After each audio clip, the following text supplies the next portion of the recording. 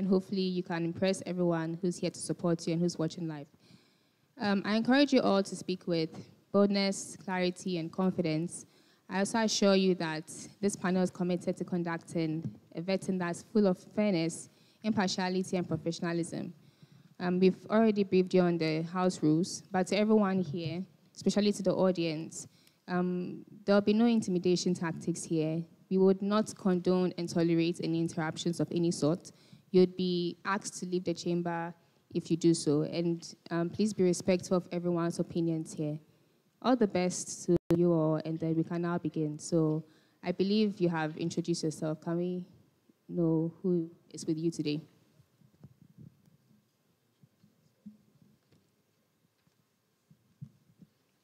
My name is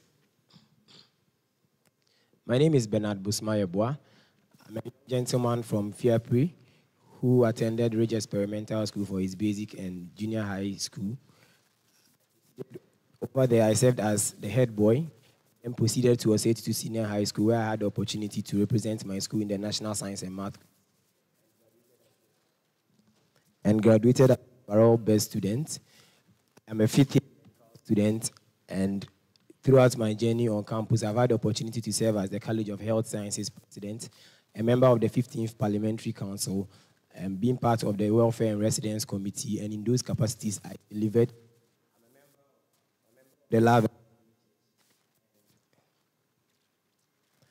I'm a member of the Love Economy Church, and guided by the principles in the Holy Book, which says that whatever you do it with all your heart and with all your might. I'm a purpose-driven individual with a high sense of commitment towards achieving my goal. In diligence and discipline as my counterparts and for SR counterpart describe himself to you, please. Okay. Thank you. Since we are running on time, can you be brief with it?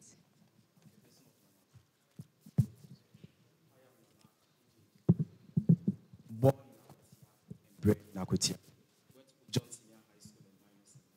where I founded my noble foundation, named as YEC Foundation, a registered non-governmental organization which aims to serve the Sustainable Development Goal 1, Goal 2, Goal 3, 4, 5, 6, and 17. I proceeded to KNUST, where I'm affiliated to the renowned Republic Hall. I'm a member of PAX KNUST Local, where I'm guided by the principles of the 7 sacraments of the church. I've served as the former college president of the Humanities and Social Sciences and a former member of the 16th Parliamentary Council, where I served as the deputy chairperson for the Welfare and Residence Committee. In my dealings as a student leader, I've dedicated myself to helping the people around me in making me constitutional demands by F. We have presented ourselves to the panel to be screened for today's vetting. Thank you. Thank you very much. So we'll get right into the questions.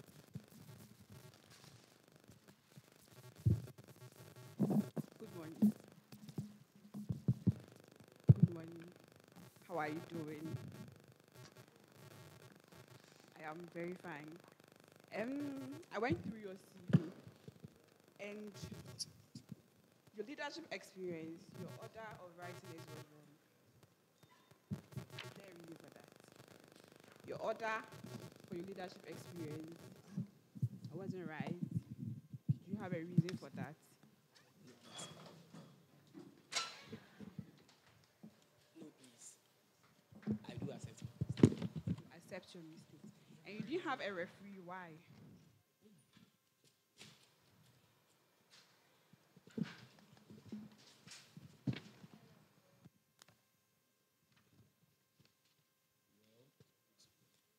I think we're here to learn. I believe we are subject to various corrections. Right. I'm done. Thank you. Thank you. All right. Mr. Bernard, please can you tell the good people of KNUST your mission and your vision for them and what they are supposed to expect from you?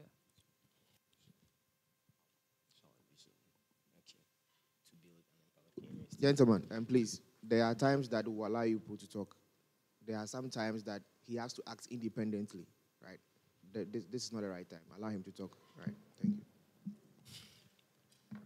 Our vision is to build an empowered, united, and student-centered KNUST, where every voice counts, where there is accessibility to opportunities for all, and leadership is driven by integrity, impact, and then inclusion.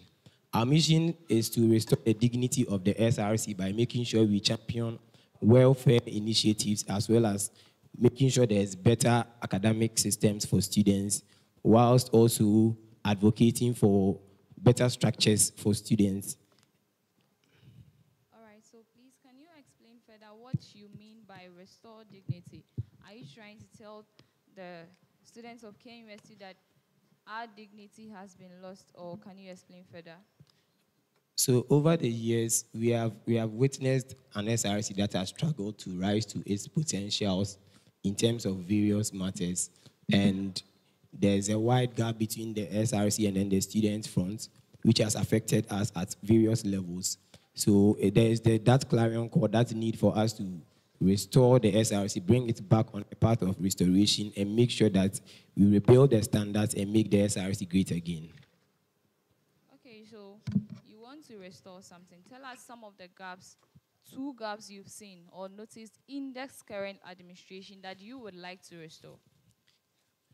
The first one is a clear-cut communication gap. When it comes to dissemination of information to the general student populace, the SRC has not been forthright with all of us. Sometimes even before a program is organized, let's say a day, sometimes it happens, the publicity is even made a day to the program, which actually affects the preparedness of students. So that awareness has not been created, and it has actually affected how the SRC is even perceived by the general student body. And by virtue of this happening, it has also eventually caused a non-inclusion in various programs that are supposed to help in capacity building of students. Mr. JB, Nana, from your CV, you were the former vice president for the course, right? Can you please tell us what you did in your college that should motivate the students of this university to vote for you? As a purpose-driven leader, I made emphasis on projects and initiatives that would help the good people of the College of Humanities and Social Sciences, of which one of them is creating the Course Somimu Fund, which I presented to the Parliament of the College of Humanities and Social Sciences as a bill, which has already been passed into a law, which aimed to help the less but privileged people in the College of Humanities and Social Sciences, helping them aid them in fees payment by taking a percentage from the college coffers, which during my time in office, the percentage of the college was 17%, of which I argued my case out and got 21%, which is standing at the moment. Again, the Faculty of Law, which is part of the College of Humanities and Social Sciences, had a citizen area project initiative as one of their headaches for the past years. As the president of the College of Humanities and Social Sciences, I made inclusion as that of my first project in the college, which, as I speak, it's ongoing at the Faculty of Law. Again, when you look at the parliamentary system of the college, we had the Parliamentary Council, which has always been on the bench of borrowing parliamentary gowns in their sitting, which as a leader, I deem it fit that we need to get our own gowns and ornaments to be able to represent and have a well-democratic state. Again, at the Faculty of Social Sciences... That's a follow-up question. How well do you know your president? I've known Bernard Bosoma for 3 solid years, my entire stay in KNUST. Okay, that's fine. Can you tell us some of his skills? He's good in public speaking. He likes reading. And he is also a prayer warrior. That is what I'll put it. How is a prayer warrior going to influence his portfolio being a president? Please allow him to speak. So as someone that involved himself in 8 objects of worship, being the supremacy of our God, he he deems fit to follow the Holy Scriptures as earlier stated in his submission during the introduction, guided by the Holy Books, and his morality and values are always uplifted. That's fine, but we still go to court and see people swear by the Bible and the Quran and end up lying. So how do we trust that? As the former president of the College of Health Sciences, he has proven beyond reasonable doubt that indeed he is a man of his words, and whenever he says, he puts just to it. Very well, thank you. BBY, right. Sorry if I say BBY. Bernard. Yes, please. Bosoma Yeboah, right. Yes, please. Can you tell me your key policies? 2 of your key policies, and how you intend to achieve it? Gentlemen, there are times you may be there. So I said there are times you can discuss. The first one is that... I'm sorry, I'm coming. The president is here. I asked, what is his key policies? Allow him to talk. With all due respect. Thank you. Right, so I believe it is our key policies. So that's why normally we consult. Apologies. Right. So one of the things we seek to bring on board is the Tech Mall project. We have noticed over the past years that one of the things that can push students' drive in terms of entrepreneurship is when we patronize student-owned products and then services.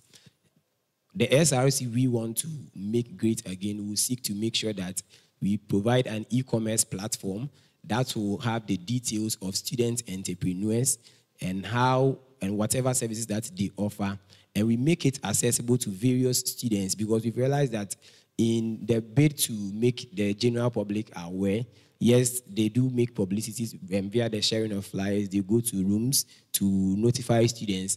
But if there is one e-commerce platform where every student knows that this is actually accredited by the SRC and contains various details of students in KNUST. Have you done your feasibility analysis towards that? Yes, please. It requires that either we engage with the UITS to generate that platform, or innovatively we reach out to students who are good at coding, creation of websites. So have you made inquiries? Have you been there to ask whether it is feasible? Yes, please, we have. All right, that's great. Let's go to the next policy. So the next one is the SRC Research Secretariat, which seeks to help students in terms of their research projects, especially final years. I believe one of the offices that we need to utilize is the Office of the Grants and Research, and liaising with them and drawing inspiration from what the previous GRASAC administration did by establishing the GRASAC Research Hub. We can also leverage on this, create that research secretariat to help cushion students in terms of their project preparations and then the research that they would embark on. But I don't have that on your forms. I don't have that on your key policies. Sorry. So the forms just allowed us to state various policies. We have our policy document here, which has been... You share that with the panel.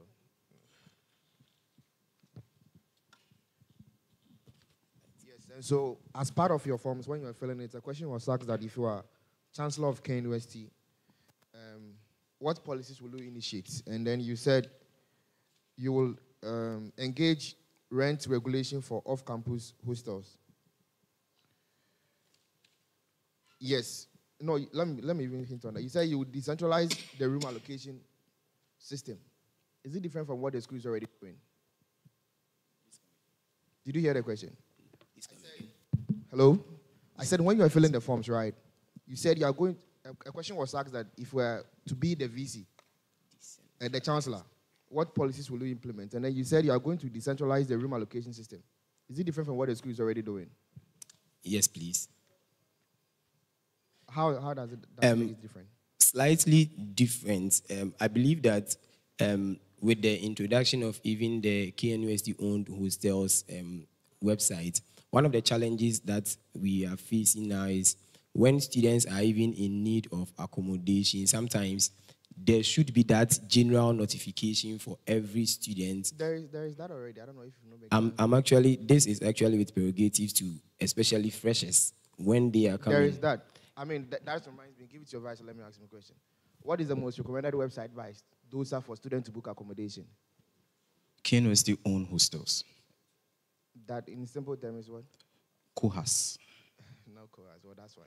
So give back to me. So there is that. Your vice knows about that already. I don't know if you get me. So this your policy you will implement is already in existence. And I believe you should make more inquiries next time when that happens, right? Yes, all right. So give it to your vice.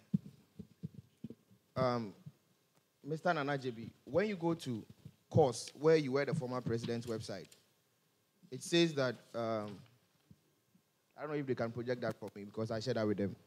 The College of Humanities and Social Science is an amalgamation of 4 faculties. The Faculty of Law, KNUST School of Business, and Faculty of Social Science. What is the 4th one? So that is something that is being worked on when I was in office. Initially, we had the Faculty of Arts as part of the College of Humanities and Social Sciences. But in 2010, they break away from the College of Humanities to join the College of Arts. And so you think that for the past 2010, right, and that is 15 years now, that still hasn't been rectified. And so some of us, when we come and then we check and we know that the faculty has, the college has 4 faculties. And you've been the president, and soon you are leaving to the SRC level if you are being elected. And that mistake is still there. Why didn't you rectify that or prompt them to do that? As it stands now, the college IT personnel and the provost is making changes. It requires time. So the college provost, that's Professor Charles Mafo, rectified that mistake, and then processes has been done to do the changes as soon as possible. Well, very well. Let me talk to your president. Mr. President, what is the composition of the executive committee? In the Constitution, by the way. The executive committee comprises the SRC president, the SRC vice president, the SRC general secretary, the SRC financial secretary, and the SRC women's commissioner. Oh, that's correct. I'll hand over and then I'll come back again. Thank you.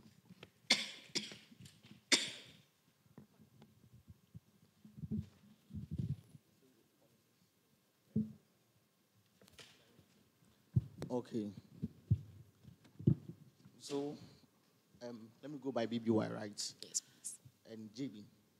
You know, policy is not what you want, but what you can prove that you can actually do. I mean, we all have things that we want to do. We all have ambitions, and I respect the ambition that you are keen on entrepreneurship and creative lab. I think I've seen that in your policies. Can you shed more light on that?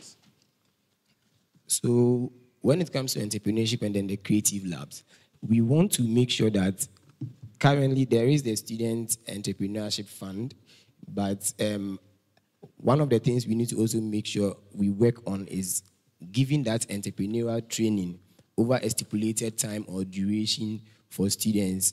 We need to make use of the CBD, that's the Center for Business Development here, have several engagements, workshops, so that we can train students and then make sure they better their entrepreneurial skills. And recently, over the past 2 years, there has been the introduction of the Africa Health Collaborative Initiative by MasterCard, which seeks to make sure that students are trained in how to even pitch their businesses and then bring on board initiatives that will better the general society or the student populace in KNUST.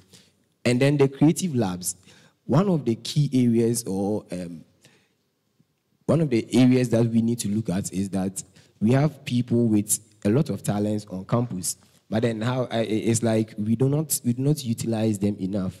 Talk about people who are good when it comes to entertainment, in singing, in dancing, in rapping. There's somebody in my college who, I mean, surprisingly is a pharmacy student, goes by the name Patois, and he's good when it comes to singing. Now, we need to make sure that we bring alumni of KNUST and other people who are good in these creatives and then have some form of session, mentorship with them, train them, guide them on how to go about these proceedings so that eventually they will also usher them into the creative industry. Okay, thank you very much. And okay, go on. And even looking at creation of products and services, especially you find students even within the College of Arts and Built Environment. Once upon a time, there used to be an initiative called Zanzama, whereby students would be allowed to project their products and items, how they are able to make it. Personally, I know a friend who was able to make a billboard here on campus, which is actually a good signage that has been helping. So we need that form of training to also expose them, to help them in getting into the corporate world. Thank you very much. I heard you talk about the TechMo, right? Yes. As an e-commerce platform for student entrepreneurs to exhibit their goods for them to get leads or customers to get from. You know,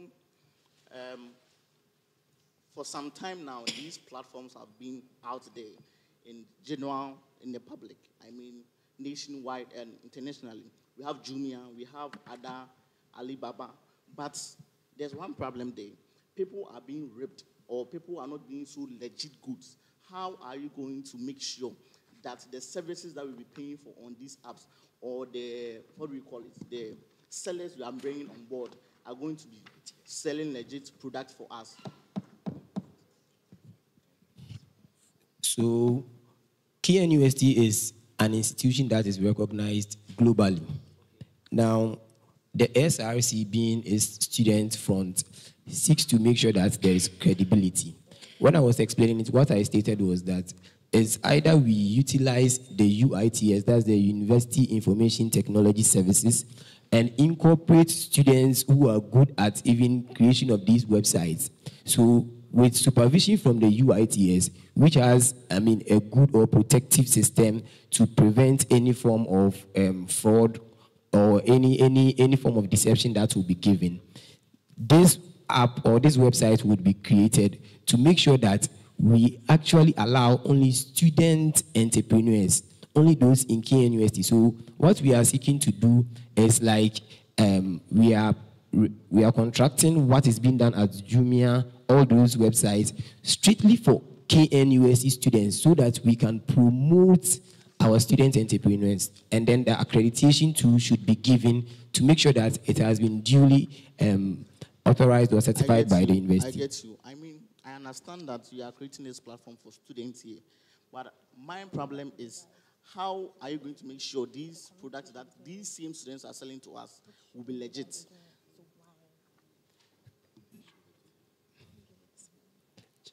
Right. So it requires that we set up a criteria to be able to get to know how these the quality of these products, because at the end of the day, is the stake or the name of the SRC that will be in disrepute if something goes wrong. And this must also be supervised by the university, because the reputation also matters. So it's not something that we are going to do solely with just the students, but there will be oversight from the university management to make sure that the stakeholders involved will be able to legitimize all these products and services. Thank you very much. Thank you very much. Good day. Good day. Good day, Mr. President. Good day, Mr. President aspirant and then his vice. So my name is Rachel. Can you pass the microphone on to your vice president? I would want to address you by Mr. GB. All right. And please, I would want to know where you fellowship. Where do you fellowship? I fellowship with IMCS Pax Romana, KNUST Local. Okay. So do you know the scripture that goes by obedience is better than sacrifice? Yes, please. You do. So you have been prompted not to talk to your president. I know, yes, it is between you. You have had ample time to communicate, okay? And we have asked you not to communicate here. We would let you know when you have to communicate, okay? But if the question is directed to the president and it hasn't been directed to you, he's supposed to deliver to us. You are not supposed to deliver to him. Are we good? Thank you very much. You apologized, but okay. I would apologize for the misconduct, but then I would make time. a submission. The panelist did state that BBY and JB, that is why we collaborated. Okay, so when the question is being directed to him, you are not supposed to talk. Yes, please. Okay, so that we will have a fair deal. I wouldn't want to have that impression again. No problem. Thank you. Can you pass the microphone to your president? All right, Mr. Bernard, yes, how are you doing? I'm doing well. Are you Please, comfortable? You can sit well. If you are not okay, you can sit well. Okay. You're fine. Very fine. All right.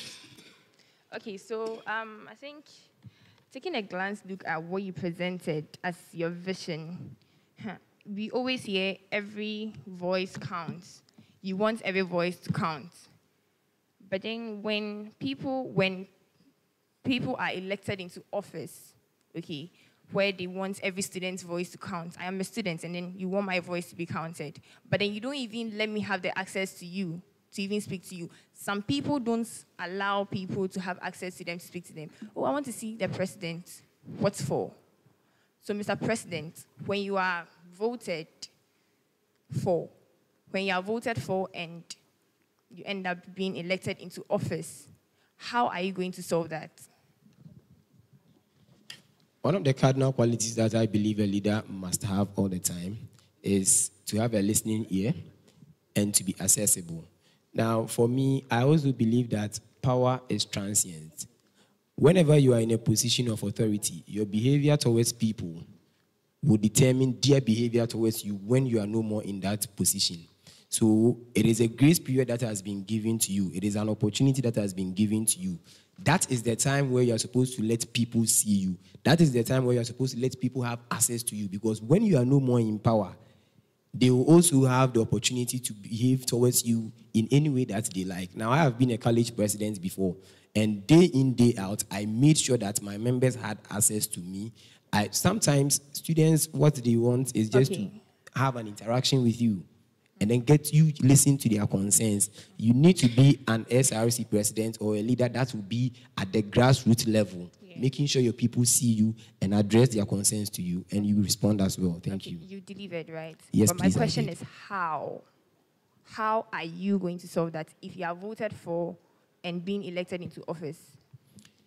So, in bridging the communication gap, there is the organization of the General Council meetings. There is the organization of the General Students' Body meetings. Those are initiatives that we can leverage on.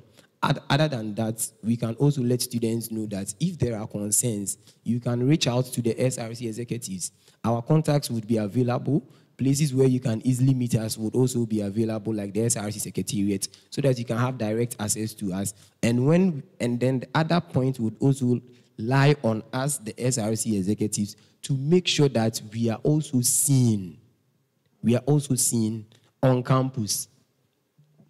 Thank you. So I saw this in one of your policies, SRC emergency funds. Please, what do you mean by SRC emergency funds?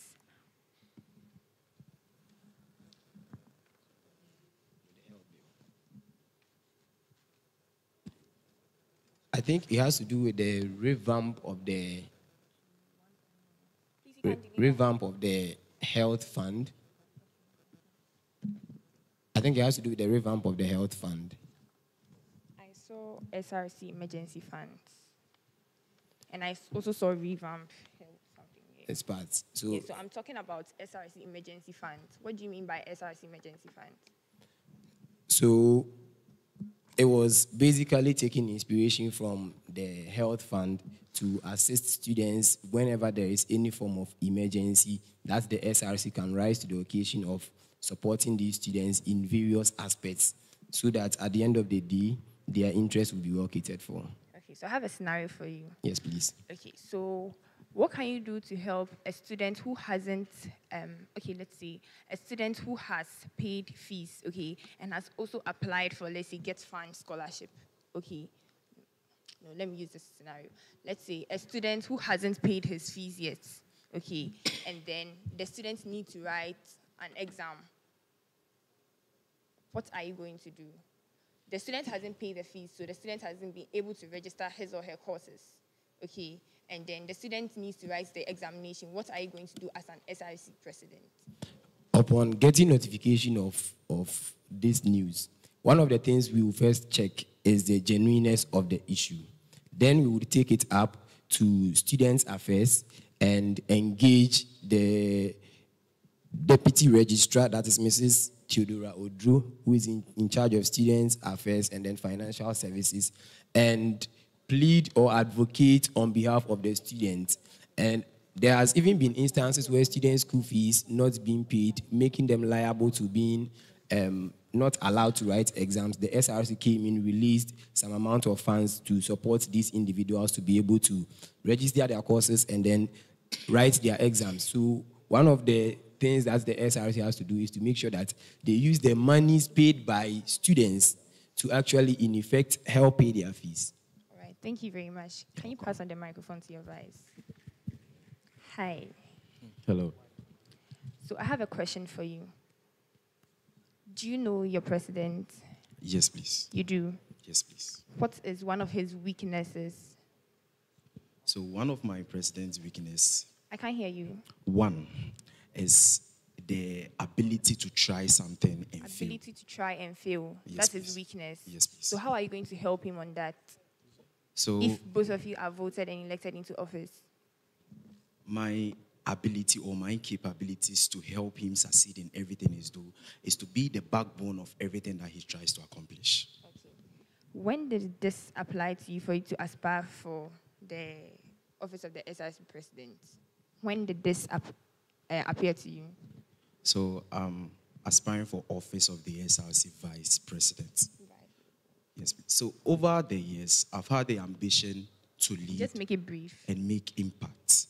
However, when you share the same vision and value with an individual, you do not have to necessarily be in a particular portfolio before you make impact, but rather join forces with an individual to push the driving force. Okay, so you said you are a purpose-driven leader. My question was, when did this appear to you? When?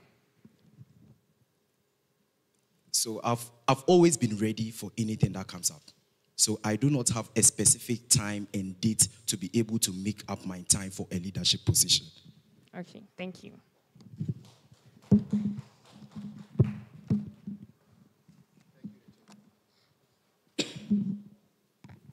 Thank you, the chair. So you said you've always make plans for, you said something, you are always available for positions, right? Hello. So my question is that, looking at both of you, your CVs, you've attained a lot of positions on campus and outside campus. Isn't that enough? I said, it's for all of you. So he answered his part and you answered your part. Isn't that enough? And I mean, I must be honest, right?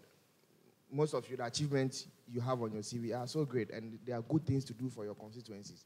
And I must commend that for other college presidents to learn this as well. But isn't that enough? You've done some for Knust, isn't that enough? The human nature strives to be better all the time. One thing we need to understand and have that cardinal agreement on is that progress is non-negotiable. When it comes to students, development is non-negotiable. Making sure that there are better structures and systems that will empower and then transform the lives of students, those things are non-negotiable. Where we have gotten to the state of our SRC, we need people with, one, the proven track record when it comes to leadership, the expertise, people who can steer the affairs of the SRC and then rebuild its standards. So, yes, we have occupied various positions, but that is a testament to the fact that we can deliver in another position. And we also strive to be better in making sure we achieve this. Thank you. Okay, so the next set of questions will be coming from me. I'll start with Mr. Yeboah. Do you believe in the Constitution? Yes, please, I do. Do you think it's powerful? Yes, please, I do. Going through your form, it screams, make the SRC great again. So what are the powers that the Constitution permits the portfolio of the president to address the weaknesses that you think makes the current SRC and the SRC in a long time weak? Do you understand the question? Can you go over it, please? I'm saying that you believe that the Constitution is powerful. So I'm asking you, what are the powers the Constitution grants to the portfolio of the president to address the issues that you think makes the SRC weak? So the Constitution allows the president to be the chief spokesperson. Sorry, let me just direct how I want the response. So you give me the problem, you give me the power that the Constitution gives the president. You give me the problem, then you give me the power that the Constitution grants the president, so that we are fast and straight to the point. Okay. Don't give me extra flamboyant words. Communication gap. Okay. The Constitution grants the president the power to organize general council meetings and general students body meetings to be able to know the concerns of students and then address them, and also let students know about the state of affairs of the SRC. Advocacy. The SRC president has the opportunity to be at the University Council, to also be at the Health Services Committee and Residence Committee. These are opportunities or platforms where the SRC president can advocate in making sure that the interests of students are duly represented. Can I stop you there? So give me one thing that the current SRC has advocated for that you think they haven't been able to achieve. And how do you think you in that capacity would be able to be successful in that regard? Do you get me? Security. Okay, let's go. Tell me more.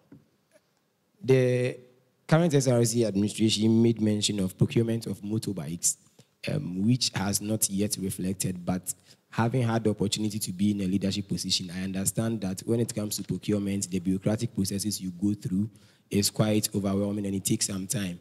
We are hoping that these motorbikes will be duly provided. Now, in terms of security, one of the things that I believe in is having good relationships with the security services. It goes beyond just having that official relationship of... Mr. Yeboah, tell me detail, like give me step by step. I don't want what you think about the security. Like, I want to know what you will do in the capacity to solve it. Yeah. So I would have continuous engagement with the head of the security services, that's Lieutenant Richard Kobler-Ishon, have engagements as well with the Chief Security Officer, Mr. Patrick Adumanu, and be alert in making sure that this continuous relationship is kept active, even going down to the level of the various security personnel, letting them getting to know the various hotspots, places where we have police kiosks, finding some ways and means to making sure that there is supervision and being in tune with the university, letting the VC know at appropriate times when there are challenges that are relating to security. So it requires that not just the SRC president, but his executives, his appointees have to be alert in terms of security.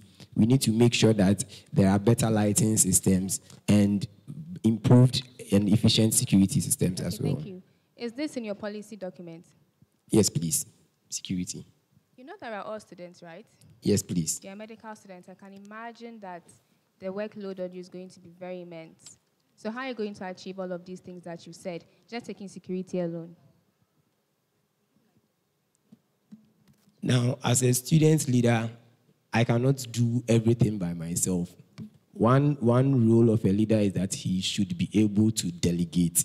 And not just delegate, but also empower the people that he delegates to.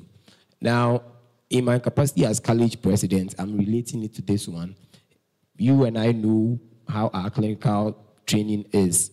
However, I delivered excellently because I had an able vice president, I had other diligent executives, and my appointees were up to task in making sure we achieve this. Okay, thank you. So you've been, as you said, college presidents before.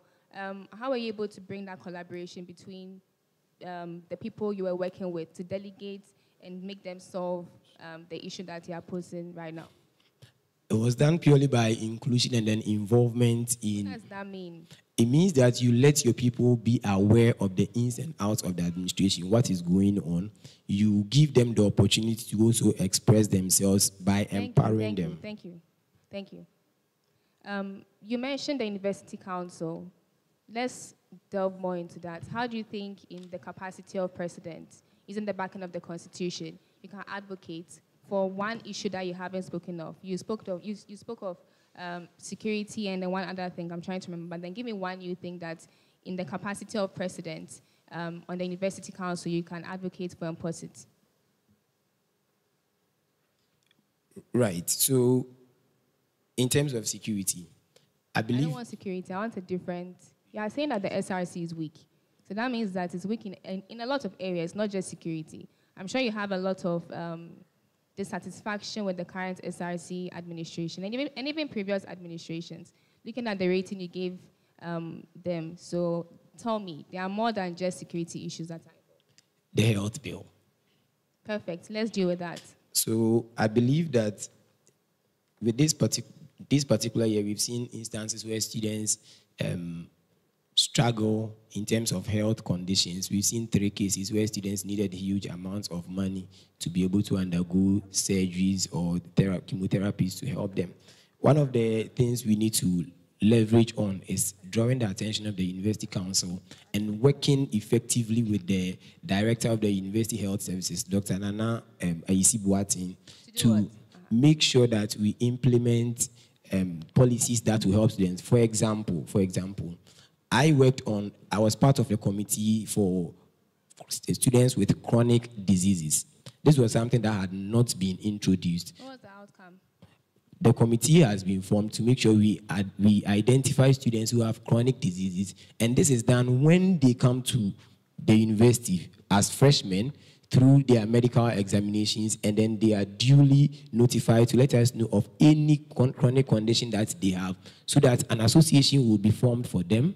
The necessary counseling session will be given to them, and the other support that they need would be given for them, so as well as something that has been established. It is in the pipeline. Okay, that's perfect. Thank you very much. You're welcome. Can I address your vice president now? Hey, sorry, your running mate. Mr. Jebi, I believe that's your name. Yes, please. Do you think being a student is very hard? Do you think being a student is very difficult? Yes, please. Do you think, coupled with the aspect of being a student leader, it makes it more difficult? Yes, please. What do you think in the Constitution gives you the platform to be able to address academic challenges that students face? So, according to the SRC Constitution, Chapter 5, Article 23, Clause 1, states clearly the functions of the SRC Vice President as the academic head. Over the years, we've realized that some classes are being fixed after 5, which some of them do not even get access to. Okay, let's not go there. Give me one problem that students are encountering when it comes to academics. So one is how their classes are being fixed within the timing periods of the day. Is that their main concern? For people of the College of Humanities and Social Sciences, especially those from the Faculty of Social Sciences, that is a major problem. Okay, let's hear you. Let's continue. So when you look at those coming from the background of the College of Humanities and Social Sciences, specifically those at the Faculty of Social Sciences. Can we get straight to the point? Some of them have classes, let's say from 10:15 to let's say 12:15, and they have approximately 10 to 15 minutes to relocate to their next class. And if you look at the composition of the College of Humanities and Social Sciences, they move from one direction to the other.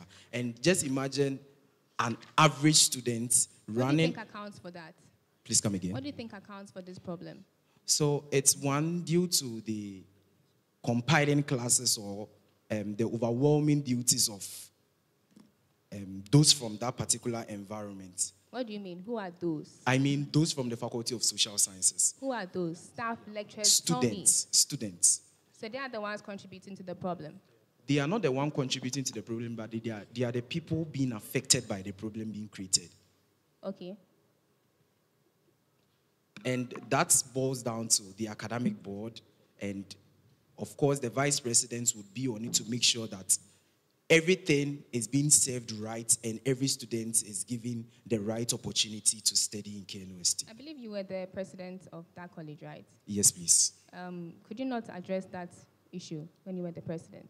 Steps has already been put in place for that, but when I'm given the mandate to serve, I would make sure that that cuts across the entire walls of KNUST. Okay. Yes, but I mean, that has not been achieved in your own constituency. So how do you intend to do that in the whole of KNUST? Because even in your own college, steps... So we know how short period students serve in KNUST, a maximum of 8 to 9 months. The steps has been given. The assurance... So before I was contesting for the college president, I was a member of the School of Business. So we hardly have that challenge. But when I assumed into office, I availed myself for my people to channel their grievances through me. And that was the challenge that they gave me. And as at July 1st, I was in the office of the academic board head, that is Mr. Ali, to address some of these issues.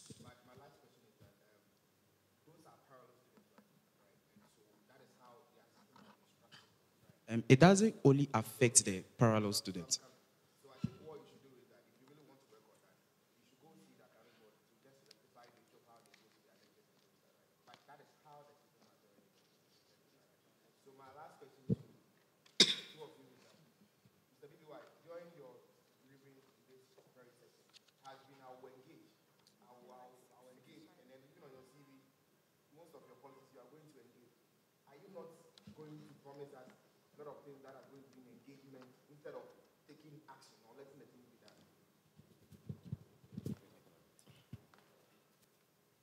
Because I can refer you. Recently, there was a road issue that I saw you going to engage NCE. She asked you a question. You said you engage the security people, and some of the policies you engage with these people. Is it the engagement too much? By the way, this is a promise. So look through the comments. Yes. The purpose of engagement actually signifies what advocacy stands for. You lobby, you negotiate, you have discussions. You try to make sure that at the end of the day, you are persistent enough to achieve whatever goal you have set to represent students. So in achieving action, you need to start with advocacy so that that action can be achieved. And from that, I have been able to have engagements leading to advocacies, which has eventually led to the installment of street lights from Brunei stretch through to KSB. So in advocating for students, you cannot do without engagements. We're satisfied Thank you. with the answer. Okay, so let's proceed. Mr. JB, please, what are some modes of communications? I mean, formal mode of communications. What are some of them you know of? So I know the written form of communication, and then announcing on social media Okay, platforms. let's talk about the written forms. Give about 4. Written forms. So we have the official letters, and then we have that of memos. Yeah, so we have. I believe some of the memos are sent through emails. Yes, please. Okay, you stated here that you don't have an email. On my CV. You didn't provide it, and then you wrote it that no email. So the email is at the introduction part, right after the name. It's on my CV. For your referee. You said myself. For me, I have an email on my CV. Check the introduction aspect of the CV. Okay. So when you look at my CV, right after my name. You're not talking about your email, the email for your referees. Because if I try to call any of the numbers and then I don't have access to them, how can I get access to them now? So with emails of the referees, Why isn't it on your CV? oh, okay. So there are ways of channel communication. That's through the email or through the contact number. And I'm saying, what if I don't get access to them right now with a phone call? So they made me aware that they want just the contact. So that is, they are available at all times. Whenever you call, you are going to get them.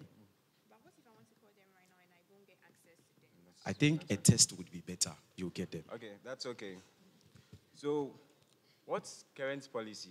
I believe you are current. So, what's current policy in Ghana here do you disagree with? So I think we disagree with the D-levy. Why?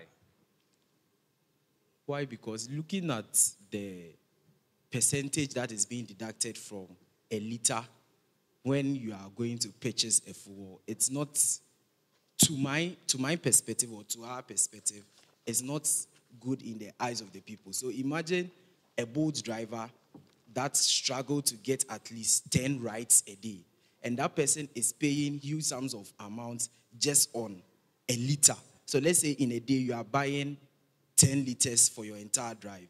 And the 10 liters that you are paying an amount of 300 and something Ghana cedis. And whenever you finish your ride at the end of the day, let's say you are getting 700 and something Ghana cedis, there is a tax that you also have to pay to the boat app. That's the 25% that they are going to deduct. So if they are deducting this and the government is also deducting me with this D levy, at the end of the day, I'll be left with something that cannot even make for a single meal a day. Okay. So, how old is Ghana more than KNUST? How old is Ghana more than KNUST?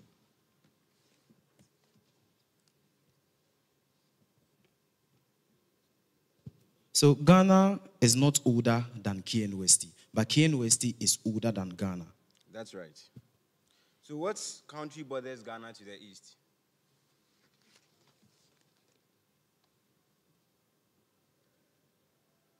If you don't know, just kindly let me know so we proceed. Togo. Okay. What is the national motto for Ghana?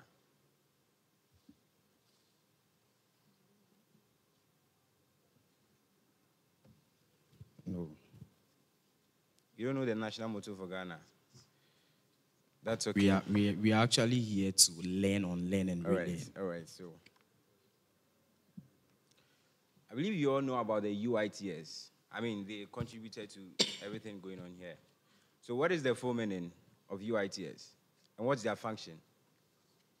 Oh, both of you. University Information Technology Services, and they are in charge of our softwares, websites, and everything that goes electronically within the walls of KNUST, which is headed by Mr. Emmanuel Afo, the head of UITS. Impressive. Okay, so we all witnessed the current SRC week. How do you rate it in percentage? In percentage, Yes. I would rate it 50 over 100. 50. What of rating it 1 to 10? 5. Okay, good. So let's say during a budget, there is a fund that is allocated strictly for either security or SRC week. Which of them are you going to prioritize? Strictly, either of them. That is one.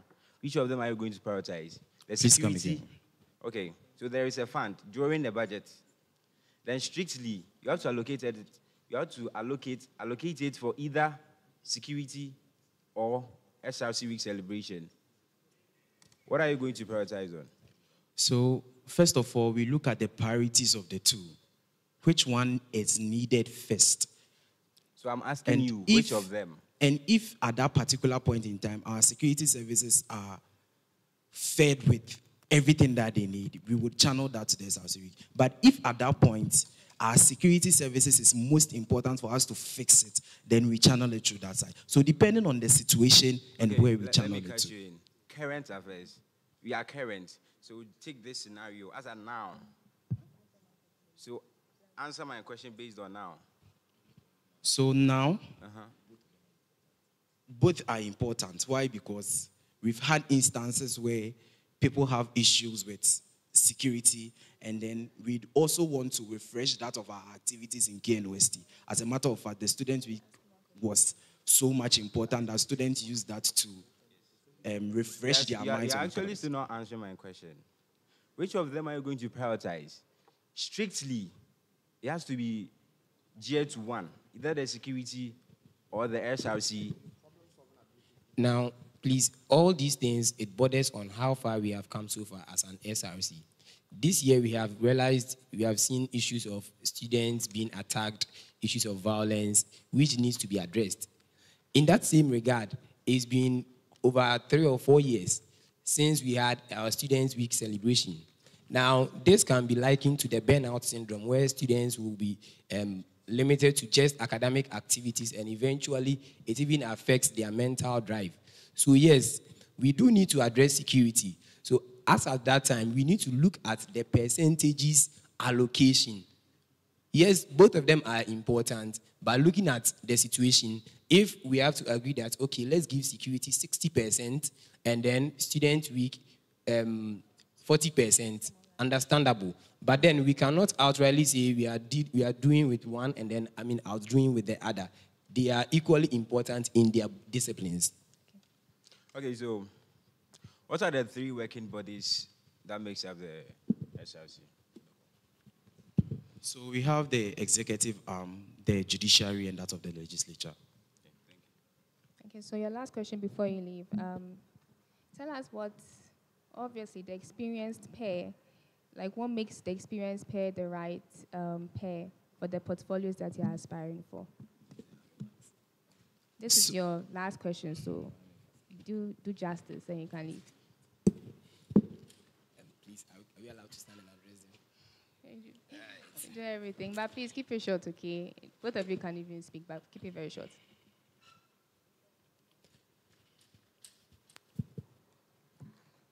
Fellow students of KNUST, we stand here together humbled by the opportunity to serve, knowing that it is a privilege to be given the mandate of leadership. We understand that leadership must reflect the voices of students. Over the years, the past few years, we have witnessed an SRC that has struggled to rise to its full potential, a body that is supposed to champion our welfare and then be our main voice in all issues. This is the time for us to have change. The time is now for us to make our SRC great again. We believe that leadership should not just be about titles or the offices to be occupied, but it's about the impact, the opportunities that can be made accessible to students. Bernard Busmaebua BBY and Nana JJB stand as the experienced pair who have served in various capacities of leadership and have delivered.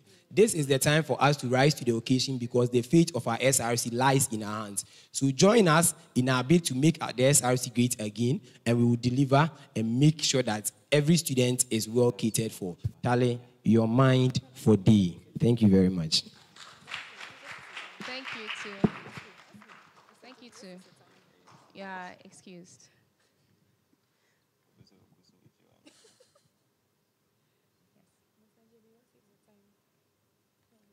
You're done, you can leave.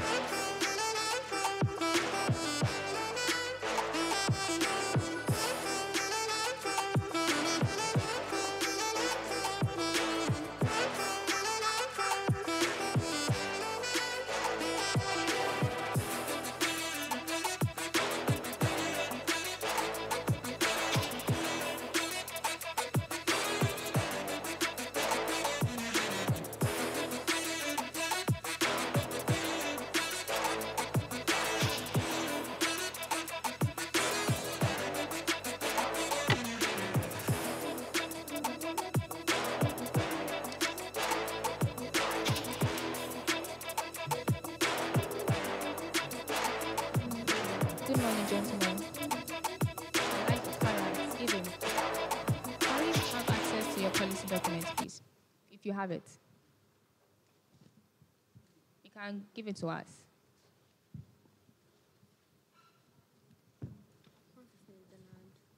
In the meantime, to not waste time, you can start by introducing yourselves.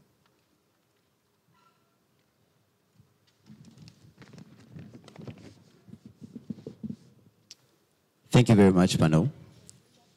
My name is Reginald Juju Jiro. I'm a third-year student in computer engineering, a proud alumnus and former head boy of St. Augustine's College. I'm a proud affiliate of Unity Hall. I'm also aspiring to be your next SRC president. I'm a very hardworking individual, filled with dedication, and my strength is the fact that I'm a team player. This gives me open opportunities to work in various leadership roles. But unfortunately, I've been told that my weakness is that I'm overly compassionate. And that being the case, others take advantage of this attribute and drain me of my own personal influence and works. You're being timed, so make it quick. And at that, I pose a threat of being exhausted and drained. And I'm here with my abled vice president and running mate. Clifford Mensah, third-year student of Agriculture Biotechnology, a proud alumnus of College, and a proud member of the Assemblies of God Church. I am a hardworking, reasonably compassionate, and above all, dedicated individual. However, these strengths have been undermined by my weakness as overly ambitious. And as a matter of fact, it poses threats. Let's stop there. Why do you think overambition is a weakness? Overly ambitious? Yes. Why do you think it's a weakness? Yeah, because I find it difficult to delegate tasks to other individuals, but then I most times wish to do stuff on my own and then wish for efficiency. However, it goes a long way to, it goes a long way of not helping me, and it makes me ineffective. How well do you know your running partner, running mate? Jojo. Yes. How Reginald. well do you know him? Well, I've known him for quite a long time. So what about his qualities do you think would make up for your shortcomings? He's... In regards to your ambition. Oh, he's hardworking. And then he's able to work with quite a number of people effectively. And he's good in delegating stuff to other people. If you want to do everything yourself, then what is the point of him being around? Since that's what you think of ambition means. So I am working tirelessly on this as I take advantage of the leadership skills that I have. Okay, thank you.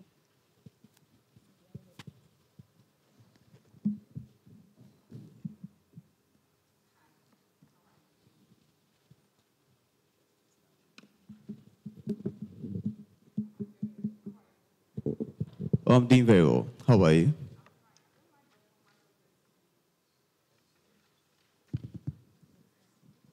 I don't like the format of your CV. What format is that? It doesn't look presentable. Thank you very much. Why is your CV not looking presentable? Well, I'd ask that you permit the presentation of our CV, but I believe it contains the right information that we need to work with. So,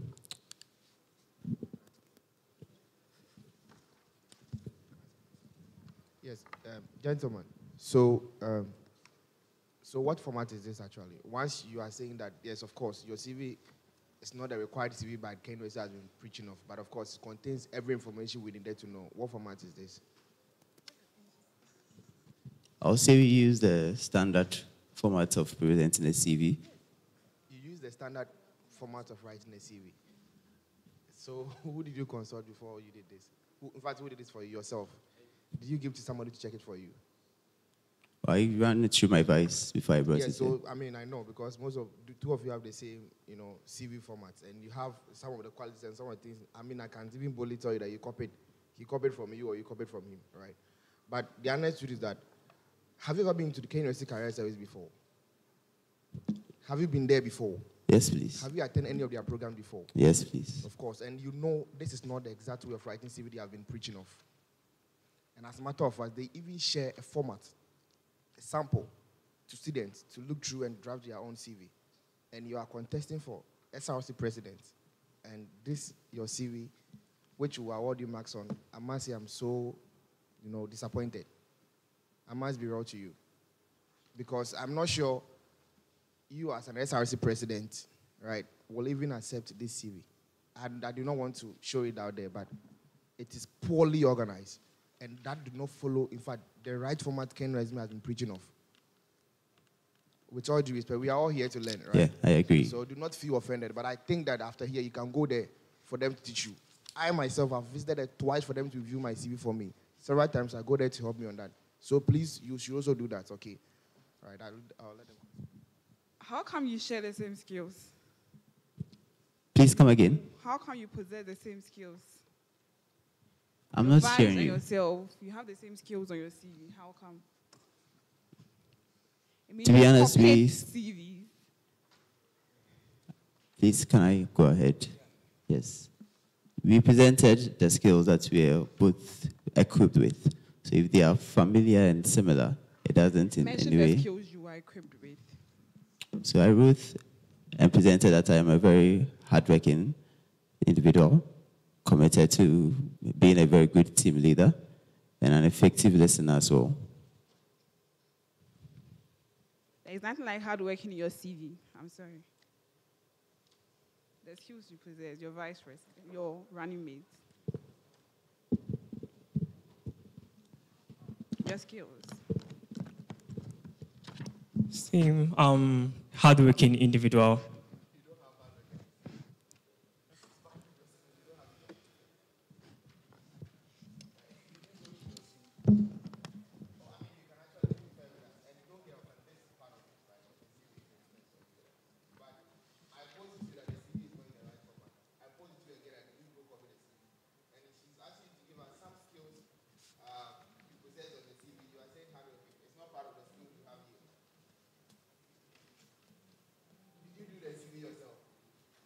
Exactly. I did it myself. Your running mate. Your interests and hobbies. Listening to speeches by renowned people in agriculture and leadership. Mention some of the renowned people you listen to.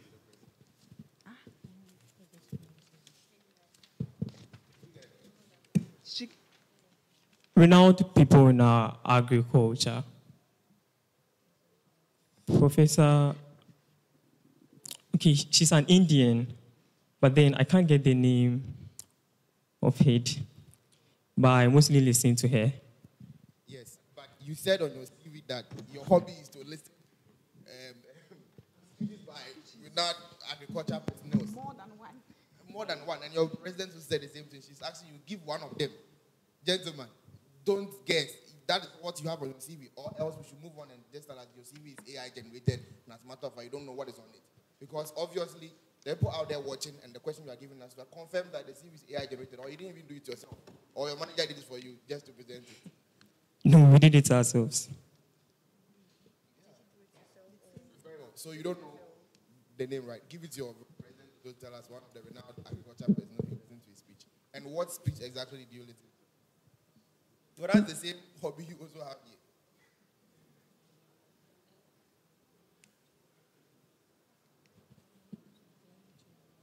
Yes. So the hobbies aspect, probably there was a switch. But I can boldly say that with my running mate here, we have both of us engaged in listening to these speeches as declared effectively in our CVs. So tell us one of them. Okay, you tell us one of them. When you tell us, we assume that your vice, For sure. your running mate also listen to the same. A powerful one came from the Indian lady you talked about the climate changes. And it was presented on a TED Talk platform where you were given basically how our works and daily happiness as individuals go a long way to actually affect the climate. It's not always necessarily about you causing bushfires or making sure that you are not being a good farmer. but little acts like proofing and littering can also go a long way to affect the climate. Sure. Mr. Clifford, I hope you're fine. Yes, please, I'm good. Just calm down, relax. Relax for us. It's just part of the process. Can you differentiate between mission and vision? Okay, so the mission is the vision is the aim or the goal that you aspire to achieve. And then the mission is the steps that you undertake to achieve that particular goal, or how you go about to achieve that aim. Are you sure? Yes, please. I am. Yes, please. It is. Sorry.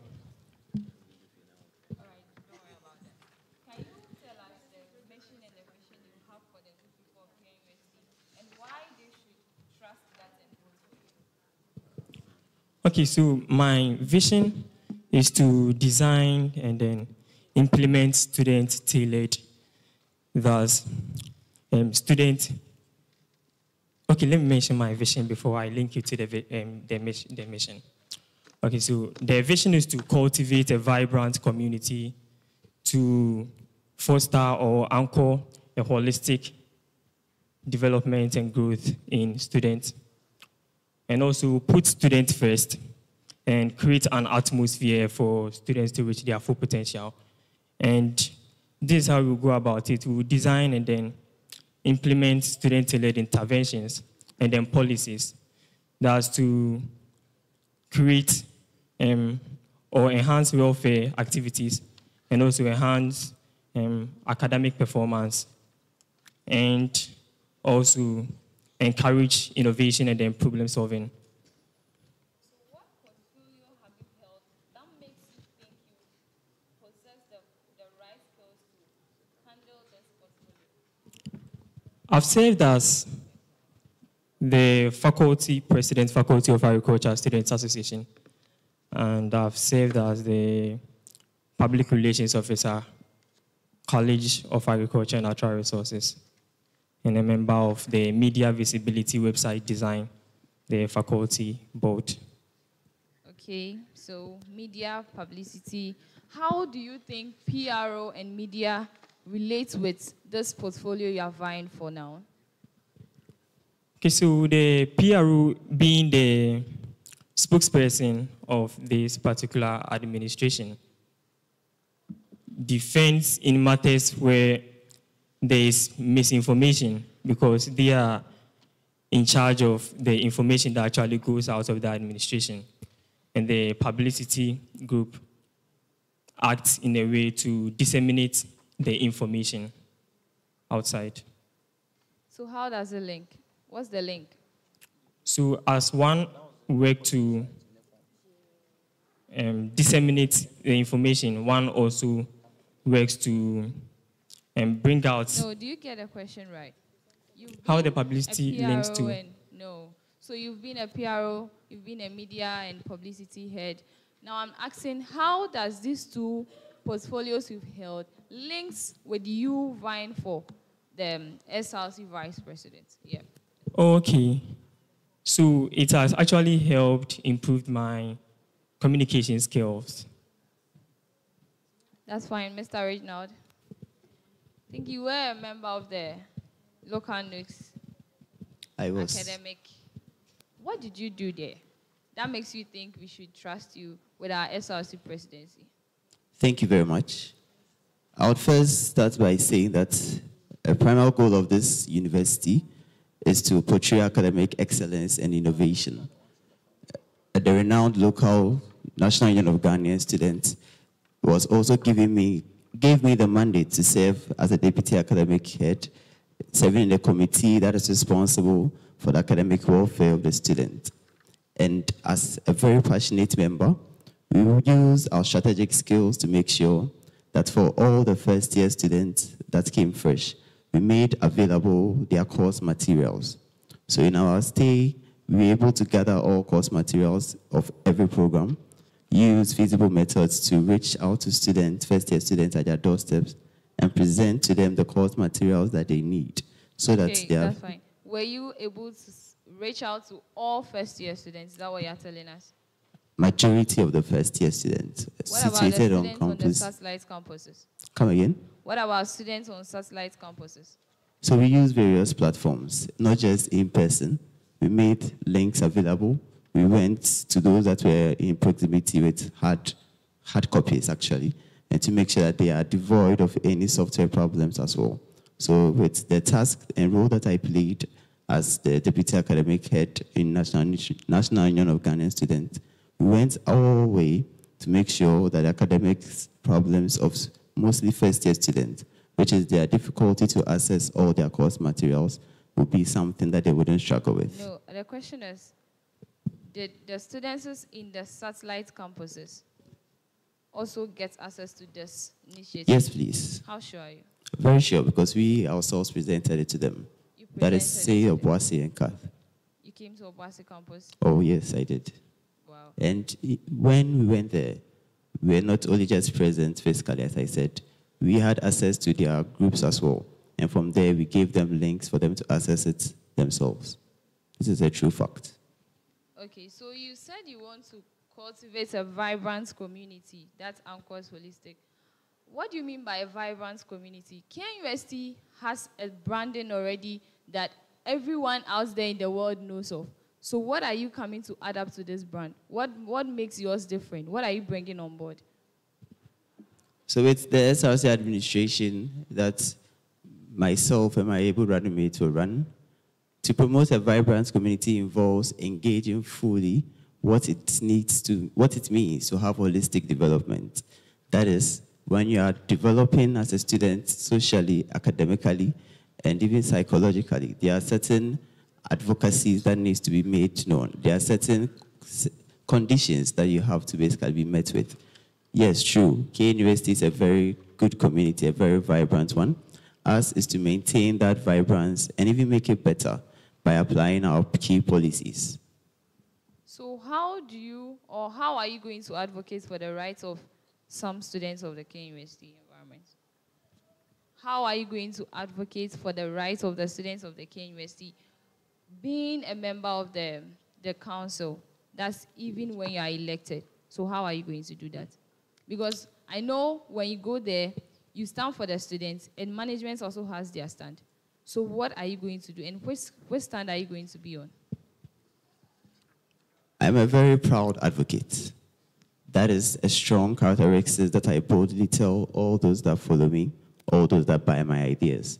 Even in my quest to present myself to the good people of KNUST, we've already embarked on 2 major advocacies. That is the Wi-Fi advocacy and the transport system advocacy. How we go by this is to basically gather the views from the students themselves to make a good presentation to administration on how dire some of these needs are, how pressing they are to students, and we discuss with them some solutions. We don't just send a complaint. We suggest to them feasible solutions that they can easily work with. And this is how true advocacy works, so that they can promote the solution and it could be something that they can easily move in as an administration. Because the administration thinks about us as students.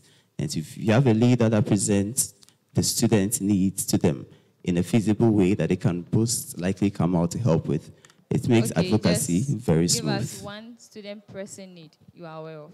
Just one student's pressing need.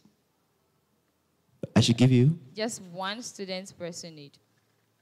A major student pressing need is the fact that most of the students off campus are not safe, basically. There are a lot of insecure zones at various places off campus. And regardless of our huge number, I believe that it's a very high need that has to be addressed. So student insecurity off campus. Okay, I will get back to you.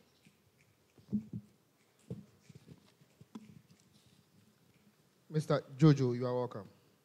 Thank you once again. VP, you are welcome. All right, let's go back to your CV again. Please, can you Gentlemen, there are times we allow you to talk in groups, right? This time around, the questions are to you, right, independently. Can you give me 2 qualities of a leader? Jojo first. A good quality of a leader is that he or she should be a good, effective listener. So he should be effective listener, okay. Yes. And he or she should be very hardworking as well. Hardworking. Those are 2 qualities of a good leader. All right, Vip. I believe that a good leader must be results-oriented. Result-oriented. And also advocate for his followers when necessary. Is cool for me. So these 2 qualities of a leader you just share with a good people of KNUST, you don't have it on your CV. So what shows that you are good leaders? Because on your profile, you don't have the effective and hardworking on your profile. And on the VIP, on your profile, you don't have the result-oriented and advocacy on your profile. So what shows 2 of you are good leaders? Because the qualities you give me are not on your CV. Come again. Because the qualities you gave me are not on your CV. So I'm giving opportunity. What shows you are a good leader? So the point has been made very clear that we've had a problem with our CV. That the document we presented to you is not fully encapsulating our qualities. Excellent. That's good. Well admit, that's excellent to me. I mean, I'm so impressed. That's cool. I think we can move on. Thank you so much. You're welcome. It's good to admit. All right. And the next thing I also like to, commend you on that is the road you constructed at the Idiasi Road. I use that road. Thank you so much. Okay. Please, you're duly welcome. We are so grateful. I mean, one time I was walking on that road and I fell down. People laugh at me. Right. Today I don't fall down. You don't again. fall down. Thank you. How do you intend to get those money you spend there back when being elected? I'm sure there's a question on most of students' mind as well, panel. And I'm really glad that you've given me this opportunity to make certain things clear. The road construction and reshaping, filling it with chippings, has been a legacy project. How do you intend to and get the money I would you spend? boldly say that the monies that we spent was not on the road construction. The only thing we did was to go in for the chippings. The machinery that was used to clear the road was basically a gift, a good deed from a friend's father in the civil engineering department, who, after listening to the plight we shared to him about the dire consequences of that road, Do you mind mentioning the person? I wouldn't mention the person's name. Yes, I wouldn't do that. But I would like you to know that it wasn't an expense or fund, but it was something from an act of advocacy, reaching out to students' plight resourcefully, that brought this legacy project to light. All right, that's great. Or just a follow-up on what he asked. When you are being elected, won't you say the SRC is owing you, so you want to take your money from our funds? Not at all. So can we trust that we are not owing you? Fully. Whether or not I was running for SRC president, this is something I did as a student activist. We make sure that our plight are clearly known and they are worked on. So it has nothing to do with a debt to be paid, but rather a service of passion and commitment. That's fine. Mr. Jojo, can I talk to your VIP? Yes. VIP, what is the first thing, your running mate, sorry. What is the first thing you do when being elected? When I'm being elected as the vice president. Yes, to Jojo, sorry. Okay, so being the chairman of the academic board, I believe that students, the sole aim of students on this particular campus is academics. But that notwithstanding, there's this very important thing as entrepreneurship. So then one of our policies being the market, a monthly flea market, is one thing that I would love to first implement in my... So you do entrepreneurship, right? And the policy is what? Monthly flea market. Monthly? Flea market. Free market? Flea market. Okay, what is that?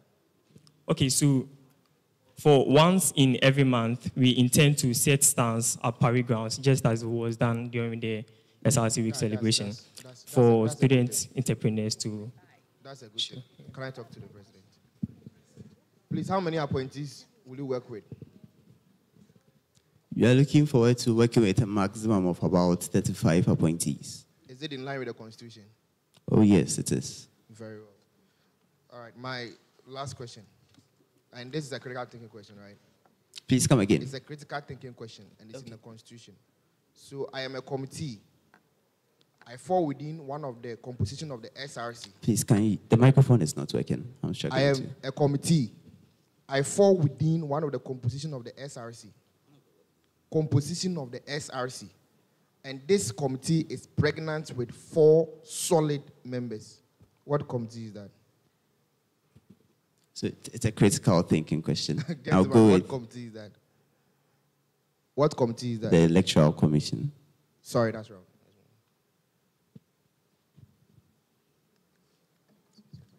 So, Jojo, right? Yes, please. Jojo Reginald. Okay. I've been going through your policies for some time, and I see 50,000 scholarships for online study with you then. And can you brief me on that? So I'd like to first emphasize that that is our flagship policy, actually. And what we mean by 50,000 scholarships with online study using Udemy is that we all know that there's a platform called Udemy, and Udemy has a business tax or business link that allows corporate institutes to avail their courses to students. So normally you go, you buy the courses, and then you register. And after going through the course of online study, you are given a certificate. So when we are voted as your next SRC president, we will secure these scholarship slots and make it available to the students so that you can be able to go through these online studies, get yourself an additional quality, an additional skill to add to the A4 sheet certificate that you'll be gifted with after your 4 years stay in KNUST. I get you, but don't you think there are more pressing issues where money from the SRC fund should be spent on than these Udemy courses? Because personally, I know there are free other sites like Classroom Central, there's forage simulation courses which will give you free certifications and other things. So do you think it's necessary to spend money on these 50,000 scholarships for online study with Udemy? It's absolutely necessary. What about the free ones? You know, there is a difference between the free course and the one that you are paying for. To be honest, the institution's courses that are being paid for at Udemy, they go an extra extent. There's a reason why you are given a certification that would hold a particular value when you have it. And to be honest, the national problem you are facing here is the rate of unemployment. In KNUST, it's not just looking for it to giving you this A4sheet certificate, as I mentioned. So for us to make sure that at least in my tenure as SRC president. Thank you very much. I get you. Okay. I get you very well. You're saying there's a difference between the free one and the paid one. But honestly, let me tell you, when you go to forage.com, it's a simulation course by the companies itself. It teaches you like the groundwork, not just theory. And those ones give you free certifications. I've taken courses on that, and I've taken courses at Udemy. And then Udemy is just giving you theoretical courses. Forage is giving you groundwork. As an investment banker, it gives you to create a company profile. That one is free. You think you have to spend? Have you heard that hostel prices are going up? Yes, please. What are you doing about it? For the hostel prices going up, the most effective way to tackle that is through our advocacy. And the advocacy is the fact that we would use our mandate as SRC president and vice. Have you engaged any hostel managers or hostel owners on that? Yes, please. And what did they say? So I've engaged a lot of hostels, especially those off campus. And I can give a very good example from Shalom Hostel. Yes, Shalom Hostel, as I mentioned. And the porter and manager made it clear that they follow the rising prices of hostels on campus. And they used to determine their... Hostels on campus? On campus, yes. Okay. And they used to determine their prices. And to be honest, we have no heavy control on the pricing that they do. So what we did, especially with that hostel, was to engage the management on a personal level, using our good interpersonal relationship skills to let them know that indeed we are all facing these economic challenges together. And we are not asking for a drastic decrease in hostel prices, but then with respect to the facilities that each hostel of campus provide, they should be given at least a rate of increase that we should all agree to go with. So our mandate is that we would create a platform for all these hostels, and we would give a grade system to them. So when you have a hostel like, for example, St. Teresa's Hostel, and and we give it a grade. When our students are looking for hostels, we know the kind of grades these hostels are in, and we know the kind of prices to expect. And this would help direct how we even approach them to maintain and mobilize their pricing. Okay, so I'm a student in the field of real estate, right, and land. You are a student in the field of real estate and land particularly. You know, we are in the suppliers market. When I say that, it means that demand is so high that the suppliers or the hostel owners or the hostel managers are the ones setting prices. So it doesn't, your advocacy or any other thing that you are saying doesn't count because the demand is there. I mean, people want to be over 100,000 students, and then it's getting full. People are paying. So your advocacy won't actually bring anything to them. Why don't you save that money for the 50,000 scholarship on the online study and then create a fund for the students to get some subsidies or some fees and add it to the hostel money that they'll be taking from their parents, like KBN, I know, but that's for livelihood, daily living. Do you get it? So advocacy, I mean, I've seen policies on these advocacy and people are advocating, but there's no action. The main idea of bringing something out of a policy is not just you wanting to do it. The main idea is we are bringing it out and finding a low or cost-effective saving method to actually implement it. Please, do you get it? So if I've seen monthly flea markets too from your vice president, can I ask him something? I would like to first address to be honest, we have strong feelings when it comes to advocacy. Okay. And under no circumstance or whatever stage would we like to hear that the effect of advocacy is being basically minimalized. I'm not saying and it's being to make please, can I speak? I'm not saying it's being trampled upon. Do you get it? I'm saying that in the suppliers market, your advocacy don't matter. I'm making my money. Imagine I've taken a loan from CBG and I've put up a hostel. I'm supposed to pay an annual rate of 35%, and you come in with advocacy. To the audience, do you think that it's going to matter? No, it's not going to matter. I have to make that money and pay the bank, or they are going to take back their hostel, or they are going to take my asset. Do you get it? It's a free market. Exactly. It's a free market. They don't care about your advocacy. So I think you should do something better or have a better policy to tackle that. And I saw training students, librarians to implement 24-hour library sessions. The 24-hour library sessions is not in practice. It is, right? It is. Yes. So what are the students going to do? So currently the university goes to basically pay extra to the workers and the porters already at the libraries for them to enforce the 24-hour services. Okay. And ours is that we can use that money, a little amount of it, to train students who are openly available to undertake the library programs. Are the students going to get paid? Of course. And So their payment what's the difference? the amount you are paying the professional worker Okay. would be obviously more than the one you are giving the student, because you are giving the student not just an allowance, but hands-on experience in building his working criteria as well. So this is how the school and the students as well get to benefit from such a program and such a policy. Very feasible. You know something? It looks like you people have given us ear-tingling policies, something to just convince us, and then we brush things off.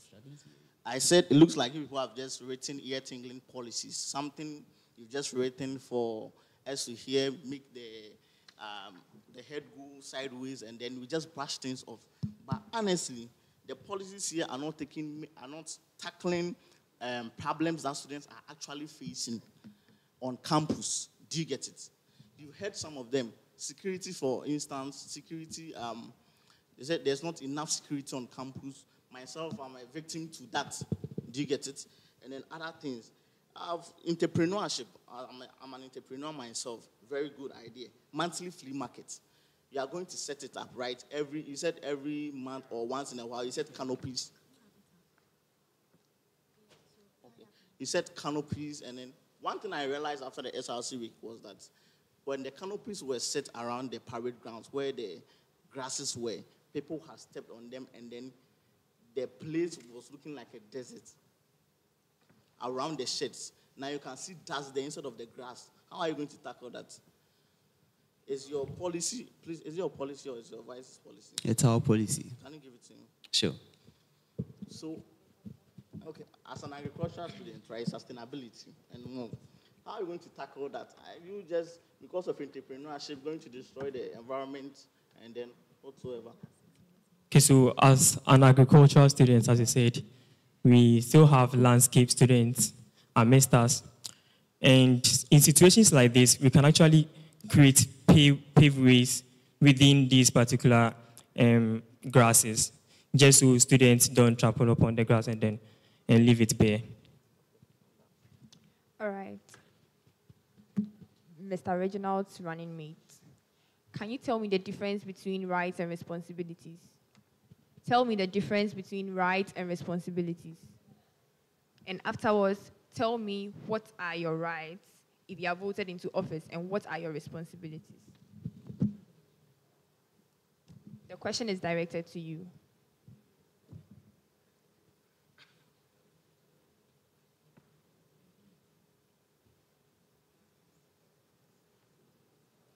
If you don't know, you can just tell us you don't know. Okay, so rights and responsibilities,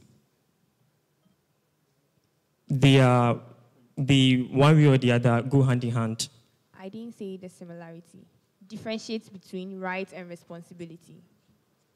Okay, one is a privilege, and then one is a task. Which is a privilege, which is a task? The right is a privilege. Okay. And the responsibility is a task. So according to your explanation or your differences you have given me, what are your rights and what are your responsibilities if you have been voted into office? My task. According to what you said, you use privilege and what? Okay, so my roles as a vice president are my responsibilities. And then my rights are, I share the same rights with every student, but then my rules as a vice president becomes my responsibility. I don't understand what you're saying, but it's fine. Okay, so I saw the monthly flea market, okay, which you are going to set up vendors. Let me use vendor stands. Are the students going to pay for those vendor stands? Yes or no? Yes, please, they will pay for it. Okay, so you need to let us be aware that the students will pay for it since it's your policy that you are providing, okay? And then also, how can you convince these entrepreneurs, because I think you've been an entrepreneur before, right? How can you convince them to come and buy from all these student entrepreneurs at the parade grounds, leave their hostel and come there? Okay, so the stands are going to sell for very, very minimal cost. Okay, how are you going to convince buyers to come and buy from these student entrepreneurs? Please make it snappy. I think you are part of the KNUST Debate Society, right? So you can make it snappy for me. Publicity, we can make, we can publicize it. That has been happening when people are having vendor stands, there's publicity. But personally, I am not convinced to go there to buy. So what can you do to convince me to move from my hostel to go and buy? What's one new thing, okay, or what's one innovative thing that you can put in place for students to go and buy? Okay, so we have the online publicity, we have the one-on-one publicity, but right, I think the most effective is the one-on-one, which actually.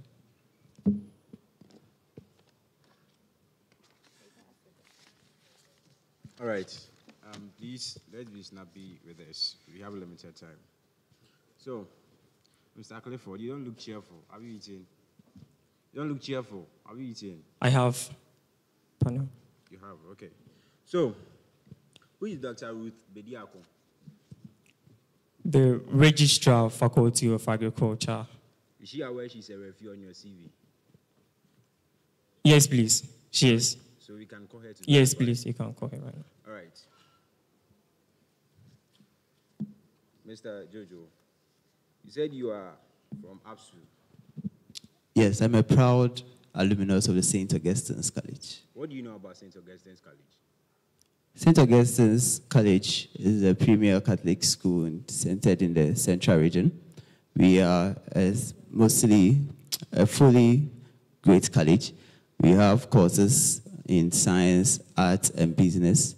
I served as the head boy during my time, and I can boldly say that St. Augustine's College is one of the most renowned colleges in Ghana.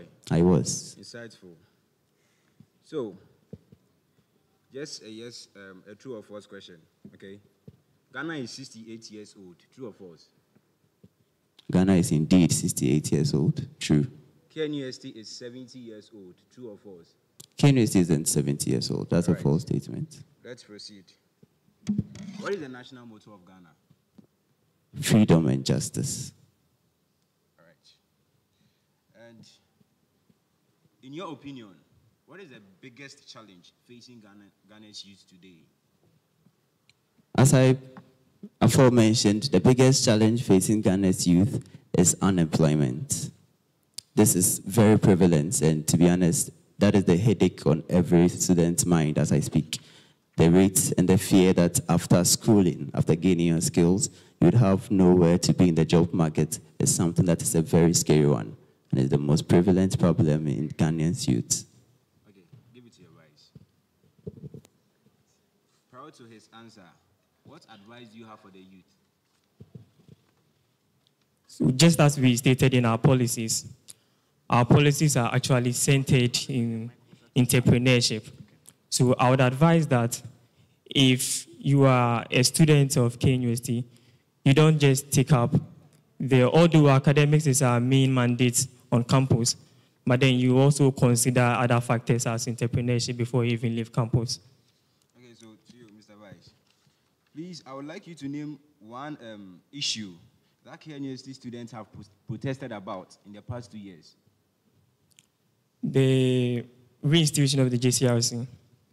All right. One last question for presidents, aspirants. Okay, so you've heard of UITS? I have. All right. So what does it stand for, and what's their function? The UITS stands for the University Information Technology Service, and they are responsible to basically manage the database that is circulated throughout the school. Okay, thank you. One last question. Sure. So you are in a race, and you passed the first person. Which position are you? I am in a race. You are in a race, and you just passed by the first person. Which position are you? I'm the first person. All right, thank you. Okay, so I'll be the one to ask you your next set of questions. What's your motto? What is my motto? Yeah, you're a pair, so what's your motto? The ray of hope. So what should we be hopeful for? What am I hopeful for? For a long time now, we've seen student politicians and student activists Please get straight come to the out. point with me. I don't like Be flamboyant hopeful words. for a very vibrant SRC. Be hopeful for an SRC that speaks your heart and your voice. Be hopeful for an SRC that takes bold action, not just bold ideas. Okay. Do you know of the constitution of the SRC? Yes, please. Do you think it's useful in achieving this hope? It is very useful. Okay, so give me the link between the constitution of the SRC and achieving all the hopes that you've just told me. The constitution. In your capacity, if you are elected as president. So in my capacity as your next SRC president, hopefully, the SRC constitution clearly states out my mandate, my roles, and shows how capable I would be to run this administration. Don't tell me that, so please. I mean, give me like step by step, a blueprint. Don't tell me vague things. You understand? You want a blueprint of what exactly, please? You're telling me that your hope for KNUST was vibrancy. Vibrancy is a vague term to me. What do you mean vibrancy? What can the Constitution give you the power to do to achieve this vibrancy? Let me know what vibrancy is. Let me know how you're going to achieve it with the Constitution. That's what I'm asking you. The Constitution gives us the mandate to move for strong advocacy. That would bring you the hope that the problems you are facing... How does the Constitution give you the mandate for advocacy? It states clearly my role as the president. Which is? Which is to be the major liaison To what? The spokesperson of the students' body, To the who? liaison between the students and the government. The government. The administration. Sorry for that slip up. It's fine. It happens. Yes, and with that mandate, to serving as a So member now- of the so University now the Council. Constitution. So I'm trying, like, we don't have time, so I'm trying to skew what I want from you. So now Okay. you have the mandate. What are you going to do with this mandate? The Constitution is backing you to achieve this vibrancy. Vibrancy, like, what are we talking about? I think she asked you, but I wasn't clear with the answer. Perfect. So when we talk about a vibrant community, we are talking about one that anchors holistic growth as a student. What does So that we are look letting like? you know that we are coming to make sure that if it is internet connectivity you are facing, harboring your academic excellence, we work for that to be improved on, that to be bettered. If it is security challenges that you are facing, preventing you from safely moving from your hostels to campus, we have a fix on that. Okay, so let's if work it with is the that. transport, there's a lot actually. I And want we to work have with a two. whole set. Okay, sure. So what are your priorities then? There are a lot, but give me your priorities. Let's work with that. Yeah, so my priority first is with the security, and then the next is the academic excellence, yes. So let's deal with security. Sure. The Constitution has given you the mandate. It has given you the platform. It has given you the access to things. How are you going to make security better? Thank you very much for that question. We believe that our first and primal act of reshaping and filling the route ideas is a major step to also improve security. You can see that. Let's stop there. Do you know what councils the president of SRC sits on? Yes, please. Okay. Does the Constitution give you backing to sit on this council? Yes, please. I believe I've given you a clue, so let's work with that. So now, security, council, we have the backing from the Constitution. Do you see what I'm doing here? I see. I believe I do.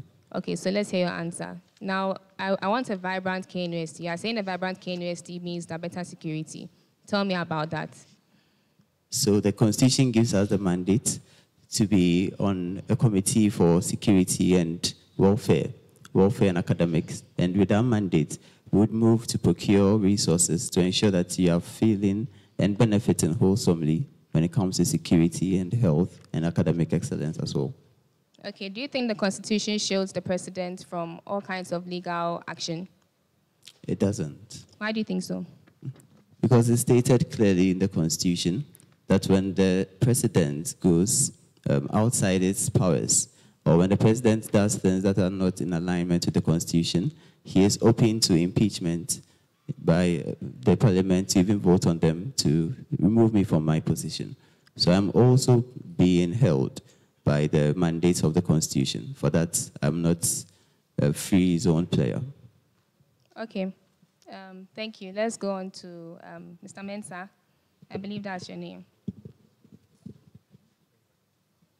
Yeah. Okay, Mr. Mensah. Yes, panel. Tell me 2 roles of the vice president that the Constitution grants you. Grants that portfolio. The vice president is the chair of the academic committee. Okay. And Give also, me, let's start with that. Is that a priority? yes, In the please. capacity of It is. academics. Okay.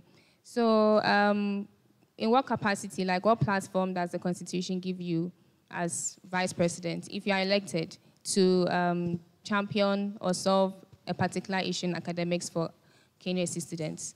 Do you understand my question?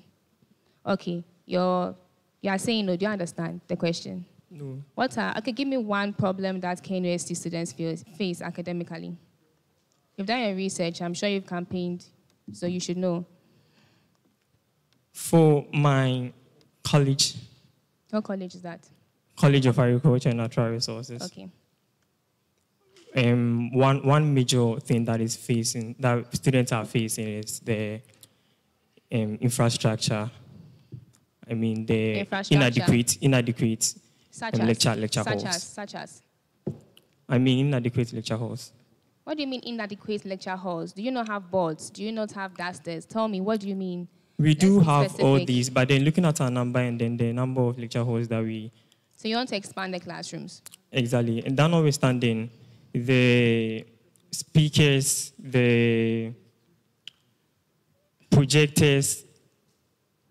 I mean, those are actually problems that are facing, especially Castle Hayford. Okay, so looking at the conversation we've had with this marvelous pair so far, it looks like you have a lot of things that you need a lot of resources for. So all the resources can't be used to get speakers, to expand classrooms. Give me one thing that you want to do as for infrastructure at the Agric College.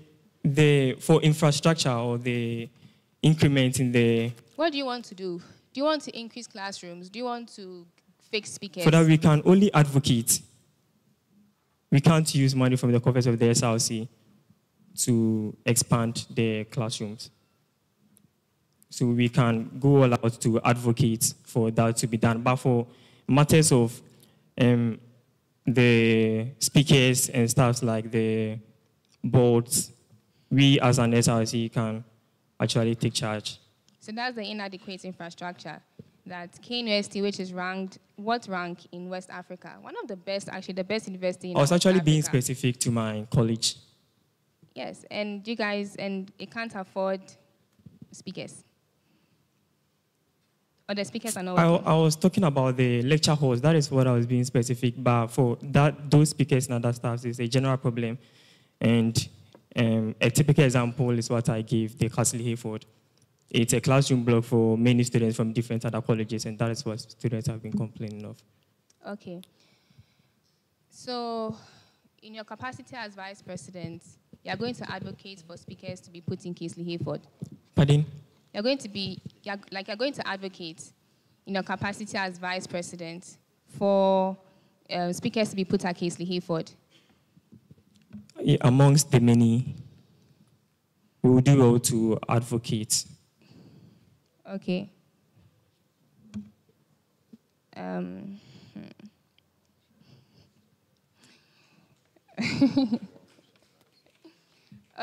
Okay. I see. There's one more question, and then we'll let you have like 30 seconds of, 30 seconds of telling us about this ray of hope, and then you can leave. Okay, so as you are relaxing, please, I want you to tell me who is the chairperson for the... Can you hear me now? Okay, so as you are relaxing, I want you to tell me who is the chairperson for the 2025 SRZ vetting panel?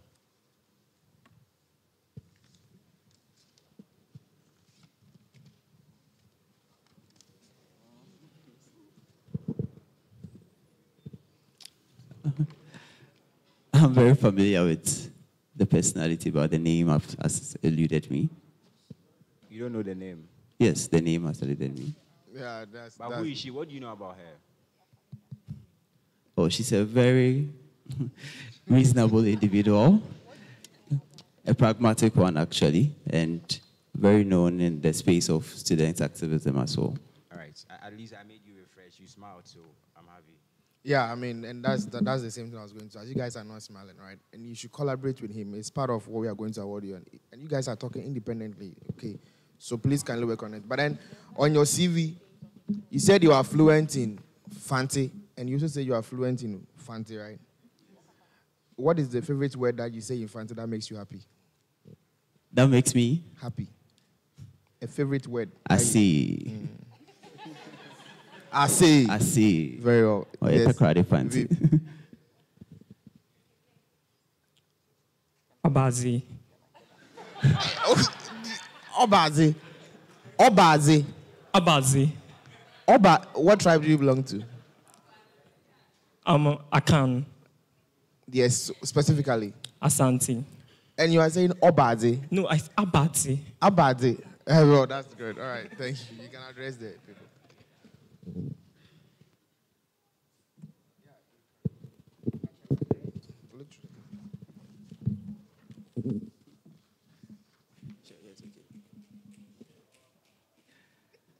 Good day, lovely people of KNUST. My name is...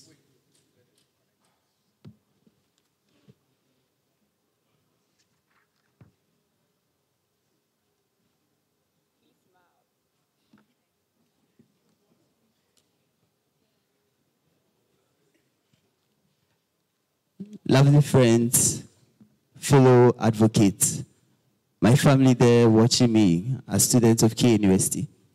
The time has come that we make bold movement and bold action. I am Reginald Jojo Jira. This is my able Vice President, Master Clifford Mensah, and we are presenting to you the Ray of Hope movement. Look at our actions based on our previous and present works. Last year we lost. This year we are coming stronger with bold action at your doorsteps.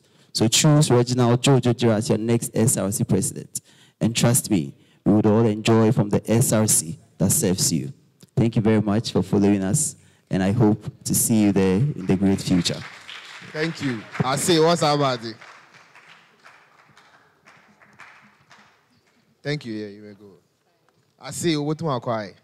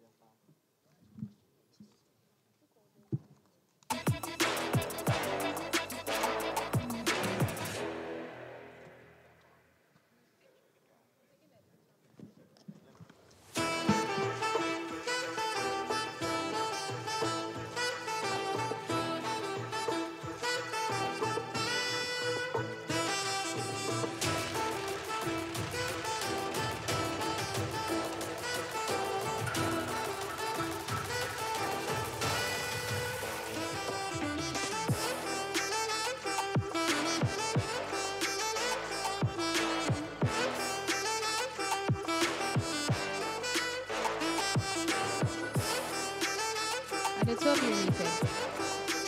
Are you related? You're not related. Not distant cousins or anything like that. You aren't distant cousins. No, we are not. Is your motto the brotherhood? Please say again. Is your motto the brotherhood? No, please. Well, you guys look like brothers. What's your motto? What's your motto? So our motto is limitless, fearless, and then all for you. Limitless, fearless, and all for me. Yeah, all for you. Okay, that's very nice. Okay.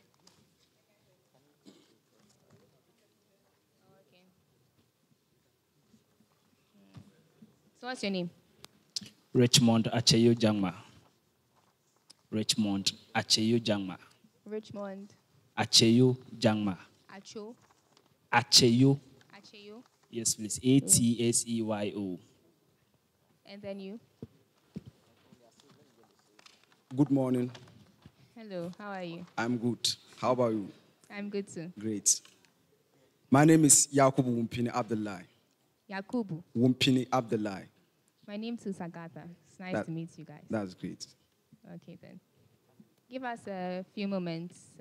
I can keep you in conversation if you'd like, as we're waiting for them to be ready. What years are you in? We are both in second year. From the same class? No, please. Fearless. Are you feeling fearless right now? Yeah, sure. And limitless. Mm-hmm. And you're all for me. Okay.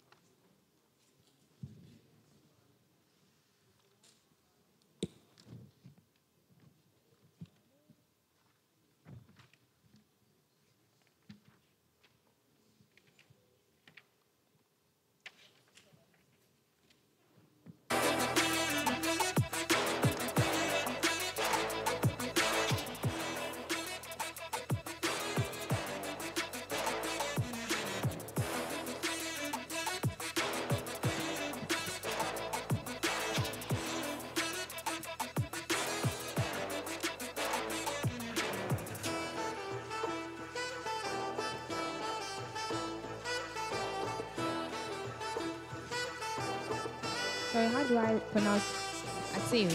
Acheyo. Acheyu. Yes, please. Yakub.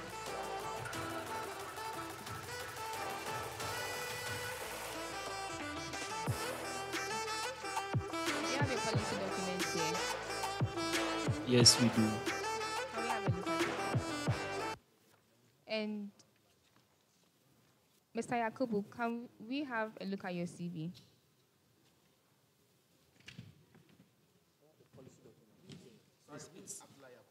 He's the one. It's part of the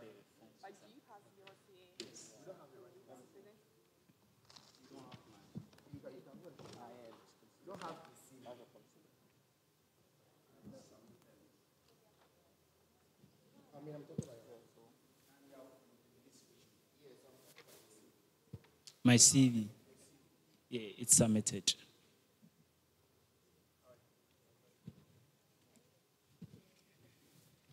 But do you also have copies of your CV here? Do you have a copy of your CV here? No, please. Okay, so we're now starting. We're now starting. So tell us something very short small about yourself. Keep it very short. And be very direct and specific with your answers. Don't beat around the bush. You are being graded by how many questions? Okay. So, good morning, panel members. My name is Richmond Acheyu Jangwa, a second-year agricultural biotechnology student, and I'm standing here this morning because I want to serve as the next SRC president of K University. Over the years, I've worked in various leadership roles, ranging from youth leadership in the Church of Pentecost to being a head teacher, and then to being an usher in Pensacola University.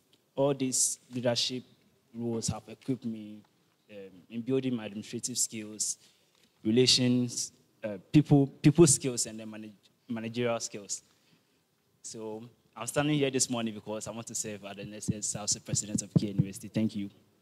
Okay. We'll go to you. Make it very quick. Good morning, members of the vetting panel. My name is Yakubu Wumpini Abdullahi. I'm second-year computer science student, native of Tamale, Northern Region. Oh, okay. I'm former editor-in-chief of Science Students Association, K University. That is CISA. Okay. I'm here this morning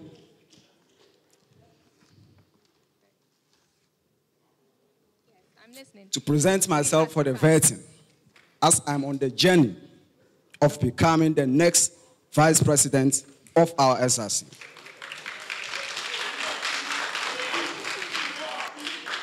Okay, thank you very much. You're welcome.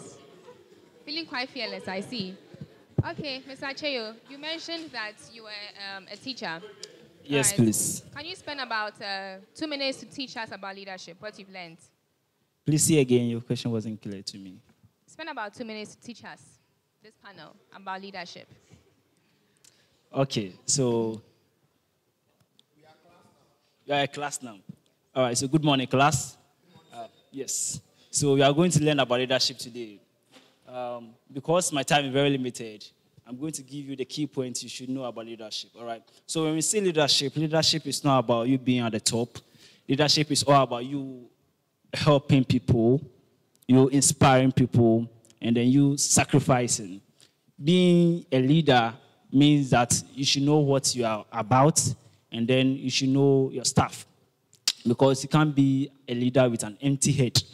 You should know that there's a group of people that you bear a vision, and then that vision must be motivated, and then you are taking people from one place to another, and then that place... Sir, please question. Yes, sir. Sir, please, are you a leader? Yes, I am. Why? How? Why and how? Why are you a leader? And how? Why? Okay. I'm a leader. Before everybody's a leader, to be precise, and then your leadership skills come handy when you lead yourself. You lead yourself to take certain... Say thank you. Carry your seat. Thank you. Thank you, sir.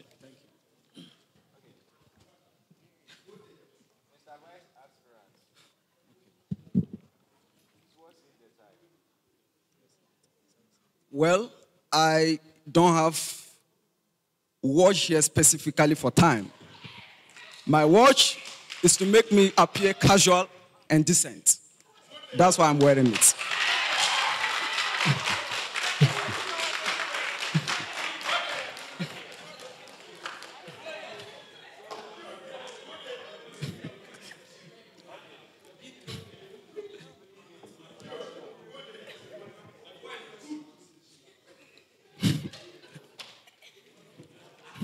Hello? Sorry. Please.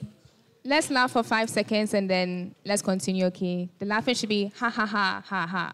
And that's it. I don't want to hear anything more than that. Thank you. Mr. Vice Aspirant. Yes, sir. Your confidence. Yes, I am. Okay, so to proceed, please, this question is to both of you. I want to know who is the chairperson for this particular SRC vetting panel. What is the name? Both of you, anyone could answer. If you don't know, kindly say you don't know. So I took a glance at the flyer. I know it's the beautiful lady at the middle, but I didn't really take a critical look at the name. Hey, sir. My boss. Okay. Please, are you current? Yes, sir, I am. Okay. Well, when was the mid-year budget read? I guess 5th July. That's what I saw. Come again. I didn't hear you. 5th July. I'm sorry, that's wrong. All right. I Okay, stand so to be corrected. the president is with them. Okay, Mr. President. Yes, sir. On 31st June 2025, you were supposed to be in class. Where were you?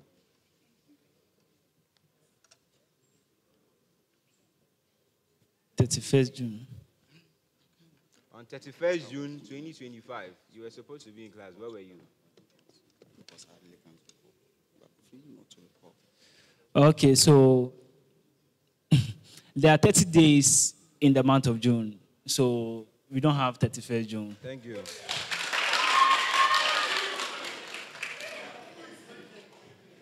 So, I want to know one major issue that students of KNUST have protested about in the past 2 years. Please say again. Just one major issue that KNUST students have protested about in the past 2 years. Okay. So that issue is our security issues. And then the security issue, and then we have a very major case arising in February this year during our mid-semester exams, which throw more light on the concerns for our security. Yes, sir. My question was not answered. I don't know if you didn't hear me right. I said, which major issue has KNUST students protested about in the past 2 years? Security issues. Okay. So, how old is Ghana more than KNUST?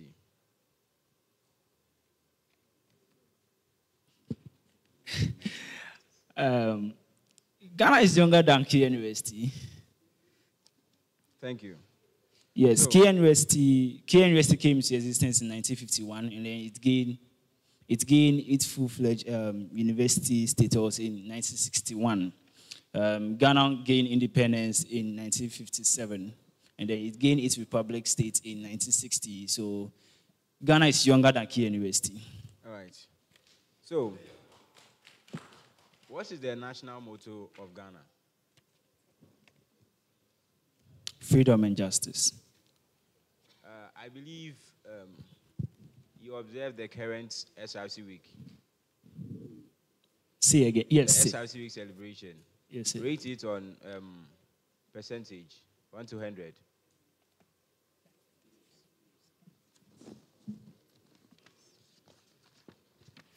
Okay, so I wouldn't bias over here. I will give the SRC week celebration a 70. Yes, I'll give it a 70. That's fine. Yes, because 1 to 10, rate it on 1 to 10. 1 to 10. 1 to 10. A 7. Okay. So, let's say during a budget, there is an amount that is specifically supposed to be allocated to strictly either security or SRC week celebration. Which of the two are you two going to prioritize? Strictly one. Do you get my question? Please, with your permission. So during a budget, there is a fund that is allocated to either of them. That is one of them. You understand? Strictly one. Which of them are you going to prioritize? That is security and then SRC week celebration. So, I'll prioritize security. Why? Because without security, we celebrate the SRC week and then we are going to have instances where we are going to have loss of life and then maybe damage of properties. When we take the other look of when we take the other side of the coin, which is SRC week celebration, you can celebrate the SRC week, but when the environment is not conducive enough for you, you can't operate in peace. And then okay. I want to understand you. So are you saying that if your budget doesn't meet that standard, you are going to cancel SRC week celebration?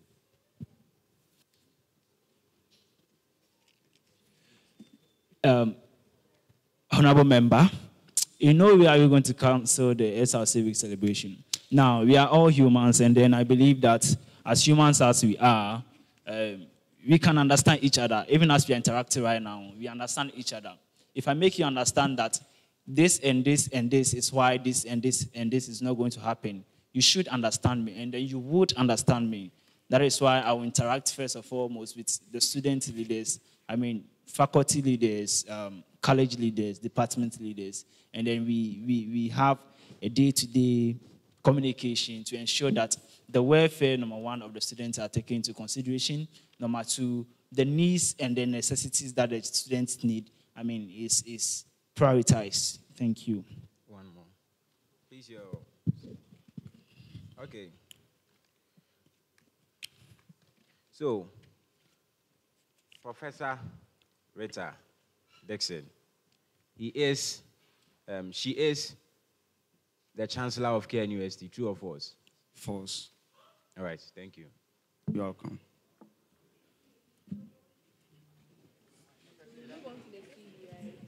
So, man, he said false and you are saying Oh, can I give him 2 chances already? What is the answer? What is the answer? But the answer she gave is wrong. All right. So, please, what's your name again, Mr. My name? What's your name? Yes. Richmond Acheyu Jangma. Okay, yes. so running mate for Richmond. I like your outfit, but did you eat before coming in here? Did you eat before coming in here? Did you eat before coming in here? Yes, we did. Okay. So, I want you to come for something. You said please. I want you to walk towards me and come for something. Okay. I like your appearance, but this is also part of your appearance.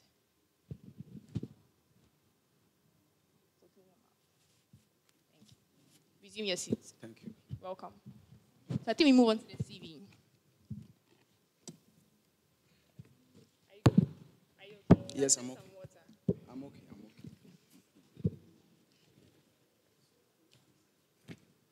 Who is the president? Who is the vice president?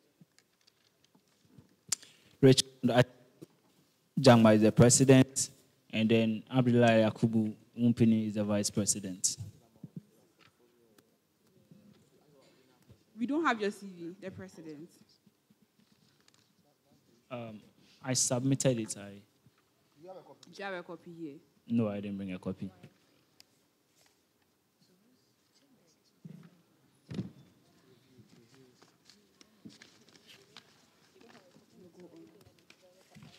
All right, Mr. Richmond. What's your definition of decent dressing? What's my definition of decent dressing? Oh, okay. to me, decent dressing means wearing what best suits the ceremony or the occasion.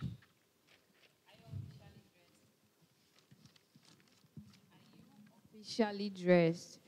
Yes, please, I am. You are. Is it right to fold your sleeves when you have tucked in?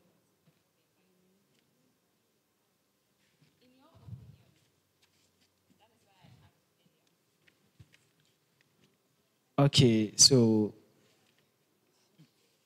I will say yes, and then I'll give references to why I'm saying yes. Okay, so as leaders, as we are, or on the journey of becoming, we look up to other leaders. We look up to other leaders and then follow their steps. So please, who are you looking up to? I'm looking up to Barack Obama.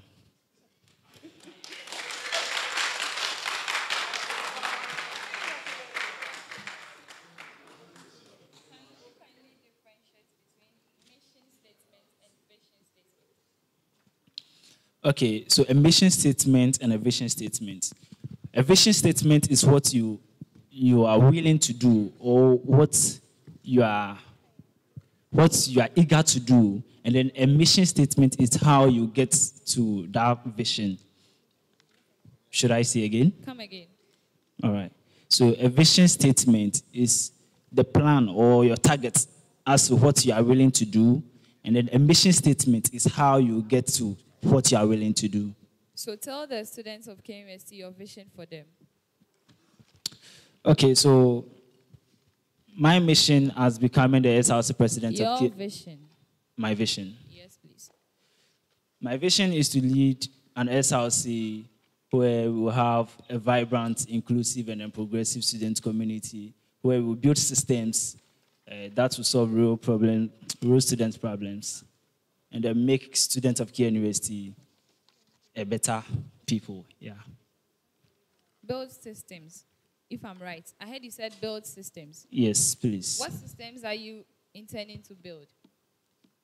Okay, so because it's in the mission statement of Kia University to undertake, should I say, valuable research, for lack of a better word, and then do quality teaching, educate students, and then make them have entrepreneurship skills.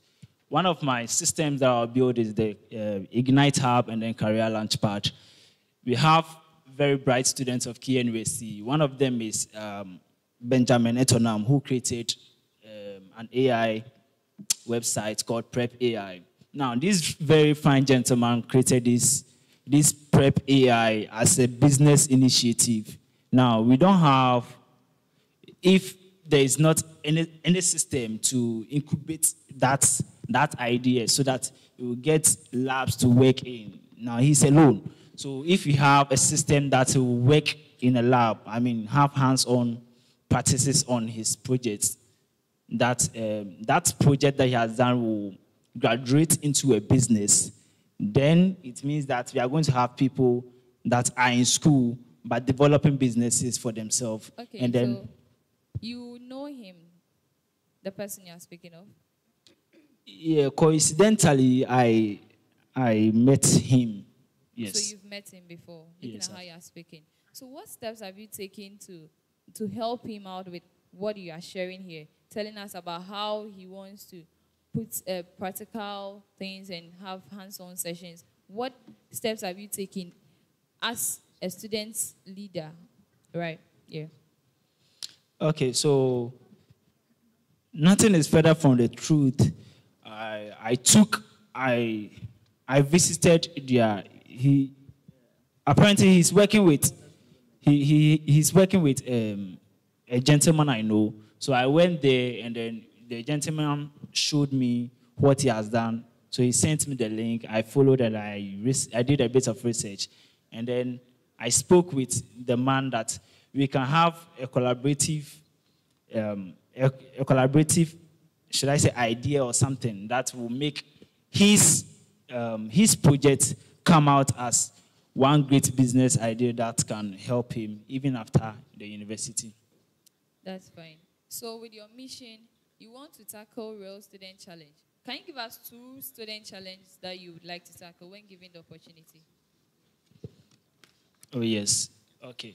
So, as mentioned earlier, the university, we are here, the university is here to give us wisdom, knowledge, and then to disseminate knowledge so that we solve Ghana's problem and then Africa at large.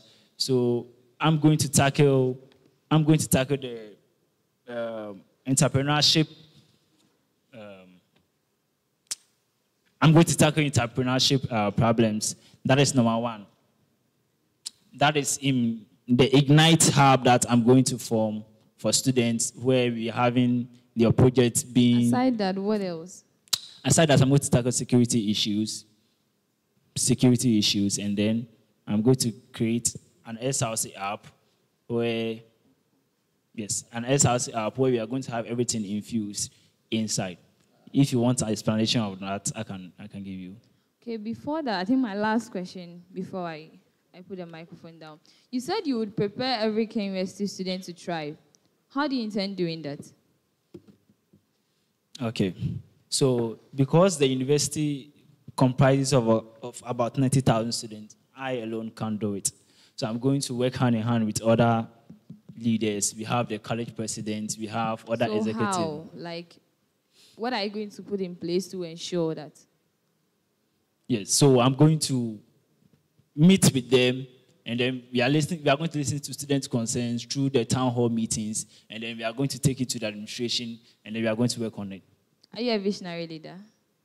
Please come again. Are you a visionary leader? Yes, madam. Are you a visionary leader? Yes, madam. What vision do you have for the good people of this university in 2 years to come? Good. In 2 years to come, it's my dream, and it's my sole dream, that we will see students graduating from KNUST as not just mere students, but as people who solve real-world problems. So now, I did a couple of research, and I saw that we have an association called Association of Unemployed Graduates. And then for me, if we can tackle the root cause of the problem, such that you can't just come to school and then come and study and go, but you study, and then that knowledge that has been placed into you, you can use to create something valuable to solve problems of humanity. That is what makes the SRC great, and then make Ghana great. So what is the vision? Just straightforward, what is the vision you have? The vision is to leave KNUST better than we found it. Right. Okay, I have the CV of your running mate, and your CV format is wrong. So please work on it. It's very poor. Work on it. Okay. The president.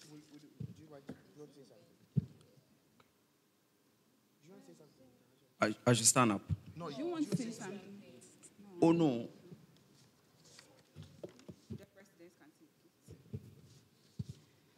What are your qualities?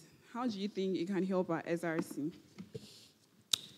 Okay, so I'm very highly ethical. That's number 1. And then number 2. When you say it, you tell me how it's going to help the SRC, then you say the next one. Give me 4. I should give you 4, all right. 1, highly ethical. We need ethical leaders. Ethical leaders in the sense that you wouldn't make anybody interrupt, or you wouldn't want an external body to infuse any other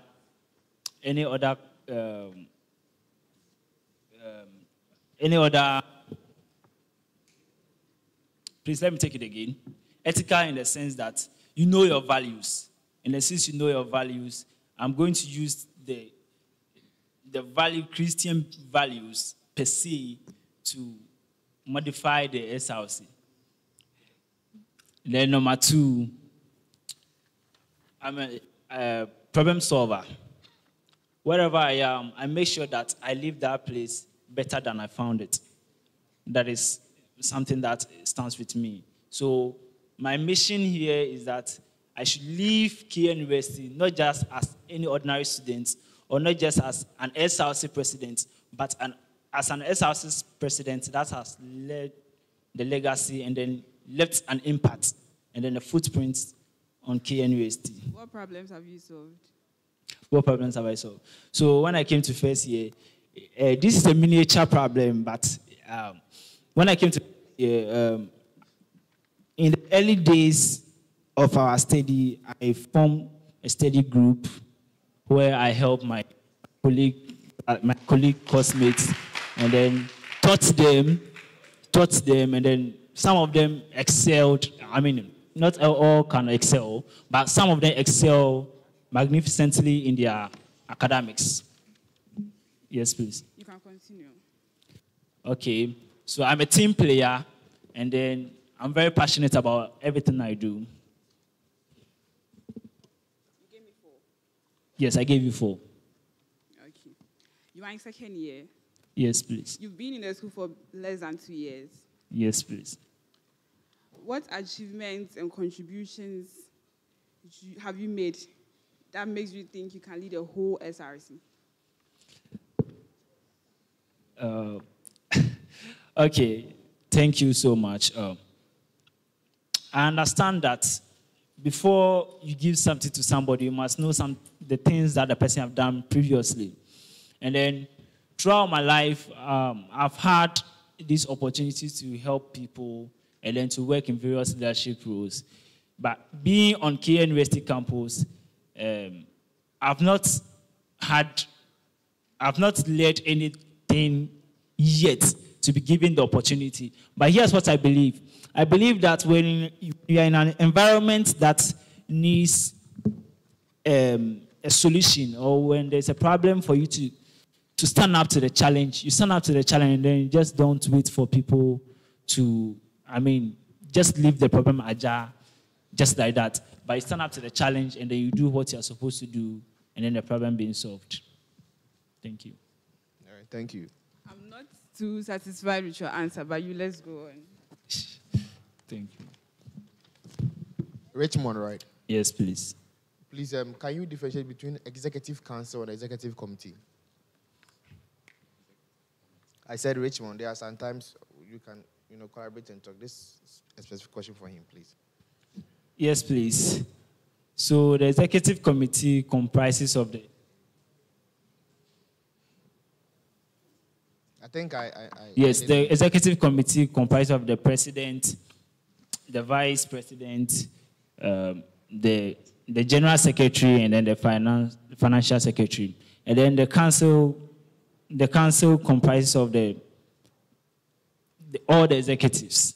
That is president, the first committee, and then we have the local Knust president, the women commissioner, the transport and officer, the sports officer, and then the rest. Run us through the first 3 structure of KN University, organizational structure of KN University. Please see again. Run us through the first 3 organizational structure of KN University. The first 3, okay, so we have the principal offices. What? The principal office. That's wrong. Let's move on. So on your policies, you said fair and affordable hostel prices. Yes, sir. What is it about? Tell us about that, and how do you intend to get hostel prices to be fair and affordable? Okay, so here is what I mean by fair. By the way, hold on. Let me ask your vice a question, then you come back. With the issue of fair and hostel accommodation prices, yes, there is a committee at DOSA that handles that. What is the name of that committee? Of course, once you have a policy, you've done feasibility analysis of that. And obviously, they are the first committee to just go and make inquiries from. Please, I don't have an idea. Very well. Yes. Then answer the question for me. Yourself, do you know the committee? No, I don't. So let's go. Yeah, so answer me. The fair and affordable. Fair and affordable hostel prices. What is it about, and how do you intend to achieve it? What are you going to do to make sure hostel prices are fair and affordable?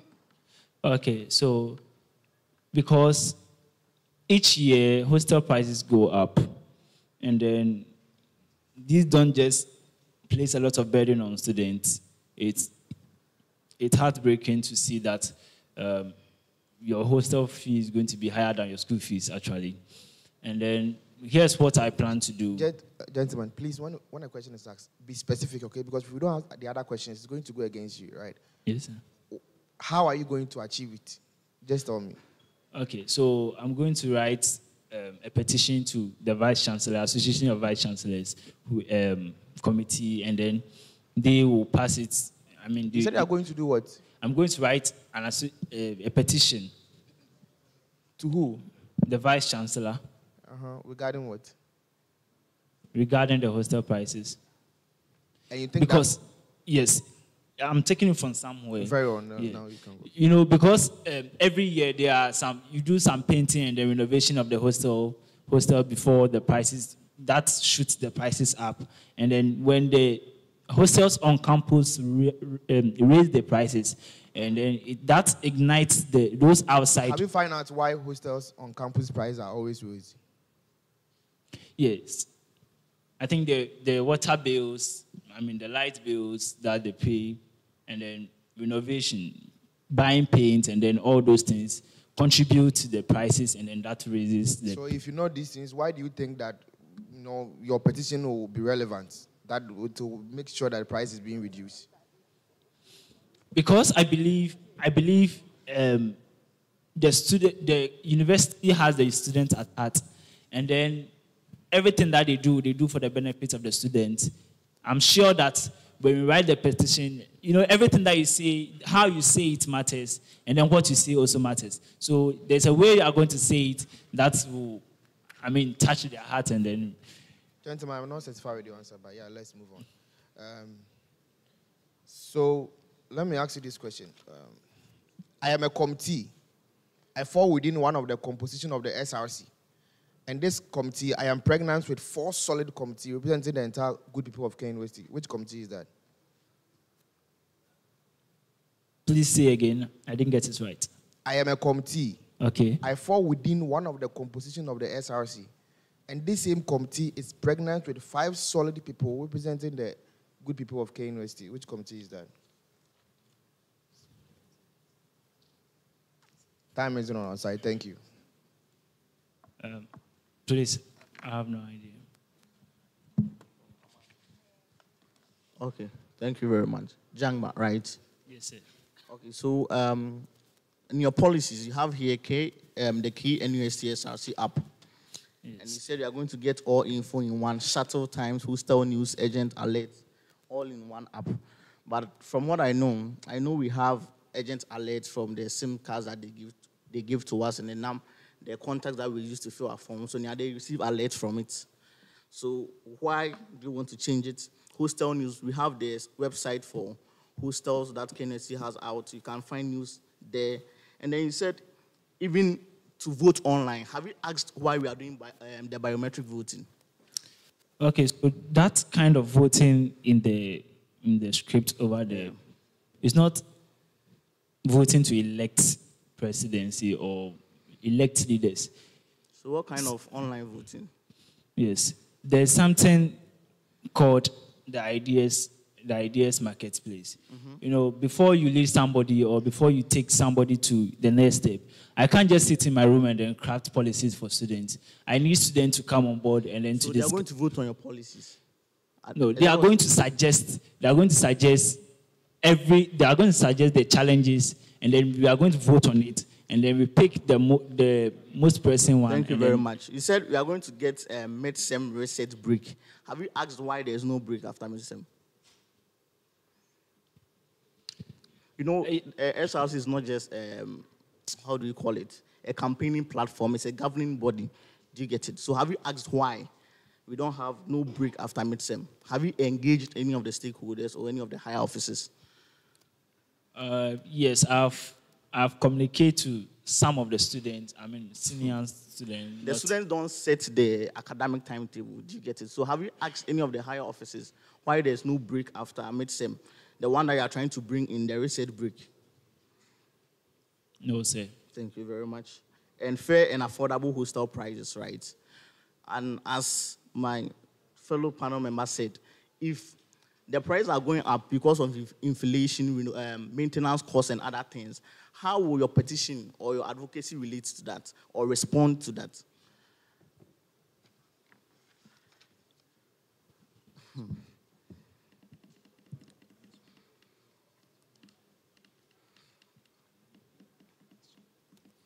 Please see again.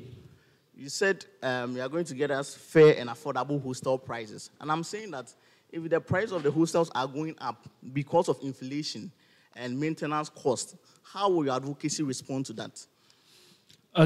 Okay, so here's what you have to do. Because we have an alumni body, and then we have other private bodies that are interested in students, here's what I'm going to do. I'm going to write a petition to the alumni body where we have some funding from them, from the alumni body. Have you engaged any of them so far? Have I engaged with the alumni body so Yes. far? Yes, I have one alumni, I think. One. Kelvin. Do you know the number of students on KNUST campus? Yes, I know. Thank you. You said you have SRC Swift Shuttle Initiative. You are going to procure more buses at peak hours, safer stops, and live tracking. Do you know the procurement process for getting a shuttle on campus? Yeah, procuring more shuttles, not as in buying it, but make them available as when the students will be out for lectures. But is it not happening? You know, there are more shuttles at the shuttle station that are spots. So have you asked why they are still there? Because they are sports, and then have you asked? Have I asked? I've been there, and then I've had engagements with it. You said I said first aid at every hall. I've seen first aid boxes at Republic Hall. Right? The president is also here, and he can testify to that. And there's one too at India, all over. So what for the first aid at every hall? Yes, this first aid thing came in when I think about 2 weeks ago I met a lady, Akosia, from Kunti. Thank you very much. All right. Please, how are you feeling? I'm okay. Okay, I'm glad. All right, so when did this appear to you for you to aspire for the office of the SRC president? Okay, it appeared to me when, I think last year, second semester. What made this idea appear to you? What was one key thing you noticed that made this idea appear to you? Okay, so me aspiring to become the next SRC president of KNUST, it's driven by a deep-seated passion for service and then a commitment for fostering. Okay, thank you. Can you pass on the microphone to your vice? All right, sure. Mr. Vice, I'm sorry, Mr. Running Mate. Yes. So do you know your president, your running mate very well? Do you know him very well? Yes, I know him to a great extent, but not very well like that. How do you know him? How do you know him? How do I know him? Yes. We met during our journey to becoming SRC leaders. You met Yes. during the journey to become SRC you didn't know leaders. him initially, but you met during the journey. I don't know his personal life. Yes. All right, thank you. So how does... All right. Thank you very much, everyone. So how does his policies fall in line with national goals? You said... How does these policies that he has provided, because Yes. he's vying for the position of the SRC president of KNUST, how does it fall in line with national goals? With national... National goals. You know some of the national goals? Yes. Give me like 3. I would say in general, because... Give me like 3. Just name them. There's no time. Well, our main goal is to become a developed country. That is our main goal as a nation, as a developing nation. All right, to all be right. precise. Okay, Yes. fine. So how does the policy fall in line with national goals? Very good. Very good. So first of all, thank you for the question. Yes, it's a brilliant question. I must commend you on that. So one thing that is affecting us, or one thing that we are facing, especially we the youth, is that when the degree, the paper, fail to provide us something at the end of the day, we become useless. When we graduate and the paper called degree fail to offer us something, So what has some of we this paper... become useless. Okay, so what are some of this paper you are talking about failed to provide for those who have completed schools? Can I get the question again? I said... Yes. You are saying if this paper fails to... So Yes. if this, Yes. it fails to what? After graduation. After graduating, Yes. it fails to help Yes. you. Yes. So what are some of the instances that has happened that you know that, oh, this person that has completed school, the paper failed the person? Clear example is the unemployment. Unemployment. Yes. Thank you very much. So how are these policies going to equip students that are going to make them better for the future? Very good. That is when they are done with school. Very good. We have something there, entrepreneurial. Mr. Something. Yes. Please, can you allow him to deliver? Yes. One of our policy is going to tackle entrepreneurship, so that students will be equipped. You understand? To be prepared, like we prepare them, we I don't them. have entrepreneurship here. No, I'm saying is I can't quote verbatim, but there's something like that in our policy. Which of your policies? Okay, you've done well. You've numbered your policies. Which of the numbers should I look at to make reference to what you are saying? Can I have a look? I don't have. All right.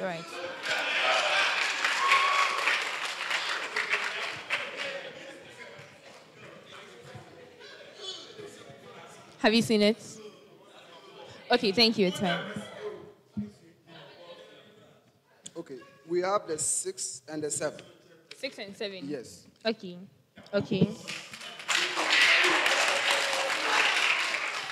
Okay, so the 6 says a startup incubator.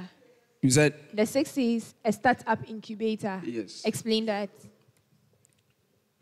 So what that means is that I think my presidential candidates explained it already. Okay. What that means so how is it going to equip students who are in especially final year, who are going out? Very good. That is what I was explaining. I would like 1 minute to explain it. Yes, like I was saying, we need to have that business mindset if we want to grow. We need to have that mindset because all of us cannot get government jobs. We cannot. It's not possible. It's not done like that anywhere. So if we want to move forward, then we must be ready to replicate what is happening in other parts of the developed world. What is one thing you would want to help your running mates with if you are voted into office and one of these policies are rejected? What is one thing you can do to help him for this policy? Let's take the SRC Swift Shuttle Initiative. Okay, so if he's to present it and then it's rejected, what's one thing you can do to help him so that it will come in place? Okay, first of all, we'll dig down and find out why they've rejected it. Because have you considered that? Because with everything you present, you need to consider positives and negatives. So have you considered that now? Yes, we've done some research. It, yes. So I don't think there would be a need for you to go delve down into it to ask yourselves why it wasn't. Yeah, like, you get what I'm trying to say? Yes, right? The rejection is not coming from us. The rejection is coming from a higher authority. So we'll have to question them. And then we'll find out why. How long do you think that would take? Is that? How long do you think that would take for it to come in place? It depends on the availability of those in authority because we cannot force them to have meetings. They are higher than us. All right, yes. That's good. That's good. Thank you. You're welcome.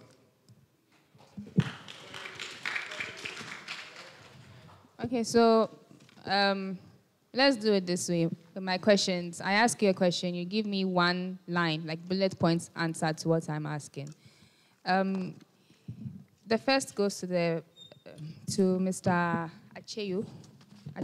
Okay. Do you know of the Constitution of SRC?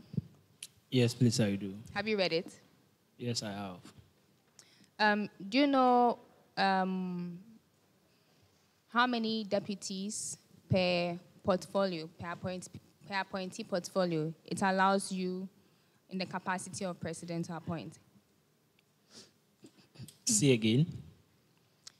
The SRC Constitution enables the president to appoint a certain number of deputies per portfolio for the appointment. Do you know how many deputies it allows the president to appoint. Please. How many? 2. Okay. So if you are elected president, we don't expect to see more than 2 deputies, right? For myself? Yeah, for your administration. Yes or no?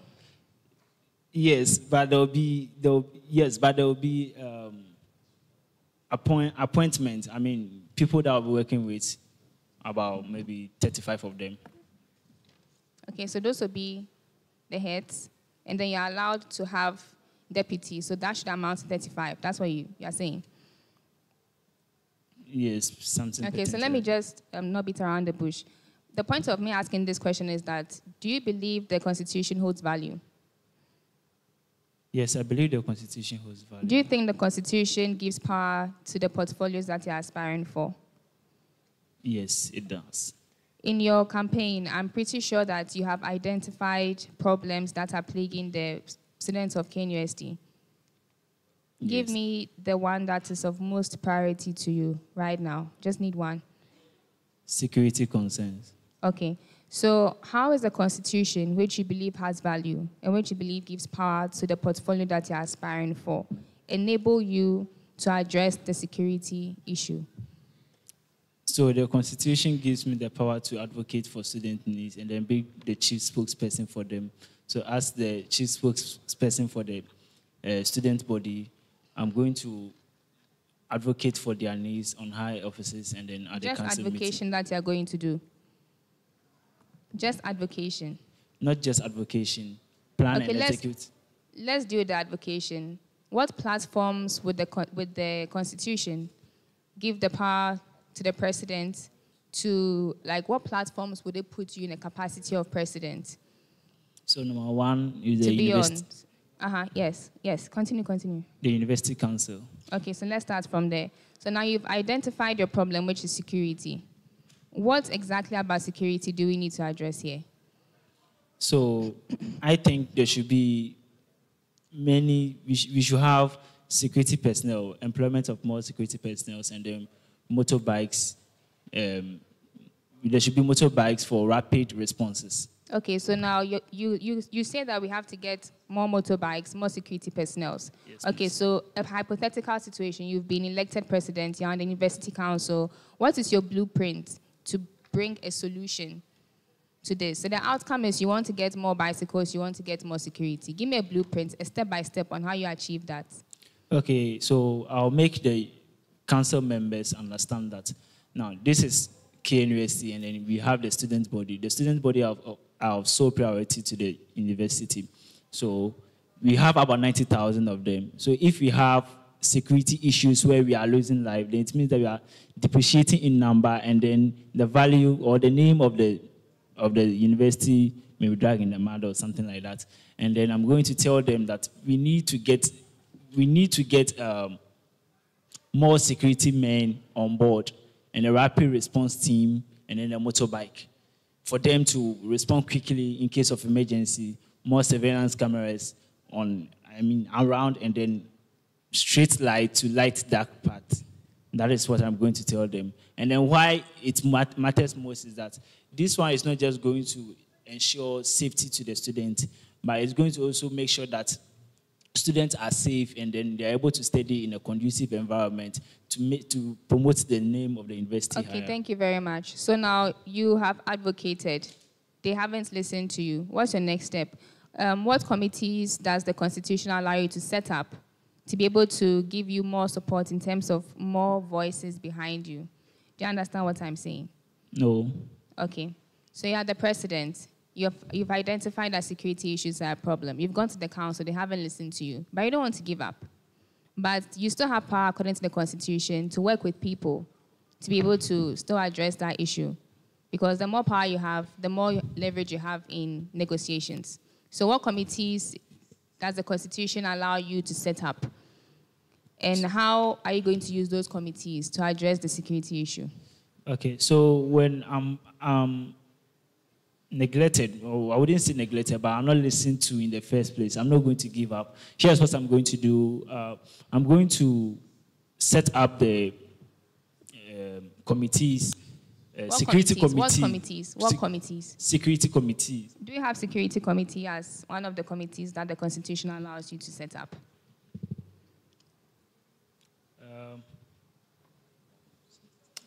I'm going to set it up because what the Okay, you are going to set it up. Does the Constitution give you that power to set up a new committee? I mean, because we want. Yes or no? Yes or no? Yes or no? I would say yes. Okay, that's right. What part of the Constitution does it say that? Okay, not like what does it say, but what makes, like, what backing does it give you to be able to give, like, to be able to set up that committee? Do you just get up one day and say, I'm the president, so I'm going to set up this committee, or there are procedures that you have to go through? Do you know those procedures? It's in the Constitution, you should know. Yes, I know those procedures. What are they? So first of all, I'm going to write an appeal. Should I say appeal? I'm going to write to a who? petition Yes. to the Parliamentary Council. Perfect, thank you. And then to be able to get it approved, what number of members in the Parliament do you need? We need about 2/3 of the. Thank you. Okay, now, thank you. To your Vice President, Mr. Yakubu. Yes, please. Are you well versed with the Constitution of SRC? Think carefully before you respond. Can I get the Yes, question sir. again? Are you well versed with the SRC Constitution? Not too much. Do you know what it requires of you in the portfolio as Vice President? Yes, I do, please. Give me one.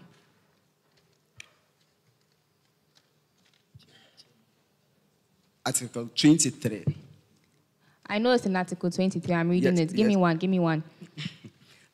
Should I give you one? Eh? Should I give you one? No, I'll give you. Don't read to me, oh. I'm giving you 3 seconds. Yes.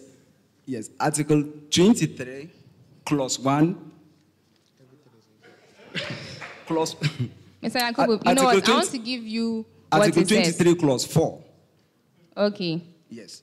The Vice President acts as the academic board chairperson. Perfect. So what problem do you think students are facing in terms of academics here in Kane University? I think there are a lot of thrills, and then we can do something about it to minimize it. A lot of trails. Have you done an analysis to understand why that is so? Or you are just speaking off the top of your head? I've not done much research about that. Yes. So why do you think there are lots of trails? Yes, I think I wouldn't like, but it's in existence. Even whenever there is the requirement. Okay, fine. Let's accept that there are lots of trails. What are you going to do as Vice President to address that issue?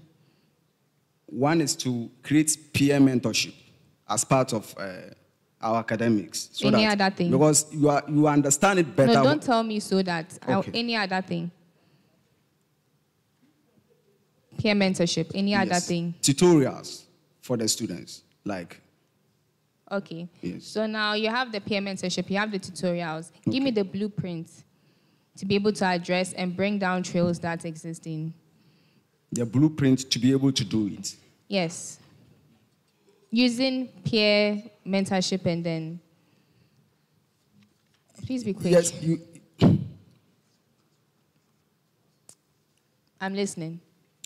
Okay, so which one do you want me to tackle first? You have 2 options at hand. 2 things that you've said you can use. So use those 2 things to achieve the outcome that you need. Okay, very good. I think the I know it's school. good. I think the school will be able to identify first-class students, because when I'm talking about peer mentorship here, it's going to be students mentoring students. So are the you school going to, is sorry. Yes. So are you going to ask the school to give you the personal details of all students so that you can identify first-year students? Is that allowed? Not their personal details per se, But but you need they can give us students who are good, especially those who are in first class. Naturally, they are good. There are some who are good, and we'll be able to do a the good school job would for never us. do that. They would never give out personal information that relates to student CWA. Not personal. They are going to select for us using that criteria. I'm not saying they should give it to us. but they should select good students to us, and they will use that criteria to get us the good students. That's what I'm trying to say. Is that all? Yes, so with that, we've gotten the mentors, and then already we have the students who are to be mentored. Then we are done. Okay. So you won't collaborate with lecturers, TAs, nothing like that? It's fine, it's fine, it's fine. I think that what you said is okay. Okay, thank you. Before you leave, tell us, you have 30 seconds to speak to the public and let them know what you want them to know. Yeah. Okay. Sorry, they want one more question before. Yes, please, the VIP. Abdullah, right? Yes, Yakubu. Yes, will you be happy if Article 23, 1/7 of the SRC Constitution is manifested when being elected? I don't pray for that, but it's a constitutional requirement that when Article 23, Clause 7 happens, that is when the president, 1, resigned, 2, removed, 3, demise. That the vice president should step in as the next president.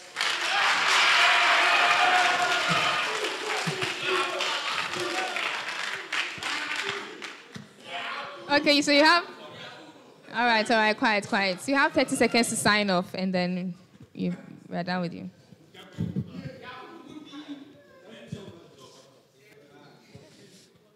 All right, so good morning, good people of KNUST. I'm Richmond Acheyo Jangma, and I'm here with my Vice President, Abdullahi Yakubu Wumpini.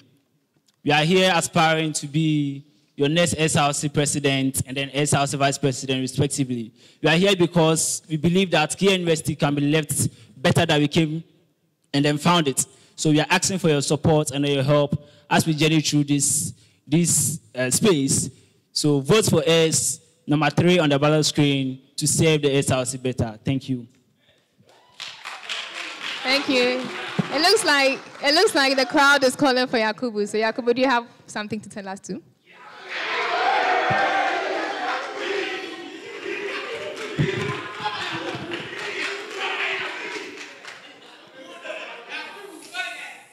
I'll say one thing about leadership. In my view, leadership is a responsibility, and leadership is not a favor. So it should be taken as a responsibility, and it should be given to those who are responsible. Richmond and Yakubu Wumpina are the responsible candidates among the rest. Thank you so much. God bless KNUST. God bless you.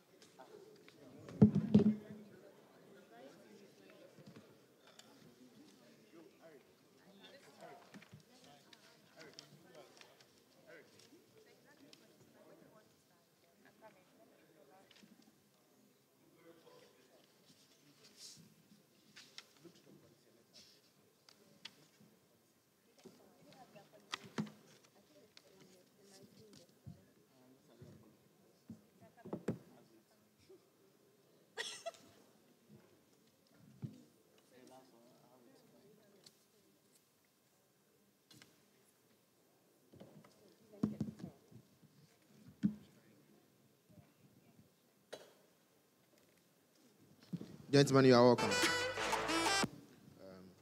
So you know how crucial this session is, right? You can take the microphone.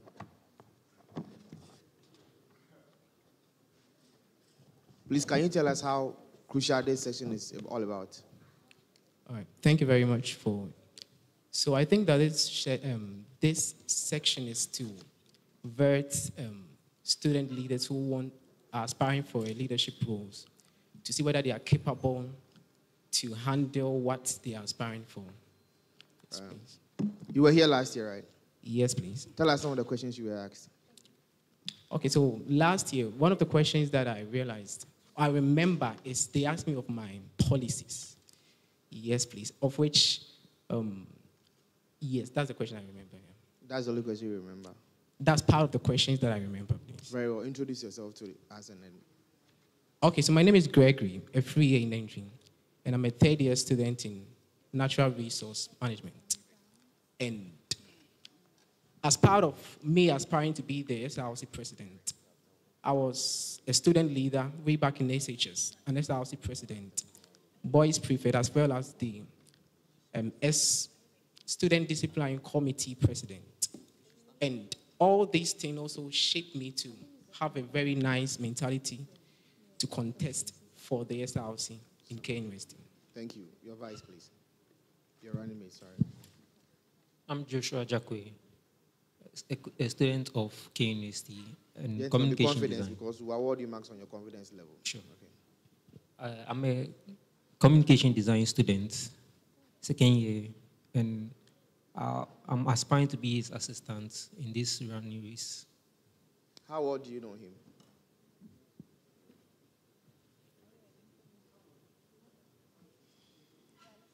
How well do you know him? Oh, you can answer. I know him. We are church members. We go to church fellowship together.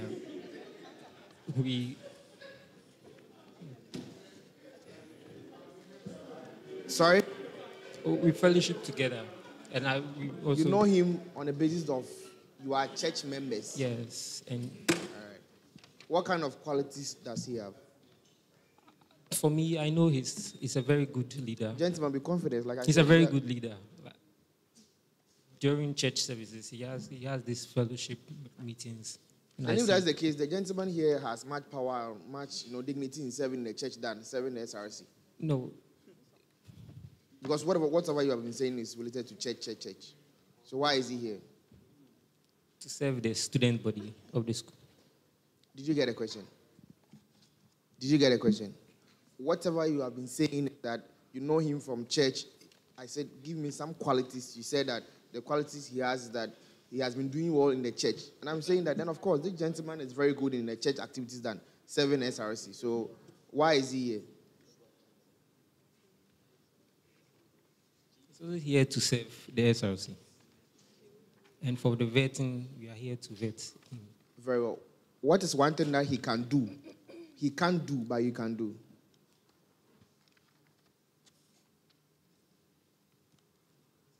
All right, I wish you all the best. You can have your seat and let's start. Okay, so a free year, right? Yes, please. Did someone force you to buy the forms for the SRC? No, please. Because, let me go. Your key policies, this is what you wrote. No to writing exams with depression. Please, I think that I have to explain it so that you really get it. Hold on. Okay. So what I'm trying to say is that we know that as students, you only have the opportunity to write a paper again when you trail. But then sometimes I believe that in life maybe things happen and maybe something bad really happened to the person. So he wasn't able to give his very best to that paper. So the policy is to make sure that those that didn't trail the course, but then have the intention to maybe perform well. Thank you very much. So your key policy is to help people not write exams with depression?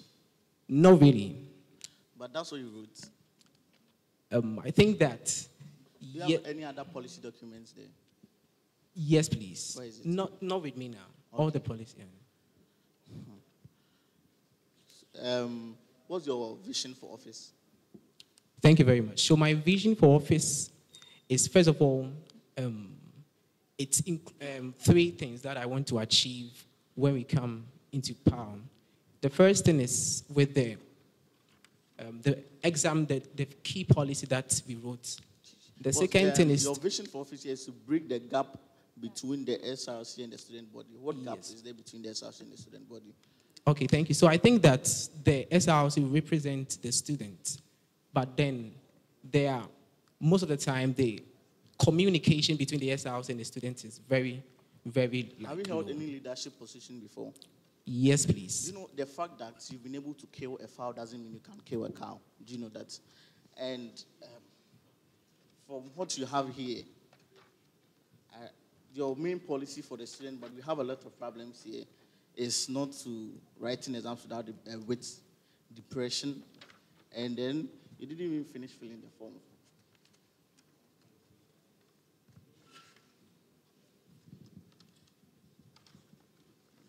Okay, there's another one there. Okay. Do you have anything?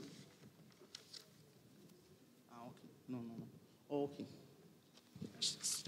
So what's any other policy that you are bringing on board? Okay, so the other policy that we want to bring on board is with the security system. I strongly believe that one of the main problems that we are having as KNUST students... People being robbed or any other thing? Yes, please. A friend of mine went to learn and was coming around 5. So you are saying we need security personnel everywhere to overburden the SRC budget and the university budget as a whole, right? Or do you think the school is not working on providing security for the students? Do you think the school is relaxed?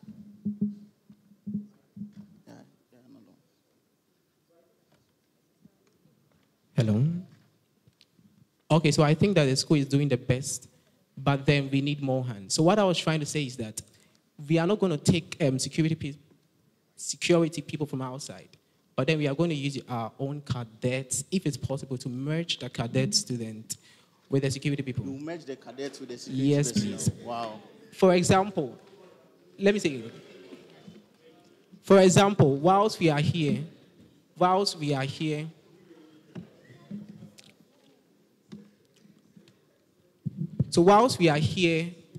with... Have you engaged the cadet personnel? Cadet personnel? Yeah. Have you engaged any of them? Not really. Have you engaged the security services to ask why there's less security or no security at those areas you mentioned? No, please. So are you just giving us false promises? Are you bluffing? Are you misleading us or what? So the reason why I'm saying that is that when you are voting to power as an SRC president, you automatically become the commander-in-chief of the cadets. Oh, really? Yes, please. That's what what is stated in the Constitution? That is what I heard.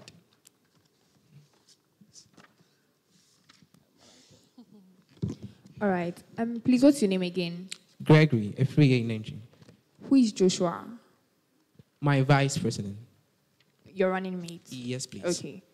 Can you tell me the duty of the hall tutor? The duty of what? The hall tutor. Okay, so the hall tutor is to help.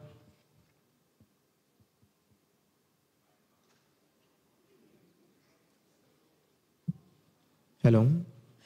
So the hall tutor, one of the fun is to organize, let's say, receiving accommodation for students, helps in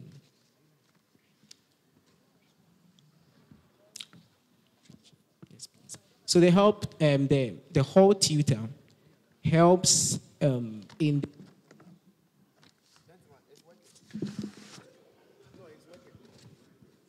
Hello?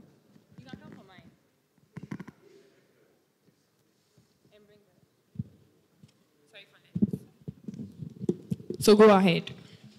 Okay, thank you. So as I was saying, the whole tutor helps with the accommodation of students, let's say, and also helping them to keep their halls safe. What do you mean by they help with the accommodation of students?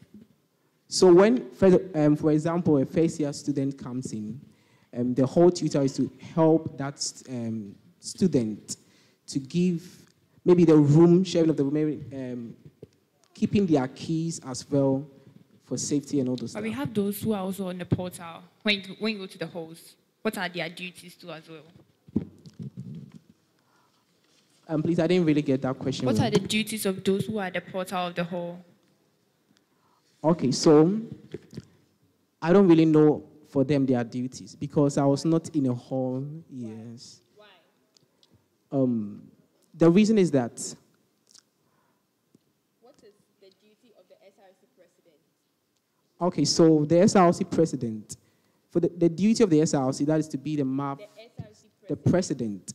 So the president the duty of the president is that he is in charge of the executive committee of the SRC. So he chairs. What is the duty of the SRC vice president?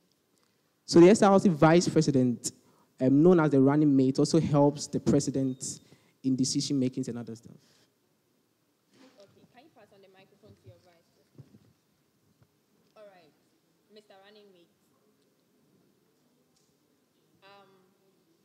You know that when you are voted into office, okay, you become part of the appointment committee board or appointment board committee. Are you aware of that? Yes, please. You know? Yes. So which other committees or which other committees are also part of the appointment committee board? Mention 4.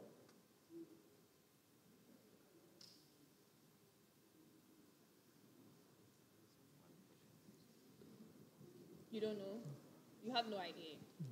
Okay. What is the full meaning of... What is the full meaning of JCRC? JCRC. Do you have an idea? Junior... Okay. Junior...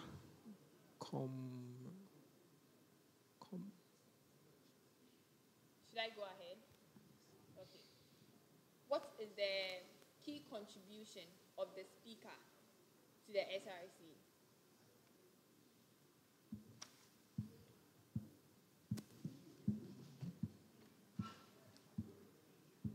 Should I go ahead?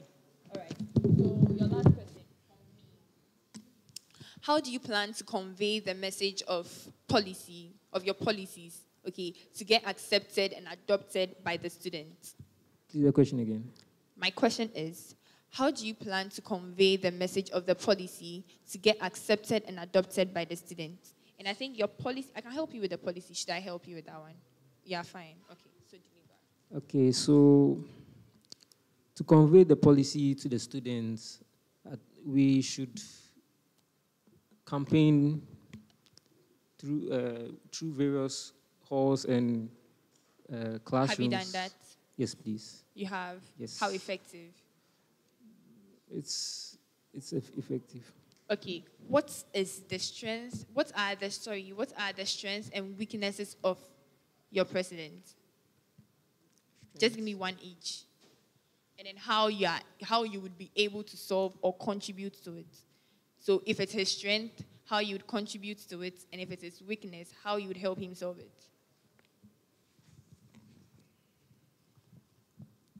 Okay, for his strengths, I would say he's good. He's a good leader, and what makes him a good leader? He's An example. He's able to. An example. An example. Okay, so. So what has he done that makes him a good leader to you? To me, what I've realized is that he was able to gather a few people to help for the campaigns. He was able to gather people to help within the campaign, so it makes him a good leader to you. Yeah. Okay. All right. So that's his strength. Yes. Okay. So what's his weakness?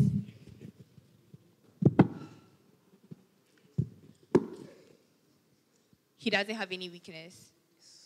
He doesn't have any. I don't know of. You don't know his weakness. Yes. All right. Sure. Thank you very much.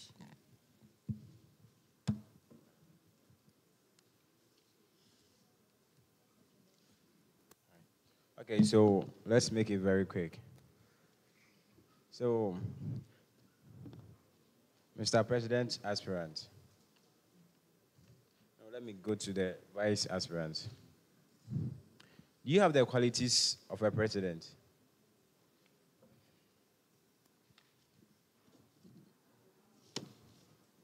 Let's be quick.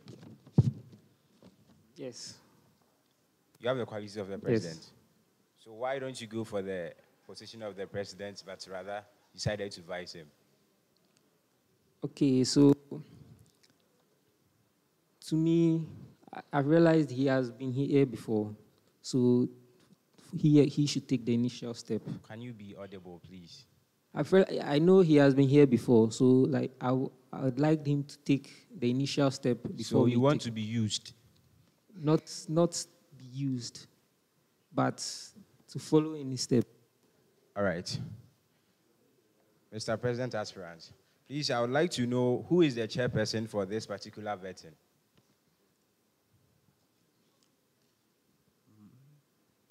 Miss, please. I think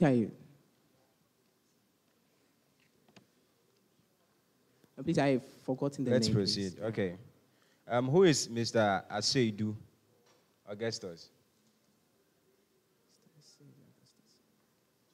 Please, I don't know. You don't know him? Yes, please. But you are Gregory, or? Yes, please. He is the referee on your CV, but you don't know him. Mr. Esiedu. Oh, okay. Wow, that's my brother, please. How do you trust you? Please. So how you frame it, Mr. Esiedu, that was what? Is that he's your what? My brother. So your brother is on your CV, and you don't even remember the name of your brother. Can we trust you? Yes, please. Okay. That's not mine to decide. So, please, can you recite the national pledge? Yes, please. Can you recite 3 lines of the national anthem? 3 lines of the national anthem? Yes, the first 3 lines of the national anthem. Okay. God bless our homeland, Ghana, and make our... Can I stand? Oh, you can stand. I'll help you. God bless our homeland, Ghana, and make our nation great and strong, bold to defend forever the cause of freedom and of right. Thank you. Mr. Vice, please, are you current? Come again. Are you current? Are you very current? Are you updated? Yes, please. Okay, when was the mid-year budget read? Come again. When was the mid-year budget read, the national mid-year budget?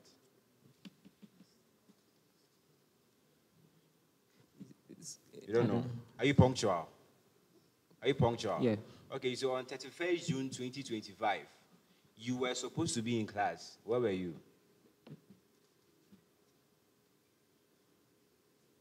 I was in a group meeting.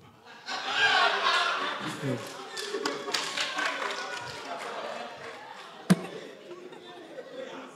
Okay, so we will come back to that. We will come back to that. Let's proceed.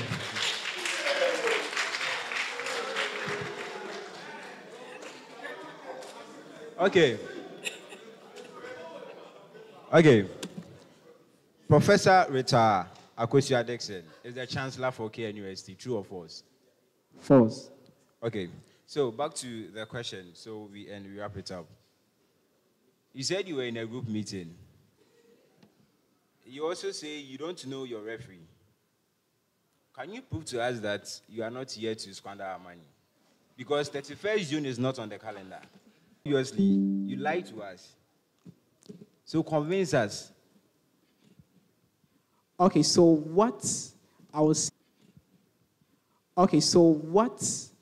say is that I used to work with my parents in a shop, and I don't know what else to say, but then I was in charge of holding some quite amount of money.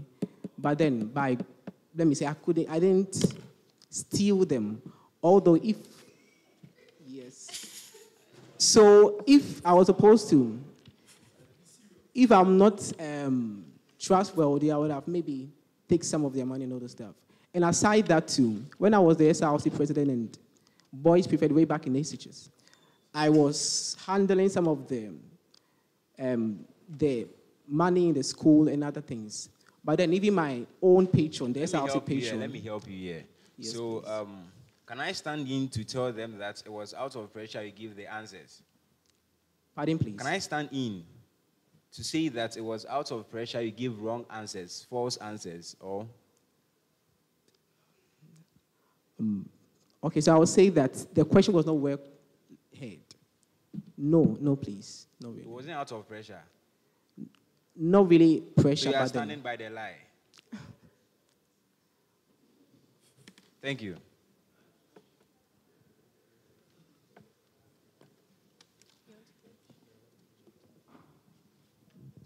Gentlemen, you are welcome. Thank you very much. Please, hello. Can you give us 3 places on campus that run 24 hours?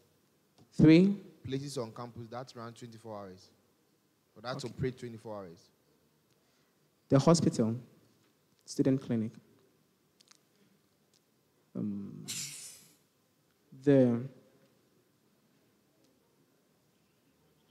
So the library doing examination periods. And the next one is, let me say the halls. Yes, please. Very well. How many appointees do you intend to work with? Pardon, please. How many appointees do you intend to work with? 13. 13. Yes, please. Mention them. Mention those positions. Okay, so when we are planning on Go creating, straight. yes, Mention. so a committee is a committee that we are trying to create. Yes, please. And within that committee, It's okay. I don't want the answer. Give it to your running mate. Can you run us through the first organization structure of KNUST? The first 3 organization structure of KNUST?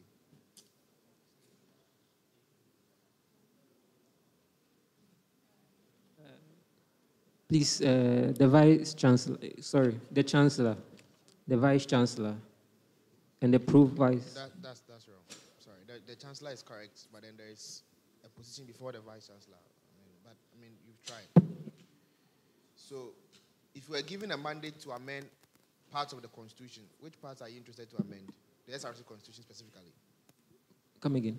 If you were given a mandate to amend some articles in the SRC Constitution, which article do you want to amend?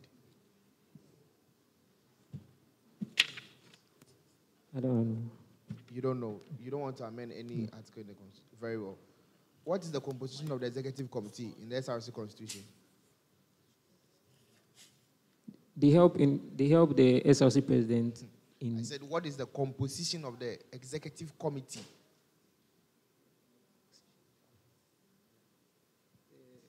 The president, his vice, the financial secretary, the women's commissioner, and yeah, that's all I know. All right. My last question to you.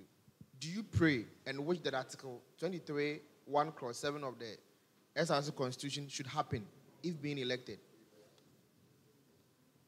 The question again? Do you pray and wish that Article 23, 1 clause 7 of the SRC Constitution should happen when you have the mandate?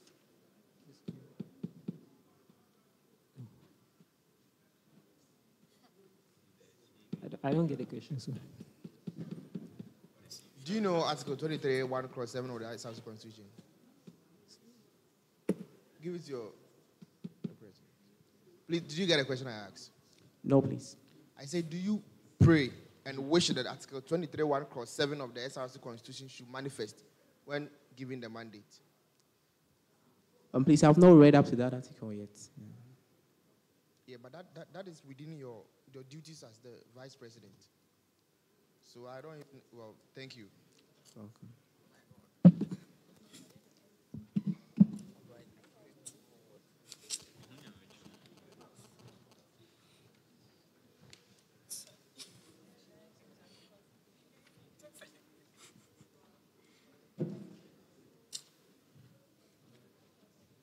Hello. Yeah, free. Yes, please. I just want to know, were you really prepared before coming? Like, how prepared are you? Okay, so Just rate yourself. How prepared are you? not okay. Just rate yourself. I think 45%. Yes, please. And you think it's a very good behavior? No, please. So you think we should entrust the future of the school and the future of the good students of KMSC in your hands? Someone who can go to a place without even being prepared 50%. Would you vote for such a person if you were not sitting here? Okay, so I think that would have. Would you vote for such a person if you were not here? Yes, I may. Why? Because the person's reasons might be, it's I would have to listen to the reason why the person was not that fully prepared before. So why weren't you prepared? Okay, so the reason is that doing the filling of the forms and everything too, like there were some, as my brother was saying, that we have some other things that we were attending to. For example, the filling of the forms, there were many disappointments. Those that we were supposed to work with them disappointed us on the way, and we had to just... So can I say you were, I don't know if you were being forced to come and sit here or something? No, please. So you had other things doing. They were important than this. No, please. I wouldn't say that it's important that it, but then the people that we were supposed to work with them were but not... You've been here last year. Yes, please. So why do you disappoint? So the last year, those that I came with were almost...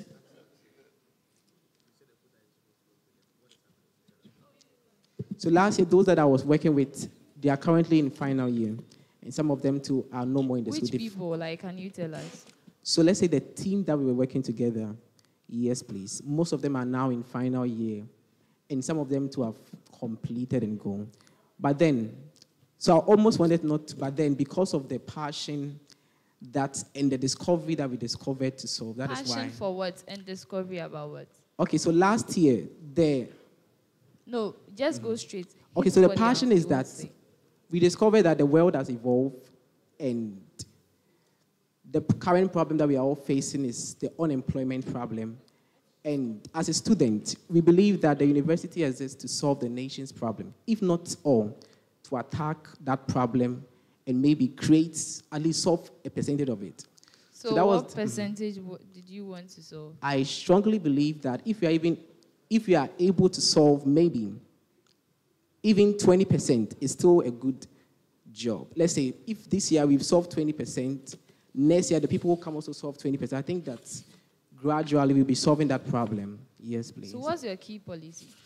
Pardon, please? What's your key policy? So my key policy is with the exam, that when a student writes an exam and he or she feels that he could have done better, but because of some maybe other external factors, maybe he or she lost a loved one, or let's say there were some other things that... So what you were saying earlier in your key policy, what's the link?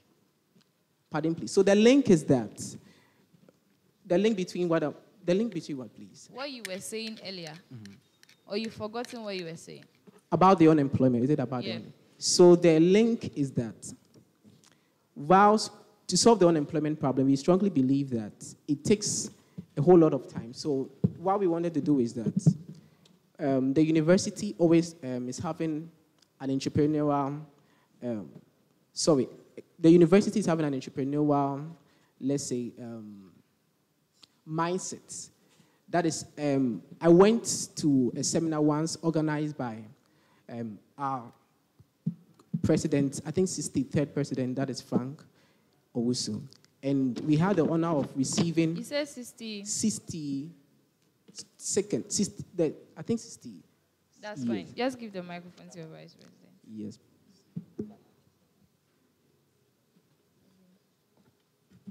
Hello. Please, your name? Joshua Jakwe. Joshua. Yes. How prepared are you for today? Not fully prepared. Not really prepared. Today's a great day, right? Yes. So why are you not prepared? Or just be frank and true to yourself. Why are you not prepared for today?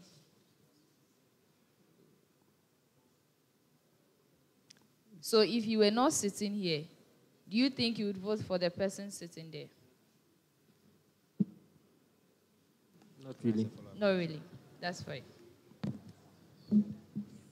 Hello, running mate. Did he force you to vice him? No. He didn't force you? No. Did you willingly agree to vice him? Yes. What is your mission and vision for office? What is your personal mission and vision for office?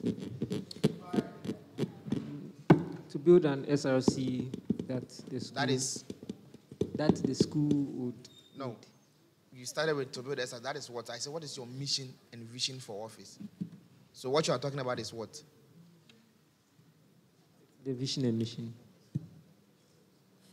Very well. Let's put that question aside. By the time your tenure in office ends, that is if you are given the mandate, what do you want Kano students to remember you of? What achievements can you boast of? What legacy do you want to leave? One of the best SRC representatives to... Which year are you? Second. I understand you. Thank you. Okay, is this the same CV you submitted last year? Pardon, please? Is this the same CV you submitted to the panel last year? Yes, please. They didn't correct you on anything. Pardon, please? Did they correct you on anything? Did they correct, like any now, please? They didn't? Yes, please. So you submitted the same highlights? Yes, please. Do you know the right standard for writing CVs?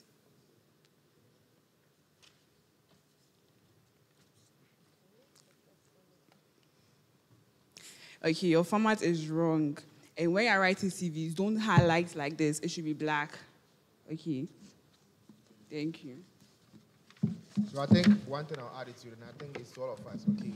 Please, let's try and visit the KNUST Career Service, okay? Their doors are always open to help us. In fact, this veteran and those that you go, they will interview you. When I was going for my NSS interview, there is a man called Mr. Lord. I visited him 3 times. He trained me before I went for my NSS interview, right? And their doors, they will give you every single guide you needed out there. So let's not miss these good opportunities KNUST is giving to us, okay?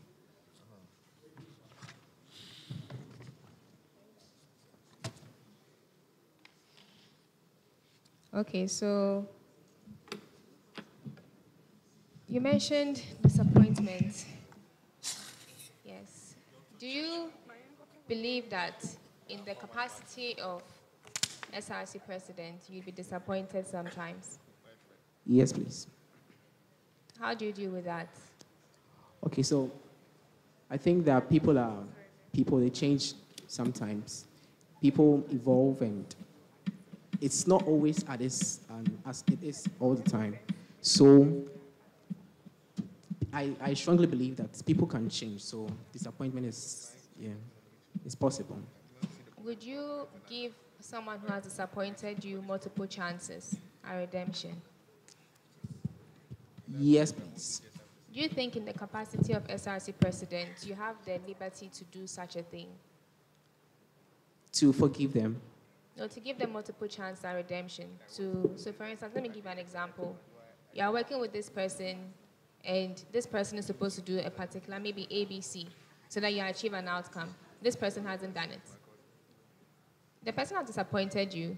You can give the person a chance at redemption to come and try again. But as SRC president, should you do such a thing? What do you think? So I think that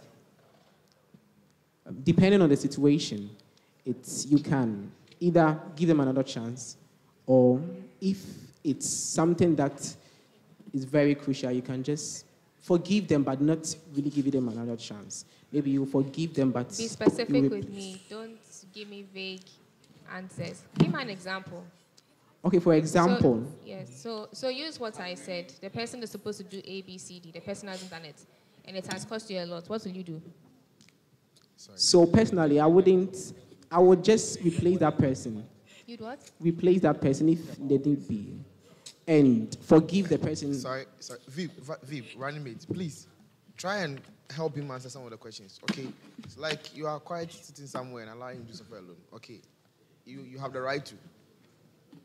I'm listening. Yes, please. So I will forgive the person if, let's say, the situation is... I'll forgive the person, we are friends, but then the mandate or what the person was supposed to do will be given to another person to do. But here's the situation where this person really helped you on your campaign. This person was your right-hand man. Would you just sack the person from the position? That is why I said that the friendship will still be there, but then... So you'd sack the person from the position? Depending on the situation, yes, please. Okay. You mentioned the problem of academics and depression. Academics? No academic. Okay, so you mentioned that you had a passion and a drive. That's how come you still decided to stay in the race. What exactly is that thing that you were fighting for? Right, thank you very much. So what I was fighting give for me like was the problem of unemployment. Unemployment on campus? Please. Not on campus, but for university students.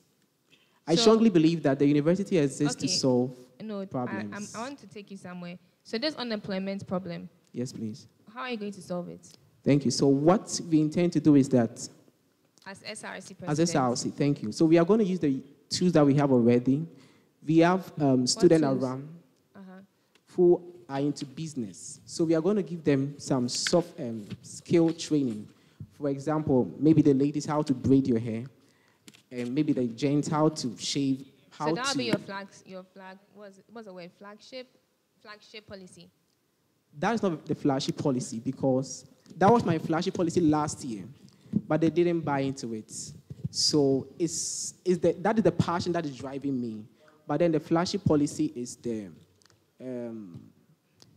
exam, giving a second chance to rewrite the exam, even if you don't trill, but then you think that you can do better. Yes, please. Okay, that's fine. Okay, so Mr. Vice President, in the Constitution, the President has certain powers that are entitled to the portfolio of Vice President. Give me one of them. In the Constitution, the Vice President has certain responsibilities that are delegated just to that portfolio. Give me one of them. Any that comes into your head. Something about academics. Have you heard of that?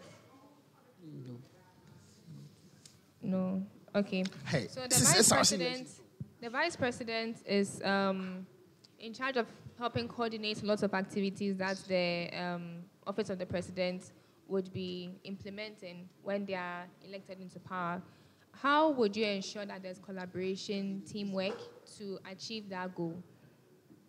Because you would be the one overseeing all of these activities, the coordination of all of these activities. So how would you ensure that through collaboration and teamwork you achieve the goal that you are looking for?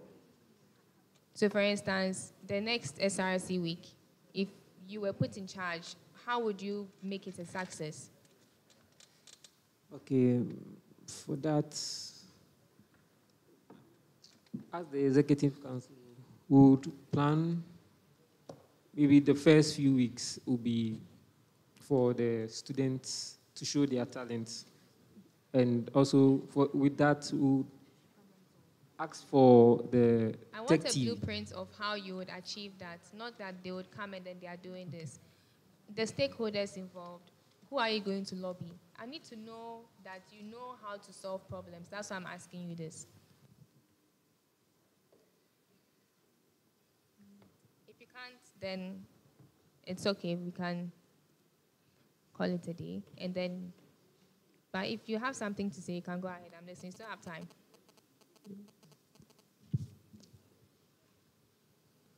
I have nothing. You don't have? Okay.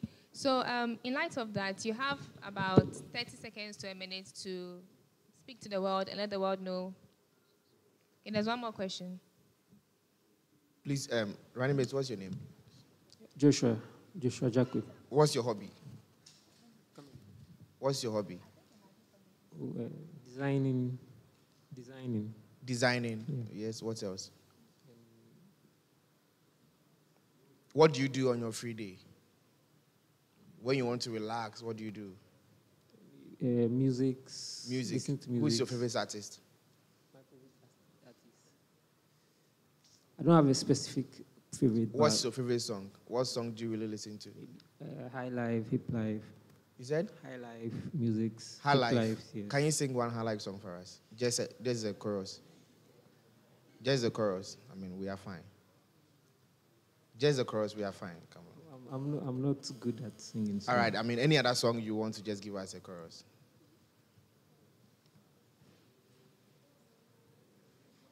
Please be fast for us. All right. Let's. Please, what do you do when you want to relax? What do you do on your free day? Okay, so I listen to podcasts. Yeah. Podcasts. Yes, please. What other thing do you do? When I'm free, sometimes I play basketball. All right. That's fine. What podcast do you listen to? Pardon, please? What podcast do you listen to? It could be motivational podcasts. All right, so I'm giving you 1 minute to motivate all of us. The result just came. Some of us, we didn't perform, so motivate us. So the little thing I want to say is that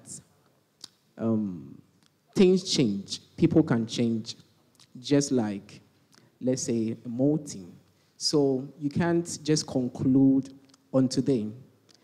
Things can change. So the little thing I want to say is that things can change. So maybe if your current situation Thank you so much. Things can change. I have it on my. Things indeed can change. All the best.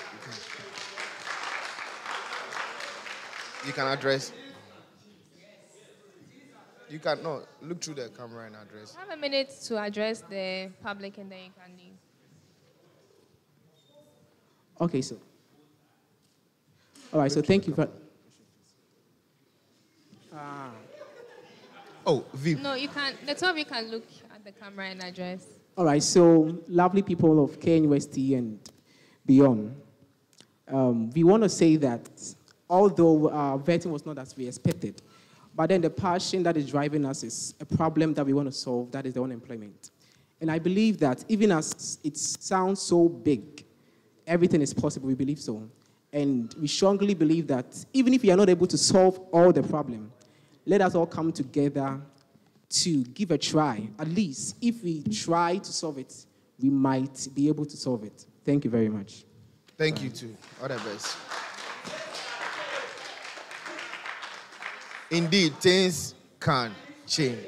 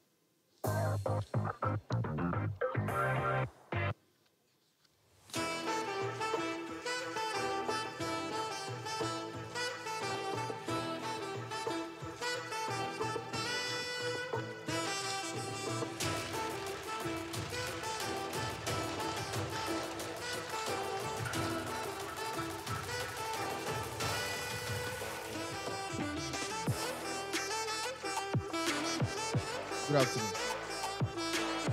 Please, can you go back? Then you should take the microphone.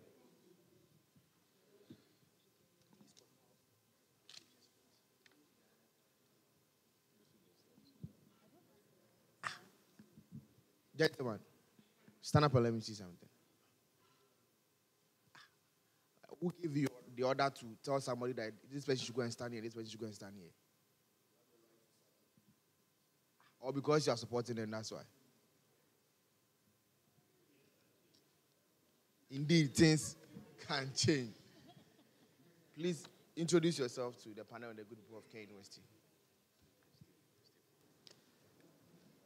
I am Abdullah Du Ali from the College of Humanities and Social Sciences, Media and Communication, to be specific, Faculty of Social Sciences, aspiring to be the next SRC president of this noble university. Thank you. And I'm with my running mate. I am Mbochi Silas, a third-year land economy student who's aspiring for the position of SRC vice president. All right. Thank you. You can have your seat. Thank you very much. Hello. Running mate, please, what's your name again? Silas Mborchi. Please, where's your student ID card? Sorry, please, I don't have it here with me. Okay. All right, so assuming we are a company, right? Management of a company, and SRC week is coming off, and you want them to sponsor you. Convince us, tell us why we should sponsor you.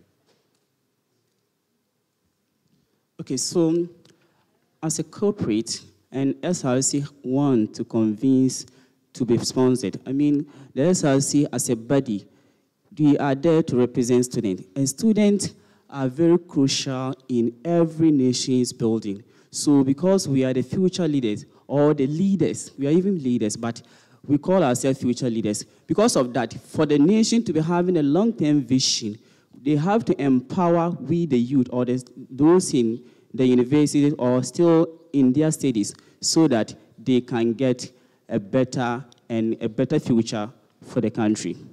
So we are going to make sure that we tell them the importance of their project. We are here. Convince us. So now, convince us to sponsor you. That's what I'm saying. I'm not saying what you're going to say. So convince us.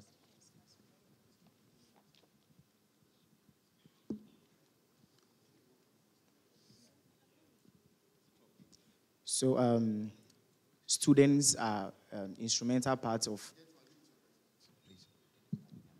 So as students, we are a body or the intellectual body of the nation. So as we are still under our studies, we don't have the resources in implementing or doing the policies that we want to. So we have to get your support so that we'll be able to implement and to resource our policies and make it relevant and make it possible for our students to benefit. So we need your support to make a meaningful impact to the life of students of KNUST. They will not support you. All right. Can I speak to your vice? Your running mate, sorry. Can you mention 2 places on campus that run 24 hours or that operate 24 hours? Great Hall.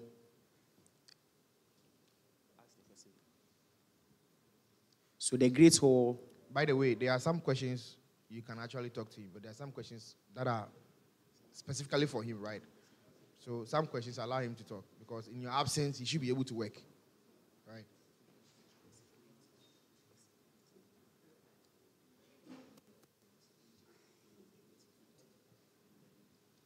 That's fine, thank you. I don't want to answer again. You are delaying us.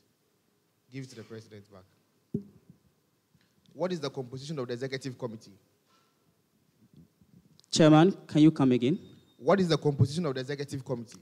Okay, the executive committee comprises of the president, and the vice president, the general secretary, the financial secretary, and the WUCOM. Very well. What is the first thing you do when you are being elected as the president for KNUST? The SRC Scholarship Fund. The SRC Scholarship Fund? Yes, please. How is that different from what is already existing? But before that, give it to your people. Let me ask him a question, then I'll come back. Give me 2 internal scholarships available on campus. Internal scholarships available on campus. So financed by SRC. We have the SRC bursary, and then the SRC bursary. Yes. And then we have the KBN. Is there something like SRC bursary? Is there something like... Sorry. Is there something like SRC bursary? Very well. Well, I will accept the KBN, and I'll give it to you. How is that policy you are mentioning, right? That is the scholarship you are mentioning, different from the KBN and then the KNUST bursary? Okay, thank you very much, panel member. So for the KBN... You address the chair. Okay. Okay. Thank you very much, Chair, Madam Chairperson. So for the trust fund, or the fund, the SRC Scholarship Fund we are talking about, and we are going to introduce, it is going to be based, we are going to give it to students I mean, students that have gained admission and then due to one or two reasons, they have lost their guardians, those taking care of them. So because of that, this is going to be given to only those who have lost their guardian, those taking care of them in campus. But there is that opportunity already. If you go to the Bed administration, that is already there. If you lost your parents, any of your parents, you are eligible for a scholarship. KNUST is doing well. There are lots we don't know. Right? I have a course mate, Sami, I shouldn't have mentioned his name, by the way, who is enjoying from that. Chairperson, I hope you agree with me that even all these scholarships and then support, students are still going through difficulties in getting their school fees and accommodation fees. So I think giving another one or bringing other things in place to help, it will break the gap between students who have money and then those who are less privileged or those who are coming from the poor background. What will be the source of fund for that scholarship? How do you intend to fund it? So we are going to fund it. First of all, we are going to raise funds from alumni of KNUST. Secondly, we are also trying to make sure that we, in our budget, we allocate some portion for that for the scholarship, and also make sure that we will get donation from firms and organizations. How many students do you intend to target, and how much do you intend to allocate? You said? How many students do you intend to give that scholarship to? And then how much fund do you intend to allocate? So, as I am talking to you currently, we have to get the amount, the targeted amount. That means we have to do these things before we get to know this number of students we are going to. But it will be increasing because it's going to be something that is going to be continuing so that other people who are yet to come, it shouldn't be in my administration only, but those who are yet to come should also continue it, and it's going to be a legacy for KNUST. Very well. Kindly give it to you. Will you pray and wish that Article 23(1)(7) of the SRC Constitution should be manifested when you guys are given the mandate? With your permission, Mr. Chair, I will attend to the question, but I want to get clarification on the This is a particular constitutional clause. question. I doubt I can give you a clarification. Okay, so with your permission, I do not know what exactly is stated in this clause, and by virtue of that, I have no idea. Very well, that's a good. But that clause is in your duties. It's in your vice presidential duties. I mean, I've given you a clue. So in that case, give me to a constitutional duty of the vice president.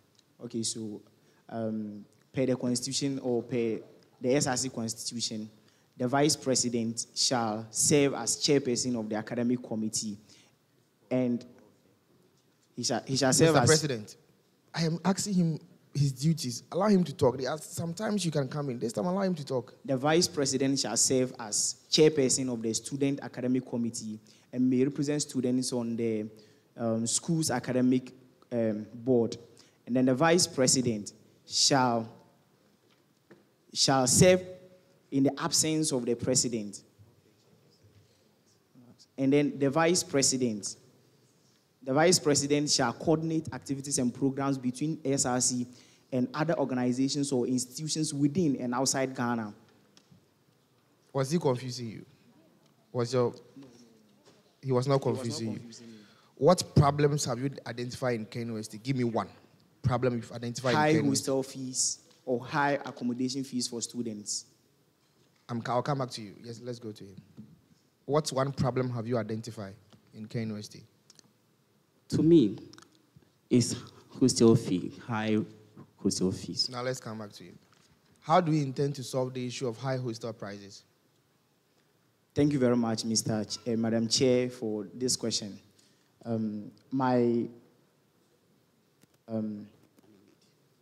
Myself and my boss, we are planning that when we are given the mandate to steer the affairs of this great institution, we first intend working with the administration or the management of the school to organize an agency that will bring all private hostels together. And these private hostels are going to be registered by the school. They are already and registered. without that registration, it will be unauthorized for any hostel manager to host students. Sorry to cut you. Do you think there are hostels that are not registered? Well, I know of the existence of this registration, but this is actually different from what I'm So talking how about. is this different? So this is an agency, right? And all the hostels are going to be registered and regulated by the school. They're going to be regulated by the school. So it's actually different from this one. And the regulation is pricing and everything is going to be part of the regulation. So there will be a minimum amount under which a hostel manager shall not charge below, and a maximum amount under which a hostel manager shall not charge. You think that is feasible? It's very feasible. So what happened if the hostel manager decided, okay, I'm not going to charge? If you ask the person to charge this amount, he said, I'm going to charge higher. What will you do? The person can work with the university. So what will happen? And in that case, any hostel manager who do not adhere to the rules or to the regulations is disqualified from what if the students. hostel resides on campus, belongs to the school? If the hostel is residing on campus, it all depends on stakeholder engagement. So if it's a school hostel, it is actually very easy to implement it. If it's a school hostel, it's actually very easy. And then with the policy, I stated that the private hostels, I think that the main issue we have is not the university-owned hostels, but the private hostels are the main issues we have. And I think this agency will go a long way to help stabilize the price and for students, so that students will not spend so much on hostel fees, but they will have some money reserved to cater for their day-to-day needs on campus, because students are going through a lot, and this is one of the greatest challenges. All right. Thank you. All the best. Thank you. Please, the microphone. Your name? Silas Mborchi. Boachi. Right. Mborchi Silas. Silas. Yes, right. please. Sure. You said you served as the department vice president. Which department? Department of Land Economy, with the association name LAMSA, which is Land Management and Development Students Association.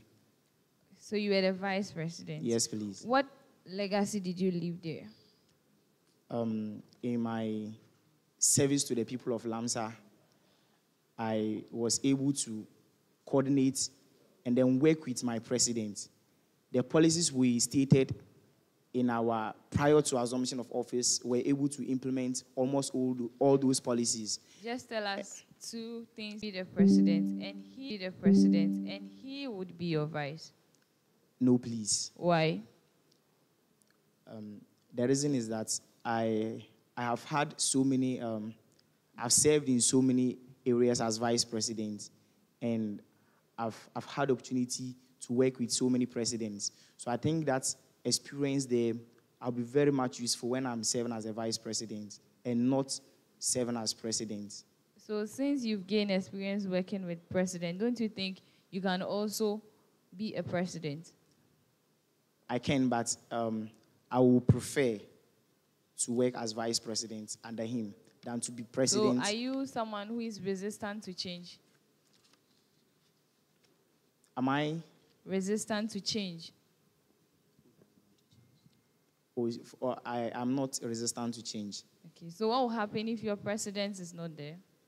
If the president is not there, I serve as president, and that is in his absence. But in the absence of the president, or in the presence of the president, I would serve as So vice. what legacy do you wish to leave for the good students of KMST if being elected into office as the vice president? Thank you very much, Madam Chair, and for this question. My incoming president, if allowed or if given the mandate, stated earlier that we... No, your personal goal as the vice president. Yeah. I will be very proud to be part of the change that we are about bringing, the establishment of the students' scholarship fund. That will not just be our policy, but it will come to stay with us like the bursaries. It will come to stay. And I know students, so many students will benefit from it. So many students are having the potential. They're having the pursuit to pursue the academic career. But then, let's continue. give it to your president.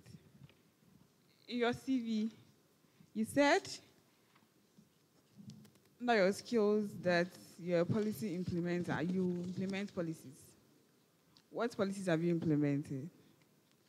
Can you please be louder small so that I can hear you well?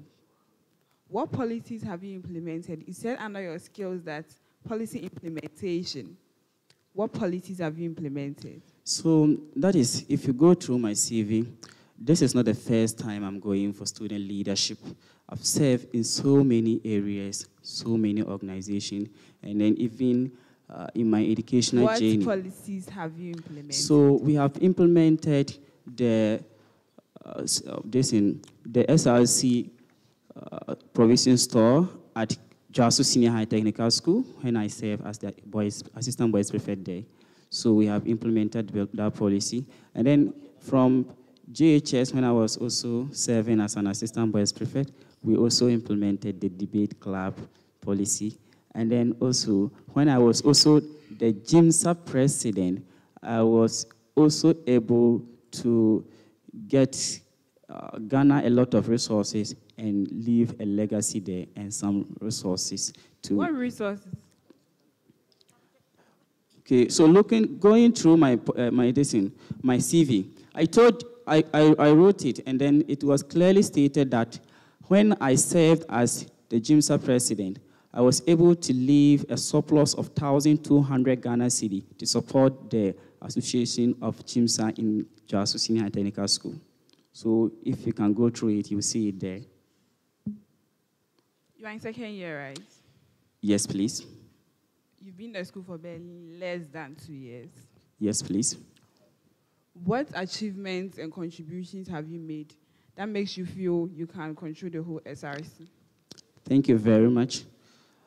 According to my own self, serving in other leadership positions, starting from JHS to ACHS, and even when I came here, I was serving as the call chef of my people, Media and Communication Students Association, class of second year.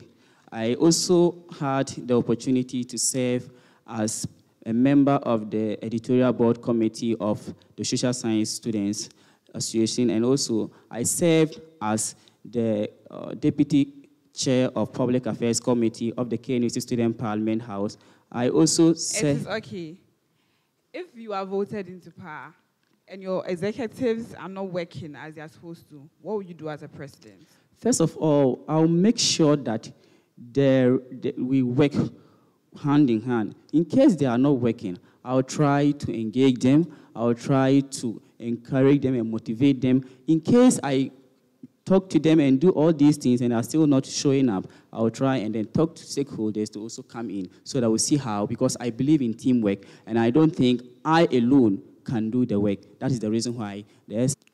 So looking at the skills...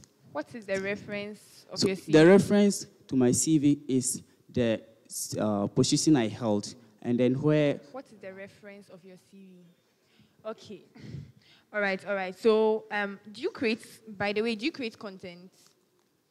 Yes, please. You create content? Yes, please. That's why you place in social media communication as a skill for your CV?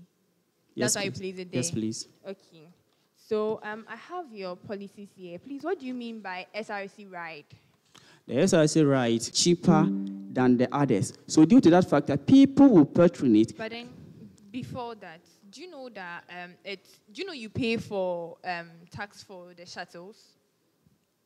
Do you know it's added to your school fees? Are you aware? Yes, please. Yes. So how does you checking finances of students whilst they are free shuttle? It's actually not free, but they're actually not using their own pocket money to pay for it. How is that checking of finances whilst they are paying for the ride and then they are not going to pay for the shuttles because their parents have already paid for it? Thank you very much. You and I, you are aware. And then you agree with me. Okay. I'm not aware. I don't agree. Okay, you agree with me that even though we have shuttles in campus, but most of the students are coming with their own way of means to campus, especially those who are staying off campus. So what can you do to help that? You are talking about their finances. You are bringing this in relation to their finances. Okay, I'm not talking about their accessibility Look, to getting selected. if you go through my policies, there's a policy about transportation, and we intend to increase the number of shuttles and also to repair the spoiled, the shuttles that are having problems. All right, sure. So which aspect of the student's life is your policy seeking to solve? Which of the policies? Which of the policies are you talking about? Because we have... Asking you that which of your policies you have provided for me here that has a lot of asterisks inside, which of them is these policies, which of them are seeking to solve students' problems? So if you are talking about the right app, it is... I'm not talking about right app. Which of these policies? I haven't mentioned... Okay, so it is... Try and understand my question, okay? So let me calm down for you. So which of these policies you have here, okay, is one of the topmost, which is trying to solve students' problem as we stand now? So maybe you can highlight one of the problems and say that, okay, with these problems, apart from, I think you've already spoken about security, okay, yes, and then you've already spoken about hostel prices. So yes, which of them, again, do you think can solve students' problems? So to me, even though all of them are there to solve problem, but the one that I am so much about it is about the SRC Scholarship Fund. Because I can tell you, like, I have an evidence so that some of my course-mates try to drop schooling because of school fees. Okay. So your last question. Okay, do you know about which of the articles in the Constitution talks about transport commission? Which article in the... Madam Chair, I don't have an idea. Okay, thank you. So maybe when you're done, you can go and find out. Yes. Okay. You're welcome to the speed race. Thank you, Chair.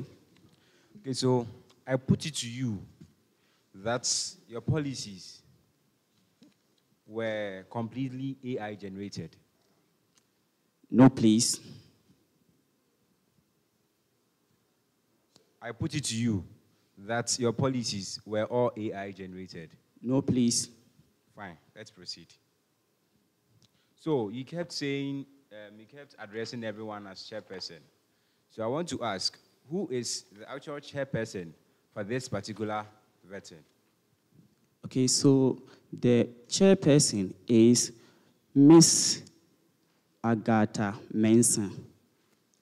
Let's proceed. So, are you punctual? Yes. Are you punctual? Yes, please. Well, it is not mine to decide. But then on 31st June 2025, you were supposed to be in class. Where were you? 31st June 2025. Yes.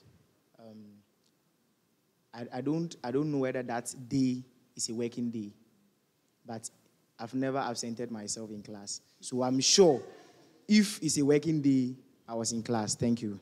All right. So, how old is KNUST more than Ghana?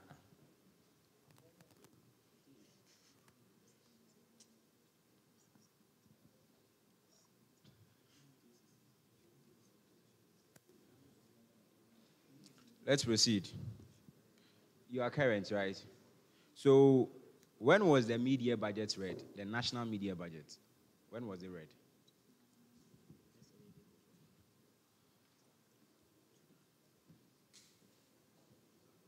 So it was read on the 24th of July, 2025. All right. So Professor Rita Akosia-Dixon is the chancellor for KNUST. True or false? True. False. True.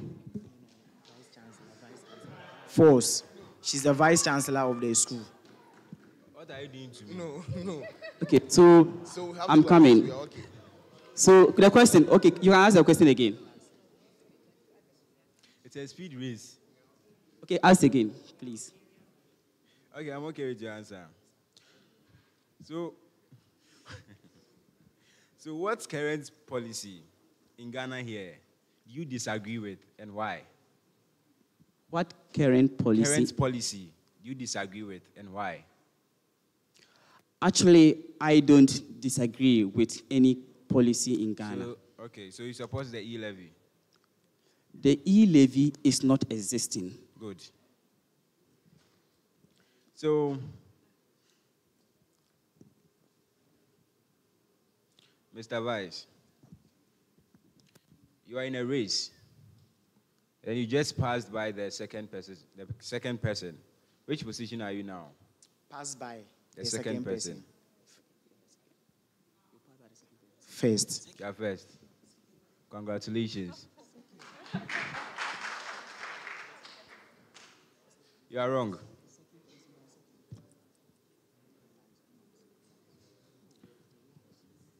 So, have you heard of the UITS? Yes. What does it stand for and what is their purpose? Their purpose is to help students that are going through technical problems like online registration or maybe their software. That's okay. What does it stand for? UITS, yes. University Internet. UITS, University Internet Technology.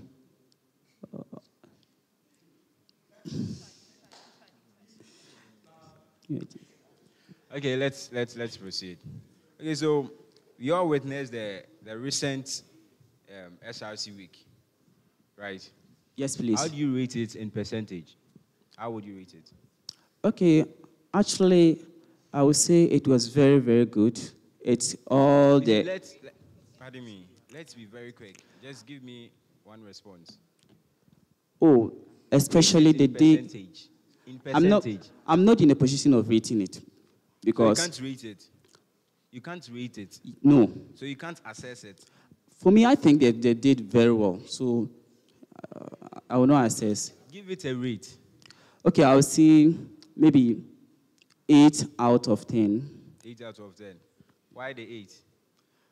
The 8 because all they were able to make it like the way they said it. But the reason why the 2 is not part to make it 10 is because some of the activities experience low outcome.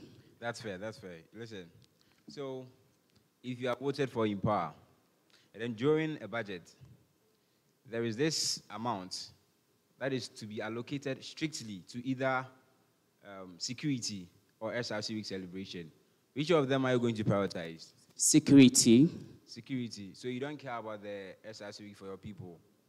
Yeah, I care about it, but there is a saying in Akan, chairperson, can you permit me to say, saying that here answer fata. So I think the security is more important. Without if you are not secured, you cannot enjoy. Thank you. Okay, I have one last question. Okay. So you have a white hat, right? And it falls into the Red Sea. What color would it be? Can you come again? You have a white hat, or let's say handkerchief, and then it falls into the Red Sea. What color would it turn? It will still be white. All right, thank you. Okay, so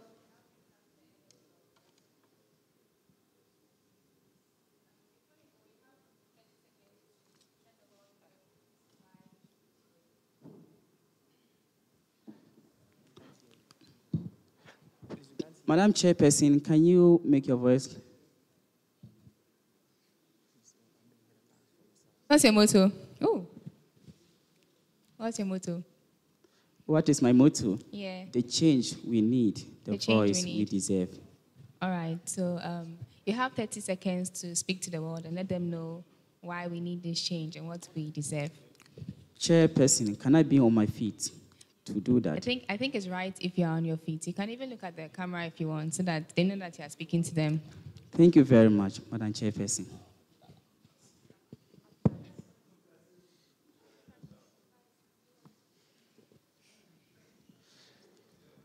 Colleagues, students of KNUST, you have listened you've heard.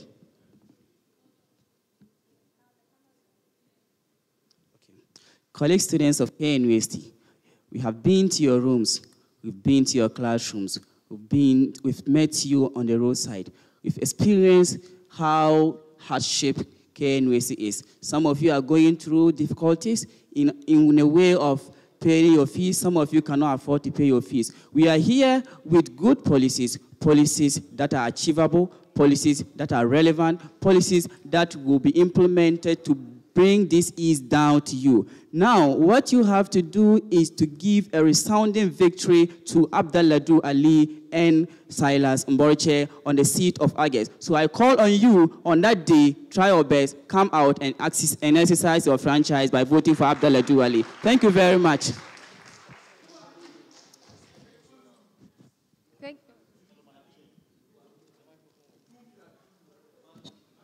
I leave now. Thank you, Madam Chair.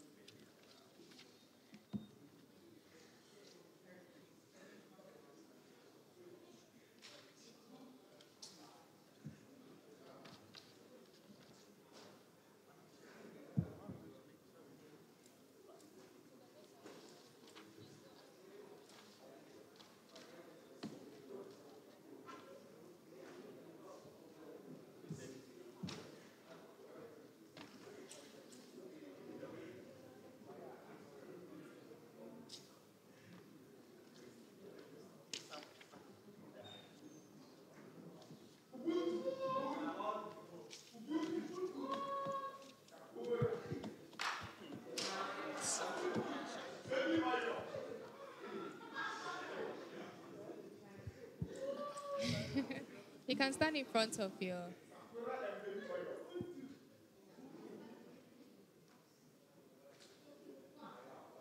Okay, can you pick up the microphone behind? Hello? All right.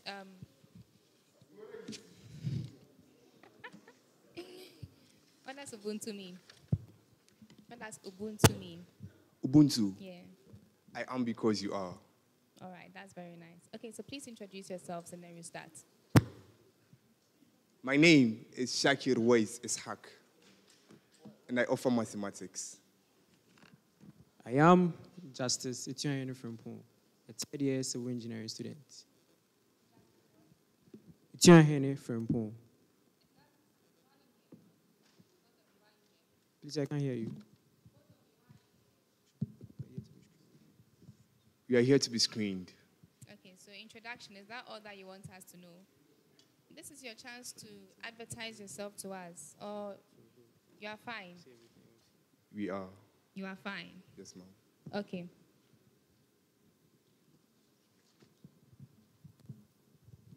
Hello? Okay. What's your motto? Both of you. Your motto. Your motto. Your motto. Ubuntu, all involved. Oh, that's why they were all shouting Ubuntu. Oh, okay. That's a very nice motto. Okay. So, if you were to rate the current SRC administration, what rating would you give it? A 7. What did you say? A 7. We rate it a 7. That high? Yes, ma'am. For what reasons? Collaboratively, we believe that nothing is too good that it can't get any better. Just as nothing is too worse that it can't get, nothing is too bad that it can't get any worse. So we've geared all our efforts to look at it from the positive perspective. So that's why we are rating it a solid 7. Okay, so if it's a solid 7, give me 5 accomplishments of this administration. Because I think 7 is quite high. So recently, it was very evident that the current administration... Sorry for cutting you. When you are engaging me, I like rapid fire answers. Go straight to the point. Yeah. So there were food donations to the Obuasi campus, which was stated in their manifesto. Next one. And the SRC week celebration was... Would you credit it solely to them? I mean, it took lots of other advocacies to bring it into power. Okay, next one.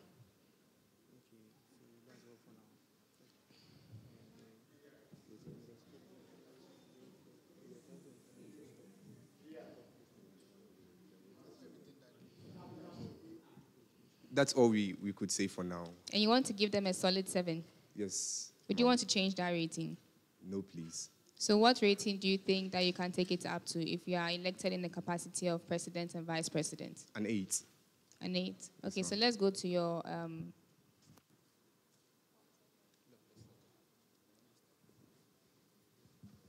okay. So we would go to rapid fire questions and then...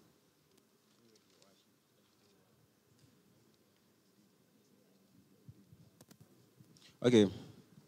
So please, you're welcome once again. Thank you so much. Right. You may have your seats. Thank you so much.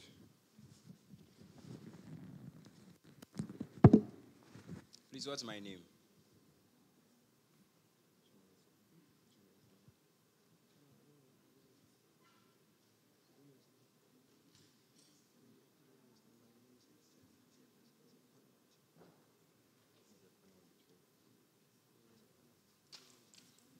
Okay, so we don't know your name, but we know... All right. So does it mean you don't pay attention to details that should concern you? We do pay attention to details. Fair enough. So who is the chairperson for this vetting panel? Right Honorable Agatha, the Deputy Speaker of the 16th Parliament. Thank you. So, Mr. Vice, you know about the national anthem, right? Yes, please. Can you recite the first 3 lines of the national anthem?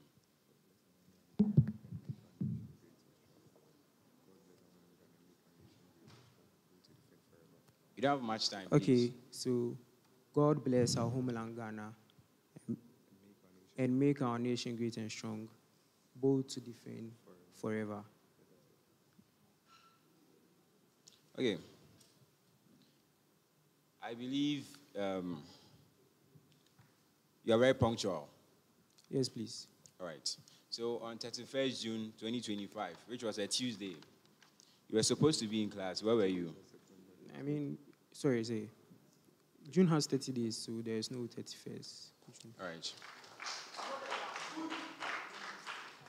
Who is the current EC? National current EC? National. Miss Charlotte Osei. Are you sure? Mrs. Charlotte Osei. Are you sure about that? Yes, please. Okay. So this is a true or false question. KNUST is 70 years old. True or false? False. Ghana is 68. True or false?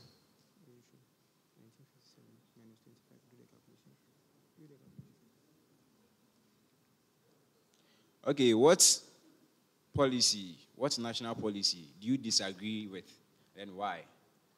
National policy.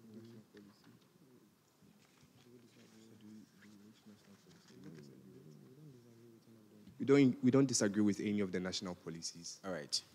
So, with your submissions, you gave the current SRC government 7, right? Yes, sir. All right. So, prior to the recent SRC week celebration,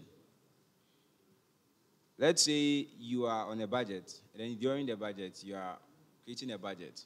There is an amount that is supposed to be allocated strictly to either of the two above that I'm about to say. That is security, then SRC week celebration. Strictly one of them. Which of them are you going to prioritize? We are going to prioritize security. So you don't care about the freedom and then the enjoyment of the people? We do care. So justify your reason.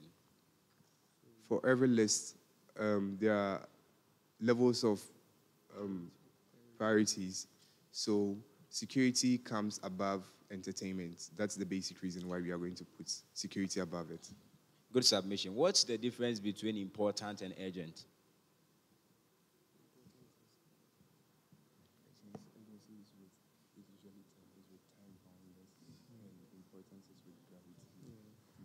So urgency is with time boundness, and importance is with gravity. So that's basically the difference. Important is with what? Gravity. I don't understand. So the gravity with which something matters. That's the basic definition of what importance is. So you know of UITS? Pardon? You know of UITS, right? Yes, we do. What does it stand for and what's their function?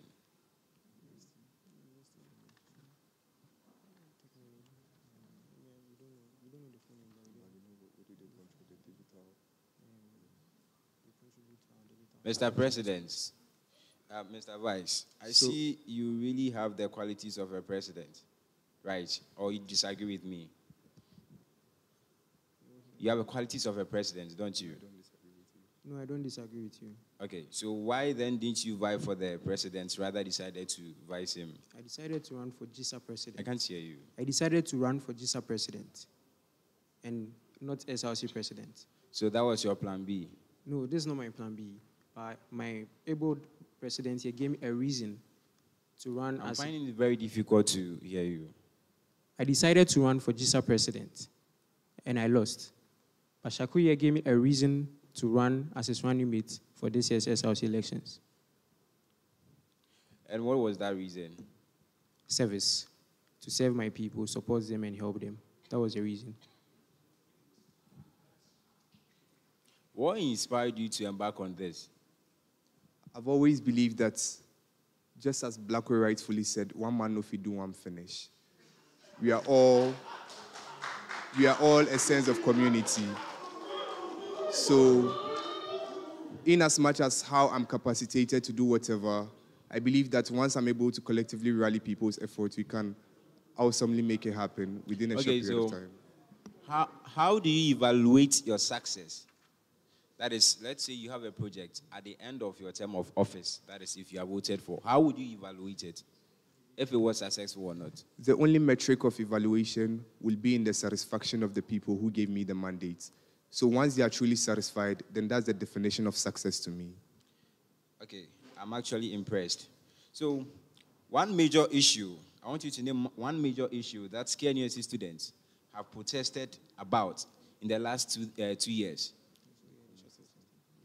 The commute system on campus. The commute system. Please elaborate. I don't understand. The transport system. The transport system. Yes, sir. Really? Yes, sir. Okay. Thank you. Thank you so much, sir.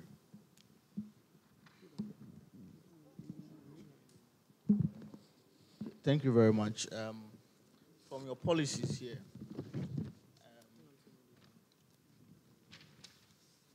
I can see transportation relief and an expansion project, right? And you said you are going to construct a walk path from Brunei to School of Business. How are you going to do that? So thank you so much for the question, sir. You're welcome. As rightfully stated in our policy documents, it was as a result of numerous engagements that we had with students, of which we all faced that same reality. So we looked out to explore ways in actually to help curb this particular situation. And we believe vehemently that with a footpath constructed to directly link Brunei to KSB specifically, is going to do two things. One, it's going to cause a shorter route for students around the Brunei Katanga enclave. Thank you very much. I know the benefits of it. Have you consulted any higher authorities? Have you consulted the Director of Physical Environment and Works? Have you consulted the ACID office to make sure it's possible? So yes, we've initiated conversations. With who? With the estate officers and the planning and development units. Really? Yeah, looking out to the feasibility of it. And what was their response? I mean, they really bought into it, but then we believe that in that capacity, our conversations couldn't extend beyond the very first one. Hopefully, when we are being given the mandate, we shall take it from there and look at how we could fully make it materialize. You are going to procure new SRC shuttles to increase capacity. How are you going to do that? Pardon me? You said you are going to procure new SRC shuttles to increase capacity. How are you going to do that? Okay, so first and foremost, we believe we believe that there are lots of stakeholders who actually look into the welfare of the entire student body. So with funds from the SRC's coffers, coupled with these ones that we are going to solicit from the stakeholders who have the interests of students at heart, we are going to look forward to procure those shuttles. You know, the school has seen that we need more buses. That from what you are saying, why is it that the school is not working on it? Do you think there is something hindering them from procuring new buses for us? So last week, my friend and I, who's around, I can see his name is Kojo, we went to the maintenance office to look out for ourselves why certain buses are not running, even though we see them all the time over there. Yeah, these are broken buses, they are not wreckages. Okay. So they assured us that they are still working on them to look at how they can get those few ones which are packed. So you said you offer short-term loans to students with a 50% bad debt buffer. Do you get it? So how are you going to find the credit ratings of students that this person can actually pay back the loan? You said you are going to offer short-term loans to students, right? Yes, sir. At an 8% from the SRC coffers. Do you get it? And it's going to be paid in 4 months. How are you going to ensure the students pay their money back? Given or that... find that this person who is taking the money can actually pay back. Because as a final year student, if I take the money and I leave after my graduation, you are not finding me anywhere. So it will be very imperative to state that these monies will not just be given out anyhow. Rather, there are going to be certain criteria which will be stated. For example, your year of, the year in which you are, to actually tell how much time you have left on campus. Okay. The amount of money you are taking, they will look at the feasibility of it But in if terms the of student repayment. loan not doing these things, the student loan is not playing the same part. Just as we stated earlier, that nothing is too good that it can't get any better. Okay. Just as nothing is too bad that it can't get anywhere. So right. if this is going to make it better, then we are in for the long run. Good.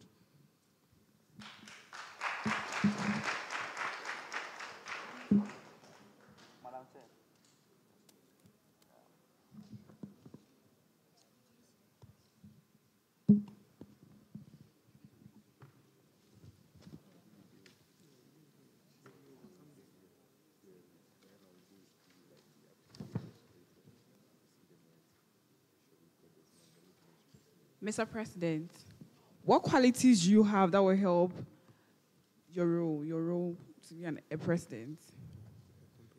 So first and foremost,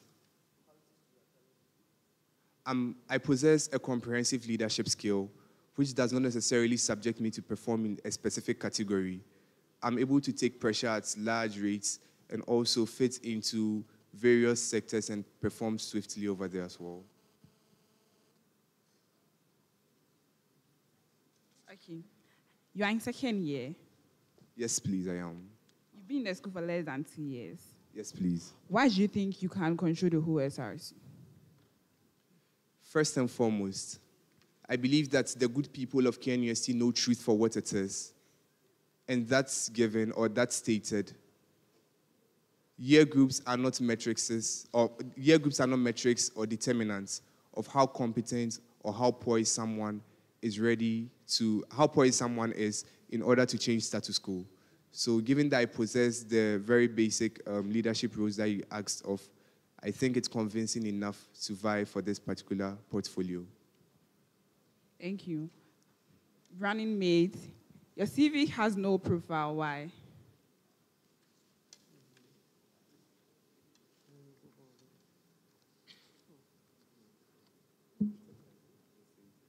It's a typo error. Yeah.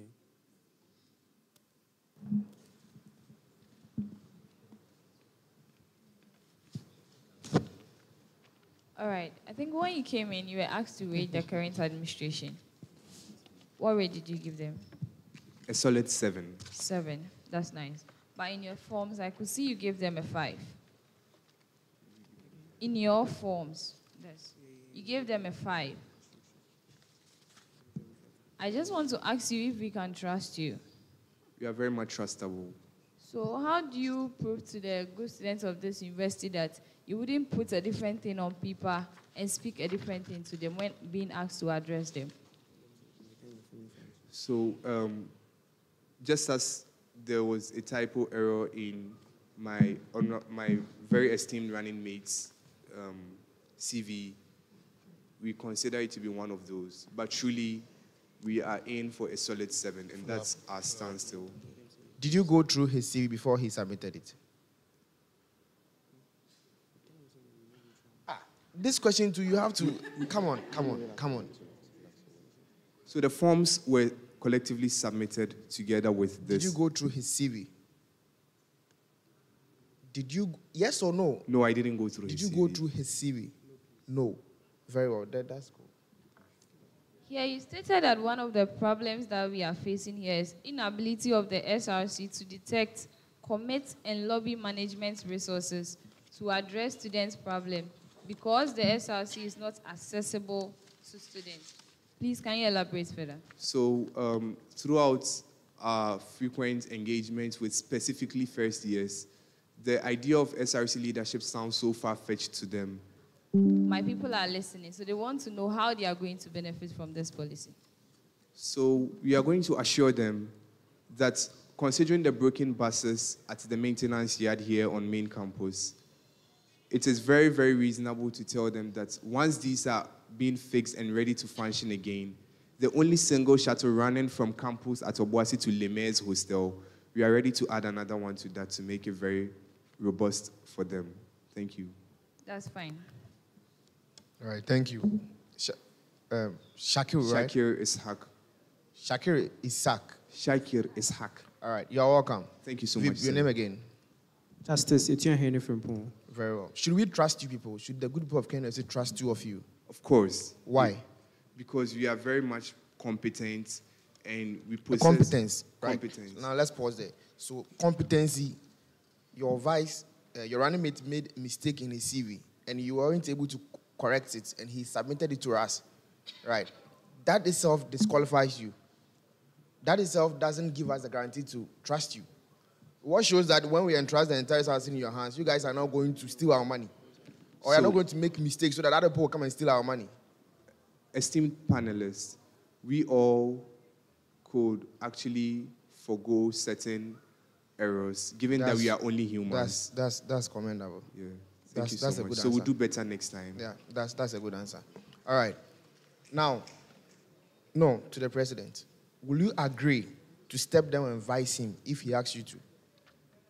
Given that I chose him on the metric of fully trusting the vision he has for office, I won't hesitate at all to do so. Why? Because I trust him. I know he can equally lead the student front. Very So well. whether on his ticket or mine, the school is in safe hands. Very well. Give it to him.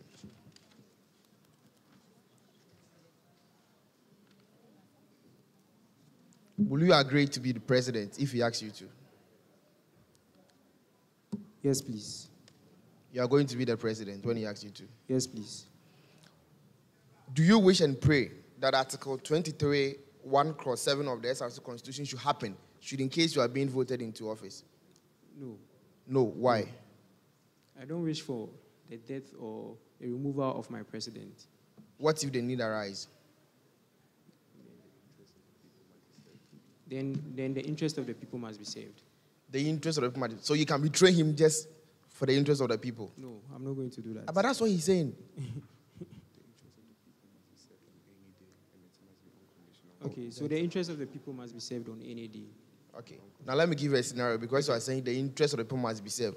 So assuming that Shakil, right, is accused of embezzlement of fund, and he have a discussion with you that he has never done anything like that, but of course the Kenya students are accusing him of that. Are you going to say that because the student interest that he has been found of embezzlement of fund, he should be sacked? Okay, so based on the Constitution, we have procedures. So we are going to go through that screening, and if it's found guilty, why not? To save the interest of the people.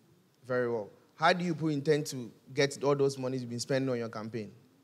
How do you intend to get all those monies back? The monies you've been spending during your campaign, how do you intend to get it back? We've not been campaigning, sir. We were only familiarizing ourselves with the people. So you've not been campaigning? And seeking their opinions. Very well. What is that called? Pardon? What is the name of that thing you are saying right now?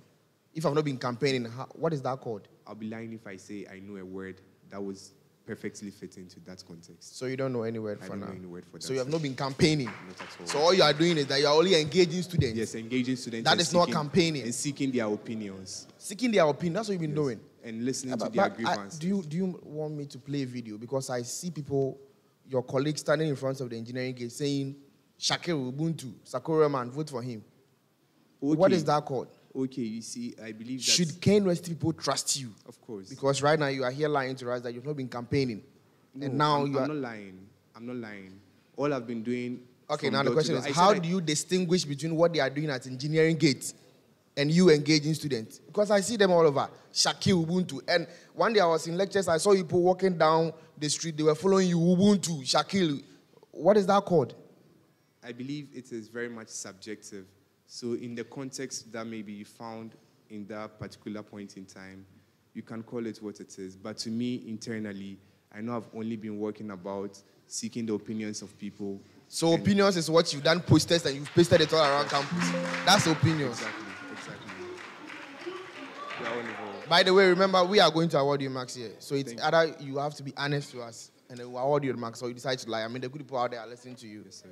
We pray you find honesty. Do you get it? We can feel like giving you 0 if you decide to lie. Because, I mean, there is a candidate I wanted to see. He did that engineering gate. There was a steps there. And when we are going to lectures, people struggle there. Right? And I see him pasting his stuff there. And I've been seeing your guys and other guys standing there saying Ubuntu and those stuff. I asked you a question, you say you're not campaigning. Well, very well. We pray you find honesty in us, sir. You said? We pray you find honesty in us. Sorry? We pray that you find honesty in us. Well, let's see. All right. What do you want Kenya students to remember you of when you leave office? So legacy is what stays in the heart. Yes, so what will you do so that, what legacy will you leave? Okay, so the Shakel and the Justice Administration. I'm talking about you, not him. Okay, sure. But I believe in teamwork administration. It's a collaboration. I am talking about you. You. But I'll be working with him. So you as the VP are not going to do anything? It's a collaboration. So anything I'm going to do is also for him too as well. What's your weakness? Multitasking. Multitasking. Yeah. When was that evidence? When was that evidence? In the recent GISA experience. Recent what? GISA elections experience. What were you doing? Combining both academics. Gentlemen, his weakness, he's telling me, what are you telling him about his own weakness? What are you telling him? Yes? Okay, yeah, combining academics as well as going around making awareness. That's a brilliant contribution. Allow him to just talk. What will we give it to him? What's your strength? Multitasking. His weakness is multitasking. Your strength is multitasking.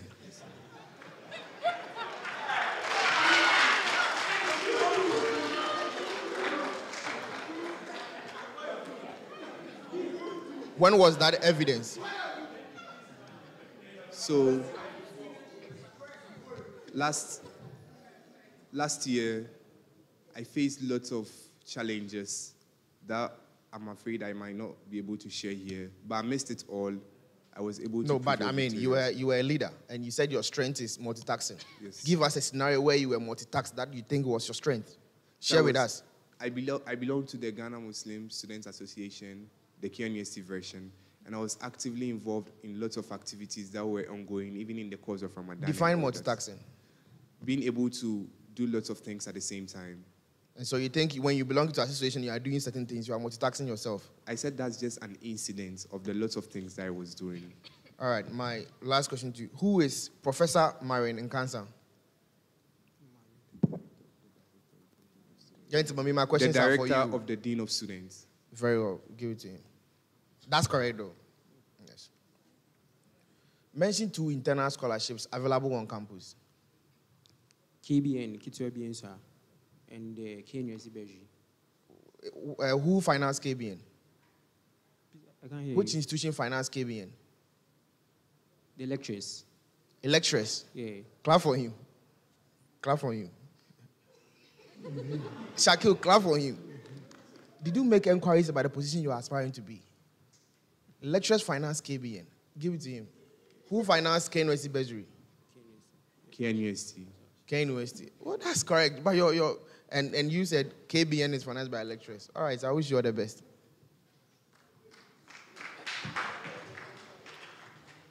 All right. Good day. Good day, Good Mr. day. Shakir and Good day. his running mate. Okay, so my question goes to Shakir.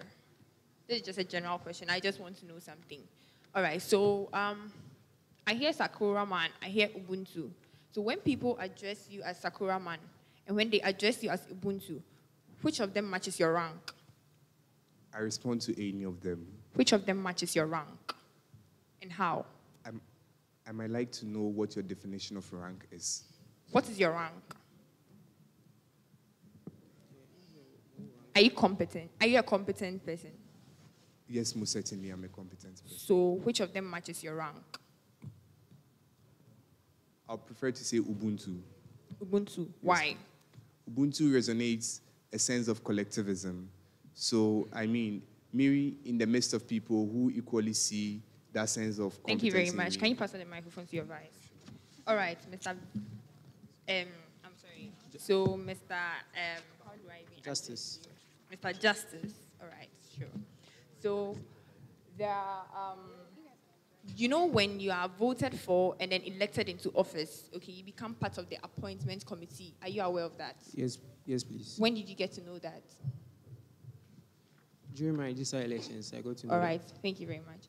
So, when you are voted for into the office of the SRC vice president, okay, apart from you being the vice president, which other committee is part of the appointments board or appointments committee? Give me three. Committees. Yes.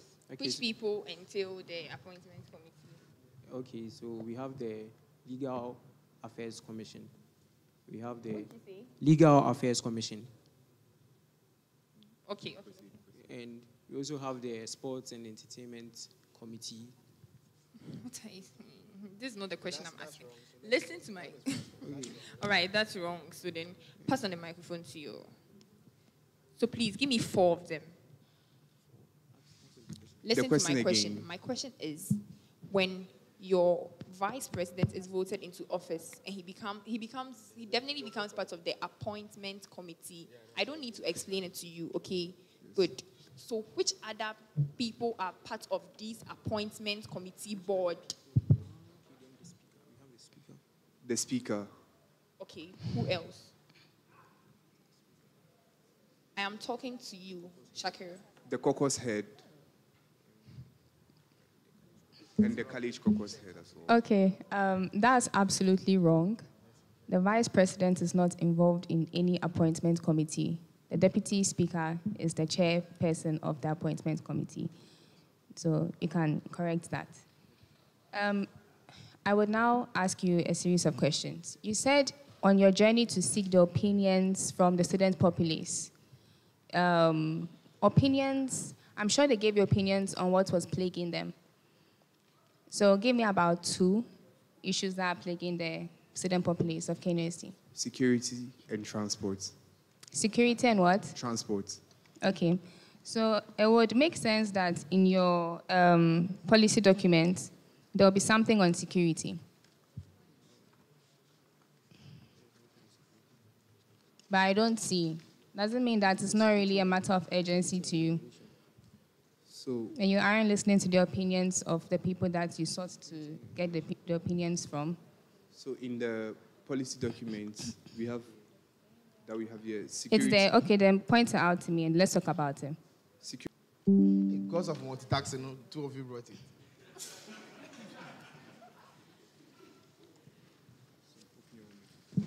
By the way, you guys are Okay. Okay, that's very good. So, do you believe that the Constitution has power? Pardon? Do you believe that the Constitution of SRC has power? Yes, we do. Do you believe it offers the portfolio of presidency certain platforms to be on? Pardon? Do you believe that the Constitution affords the portfolio of presidency? Like, for that portfolio, it affords you to be on certain platforms that are beneficial to the portfolio. You understand the question I'm asking? No, please. I'm saying that by virtue of the fact that you believe the Constitution is powerful, it means that it gives backing to the portfolios that you are running for. Yes, we do. Is that the only thing that the Constitution gives to you? No, please. So now I'm asking you, it gives you opportunities. What are those opportunities it gives you that allows you to achieve all the policies that you've provided here? So it gives you the opportunity to serve as the mouthpiece between the student body. I don't want vague, flamboyant words. We are talking Constitution over here, so let's speak Constitution. Yes, talk to me. What does it do? It gives you certain powers. It tells you what you can do. So let me know what those things are. You understand what I'm asking? So you become the commander-in-chief for the University Cadet Corps. Okay, how is that going to help with security? So in just as we are all patiently waiting for the elections day on coming 6th, I guess, issues of security will become very critical at the various polling centers. So at that state, you are going to execute the powers as the chief commander of the university. What does that look like? Give me blueprints. I don't want a vague idea. I don't want ideas now. I want step by step. You've thought about it. So if you are the chief in command, you do this, you do this, So you you are do going this, you see this. That's what I want. So we'll collaboratively work with the university security, Okay. together with the KNUST police to secure, to maintain security. So would you and be on sanity. grounds to do that yourself? Most certainly, I'm very much ready to serve the Okay, people. that wasn't what I wanted you to bring up, but it's good that you brought it up. What is the highest council that the SRC president will sit on? The University Council. Okay, so then by virtue of the fact that this is by the Constitution, you have that platform. Okay, so now talk to me about that. Did you ever consider what that platform can give to you? So we believe that sitting on that platform comes with lots of responsibilities. I know that, so... And we are going to bear up the responsibility and serve it at best to the interests of the people. What does that mean? That basically means that just as we've gone around seeking their opinions and listening to their grievances, on the council, we are going to ensure that... Do you know who sits on the council? Do you know the caliber of people you are going to meet there? We can talk about it. I'm listening. Yes, we do. Okay, let me know. The Vice Chancellor. Uh-huh. The Chairman of the Council. Mm-hmm. The GRASAC President. Mm-hmm. The President of the UTAG. Okay, so you know the caliber of people you are going to meet there. Yes, we do. What skills do you possess as at the moment that would help you advocate for these policies that you want to push if you are elected as president? I know I can communicate my ideas clearly and also seek advocacy through right ways in order to get problems What solved. are those right ways? Civil engagements. What would that look like? Please, could you You are further saying provide advocacy clarity? through civil what? Engagement. What does that, like, what is civil engagement? Is it coming to speak to me in my room? No. I know as SRC president, you can't come to each person's room and speak to them. So let me know. I want a blueprint. Do you not understand what I'm asking you? So while seated on the council and decisions are being made or opinions are being taken, I'll make sure I relay the grievances of the people to the council so Okay. they approach it with the best solutions available for us. Okay, we'll take that. Do you think there's a gap between the average person, like the average student, the average KNUST student, and the SRC executive body? Do you think there's a gap? If you don't, you can say you don't. No, we don't think there's a gap. You don't think there's a gap? Currently. I mean, in all administrations, in all SRC administrations, do you think there's a gap?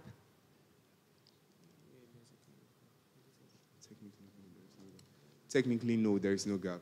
If there wasn't a gap, then what's the point of seeking opinions to know that there are problems? My point is that as SRC president, what is the line of communication that keeps you in constant with the student populace? Do you understand what I'm asking? Please, could you come forth with more clarity? So there's a history of SRC presidents. Once they gain the portfolio, they forget the people that voted them into power. So I'm asking, is that an issue or not? It's an issue, and that's not what we are looking forward to do. So what are you going to do differently? To lead a people's government. What does that mean? What does that mean? What we are talking about right now is a kind of administration whereby, as I stated initially, won't be far-fetched from the people. We are always closer to them, making sure You're that... being flamboyant with me. What does that mean? What are the practical steps you take? So we are going to construct certain mechanisms and structures, like listening, taking it from the basic Construct bottom. mechanisms. What are those mechanisms? What I'm basically saying is this. I mean, for every hall, there is a lane rep. So we can collaboratively work with them since they are directly engaging with people. But I want to communicate with you directly. Can I do that if you are elected as SRC president? Of course, the office is always open. Is that the only way I can communicate with you? My media platforms are also available. Not my personal ambition. So how would you stand out? Because then if everybody is standing out in the administration benefits. So if you are just following and tagging behind his ambition, what is your ambition? What is your contribution? Something that we can say is, oh, the vice president did this. Okay, so for what I know, based on the constitution, I'm the one supposed to chair the academic board head. So, Okay. So based on that, I can stand out in that criteria.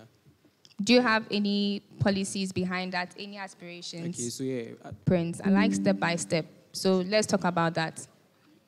Okay, so the blueprint is, the Telegram bot is now going to be upgraded and expanded for the use of every KNUST student. What are the stakeholders you are going to bring in? Or you are just positing ideas to me? I don't want ideas. I want candidates that can come to me and have thought about these policies. So when I was working on this project, I involved the Innovation Center and the engineering side. We can also bring UITS on board to help with this project.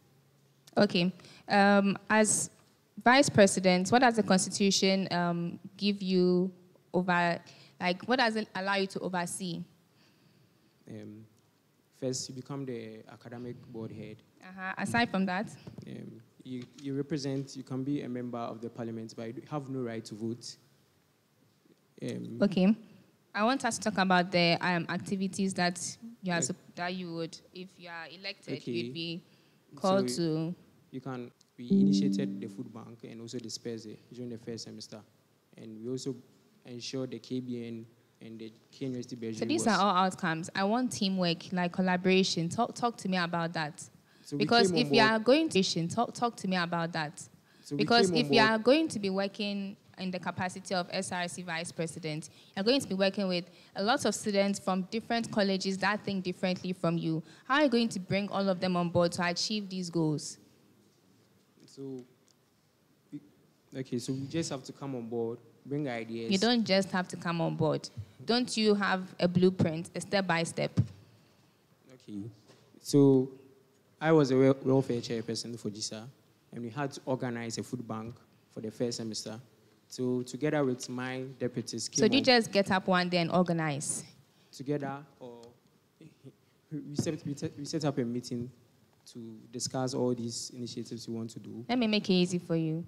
If you and I want to get to Confanochi Teaching Hospital, and I don't want to go there, how would you, but I need to go there, but I don't want to go there, how would you work with me to get me there? Through consensus building. I have to make you understand we have to go to Confanochi. So that's what I'm looking for.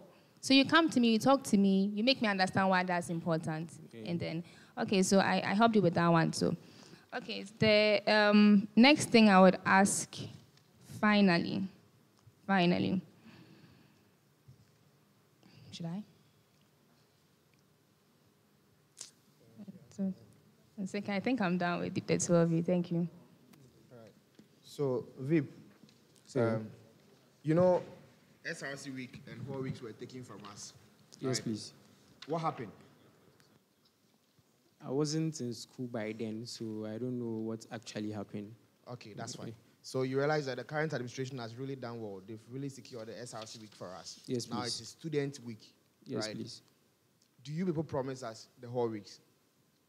Kunti cast guys miss their whole week? Do you promise them? Okay, so we can't assure or promise you of anything, but we are going to do our best to ensure we bring back whole weeks celebration. But some administration have been able to secure the whole week. The student week, all we need is the whole week. Can you assure us? Because we are also votes, remember? So personally, just as he said, I wasn't also here to know exactly what happened that led to its suspension.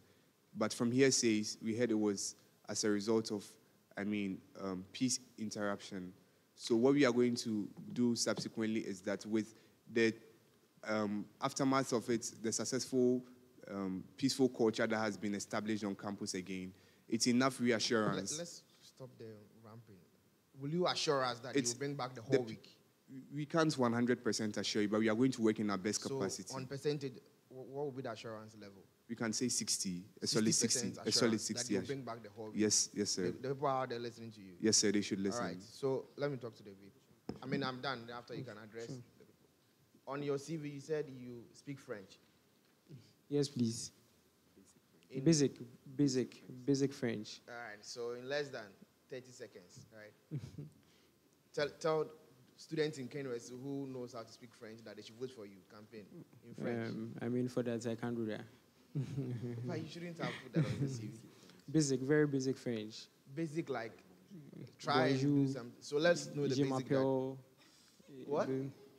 Bonjour. Teach us one French word that we will take it home. Okay, so bonjour. Not bonjour. You know, my friend. Okay, je m'appelle. What? Je m'appelle.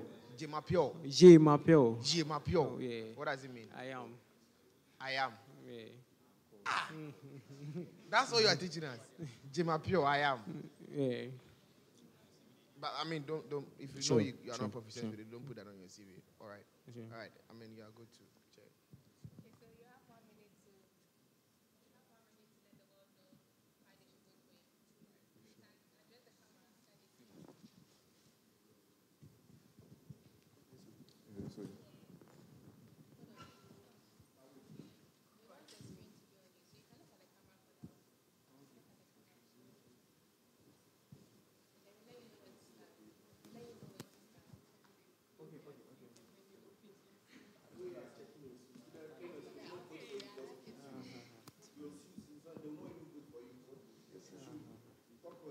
You want to be voted for competency.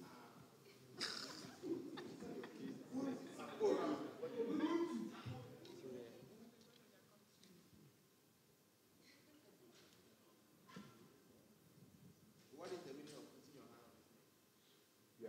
We are brothers. We are one. We are all involved. We are all involved. Good people of KNUST, we've journeyed this far, and we never promised anyone superficial stuff. All we are simply here to do is to bridge the gap between the average KNUST student and the barest minimum.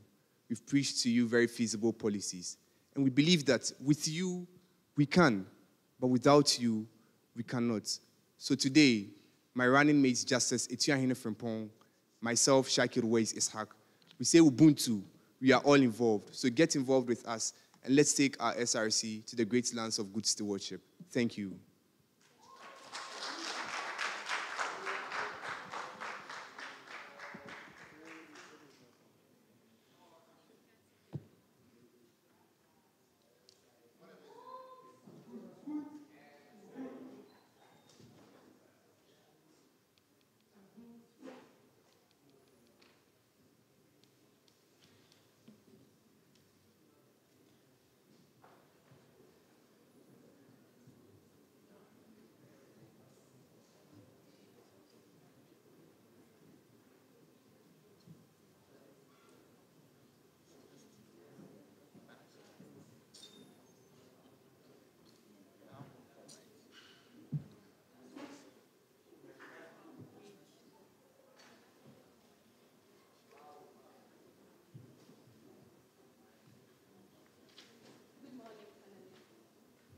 Good afternoon, Hanan. Good afternoon, fellow students. You know what? Let me get you.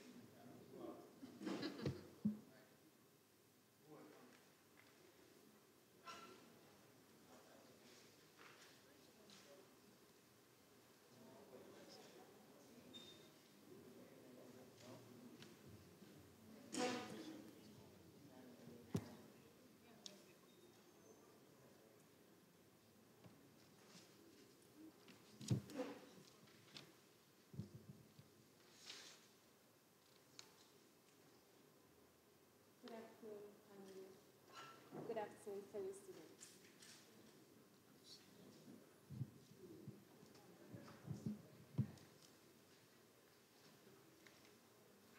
Good afternoon. How are you both doing? Okay, so let's get right into it. Let's start with an introduction, and then we'll start with the questions. The mic is behind you. Thank you. My name is Marianne Bawa Prechi, a second-year political studies student, a former deputy assistant head girls prefect for St. Mary's Senior High School, course representative for politics year 2, former social sciences, faculty of social sciences, deputy chief of staff. And besides me is my able running mate, Adukwe McDonald, a second-year automobile engineering student, an active course rep for Auto Engineering 2 class, and then the former deputy TRATEC chairperson of the 64th SRC administration. Okay, so let's start with your strengths and weaknesses. Sorry, what's your name again? Mary Ann. Mary Ann, yes. Miss Mary Ann. I am an effective communicator. I have the ability to remain very calm in terms of when matters are rising. I relate well with people.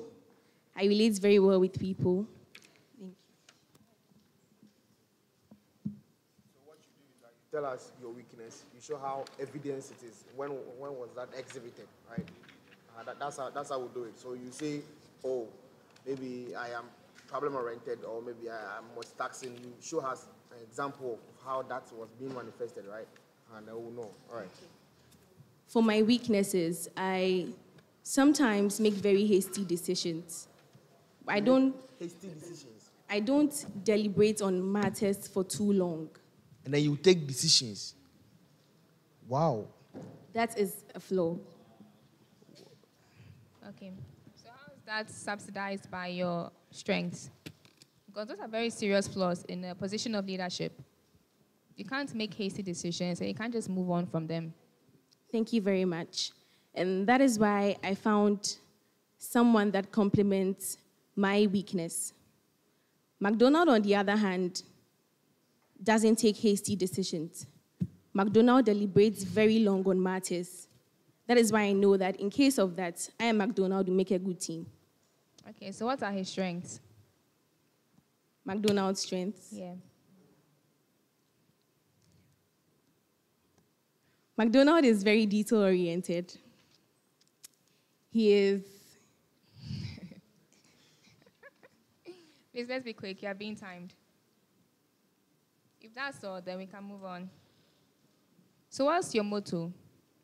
No, not you. McDonald, what's your motto? Hey, why are you asking her? You're a parent. You don't know your motto?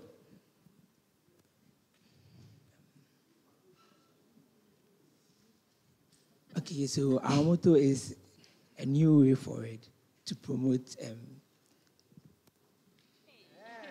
I don't think McDonald is very detailed oriented. I am detailed oriented. So what's the motto? I actually didn't get the question very well at the beginning.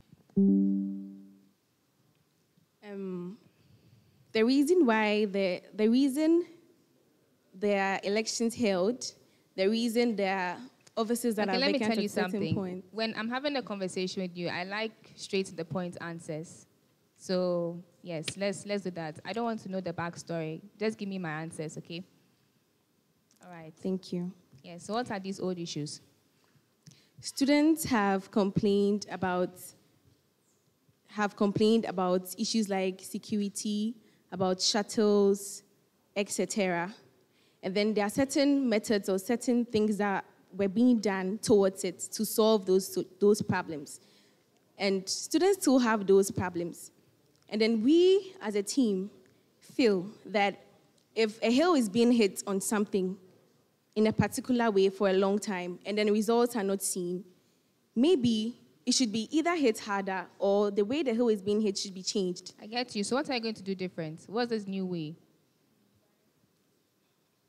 The new way we are talking about is we are going to find new methods, or we are going to use new suggestions. Miss Marianne, you're being very vague with me. I understand English. I want answers. So what is this new way? My favorite word here is blueprint. The audience can testify. What's this new way? I need a blueprint. Like, I need a step-by-step guide. So what's this new way? Because if you come to me and you're telling me that, oh, students have issues with security, I'm going to ask you, okay, do you have a solution to it? You can't just tell me that, yes, I'm going to bring people on grounds. How are you going to do it? So what's this new way? I think I'm even helping you a lot.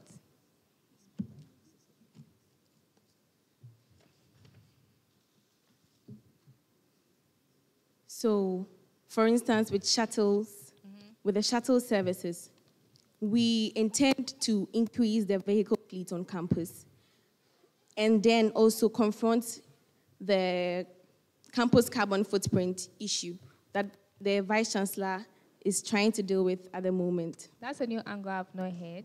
That's very interesting. Okay, so that's the outcome. That's the goal. How do we get there? Walk me through that. So we are going to partner with NGOs that are very much interested or want to invest a lot in EVs. When I say EVs, I mean electric vehicles, so that we reduce the amount of carbon that is released into the atmosphere. Are you insinuating that you're going to get electric vehicles here on campus for us? Yes, please, with the right cooperation. Don't you think that would increase costs and reflect on the school fees? Because you'd have to get a charging station for those vehicles. And the electricity bill is going to go up. All of these things are going to reflect in our school fees, creating another problem. So what's the way forward? This new way is looking very expensive. Thank you. We are not going to waste, or we are not going to use a lot of money on electricity because we are going to make use of solar panels. Okay. Yes, please. Are all of these things in your policies? Say again. Are all of these things in your policy document? Yes, please. Okay, okay. So you're aspiring for SRC president. What about the presidential position affords you the platform to be able to even engage in these conversations with these NGOs? Please say again. I'm asking, you're aspiring for the position of president? Yes. Yes, yes. So what about the president's position allows you or like gives you an advantage to engage in these conversations? Because, I mean, General Secretary too can do the same thing, but why president? As president, I am exposed to more opportunities. As president, I would have the opportunity to meet with certain people because of the title of being president. Okay. So do you know where your power as president comes from? Yes, please. Where does it come from? The SRC Constitution. Perfect. The SRC Constitution. So the SRC Constitution gives the president certain powers and puts them on certain platforms. Do you know the highest ranking platform that you can be in as SRC president if you're elected?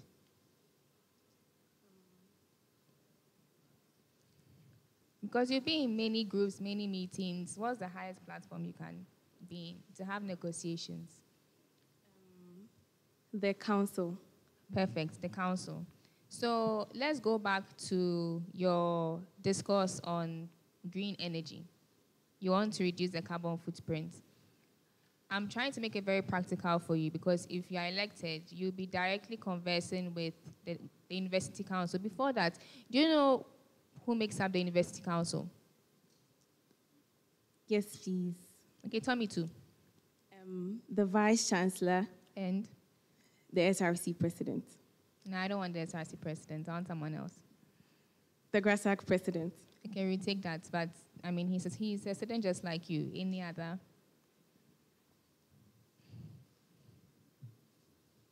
Okay, that's fine. So you are going to be having conversations with these very important people. What qualities do you possess that will give you an advantage when you are speaking to them? Because if you come to me and I think that the cost of green energy is too high, I am not really going to want to listen to you because this economy is, inflation is quite high, so things are expensive, and you want to increase fees on top. That's what they'll be asking you. Yeah, so what do you possess? Like, what gives you an edge in such a space? Thank you very much. I said earlier that I communicate very effectively. I'm an active listener as well.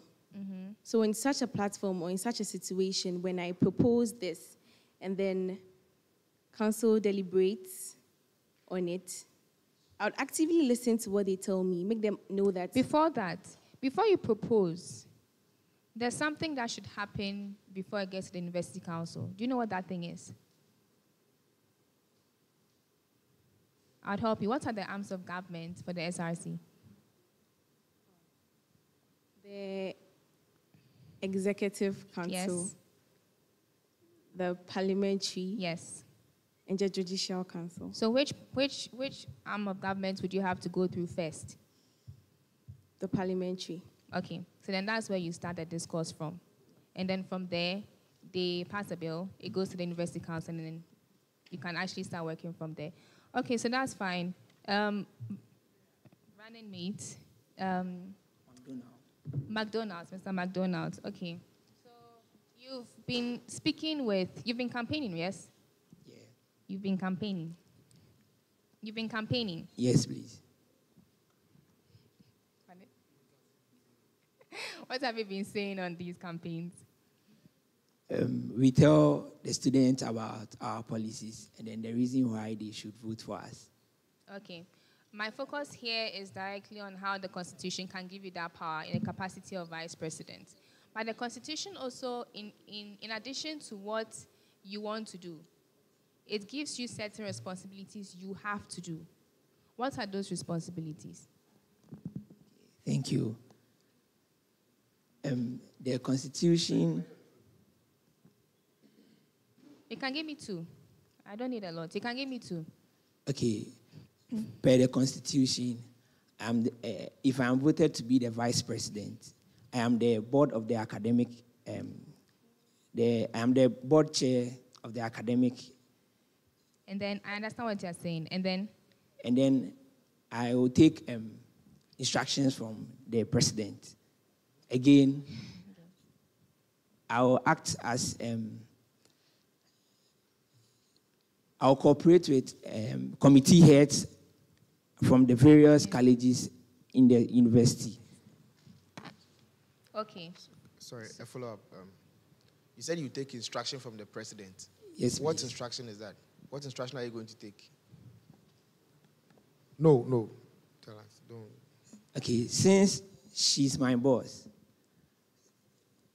I can be sent through her instructions. Say, I'm saying what instruction?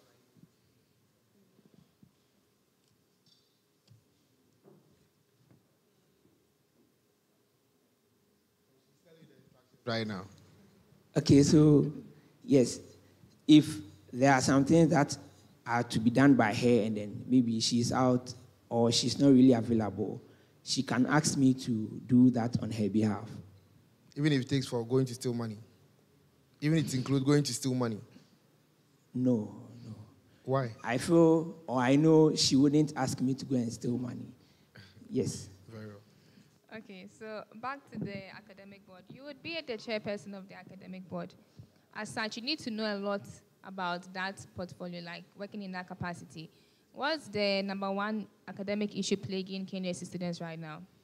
Please, the question again. What's the #1 academic issue plaguing students right now? I'll make it easy. What do you think it is? What do you think it is?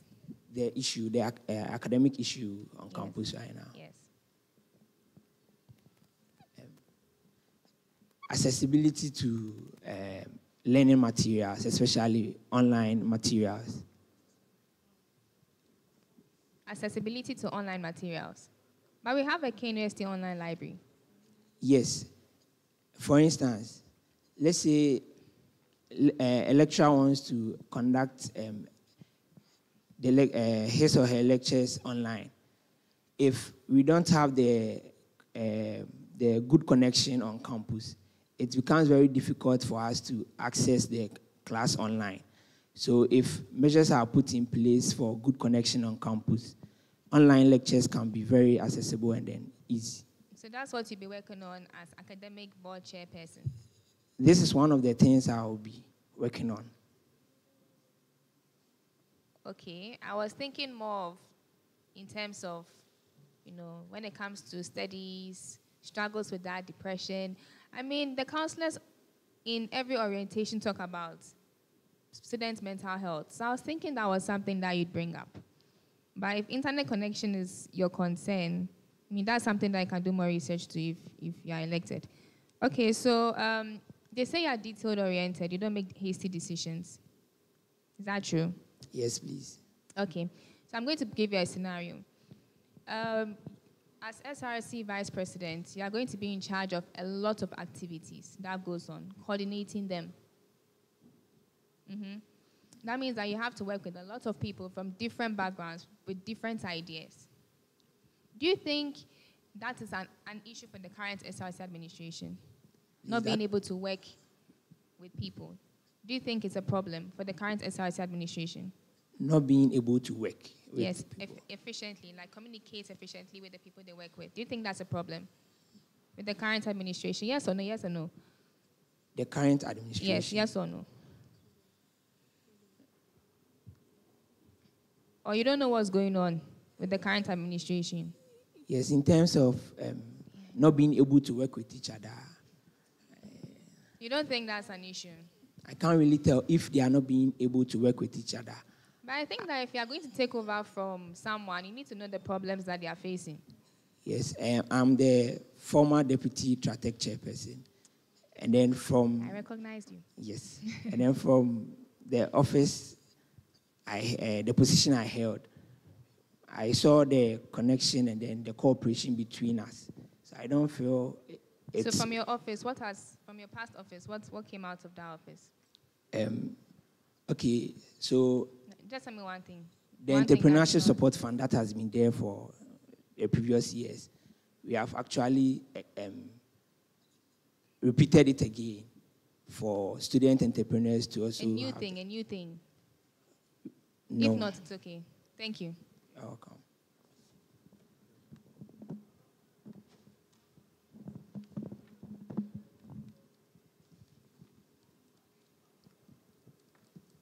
Please, your name. I didn't get it right. McDonald. McDonald, yeah, sure. Can you differentiate between mission and vision statements?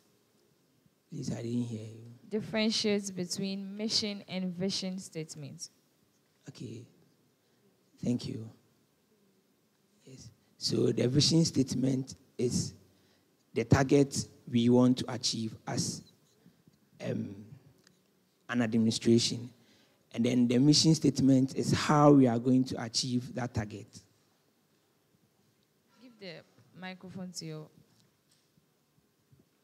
Hello, Miss. You're Hi. looking great. Thank you. That's fine. Can you tell us your mission for this office?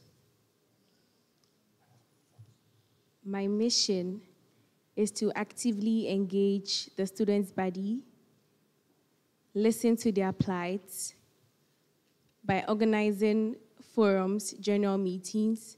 You're stating a different thing from what I have on your form here.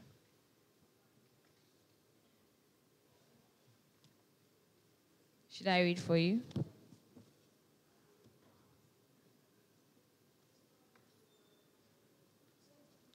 Hello.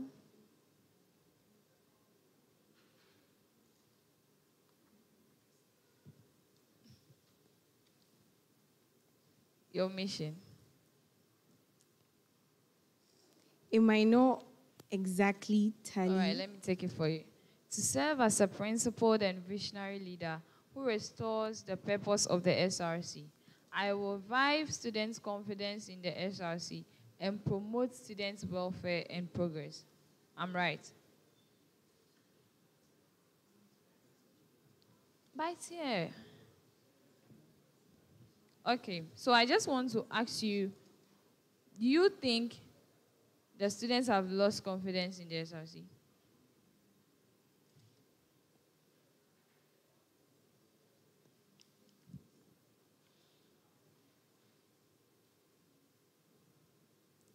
Miss, we are waiting for you. Thank you. We Just won't be say brief. that. Just be brief. Share your opinion about it Okay. as well. We won't say that the students have lost interest like on a large scale, but then we'd say that not a lot, some of the students are no longer really interested. And what makes you think they are not really interested? I'm saying this because when we started this journey, hearing from the students and going on campaigns, we've heard some of them say that, oh, for them now, they don't even think about, or they don't want to involve themselves in the student politics because when the leaders get up there, they don't do what they say. They don't fulfill the So what promises. are you coming to do differently? We are bringing tangible results. We deliver on our promises. How do we hold you accountable? Because if I'm going to go according to what you said, that means the same things were said by those in power now, those that were in power previous years, and they didn't go by it. So the students' body have lost interest. So if you promise us now with this West, we are tired of the West. So what are you going to do differently? Like, straightforward.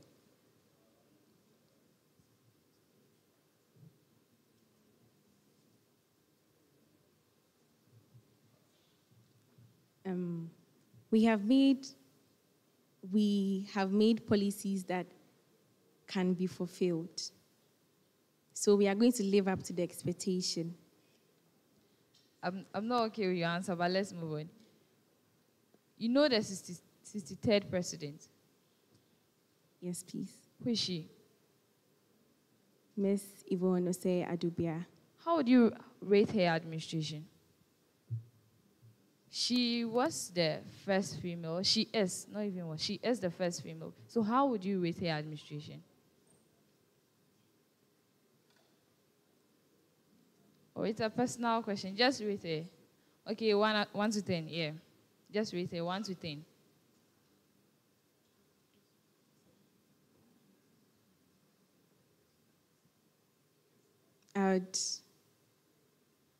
I'd rate her a 7. A 7. A 7. 7 is a very good rating. What makes you think she should get a 7?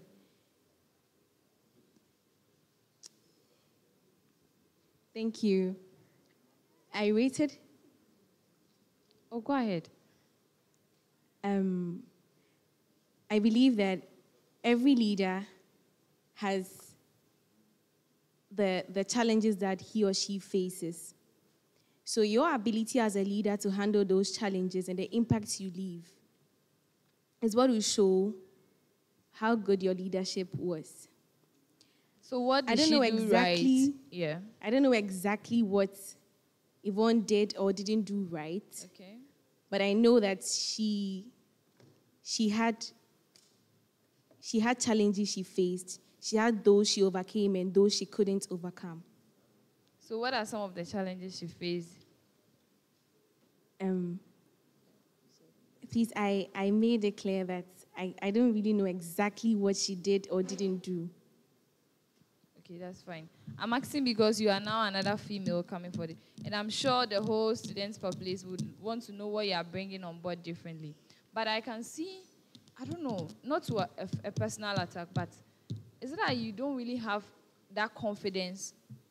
Like, are you confident? Let me ask you. I am. Are you confident? Yes, Rate please. yourself. How confident are you? On a scale of 1 to 10. An 8 or a 9. Are you sure? Yes. Because from your responses, like how you are bringing up, it's like something is holding you up. You are not sure of what you are saying. You need to consult. Do you think he should have been the president and you to vice him? He is Do a you capable think- leader as Yeah. well. So he could have been in my position right now. So is that what is making you think that you are not good for it? Always seeking. No, I believe that we are a team, so we should work together. Where I feel I fall short, or when I feel that my answer is not good enough or not sure enough, I can ask him, I can seek his opinion, and then I'm sure to deliver good results. So what is your flagship policy? Our flagship policy is... The legacy you want to leave. No, please. Our flagship policy is the expansion of the vehicle fleet.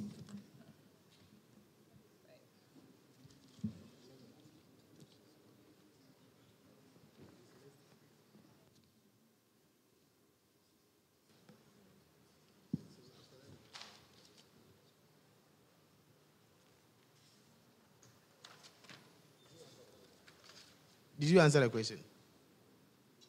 Yes, please. Sorry, would you like to give us your flagship policy again?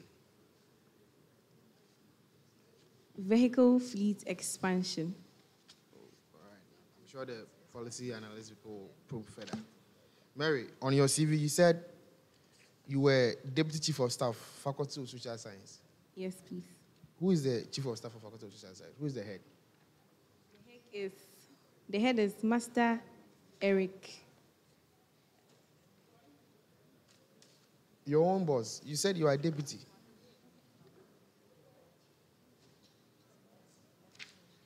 Sorry, it escaped me. All right, that's fine. And then you said you coordinated the appointees to do their responsibilities.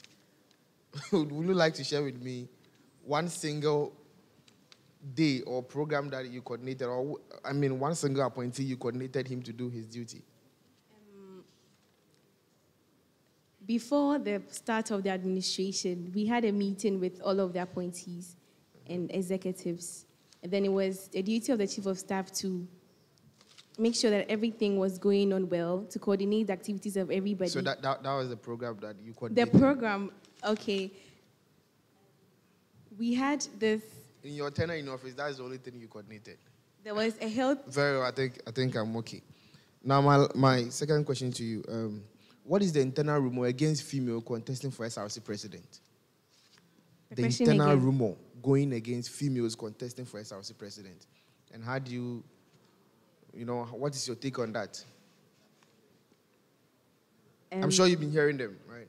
Yes. That females aren't strong enough and that we are soft at heart. Like We are the not way as you are strong as exhibiting right women. now. I don't think I'm Exhibit exhibiting your strongness and let's weakness. see. Yes, I'm listening, sorry. Those are some of the things that I've heard during my campaign.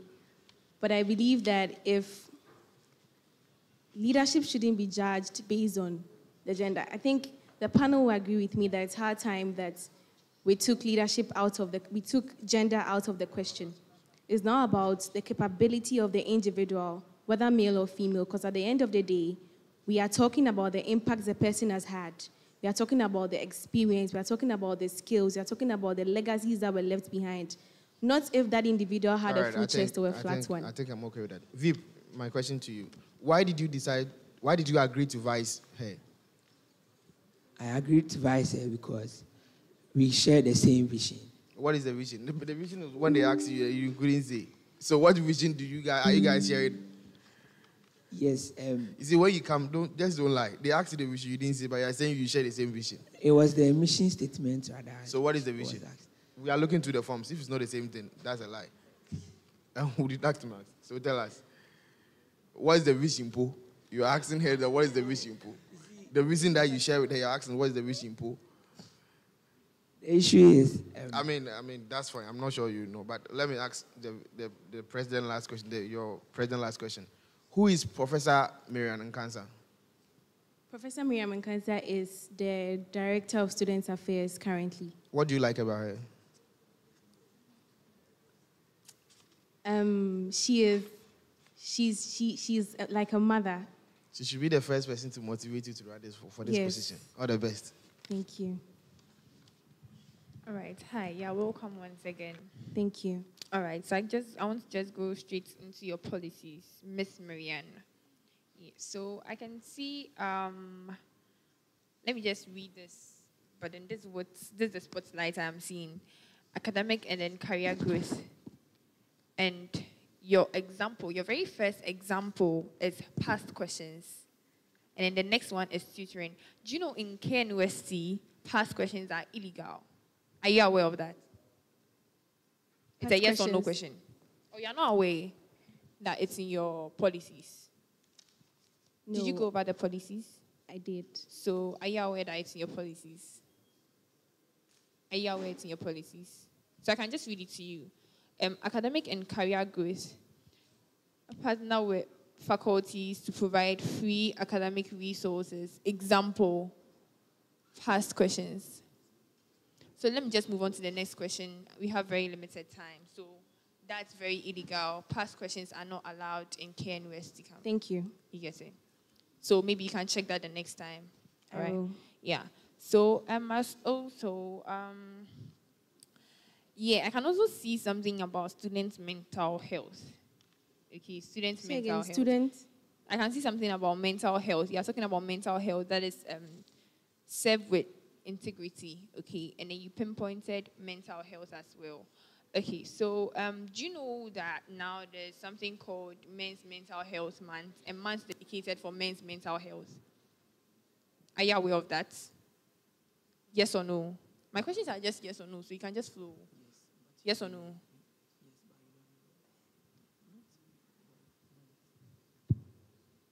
I didn't hear you clearly. Can you please come again? My question is, I can see mental health here, okay? You're going to serve with integrity, okay? And then you've pinpointed mental health.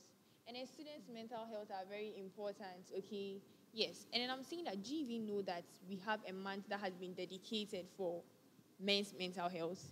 Like maybe, excuse me, but then a month dedicated for breast cancer month. Yes. Which month is it? You say you know, so which month is it?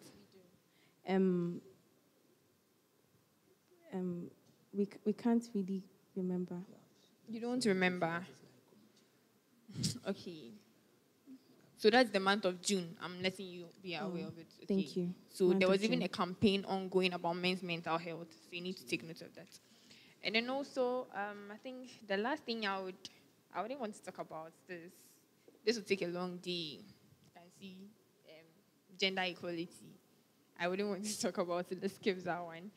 And then also I can see you want to introduce a monthly SRC town hall to report progress and address concerns. Can you explain that? Just a sentence. You can just use a sentence to explain it. It's basically general meetings to have General discussions meetings. on students' plight. Okay. But that's already ongoing. So what are you going to do about that? Because we do have general meetings.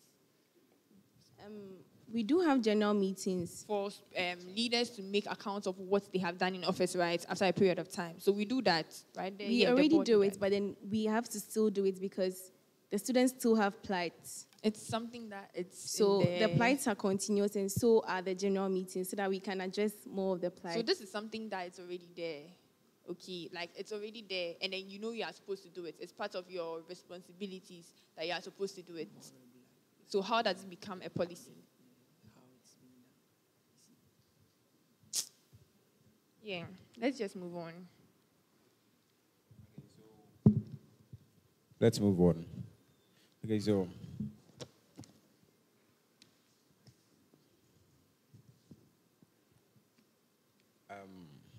Miss Anne, I like your smile. Thank you. Okay, so let's be quick here. It's a true or false question here. So, Professor Richard Akosua-Dixon is the Chancellor for KNUST. True or false? False. All right. So, how old is KNUST more than Ghana?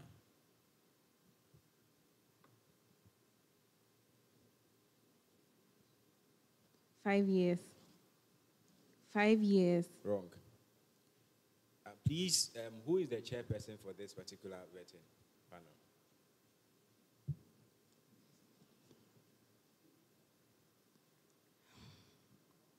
Miss, Agatha. Miss Agatha. That's okay. Mr. Vice, aspirant. Please, who is the national vice president? Ghana. Ghana is the vice president. National vice president for Ghana. Professor J. Nana. This question was directed to you. So who is Mama Ayarika? He's the Interior Minister. Okay, let's proceed. What current policy, national policy, do you disagree with, and why? That is to both of you, please.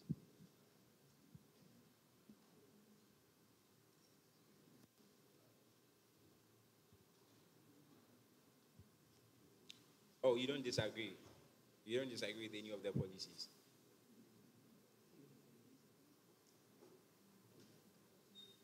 Okay, let's proceed. So when was the mid-year budget read? The national mid-year budget, when was it read?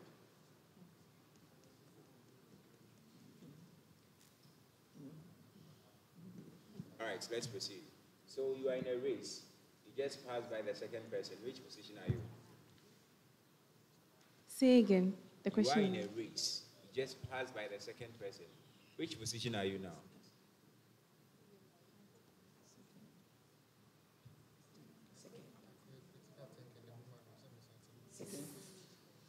I can't hear you. Be audible. Second position. Okay, so translate this to English. Yansapo was an Bajima. The knot of wisdom is untied by the wise. Last question. So, you have the white handkerchief. Then you throw it into the Red Sea. What color will it change to?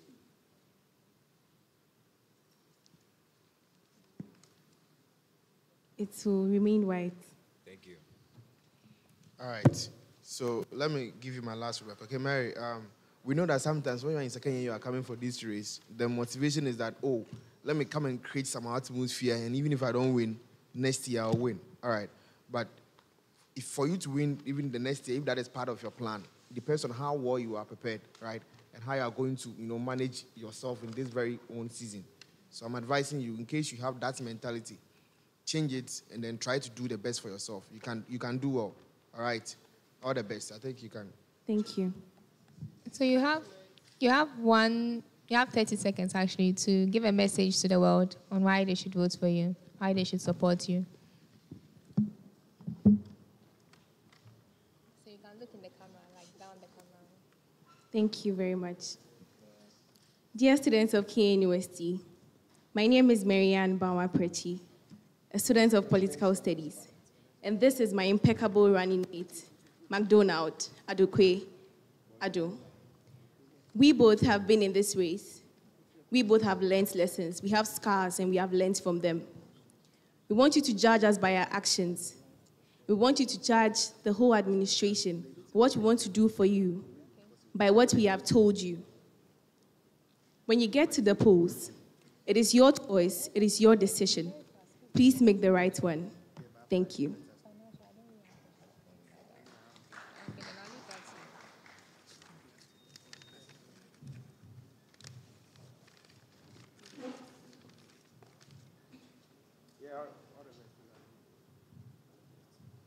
Follow the security.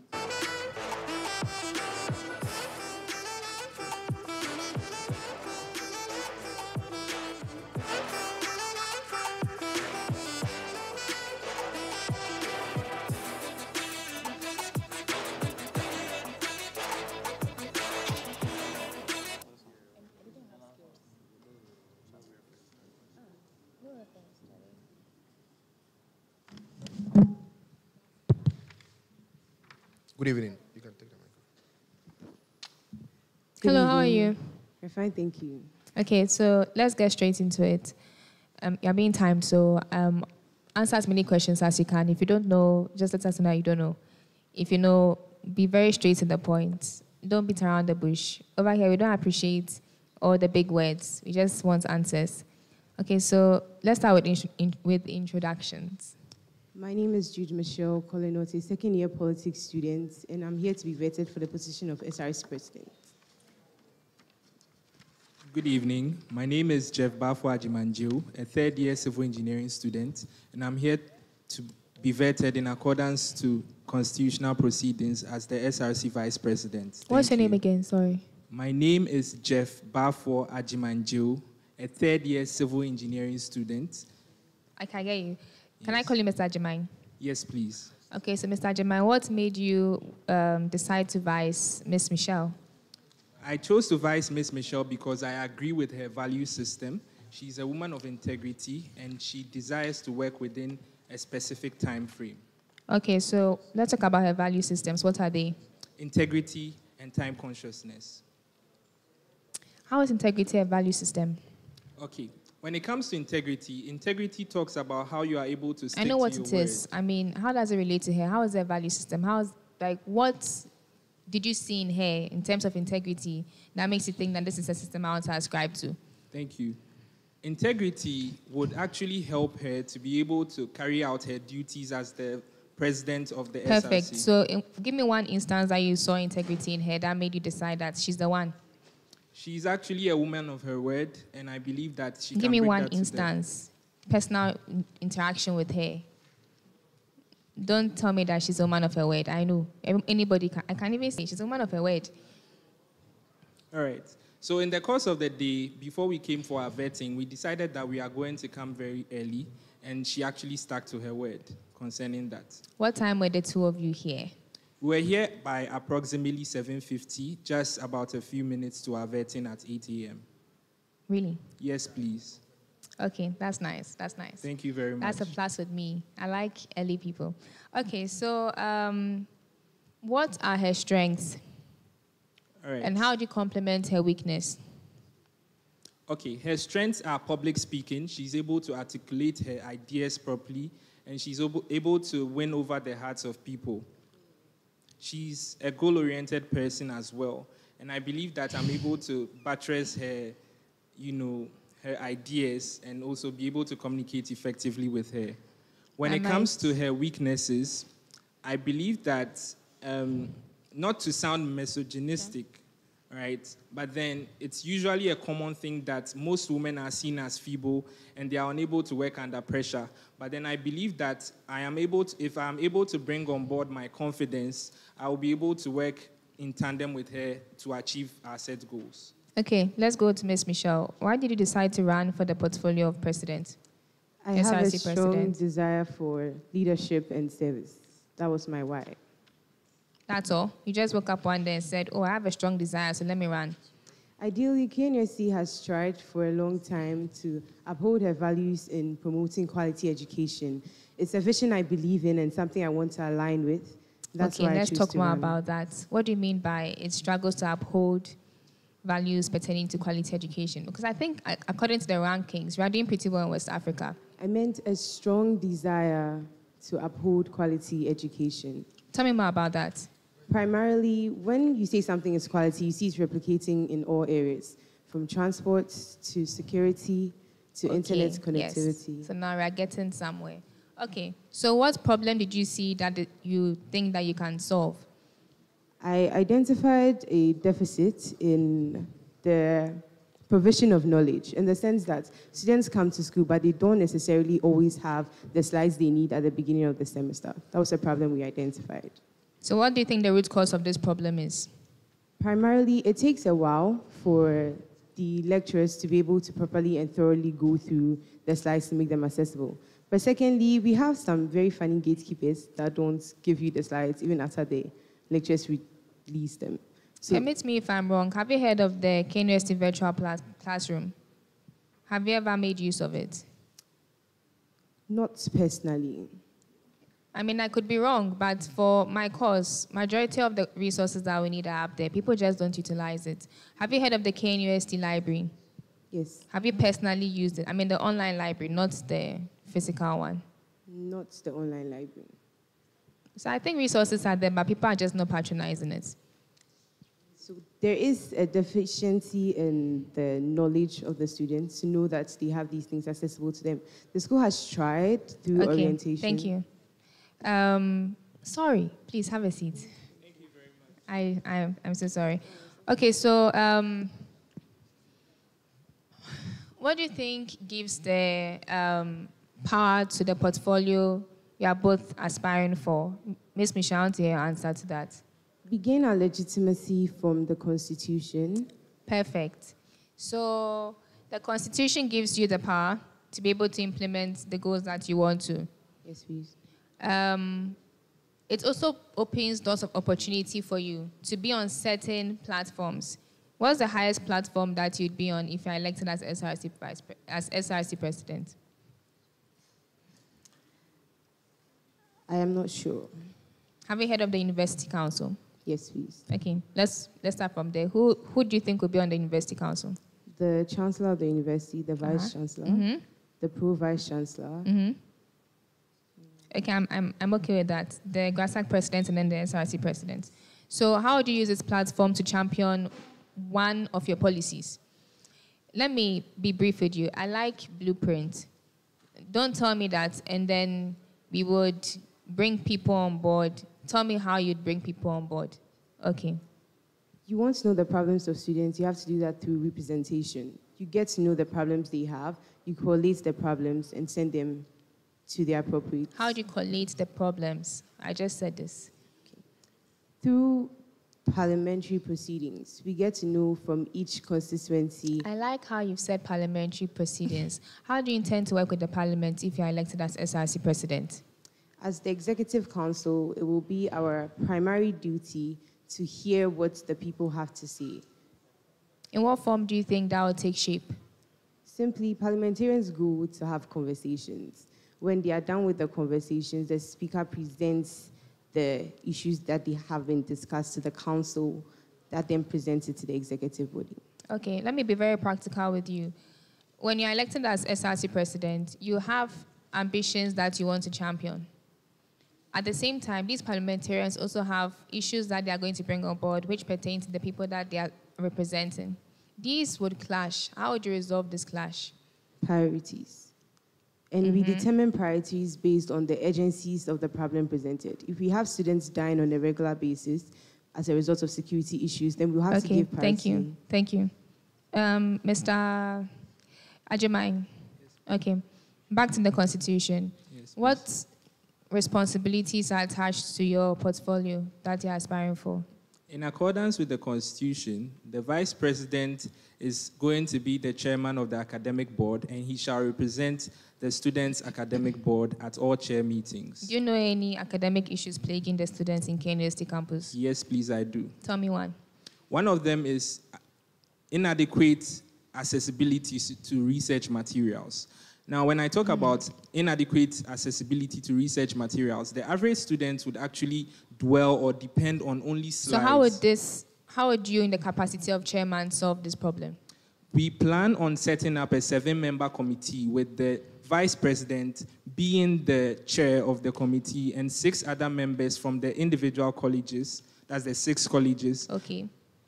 And we plan on using that initiative as a way of building a bot that's going to gather all the research materials and all other relevant materials. Thank you.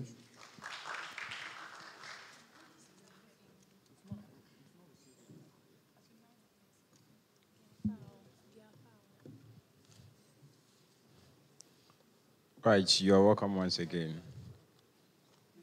Thank you.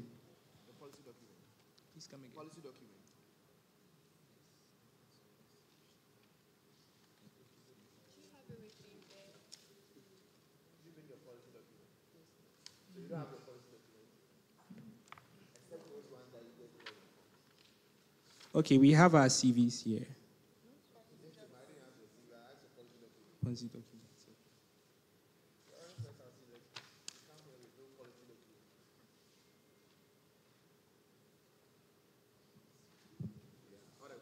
Thank you.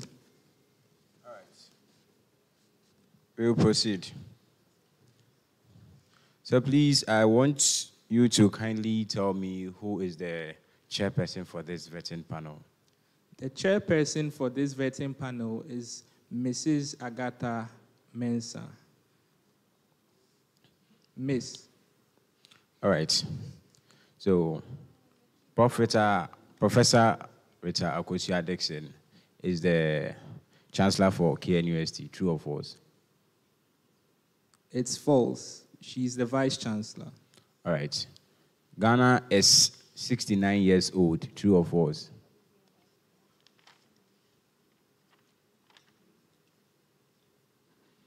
It's false.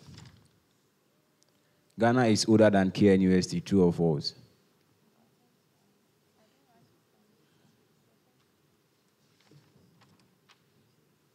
It's false. Those were correct. So, I want you to translate this statement to English. Nyansapo was an Badrimma. It's translated as the knot of wisdom is untied by the wise child. Madam President Aspirant, how do you understand that? It implies that every child that gains knowledge through education would then be able to practically use the education in their day-to-day activities. Please, can you repeat yourself? The motto basically states that if a child is able to gain education and knowledge, the knowledge that they gain would then help them to navigate life. Oh, that's your version. That's good. So, what's current policy, the national policy, don't you agree with? And then why? Current policy you disagree with, and why you think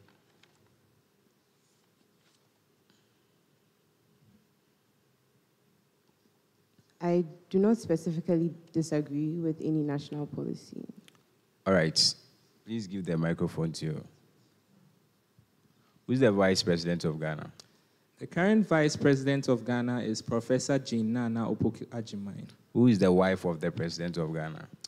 The wife of the President of Ghana is Miss Lordina Mahama. Okay. Give them.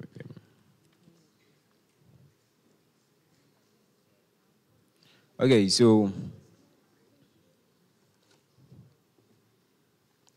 recently, about the SRC Week celebration, how do you rate it, 1 to 10?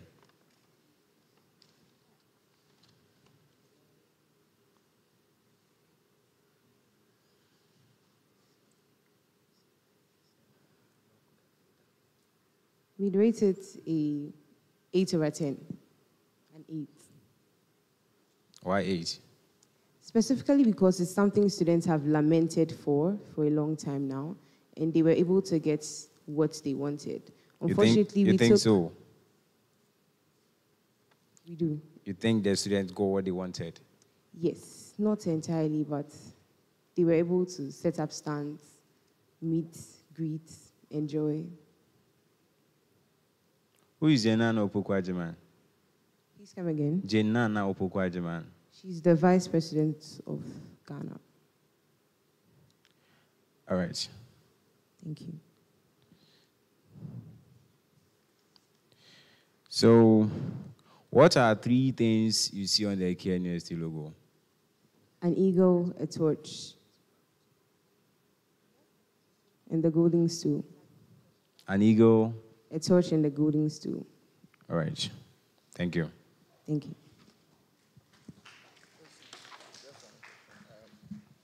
Thank you very much. Ms. Jude, I can see electronic bicycle initiative as part of your policies, right? Yes, sir. I think you are talking about something like the Auden bikes, which have been piloted at Legon. Is that what you are going to talk about?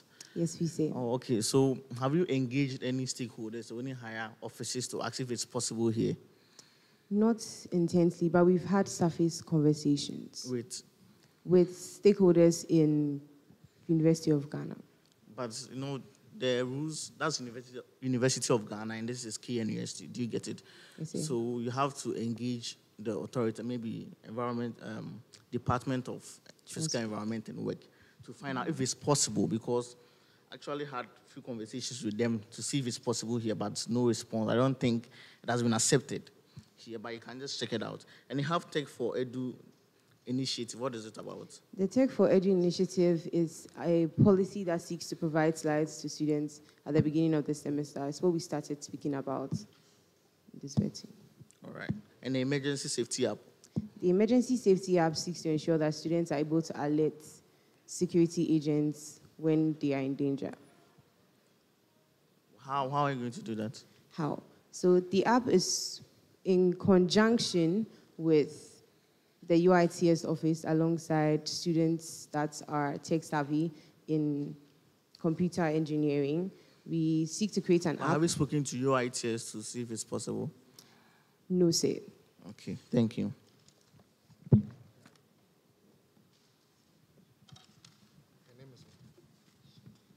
Miss Jude, you are welcome. Thank you, sir. Please, my question for you is, have you ever held any position on campus before? Sir, please come again. Have you ever held any position on campus before? Have I ever? Hold any position on campus before? Yes, sir. What position was that? I occupied the position of, I was in the financial committee of my faculty, Faculty of Social Sciences. What did you do? I functioned as a committee member where I was made to assist my financial secretary in drafting the budget for the faculty. So do you know how to draft a budget?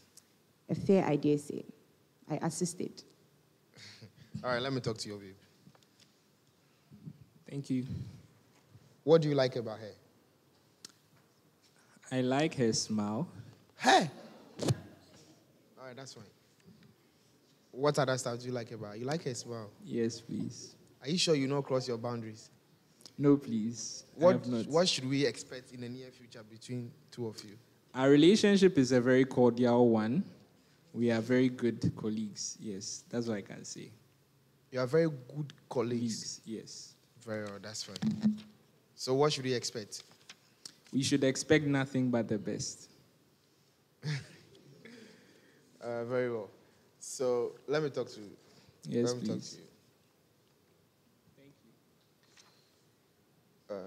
Please, what skills do you have that you think that will aid you in your administration when being elected as president for KNUST? Critical analysis. Yes, how would that help you? You need to be able to critically analyze policies that are brought to you and effective communication to communicate them to the right channels. All right. Who is Professor Marian Nkanza? She is the Director of Students Affairs. What other female professor do you know on campus?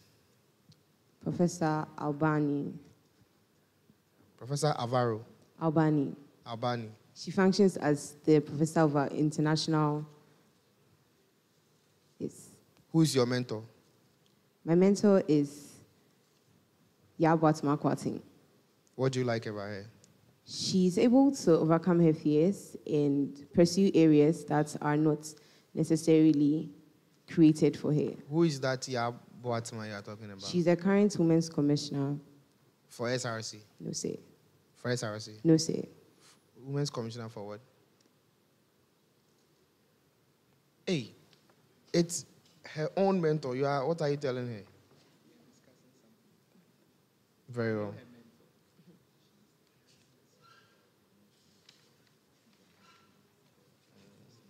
For the Ghana East Municipal Assembly. Sorry? She's the current Women's Commissioner for the Ghana East Municipal Assembly. Ghanaians? Ghana East Municipal Assembly is part of National Service personnel. Very well. Thank you. You're welcome. Hello. Okay, back to me again.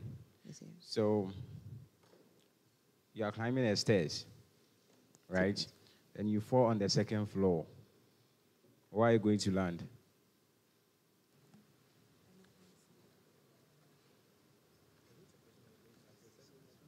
Okay.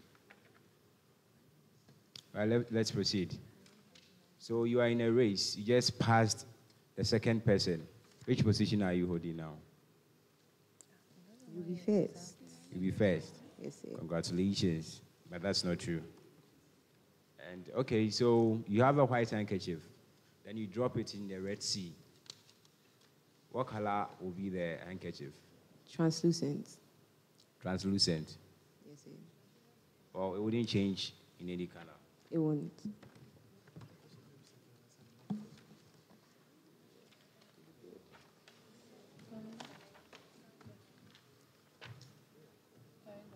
Can I speak?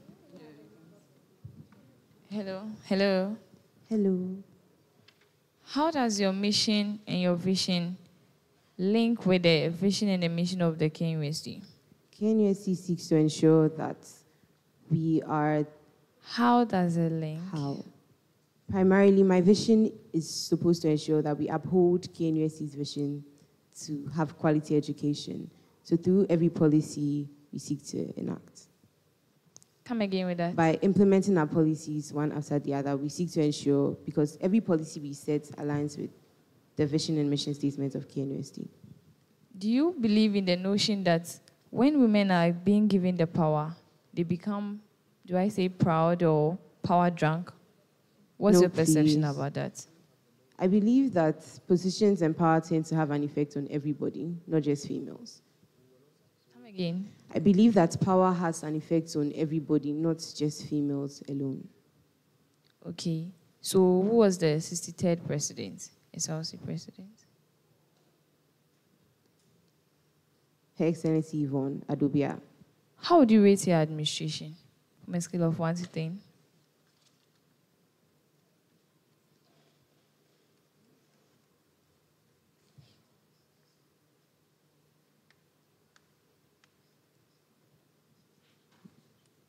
We rate her administration a 6 out of 10.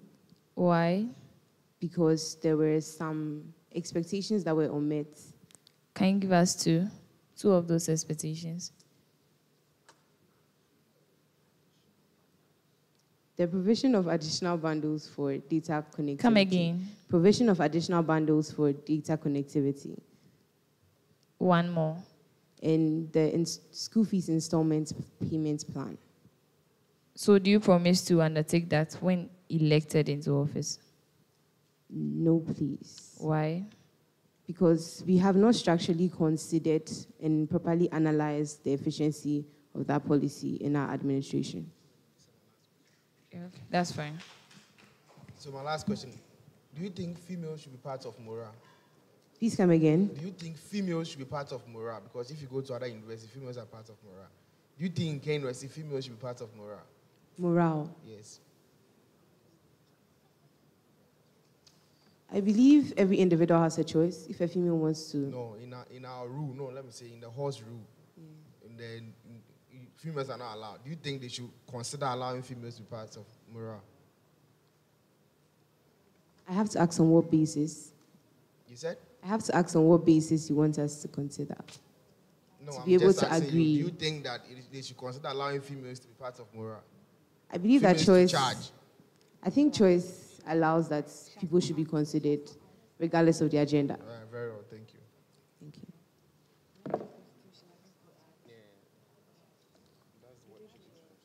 you. President aspirant, are you a feminist? Am I a feminist? Yes. Please define your definition of feminist. I actually want to know who a feminist is from you. That's why I asked you that question. Feminist is an advocate for female rights. That's what you think? Not solely. Okay, actually, there is a misinterpretation about who a feminist is. And I had wanted you to clarify for us. But it seems you don't have an idea, do you? I don't know the misrepresentation. Okay, so a feminist actually fights for the rights of both gender. Equal right. It doesn't necessarily mean that you want the ladies to have rights over men. You understand? So that is actually feminism. Thank you for the enlightenment. So a guy can be a feminist. A lady can also be a feminist. Thank you. Thank you too.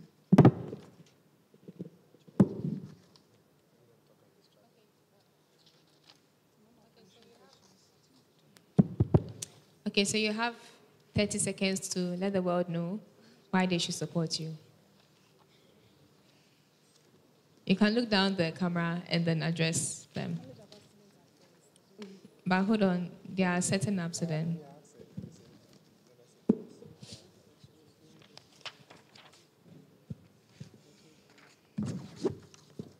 Good evening, KNUST. Thank you for following closely this vetting vote Jude and Jeff for the change KNUST needs. Thank you.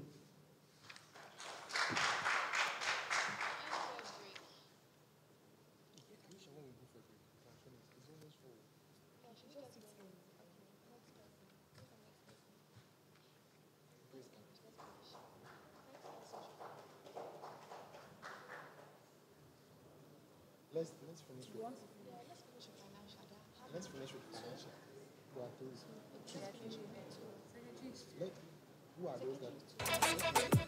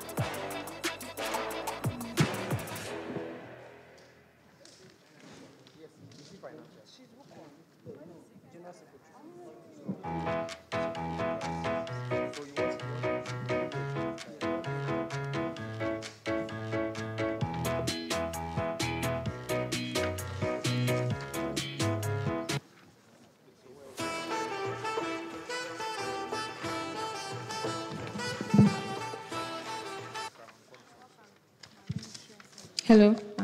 You're welcome. Thank you very So much. I have- Good afternoon, panel good afternoon. members. Good afternoon, fellow students. Okay, so we'll be very quick with this. We want fast questions, like we want short answers to the questions, straight to the point. Don't beat around the bush. If you don't know the answer to a question, you just skip over. Okay, let's start then. Tell us about yourself. Okay, thank you very much for the question. My name is Kekeli Willinam, a third-year business administration student vying for the position of SRC General Secretary. I'm a proud old girl of Wesley Girls High School and a member of Assemblies of God Campus Fellowship.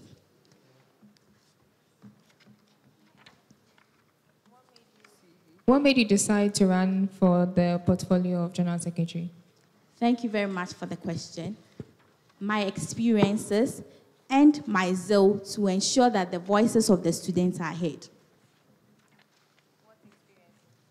Thank you very much. Right from senior high school, I served as the General Secretary to the American Field Service Club.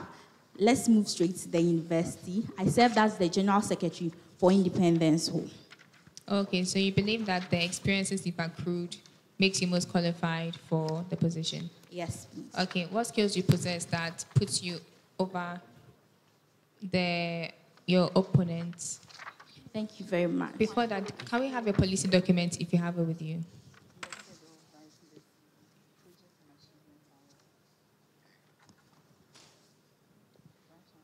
Okay. My unique strength lies in my ability to collaborate, solve problems, and listen. Thank you. Okay, so you've served as a general secretary before. What problem? Give me one major problem you encountered that you solved. Thank you very much for the question. Before my tenure, the study room at the annex block was in a terrible shape. And we as executives came together to purchase some items to renovate the place. You, in particular, what did you do? I spearheaded that conversation. Okay. So, according to the Constitution, what are some of your roles? Thank you very much for the question. In consultation with the President, the General Secretary is supposed to convene general meetings and executive committee meetings. She is supposed to record and keep accurate information and minutes of these meetings. Another function is that she is there against and receive some recommendations for the way forward. Thank you. Is there no existing records of such events at DOSE's office? They are in bits and pieces. That's why I said compilation. Thank you. And then what do you intend to do with this? Like, what's the end goal? Are you just going to compile? No, please. We want to create or build an effective SRC. And the best way to do that is to deliberate on our past, learn from our mistakes, receive some recommendations in order to have an effective SRC. Okay, let's stop there. Is it just an idea you're entertaining, or you've already begun the research towards this? Thank you very much. I've already begun the research. Okay, so what are the problems of the current administration? Current administration. I must say the current administration have done very well. The only problem, I think, is the dissemination of information. You don't think it's facts. What are the problems? You are compiling facts, okay, not your opinions. Dissemination of information. Is that all? That is the problem I have realized in the administration. What about the past 2 years? The past 2 years, it would take some time for me to... So what research exactly have you done apart from what you think? Okay, so the policy is actually a collaborative effort. It's not just for the details we need for this. Okay, fine. Let's talk about feasibility. Pardon? Let's talk about the feasibility of this flagship policy. Okay. How are you going to achieve it? You mentioned collaboration. Yes. I plan to bring past members of past administrations, current students, and also involve some lecturers and senior members of the university. We would also dive into the archives of the university. Have you thought about the cost involved? Yes, please, I have. Talk about that. Okay, so this is should I say, a research work. So we would need some finances to be able to achieve it. But we would seek sponsorship since we have most of our past SRC executives in high positions. So these executives will donate? That's Yes. what you're saying? I'm planning to sell the policy to them, and I believe they would. Okay, sell us a policy and let's see. Is that what you said? Yeah, sell us an idea. Okay, so my policy, you want me to sell my policy to you? I mean, you want to get money to sponsor this policy that you are working on. So sell us the idea. Okay. Yes. Pardon? Okay. Thank you very much for the opportunity. I'm glad that you decided to meet me today to share with you. Okay, so it's all about the 65th anniversary of the SRC. Our SRC, which is the Student Representative Council, has existed for 65 years. 65 years of student advocacy and representation. What document do we have to prove its journey? We need a document where your names, your achievements, some problems will be stated for the future generations.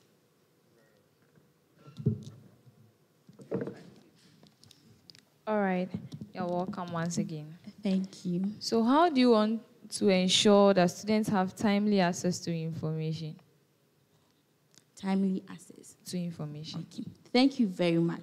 As a modern-day General Secretary, I've realized that most students are glued to their phones.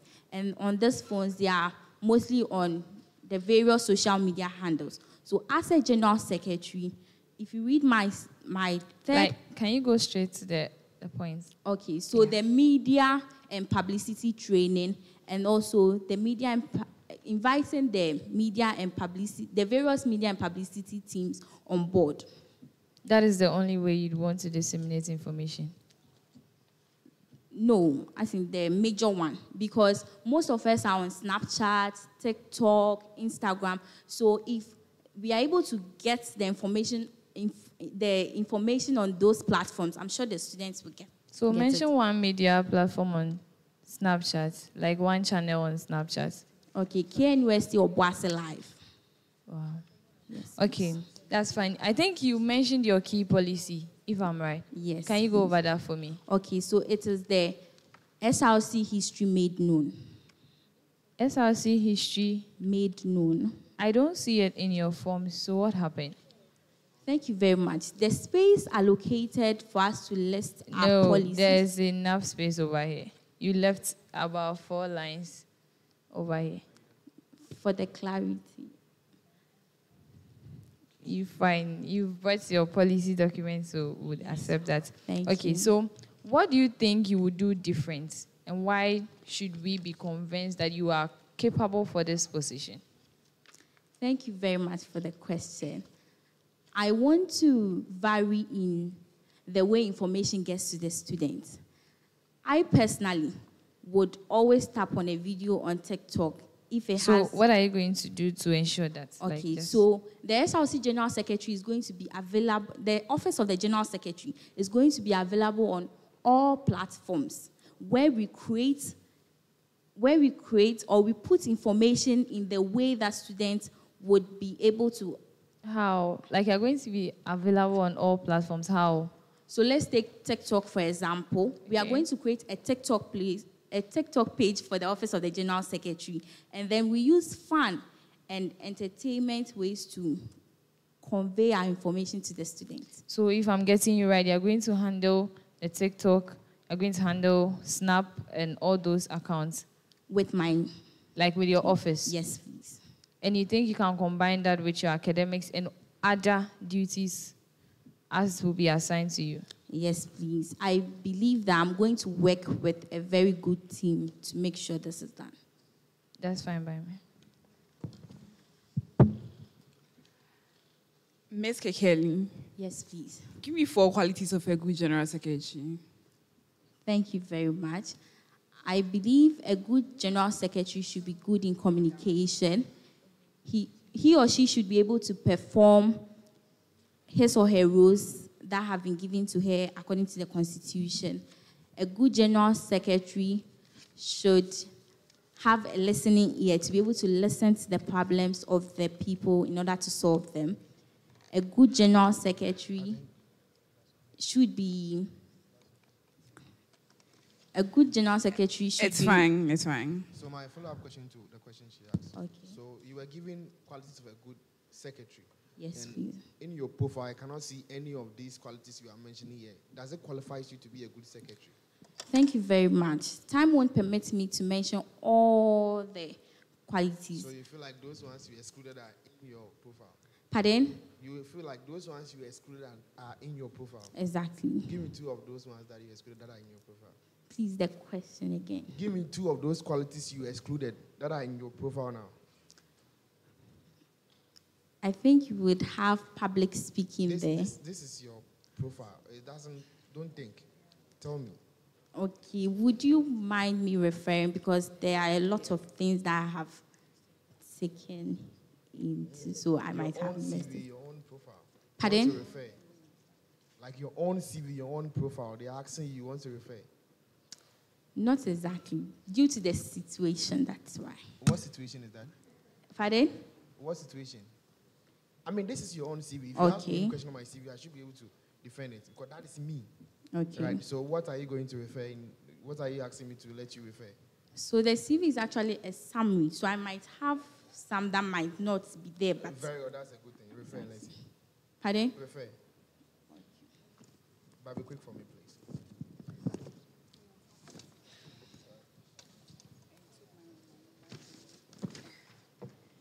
So my core competencies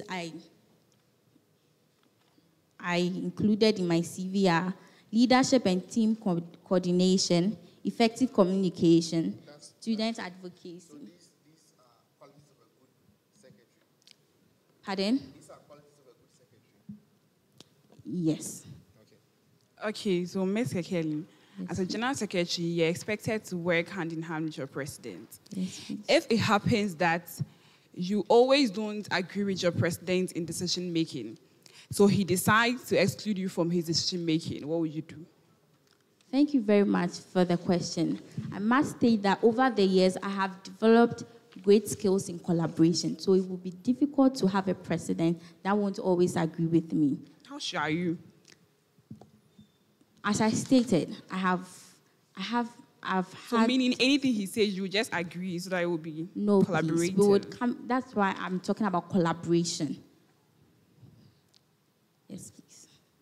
We would collaborate. So my last question to you, do we have records of minutes from previous secretaries? Do we have them? Pardon? Do we have records of previous minutes from previous secretaries? We should. Do we have them? Yes. Where will we get them?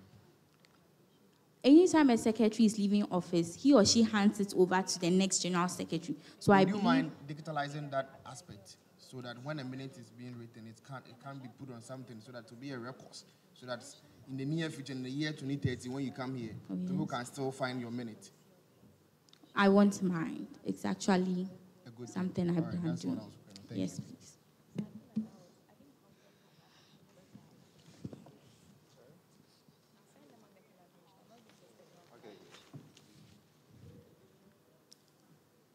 Okay. Prior to the question you answered earlier,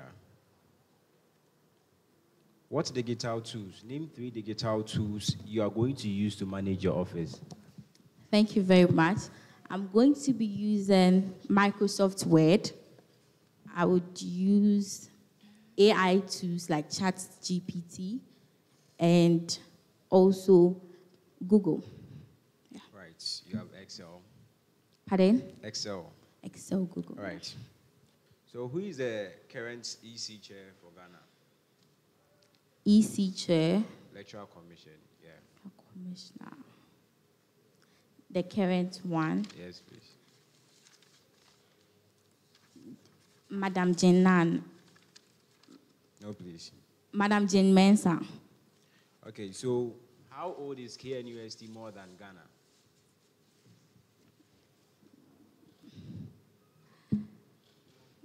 Okay, so KNUST is currently 73 years, and Ghana is 64 years. That's not true. Who is the Minister of Education? Honorable Haruna Idrisu. Minister of Education. Pardon?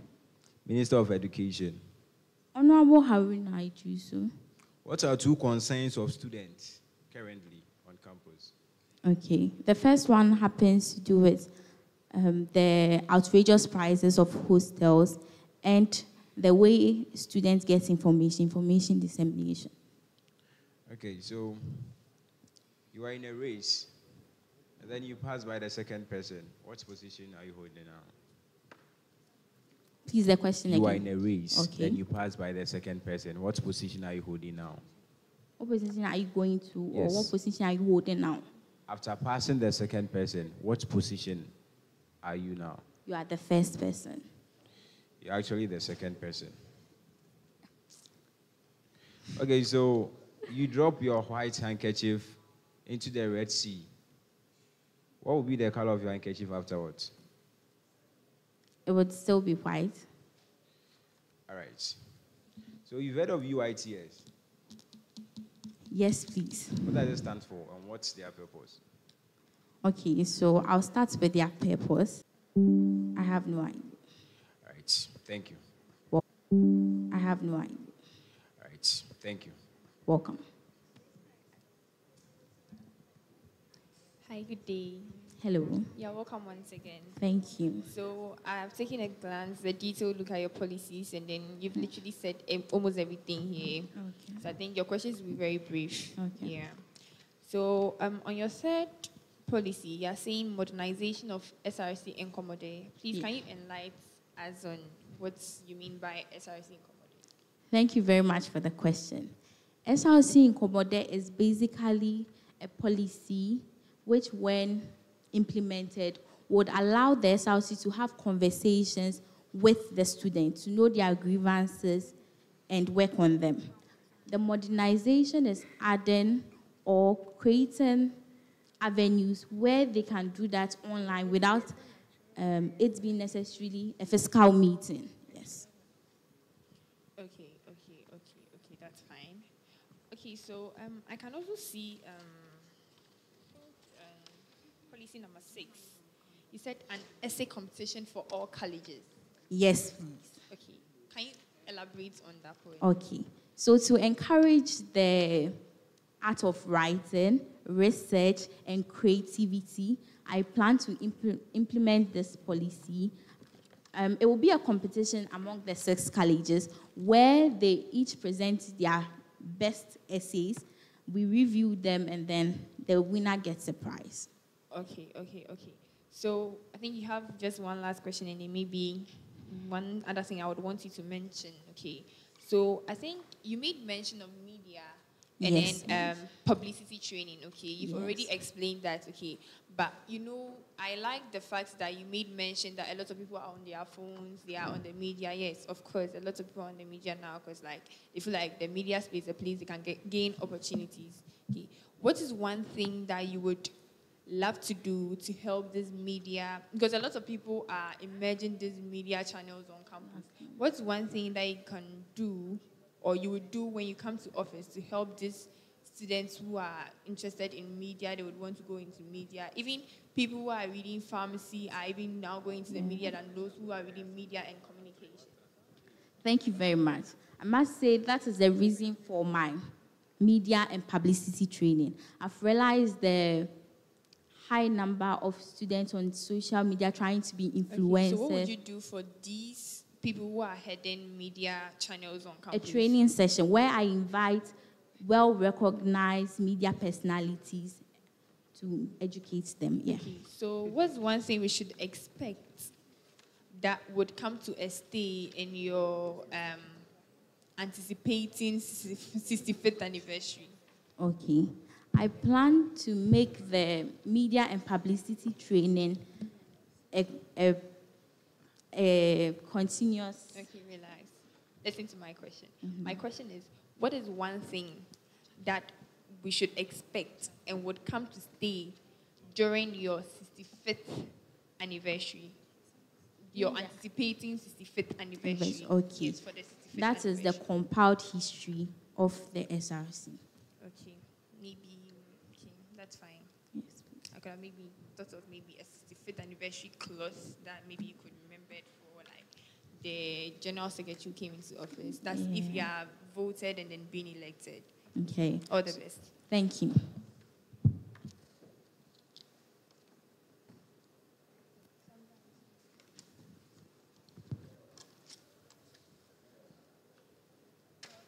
Okay, so you have about 30 seconds to let the world know. Is that video freedom? Okay, yes, to let the world know why they should support you. Okay. Thank you.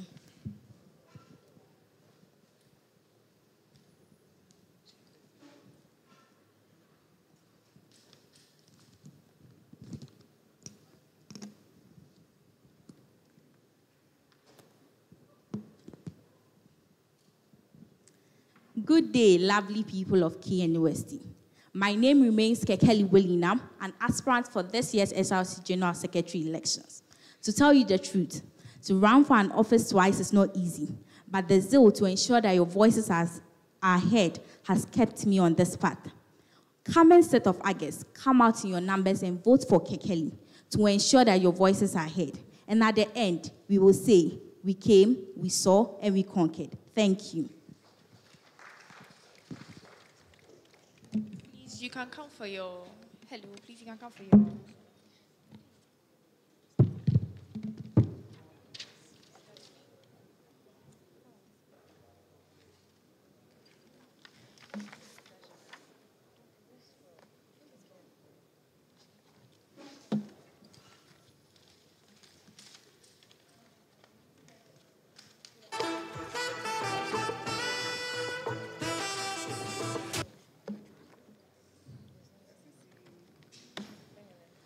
Hello, how are you doing?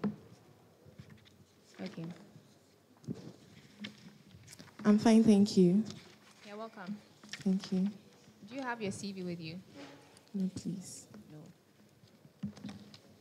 No. Okay. So let's start. Tell us about yourself. My name is Stephanie Akosia Esiedu. I'm a second-year nursing student, and I'm currently vying for the SRC General Secretary. Is that all you want us to know about you?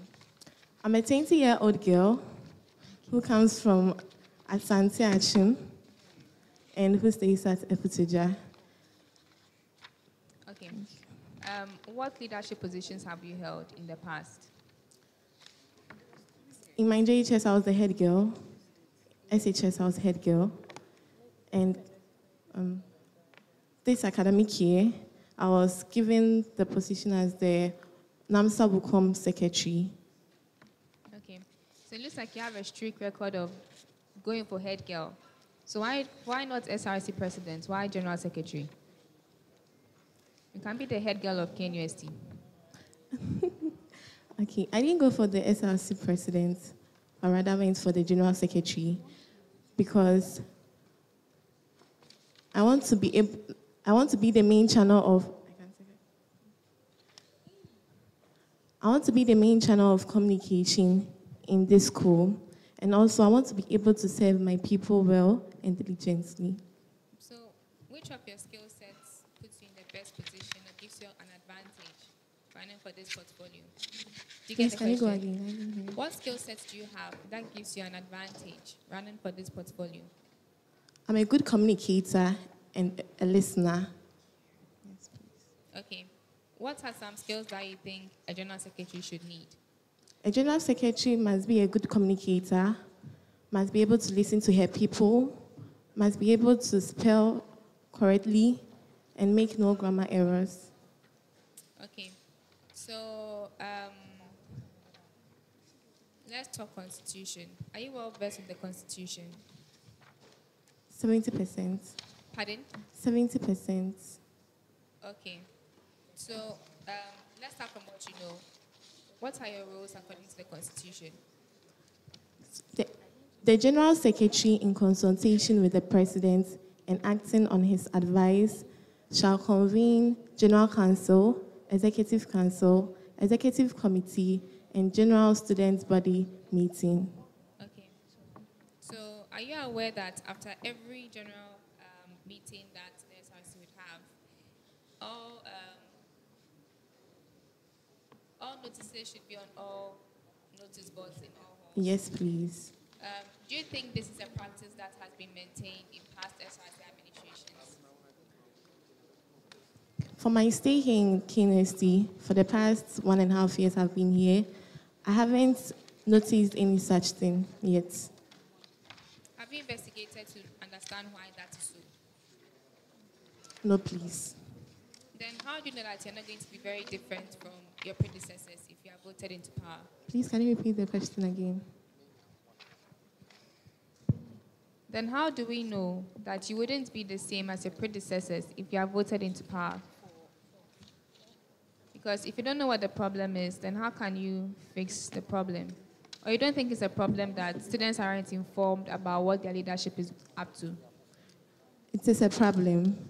And from now onwards, I will try my best to know what's going on and see how best I can solve it when I come in power. Personally, are you part of any clubs in KNUST? No. But you are aware that you be the chairperson of the editorial board and club society and societies commission, yes? Yes, and you don't know any clubs that exist? I know the Debaters Club. Okay. But I don't join any of them. Do you know how many clubs exist in KNUST? No, please. Okay. What's your flagship policy? Let's talk about that. So my flagship policy is the constituency tour. Most non-residential students have a lot of problems, but they don't know the right person to tell those problems to. This policy... Are you aware that non-residential constituencies have a leadership body that looks after them? Yes, please. But most students do not know about their MPs. So how is that your problem? I think that should be their problem. There has to be a collaboration between the SRC and the non-residential MPs. But how is it a general secretary problem? As a general secretary, you have to listen to your people and their concerns. And since they have problems, I have to definitely know about them. Do you know how to write a minute report? No, please. I'm not well, I don't really know how to write it. Let me say it like that. Oh, but I think that if you are going for the portfolio of general secretary, this is the most basic thing you should know. Yes, please. And I'm still learning. Okay, I think I'm done. Thank you very much. All right. Please, let's take it from here. This is the speed race. By the way, you don't know how to write minutes. Go and learn it. Because that position you are applying for, that is one of the basic things you should know. Okay? Yes, or please. Else, unless you decide to start, there's no need for you to do it. And I don't know. It's very painful. This video is out there. When people see, they won't vote for you because unless you decide to go out there and prove yourself right. Yes, please. So do you believe that the use of digital tools will enhance your time in office? Yes, please. So what are 3 tools you intend in using? Okay. Number 1, visual images. Most students pay attention to posters, banners, and flyers. So to make the work easy, if any information must be relayed to the students, we can put it in a form of visual images to be sent to them. Number 2, we can also go to Focus FM and also through podcasts and audio messages. Who is the Minister of Education? Honorable Haruna Idrisu. Right. Who is the current EC chair for Ghana? Pardon? Current EC chair. Please, I've forgotten. I'm Okay, sorry. as a secretary, who is the chairperson for this vetting panel? Honorable Miss Agatha. I don't know her full name. Hey, you're joking with someone's title. All right. You heard about the media budget, the national media budget. Yes, please. When was it read?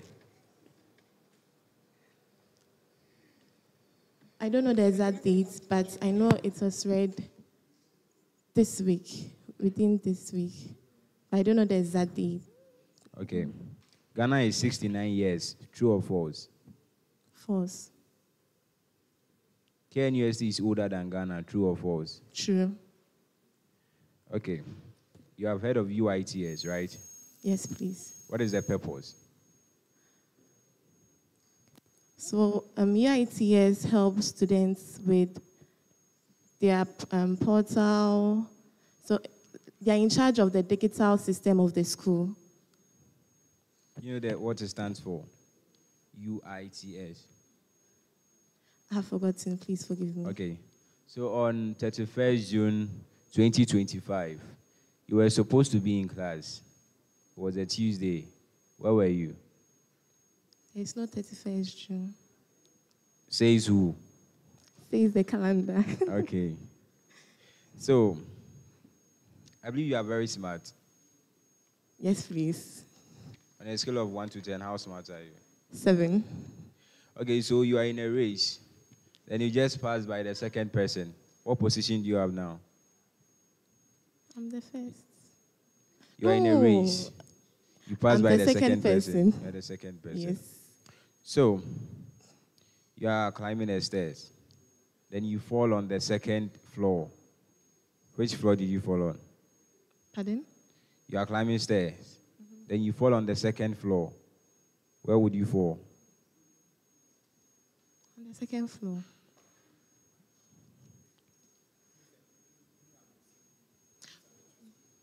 Yeah, I submitted it.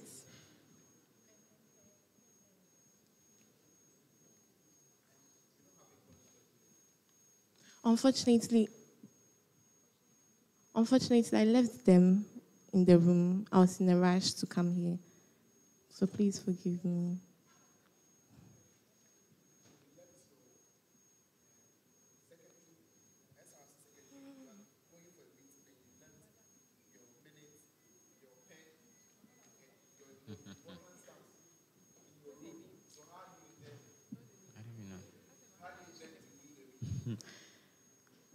Okay, when I came, okay.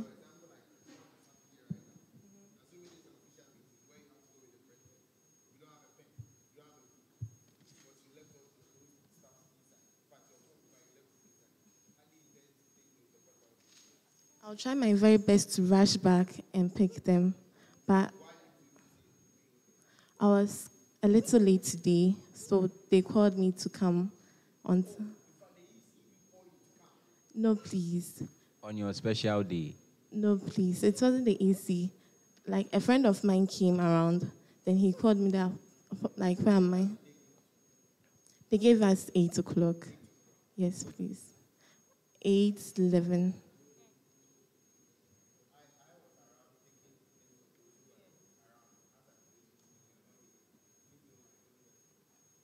Please. I'm sorry. Okay, so how many of us here can you remember our names? At least one, our first names. As a secretary, if you are supposed to write a minute for this gathering, how many of us do you know our names?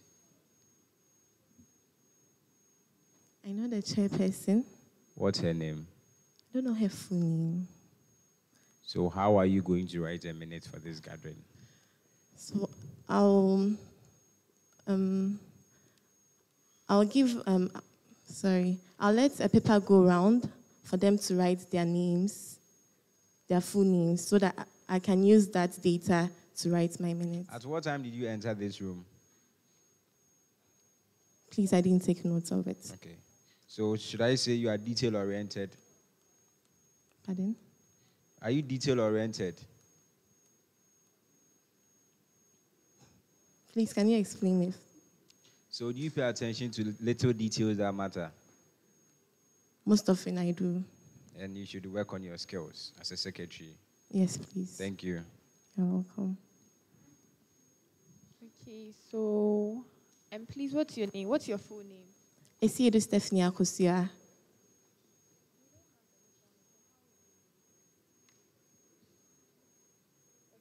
What did you say your name was again? Esiedu Stephanie Akosia. Esiedu Stephanie Akosia. Akosia. All right, so unfortunately, we don't have your policies with us, so maybe you can just mention them to us. I have 3 policies. My first policy is the constituency tour. My second policy is the international exchange and work program. What, can you explain international exchange and work program? Most graduates after their national service don't get employed.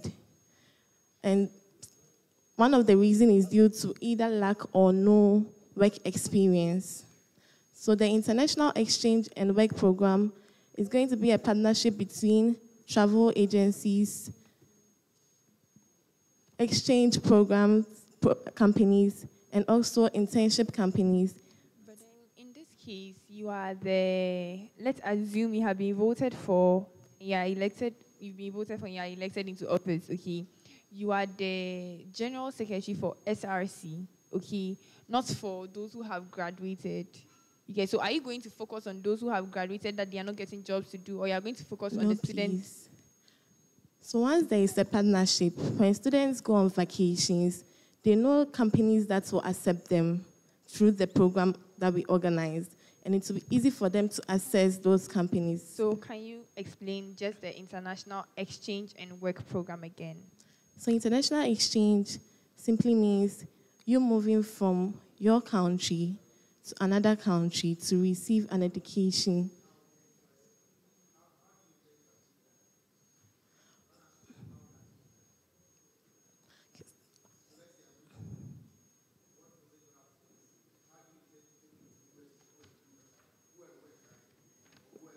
Yes, go and do your internship. Yes. Firstly, I have to contact companies or universities outside the country. Pardon? Yes. Yes, please. There's a first time to everything. All right. So, what do you mean by constituency tour? Just 2 sentences would do. So, constituency tour simply means engaging students in the various constituencies. How are you going to do that? So, you're going to buy students to go and check constituencies around? No, the SRC executives, together with the non-residential MPs, will at least go to each constituency at least once every semester. So it means you are doing that for only the executives and those in the SRC board, those amongst of the SRC board, because that's what you're saying. These are policies for the students, not the executives in office. You are saying constituency tour, right? Yes, please. So if you are saying maybe just those who are the non-residential MPs will go for a tour, it's not valid to me. Okay. So maybe you can work on that. And Yes, I can also please. see one of the biggest problems facing KNUST. They said, what do you see as one of the biggest problems facing KNUST? And you said accommodation. Yes, Have you please. encountered anyone who is having a problem with accommodation? A friend of mine. And what did you do about it? So personally, what did you do about it? I couldn't help him. Because I'm not financially stable to help him. So what if you are elected into office, okay? What if you are elected into office and then you have a lot of students who are outside, who are not getting place to sleep, okay? And they expect the general secretary to do something because maybe the president and then the vice have traveled to do something and then they are not around. Are you going to tell them because the school is not providing funds for you, so they are going to leave them to sleep anywhere they want? No, please. So what are you going to do about it? So firstly, I'll go to the management. Of? Which management? The Directorate of Student Affairs. Then tell them what's happening and see how best they can help us with the accommodation for those students. Okay. I've heard you. Thank you.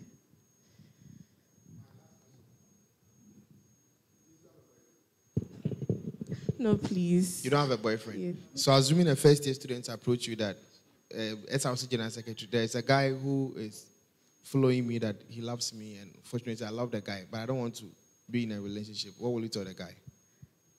What will you tell the lady, by the way?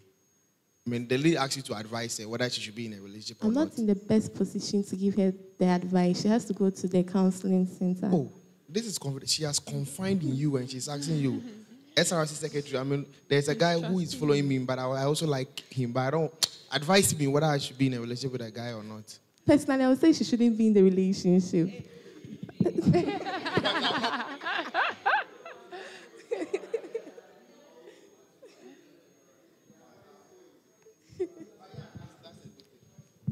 Okay, so I think we are done with you. Thank you so But much. we would give you 30 seconds to speak to the camera, to those watching, the supporters everywhere, and give them reasons why they should keep supporting you. Please, can I stand or? Oh yeah, I think it's best if you stand and look Okay. at the camera. Hello, everyone. My name is Stephanie Akos. Sorry. So like when you appear on the screen, they know that it's time to start.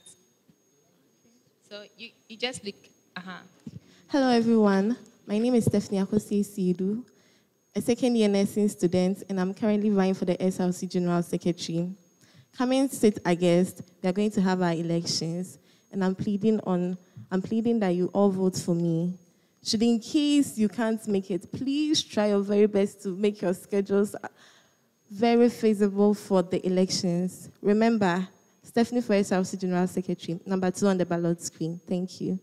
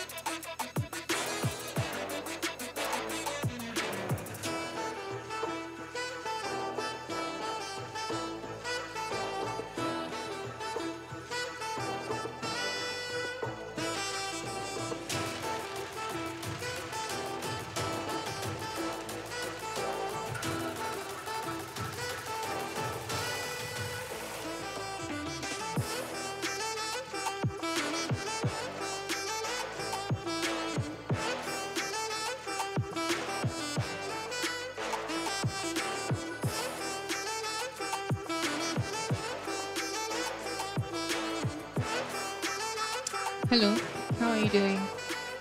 Please, I'm fine, thank you. The color coding, are they your supporters? Yes, please. Oh, that's nice. Yeah. And the bag too is given. Okay. You should sign. What is it about? It's all part of the vetting process.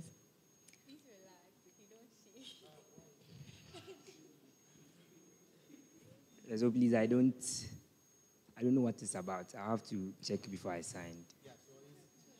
Please release 50,000 for me. I don't understand where it's coming from. I don't understand where it is coming from, so I can't sign. Okay. All right, so the vetting has already started. Briefly introduce yourself. Please, good afternoon. You can have a seat if you want. Yes, please, good afternoon to the panel and to those seated here and to every KNUST student joining us virtually. My name is Hezekiah Beckley.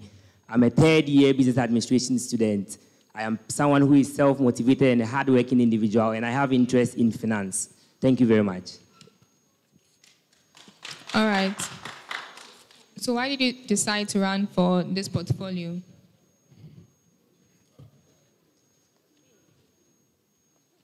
Wow. You came prepared.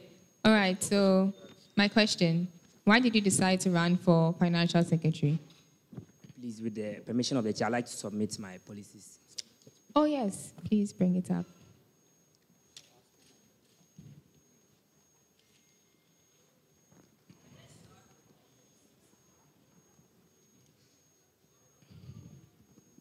And please, thank you very much.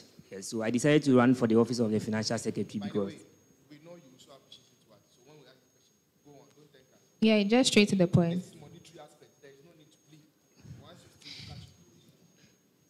So I have particular passion for finance. It's my interest, and also I believe that with the kind of knowledge and expertise that I have in that particular area, I will serve KNUST best as a financial secretary. Okay, let's stop there. You mentioned knowledge and expertise. Tell me more about that. Yes, so as a business administration student, okay, yes, I have a background in accounting, and I have also personally followed up or taken up roles in that particular area before. So I believe that. Yes, roles such as? Yes, so during my time as a parliamentarian at the KSDST Parliament, I was on the finance committee, and we handled budget estimates, and we also handled audit reports, and we handled the financial statements that were presented to us. And yes, please. Were you the chairperson of the finance committee? No, please. So what exactly were you doing as part of the committee? Yes, so the budget will be submitted to us for us to consider the various estimates, item by item, before we come and submit our report. So my comments were part of the report that will be submitted to the House for adoption or for otherwise for it to be. But working in the capacity of a parliamentarian on the finance committee is different from actually working in the capacity of a financial secretary. You do know that, right? Yes, please. Okay, so how are you going to do the crossover and use this expertise in the capacity of financial secretary? Yes, so in the capacity as the parliamentarian, I was checking to ensure that the financial secretary was doing what he's supposed to do, and that the budget that was submitted is in good faith and every item there is correct. So I believe that having served as a watchdog, it's now also time to practice what I preach. Yeah, so I believe that that particular experience will help me when I am given this role as financial secretary. Okay. Let's talk about the Constitution. So what powers does the Constitution give the financial secretary? Yeah, so in Article 25 of the KNUST Constitution, that speaks about the financial secretary. The financial secretary is a signatory to the SRC account together with the president. The financial secretary is the custodian of all SRC checkbooks and cash books. The financial secretary also shall be responsible for keeping true records of the financial accounts of the association. Okay. You're also saying that the financial secretary shall publish all budgets of the SRC on all notice boards. Has that ever been done before? Yes, so I'm just 3 years old in KNUST, and I have not seen that.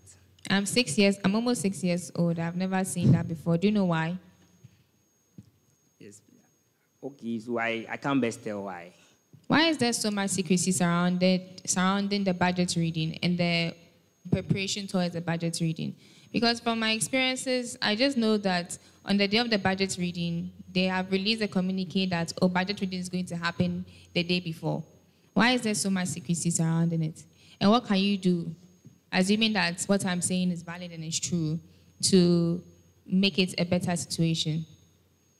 Yes, so personally, I don't know what usually causes that, but then I believe that, yes, if given the nod, I will open up this particular aspect of our SRC administration that looks a little bit dark, so that at least the students can have an opportunity of seeing the budget for themselves, so that the dealings of the SRC will be more transparent. So can we count on you that during your tenure, if you are elected, you would publish, it's on record, yes, please, the SRC budget on all notice boards?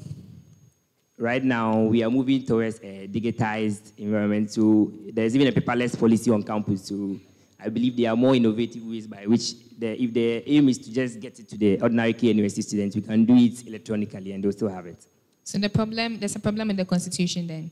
You think it's outdated? If you say so. Pardon? Yes, so I was saying that, yes, maybe. But you are dealing with financial records. It should be on paper. It should be somewhere that can't be hacked, that can't be altered. Or you think that's nonsense? Okay, so personally, when I was in year one, I was in this hall, and there are a lot of notice boards. Okay, and right now it's even difficult to even get access to some of the notice boards. Some of them, if you go, they are very dusty, and they have to paste stickers on it. So that's why I'm saying that I think it's time that we use other means to disseminate the information to the students. I don't agree with you, but okay. Honorable Executive, you're welcome. Thank you very much. So on your CV, you don't have any experience on finance. You've not taken any finance role. I don't know, I can't see that. But you want to be finance secretary for Knust Src. Why you don't have any prior experience? How do you intend to undertake that role? Yes, so if you, with your permission, if you refer to the part of my CV that speaks about the general secretary role as AGCM Private College chapter. Okay, so the last part was talking about, I was responsible for ensuring that there is transparency in the association's financial management by ensuring... The general secretary? Yes, please. So the particular system we run over there, we have a treasurer, but then we don't have a financial secretary.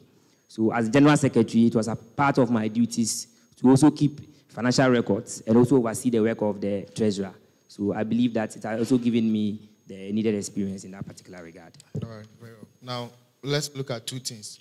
Who is Hezekiah Nutasi Buckley? Is it correct? Yes, I mean, it's a please. proper noun, so no matter how I pronounce it, you even take it like that. And then who is Nutasi Buckley Hezekiah? Please, the same person. Yes, but I mean, listen, who is Hezekiah Nutasi Buckley? And who is Nutasi Buckley Hezekiah? You are contesting for Knust Src Financial Secretary, where we know how people used to steal monies, trying to forge their names and their details. And on your name arrangement is different. And I mean, the audience will agree with me that names arrangement are very key in professional environment, right? And your names arrangement, the one on your result and the one on your CV do not tally. So how cocksure are we that this is you? This is Hezekiah. As at now, I don't know the one on results who is sitting here or the one on CV who is sitting here. Yes, so with the arrangement of my name, yes, so as far back at SHS, there was a problem with the arrangement of my name, which I have taken as an affidavit to correct. So Yes. do you have But the proof of that here? No, please. And you want us to wait for you to be the finance secretary with names having issues with your name? Because will you agree with me that right now, if any allegation is levied against you and you appear before court and you come with this document, maybe the name that appears is this one, the court can set you free because that is not you. No, please. I have taken an affidavit and it has been gazetted that Hezekiah Beckley Nutasi, the two names are one and the same person. The problem is that the university just automatically took the name that used to write my WASI exams. So that's how come the correction couldn't be made. But then there's an affidavit to that regard. Very well. Now, will you do me the honor to mention some internal scholarship awarded to students on Knust and the source of fund for those scholarships? Just give me 3. Yes, please. So I'll speak about the KBN, which is the SRC Kitwabia answer. And the source of funding is from the SRC, the endowment fund. Do you know how much that is allocated for that? In the previous year administration, during their budget, do you know how much they allocated for that? No, please. You don't know? Yes, please. How much do you intend to allocate when you are being elected as a finance secretary? Yes, I have not yet considered, please. You've not yet considered, all right? So you take the decision when we elect you. So when you go out there to the people, what do you tell them? Yes, so I campaign based on the kind of policies that I'm But going the to. existing policies, you don't talk about how you are going Yes, to enhance it. I talk about them, but then with matters of allocation and the rest, it's just like we are all saying.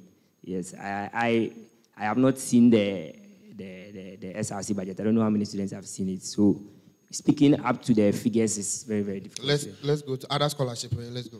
Yeah, so, and the KNUST bursary, which is also from the endowment fund that the students is as a part of our school fees. And also, I also speak about the Sunso project, the Sunso laptop project, which is an initiative from the Vice Chancellor's office. Yeah, so when you go to Dean's office, what are other supports they give to students? Yeah, and so, you know why I'm asking you this is because mostly when you're as a finance student think that you have their money, so they come to you for the support. So I just want to know if you know all these things that when they come, you direct them, right? Over the years, those have been doing extremely well. I have benefited from one of their, things they do. I wouldn't want to mention because I've asked you the question. Yes. So tell me, give me 3 support those has been given to students. Yeah, so there's food bank, and there's also, so I'm also aware that the DOSA gives some students, based on their applied, free accommodation. Yeah. And there's also a clothing bank there. Clothing? Yes, please. Or DOSA? Yes, please. Very well, that's true. Now, my next question is that, what will happen when you organize a program and the budget is not approved on time? Because based on your profile, you said you are highly motivated, goal-driven, with strong passion for positive change. And you said you are skilled in problem solving. So now this is the problem. I do not want you to say that you will get there before the budget is approved. It is a problem that has already happened, right? How do you intend to cope around these issues? Assuming you've organized a program and budget has not been approved on time. Yes, so first of all, 2 scenarios.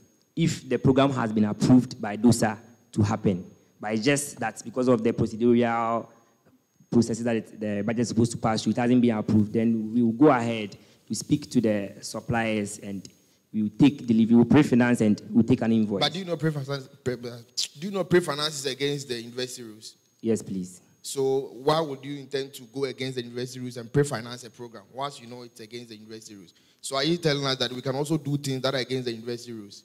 No, please. So with the scenario that I just gave, the program has been approved. It's just due to procedural processes that has caused at the time of the program, and rescheduling is also going to come with its effect. Yes, so the budget will always be approved. So far as the program is pre-finance good or bad? Pre-financing. Remember, the school has a decision on pre-finance. Yes, so pre-financing, and you want to serve in this same school. The pre-financing is against the university's practices. Yeah. So is it good or bad?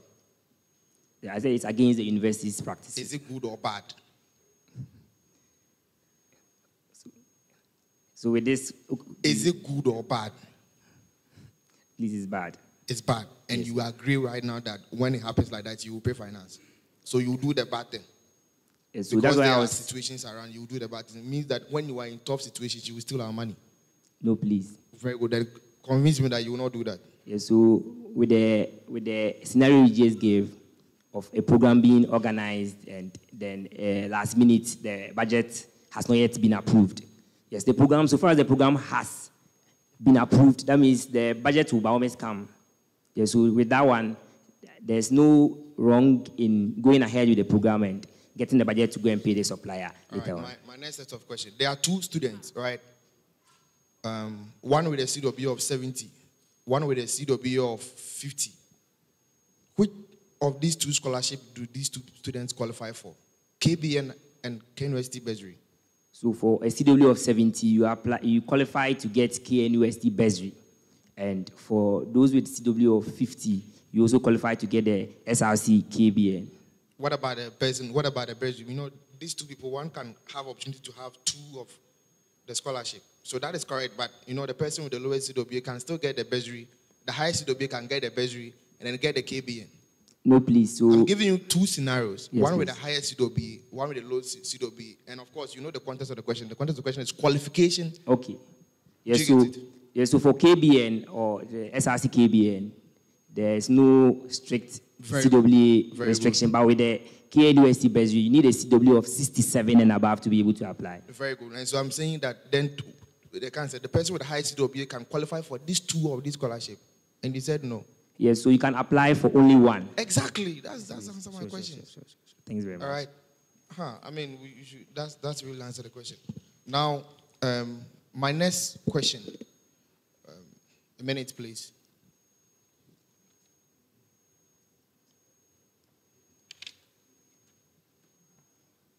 If you send a budget to DOSA, what process does it go through? Yes, so before it's being approved? Yes, so first, when you send the budget to DOSA, it first goes to the dean's office. If it's approved, then you send it to the accounts office. Then they will take it. You send your invoices to the account office. They'll send it to the audit. After it's audited, it comes back to the accounts office. Then the payment is made. My last question to you. Now, you know that with the issue of the money going through that process, and in that case, when you are going to, get item 13 from businesswomen, because the money delay, a pie that costs 5 cedis, they will sell to you 7 cedis, thinking that, no, my money is going to delay, and therefore I need to get some benefit on it. We economic students do not agree with that contest, because as a matter of fact, by the time we finish, almost all our money is gone. Do you think that if you are being elected as Knust Src president, you can make changes to that long process, that long process our money go through before it's being approved? Yes, so I would say the processes exist. Remember, that process makes the money increase, right? Yeah, so the process exists to serve as a check so that there's no arbitrary use of the students' funds. So your take on that is, once the process serves as a check, so that students do not misappropriate funds, whether people are charging higher prices for their products, we are good to go. Yes, so far as there will be audits that will be conducted, so we leave it to the audit to determine if there was really high, people charge higher or lower for the products. My last question, assure us that when you win, our money is in good safe. Yes, so to every KNUST student watching me right now, personally, I'm someone of integrity, and I believe in accountability and transparency. So if I'm elected as your next SRC Financial Secretary, I give you my word that every cedi spent, every peso spent will be in your best interest, and none of your funds will be used inconsistent with your interest, please. Sorry, don't get offended, but are you part of the Yombo land? Are you part of the Yombo land? Are you part of the Yombo land? Yes, please. Yes. Very well. You are welcome. Yeah, thank you very much. Thank you very much. Okay, that's fine. I think myself, when I saw the bag, I was scared because I'm wondering if our money is safe. Are you sure? Our money is safe. Very, very safe. There won't be a situation where you be putting some of the money in the bag at one side, then... No, please. No, please. All right, that's fine. Okay, so in a case where you're making a request, who or which people sign on the request? Yeah, so you need a signature of the financial secretary, and you also need a signature of the president. That's fine. So in a situation where your president refused to sign a request, what do you do about it? Do you understand the question? Please, if you could rephrase it, I'll be glad. The two of you are now contemplating on two things. You think this should be the way you are supposed to go because you are the financial. And he also thinks, no, let's do it this way. So you do it your way, and he refuses to sign. What do you do? Yes, the constitution is clear. The two signatories must sign before any kind of transaction is made. So that means you will not organize that program? Yeah, so you have to try and rally behind the person and convince the person to agree to the program so that it's okay. In a nutshell, you are going to do what your president says? No, please. I'm saying that you have to iron the issues out and reach common grounds in the best interest of the students. That's what I'm saying. That's fine. So can you tell me the task composition for a budget breakdown for assets? Please, you said. The task composition for a budget breakdown for assets. You know, we can make a budget for assets. I didn't say you should read and tell me. I'm expecting you know of it. Then we have some for goods and services. So tell me the one for assets. Taxes. So, NHIL, Get Fund, and COVID. I sure. Yeah. For assets. For assets. Yeah. VAT. I sure. Yes, please. I sure. Yes, please. Okay, that's fine. There's something else, but when you go, you can verify that. Then, what of goods and services? Yeah, for goods and services, there's COVID-19, there's VAT, there's Get Fund, and there's NHIL. Okay, that's fine. Thank you. I'm fine. Okay. Please, with this aspect, let's be very quick. Just give me simple answers only. Okay? If you don't know, just... Hello. Who is Professor Philip Nchi? Please, he's the director of the Office of Grants and Research. Right. So if you don't know, just say you don't know, then you proceed. Right. So I'm a financial secretary myself, so don't lie to me. So what's the difference between income and revenue? So income is the cash flows that comes to the organization, and revenue is what is realized from It's a lie. What's your thought on 2025 Ghana budget? So I believe that the outlooks and the projections by the finance minister is positive, and yes.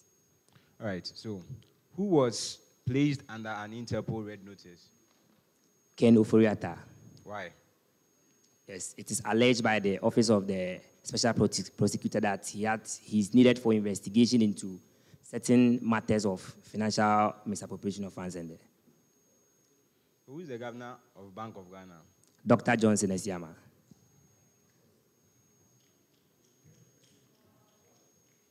What is IMF? The International Monetary Fund. In what? International Monetary Fund.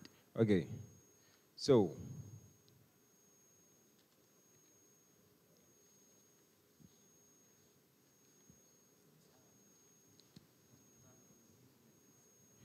what is the national motto of Ghana? Freedom and justice. What's the full meaning of UITS? University Information Technology Services. All right. Kindly tell me. Clap after we are done with this time session, okay? This thing doesn't win election. He can get 80, 70, still go and lose, okay? Kindly tell me who is the chairperson for this panel? Miss Agatha Mensah. Please, we should actually address people by their titles. You understand? Okay. So, this is actually a critical thinking question.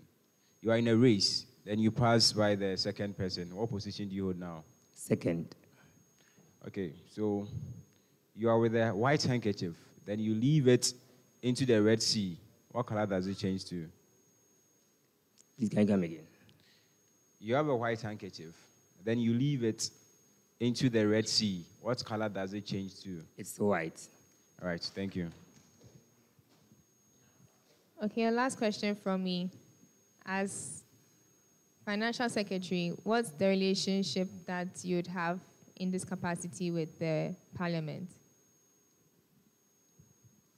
I don't understand the question. If you could come So what's again. the link between the Financial Secretary of SRC and the Parliament of SRC? Or there's no link at all? Yes, there's a link because the budget that the Financial Secretary will be presenting on behalf of the President will have to be approved by Parliament. So what are past problems that past secretaries have encountered when it comes to working with the Parliament, when it comes to budget reading and Yes, so approval? lack of consensus with the members of Parliament and should I say inadequate consultation with the members of Parliament in regards to the budget. So how are you going to collaborate with the Financial Committee of the SRC Parliament to ensure that your budget is ready on time and is approved? So personally, I'm someone who is a team player, and I believe that teamwork makes the dream work. So I'll collaboratively work with all the members of the Finance Committee, consult them regularly, and ensure that the budget is ready and expedited on time. Do you know when the budget is read? It's supposed to be read at the beginning of the academic year. Okay, so how many weeks' notice should the Financial Committee of the SRC Parliament have so that they can adequately, because I'm pretty sure that if you bring the first budget, there are going to be questions. You'd have to go back, you'd have to come. So at what point do you start working on the budget? Right from the inauguration of the Parliament. Is that what you're going to do? Yes, please. I'll come and find out. Too. Yes, please. Okay, I think I'm done. So you have 30 seconds to address your supporters.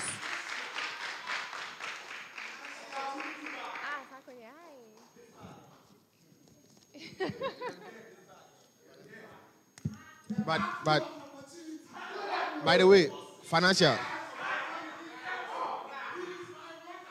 By the way, this last year you didn't impress me, but this time you've done so well. I'm so proud of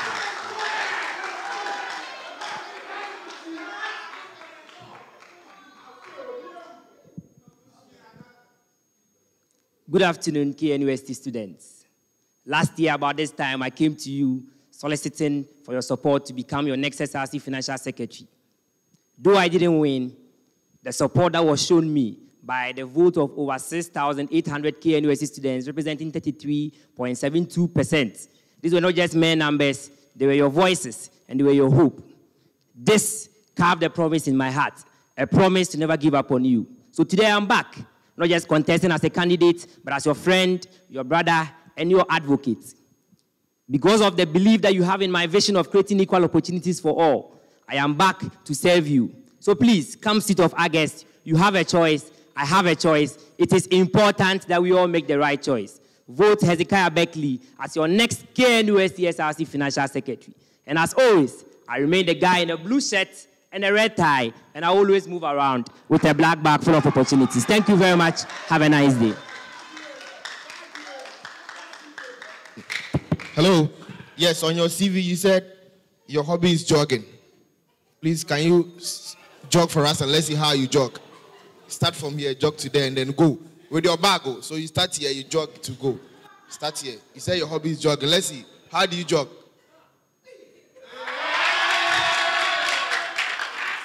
It's okay. It's okay.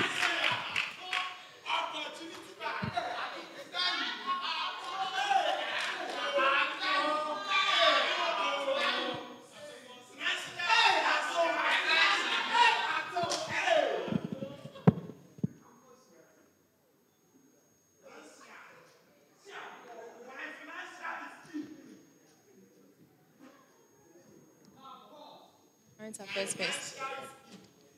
Hello, how are you? It's all right, we're about to start. Good evening, panel members. Good evening, fellow students. Good evening. Please briefly introduce yourself and then the questions to begin. My name is Nenchi Jiabwo Kwabena, a second-year economic student from the Faculty of Social Science and the College of Humanities and Social Science, an aspirant for SRC Financial Secretary. Yes, please. Okay, you're welcome. Thank you very much. Take your seat. Thank you. Are you aware the financial secretary portfolio is a very sensitive one? Yes, please. Okay, so listen critically and answer my questions. I was. Straight answers. If you don't know, just tell me you don't know. Okay. All right. So what's the difference between income and revenue? All right. So when you talk about income, income is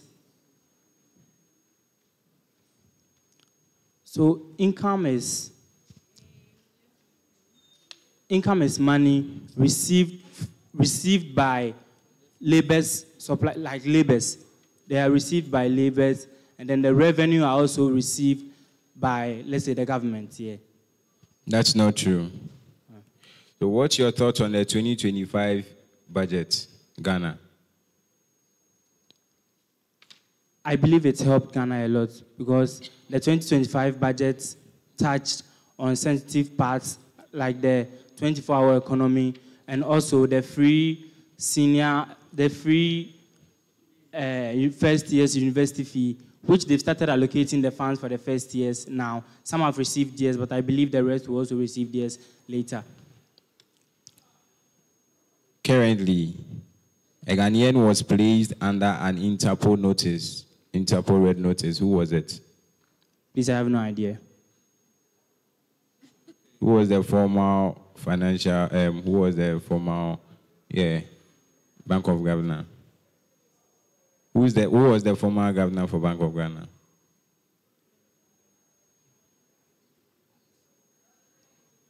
Honorable Addison.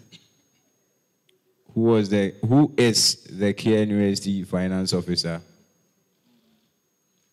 Dr. Charles Nsia. Who lied to you? No, who lied to you? So who is currently the governor of Bank of Ghana? Dr.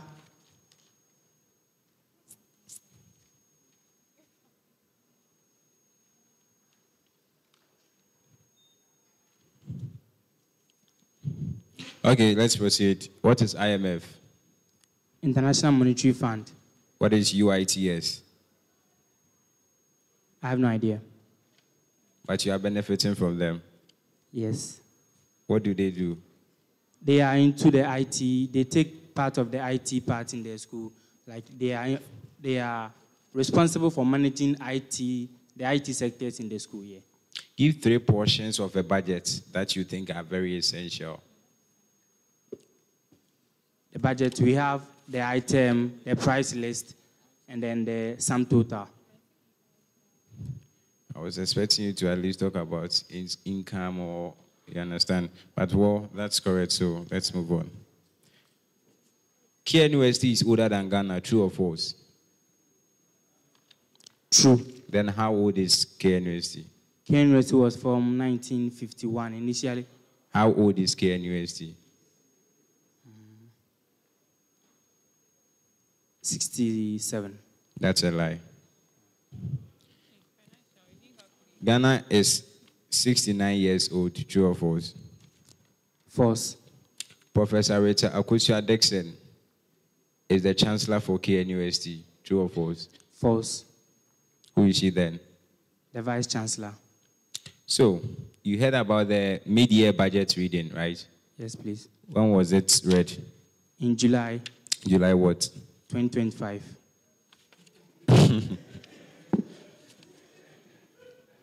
What date? Give me the date. Please, I don't know the actual date. As a financial secretary aspirant, how can we trust you? Convince us to trust you. So, when I'm elected into power as the financial secretary, I'll make sure that the funds of the students are being used to serve the students themselves, where each and every one benefits from the funds. Initially, over the years on campus... It's okay. They will take it from there for me, okay? But I want to ask you a critical question. So when you are in a race, then you pass by the second person, what position do you hold now? Second. You're very quick on response. When you're poor now? When you're poor? No, please. Okay. So you are climbing the staircase, and then you fall on the second floor. You are climbing a staircase, and you fall on the second floor. Which floor do you fall on?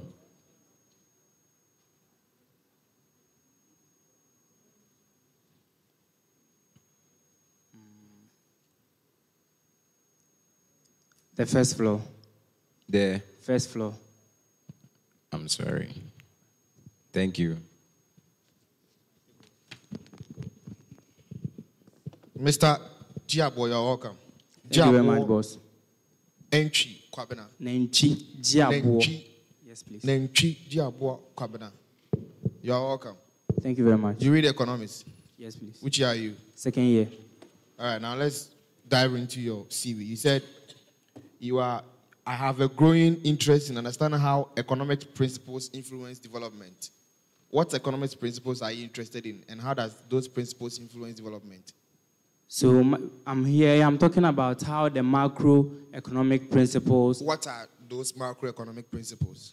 Like interest rates, monetary policy, and how they influence economic growth. How does monetary policy influence economic growth? So the monetary policy, they are the policies set up by the Central Bank of Ghana to influence money supply in the economy. Yes, how does this influence economic growth? Run me through a very short channel of the monetary policy. Okay, so when there's inflation in the economy, the Central Bank uses monetary policy to curb inflation. They can also sell securities, government securities, to take money from the system in order to make sure the inflation goes down. That's the monetary policy. That's some part of the monetary policy. That is not the entire monetary policy. Do you think KNUST undertake fiscal policy?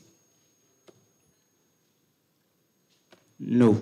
What is fiscal policy? Fiscal policies are measures taken by the central government through the Ministry of Finance. They are what? They are the measures taken by government. What measures?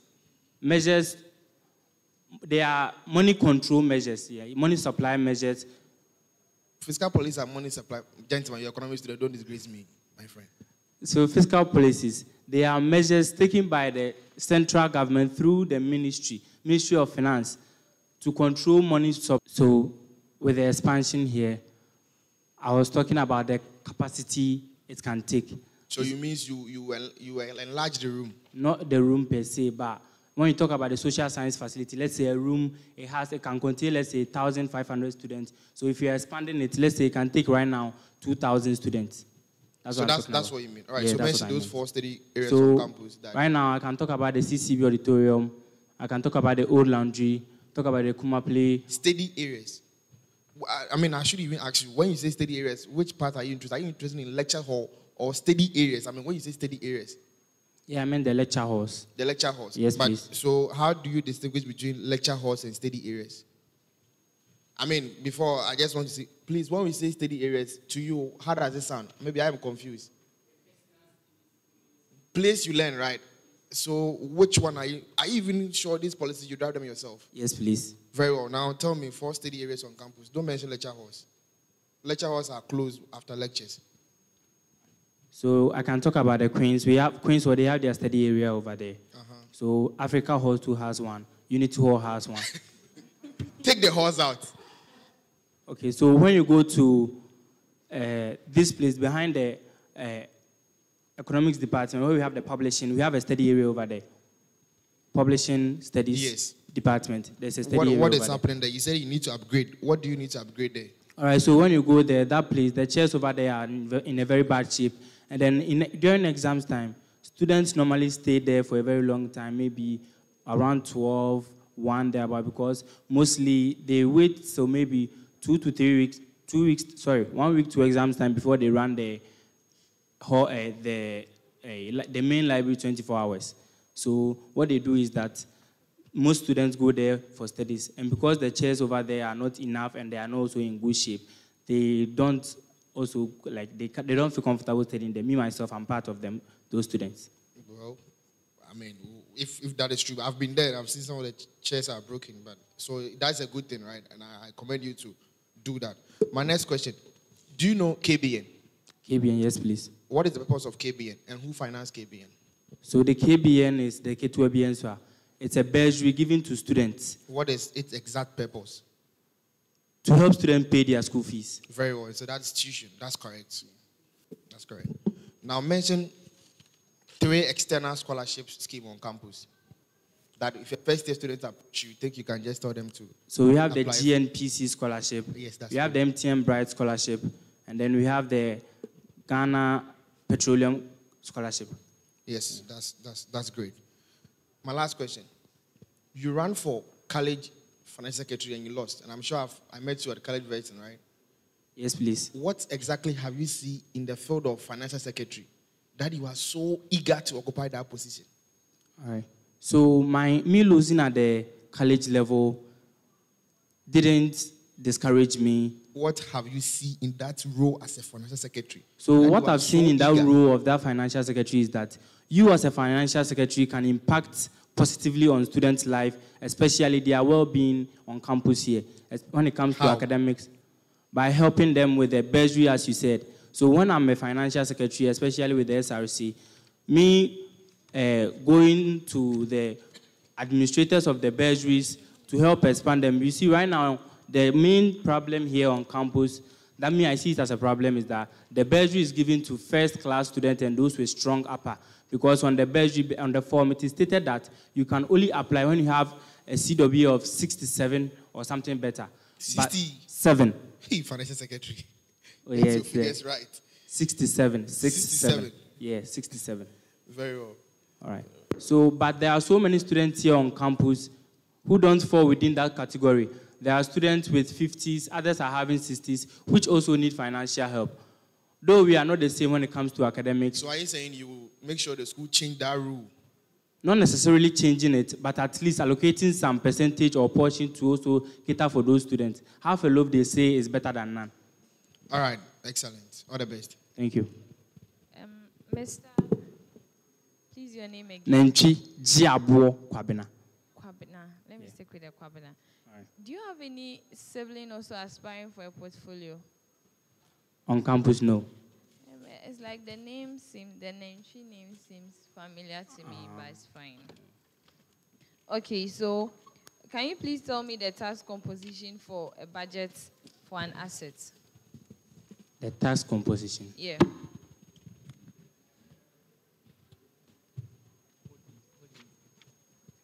So we have the VAT, that's the value added tax. We have the NHIL, and then we have the... asset. For an asset. We have assets and we have goods and services. So I said for an asset. The taxes there. All I know is the value added tax. What of the goods and services? The goods and services. That one too, we added the value, we have the value added tax over there. What else? And then we have the NHIL, we have the COVID-19 tax. Is that all? Those are the ones I remember. But you should be abreast with it since you are going for financial secretary. Okay. Right.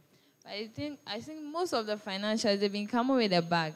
Since you are not here with a bag, I'm just wondering to ask, how do you promise securing our money? You know, where will you keep it? All right. So what I know is that as a financial secretary, the money itself does not come to your pocket directly. You only write budget, you present your budget when you need them, and then it is paid to your supplier. That's what it is. The money is being paid to your supplier. That's fine. We know. Okay. Okay, so I just want to ask you one last question. Who signs on a request? Who signs on a request? The financial secretary. Are you sure? Yes. So right now you are being elected into office and your administration wants to make a request for funds. You will be the one to sign. Yes, please. Are you sure? Yeah. See, with what you are saying, do you think we should trust you with our finances? Yes, please. Why should we do that? Because that is not what the Constitution says. And if we are trusting only you to sign on our request, what if you go and manipulate the figure somewhere and submit it and get the money after us? All right, so that's when we have the finance committee. So before I will sign, the finance committee will have to review to also accept or not to accept what I've signed. Just check those who sign for request, okay? All right. That's fine. Right? Thank you. Hello, Mr. Diabo. Hello, Mr. Diabo. Please, did you declare your intentions? Yes, please. Did you declare your intentions? Yes, please. Okay, can you say exactly the first 3 lines on your intentions when you were declaring your intentions? Exactly the first 3 lines. So please, I'm waiting for you to. Okay. It's at the left side.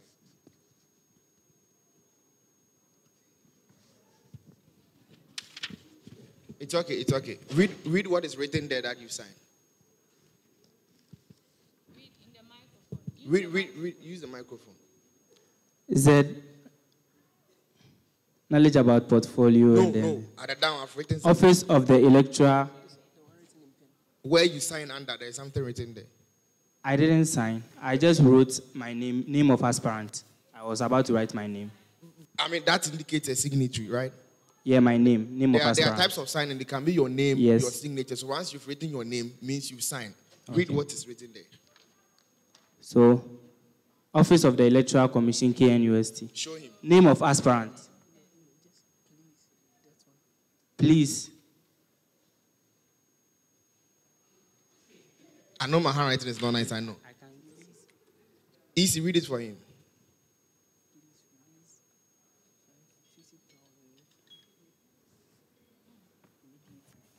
Yes, we are waiting. It says, please release 50,000 for me immediately. And you did not read, you did not check anything. And just right away, you wrote your name and you signed. A whole KNOC financial secretary. People bring budget, people bring stamps, and you don't go through. You just sign it right away. Diabo, economy student. Come on. This is your first time. Just don't try this. In fact, in the field of finance that you are eager to go, I'm sure that's the reason why the college people rejected you. And I'm sure the KNOC is not going to do the same because that is a broader base, right? Go and rectify all these issues. All the best. Thank you. Okay, so please, I said I want exactly the first 3 lines of what was on your letter of declaring your intentions.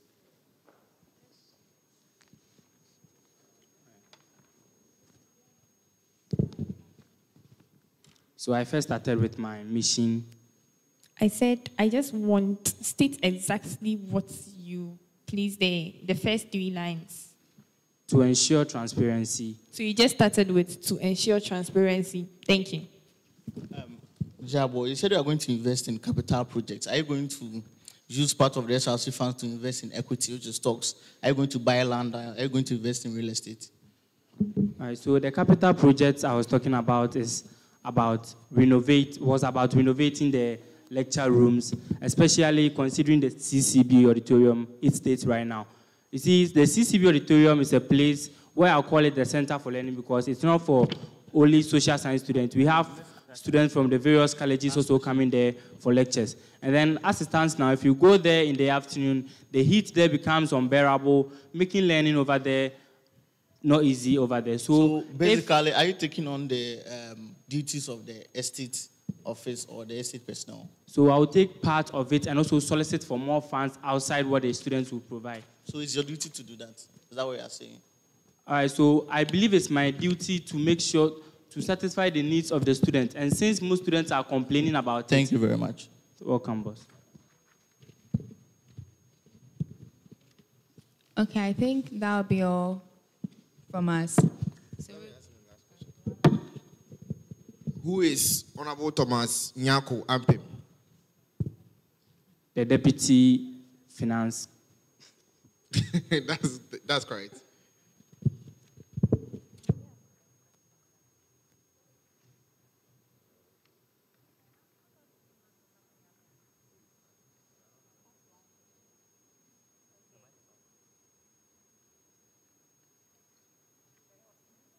Question before you go. Do you think that in your capacity as, if you are elected in the capacity of financial secretary, you'd have to collaborate with the SRC Parliament at any point in time?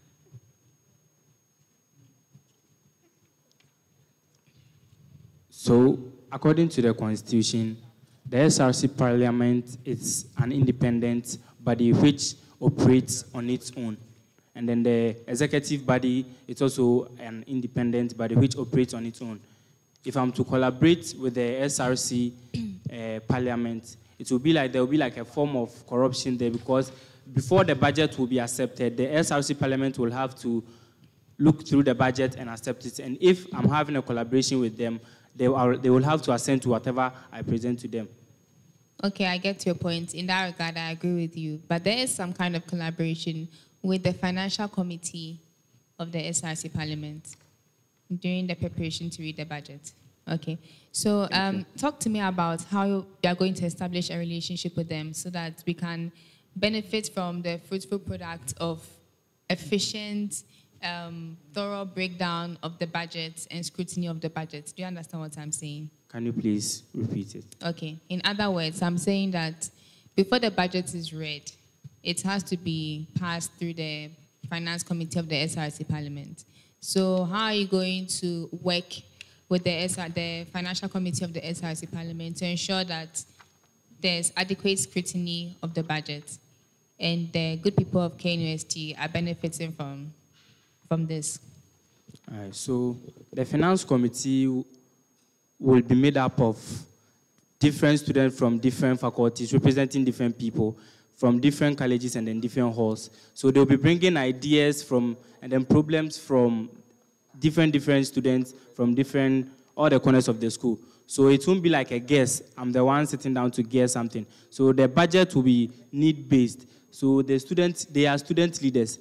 They will be engaged in the budget presentation. They will be asked, what do you think will be best for the students? So they will be all included in drafting the budget. The members of the committee? The members of the committee, yes, the finance committee, the members. Okay. What happens when they frustrate you? They don't want to approve your budget. What do you do? I will seek for suggestions. If they are not approving it, it means they have something, they have a question about it. So I'll just go to them what do you think should be done in order for you to approve it? Because without their approval, it will be like it's autonomous, I'm imposing it on them, and that should not be done.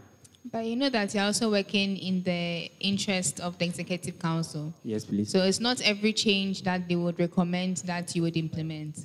But if they don't want to approve your budget because you don't want to change certain things that you think will benefit the student populace, how do you resolve such an issue? Do you understand what I'm asking? No. Okay. So if I'm in the financial committee, I've told you that I want to make this change to the budget. You think that regardless of what I say, the SRC administration needs this thing on the budget. So you don't want to change it.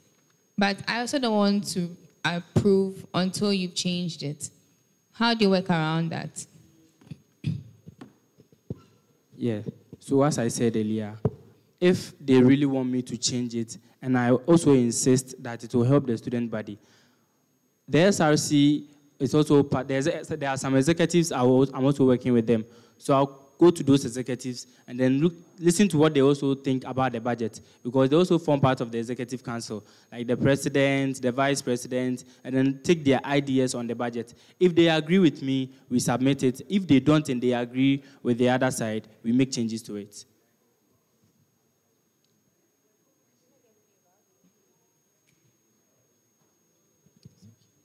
Yeah, but what's your hobby? Is it? What's your hobby? Listening to music. What music do you listen to? Reggae. Reggae. Give us one reggae song you listen to. Give us the lyrics.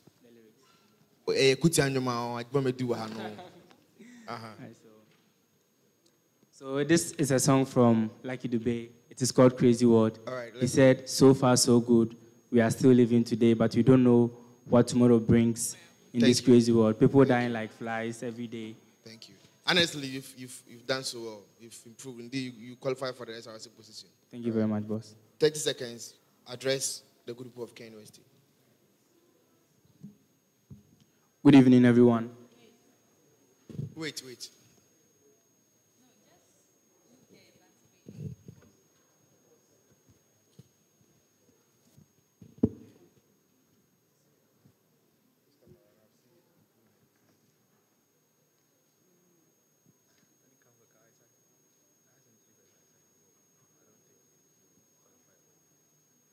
Good evening, everyone.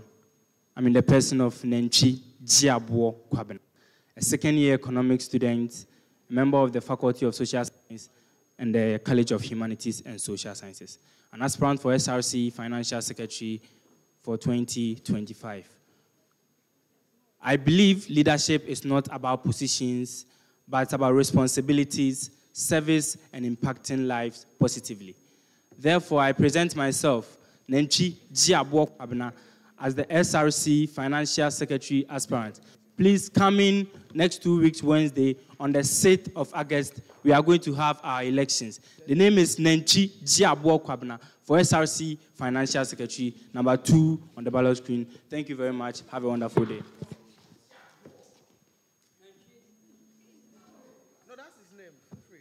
Nenchi Jiabuo. Nenchi. Yeah, it's correct. It's correct.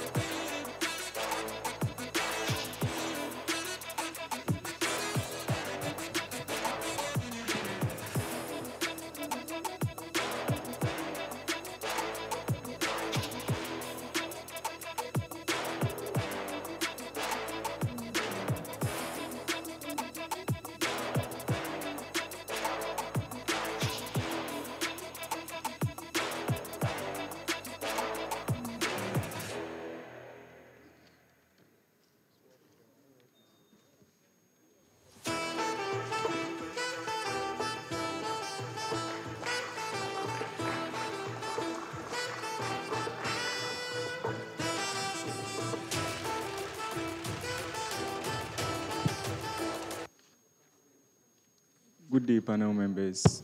Good day, KNUST. Hello, how are you doing? I'm fine, thank you. Okay, so briefly introduce yourself and then we start with the questions. Please, my name is Abdul Jalil Nazero, a third-year accounting student, and an aspirant for SRC Financial Secretary.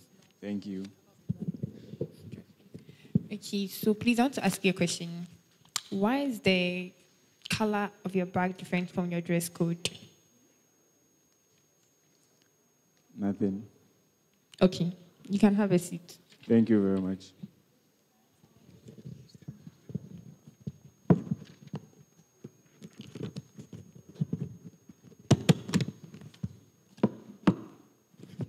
Okay. Please, you're welcome once again. Thank you very much. Please, I will need you to be very quick with your responses. If you don't know, just let me know that you don't know.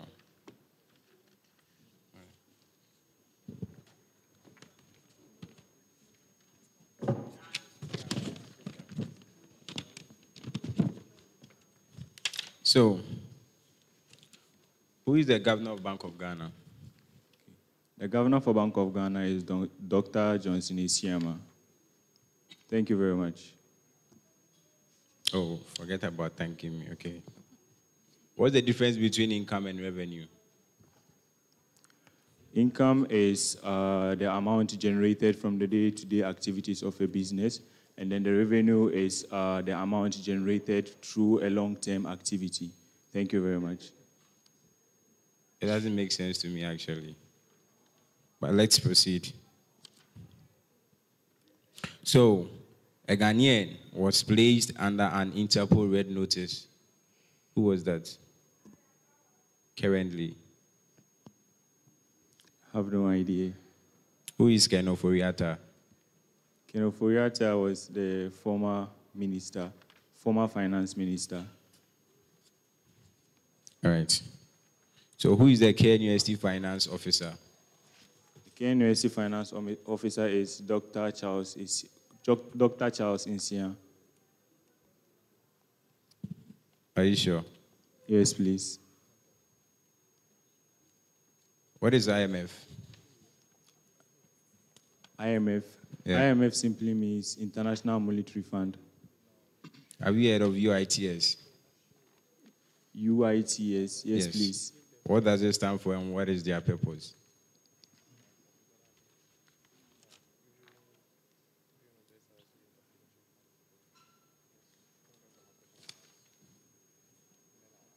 Okay, let's proceed. Who is the Minister of Education? The Minister for Education is Honorable Haruna Idrisu, MP for Tamale South. You are still, okay.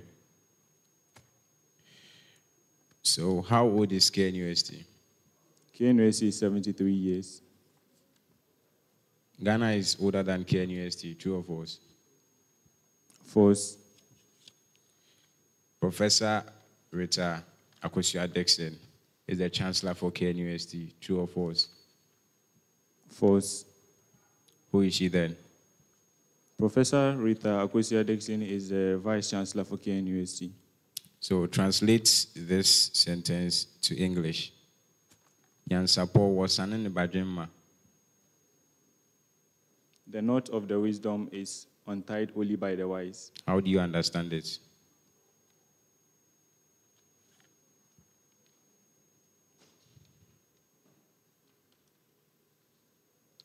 Okay, so let's proceed. So you are in a race, then you pass by the second person. What position do you hold now? The second place. All right. So there's an allegation before you. On 31st June, you were supposed to be in class, but you didn't go. Where were you? June has 30 days, not 31. Thank you.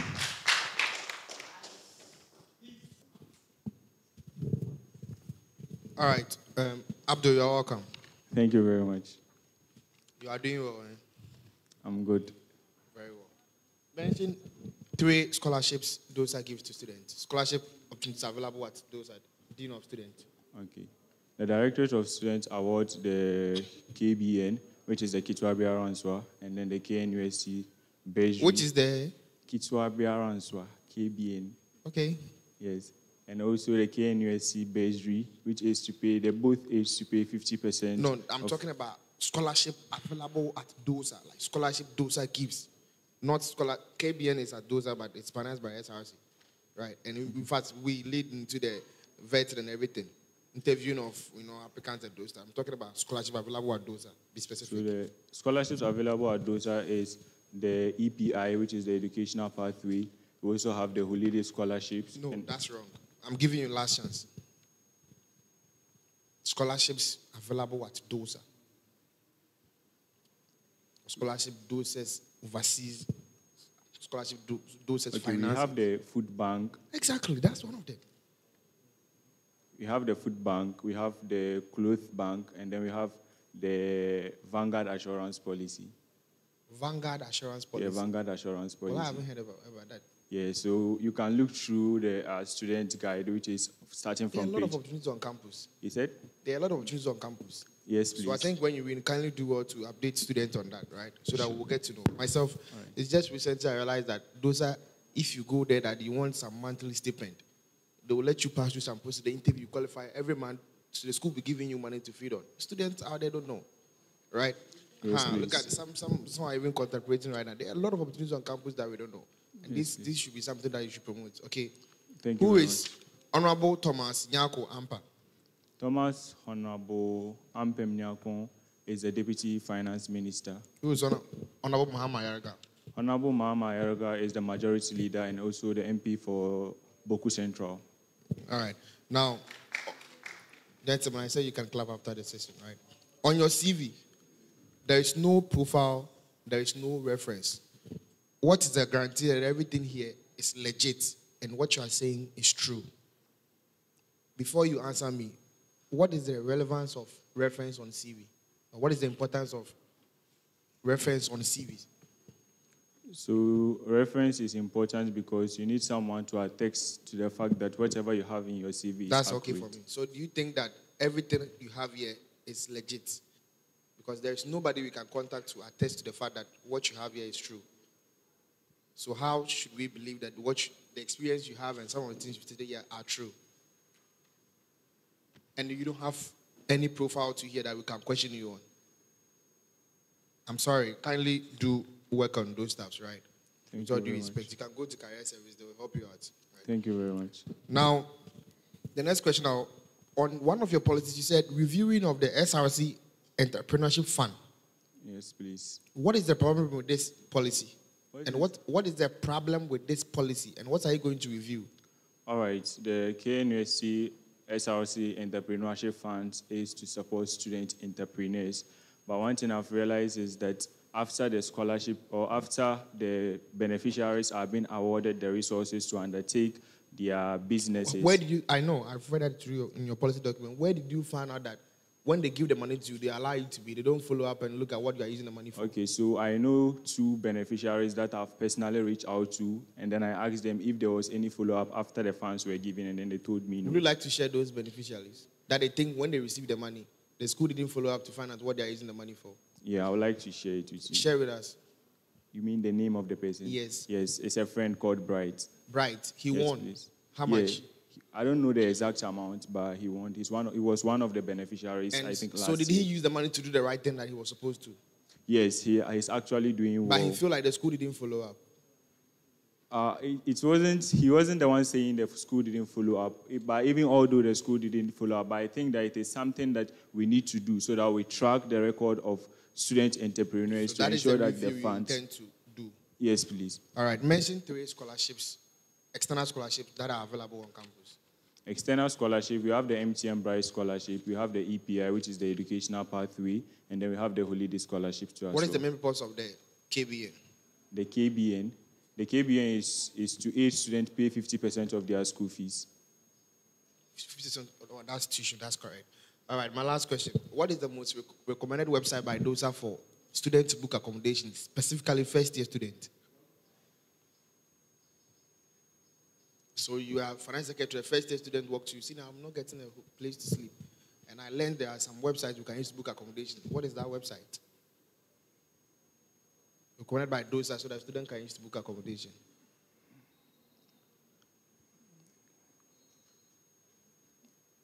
You don't know, that's fine. Let's clarify yourself. Do you believe in pre-financing? Yes, please. Is pre-financing good or bad? Pre-financing is good. It's good. But Yes, you know, please. the school rules are against pre-financing. You are saying pre-financing is good. Are you intending to pre-finance when you come? When you are being elected, do you intend to pre-finance programs? That's a question, please. And that's a straightforward answer. No, please. But you said it's good. Yes, please. So why won't you pre-finance? Because the school is against it. So anything the school says you shouldn't do, I don't think it should. So once the school says that kill, you will kill. No, please. But you said it's good, the school is saying it's bad, so you're not going to do it. Please, it's the question. Let's answer and let's go.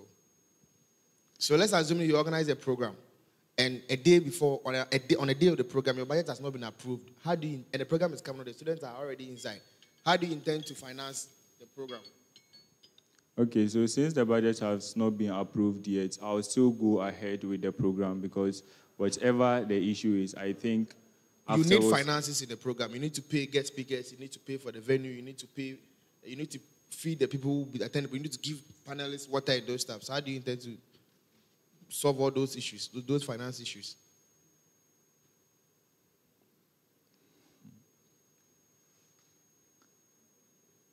Can you move on to the next question? You don't have an answer for me. Yes, all right, please. thank you.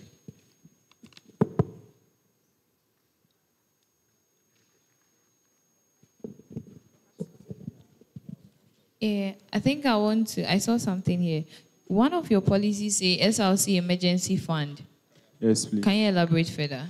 Okay, so the SRC emergency funds is too often I've come to realize, or the school populace has come to realize that when a student is being diagnosed of some form of illness, the only resort is to make flyers and then put the person on, soliciting for funds from the social media or wheresoever it is. And I think that even though this is intentional, sometimes it might be slow and also draining, and also to the individual who is affected. So what do you plan to do? Okay, my plan for it is, as at last year, KNUST has recorded to have a population of 85,000 students. And then this year, KNUST has a population of first-year undergraduate students of around 39,811. Putting these figures together, it simply means that KNUST has a population of around 124,811. But let's assume that all other things being equal, KNUST has a population What do you plan to do? My plan is to allocate some form, or my plan is to allocate 0.45 or 0.5% of the annual funds generated by the SRC to this emergency fund. How are you going to do that? I am going to do that through the collaboration with the Parliamentary Council, making them understand why it is important to go in for this initiative. Because if someone is not feeling well or someone is facing some form of illness, and then the only resort is that, I don't think it's the best way. But this is something we can do, and then we can do it together, and collectively we'll be able to achieve that. Thank you very much. So who signs on the request? Who signs on the request of the SRC Emergency Fund? No. When the SRC wants to make a request, you're a financial, you have to understand what I'm saying. Okay, so the president, the financial secretary, and then the finance officer. Who is the finance officer? The finance officer is Dr. Charles Nsia. I'm talking about the SRC. Before the request leaves the SRC, which people signs it? The president and then the financial secretary. So how are you going to collaborate with your president and ensure that the two of you, in fact, don't misuse our funds? So what I'm going to do is that I'm going to ensure that there is strict budget control, and also there is going to be some form of financial auditing, regular financial auditing, and also we are going to prioritize expenditure that are directly significant to the student body, and also collaborating with other members of the SRC. There's been situations where people say the president and the financial, they join forces and now tend to exploit student funds. How can we trust you on student funds? How can you? Trust you with our funds. All right.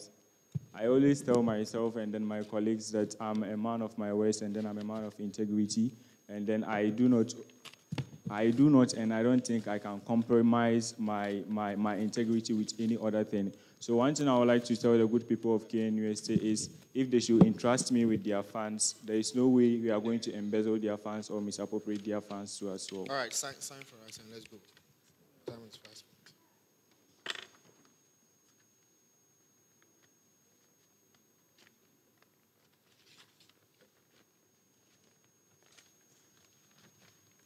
Please be fast and let's go.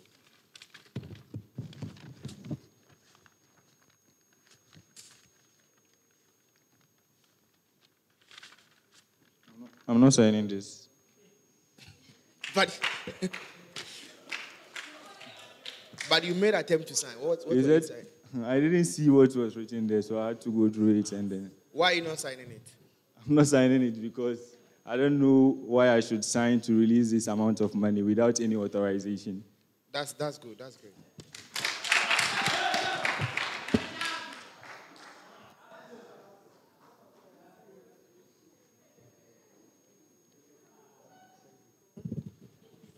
Okay, so pertaining the signing of what he gave to you, you said you are not going to sign it because it doesn't have any authorization. So Yes, what please. if I bring something to you that, oh, financial, I want you to sign it for me? And then you're telling, are you going to, let's say it's my idea, let's say I'm a student entrepreneur, and then I'm bringing this to you for you to sign for me so that I can have access to make sales to students or something. Are you going to reject me to go back to my hostel because it doesn't have any authorization? Please, can I ask you a question?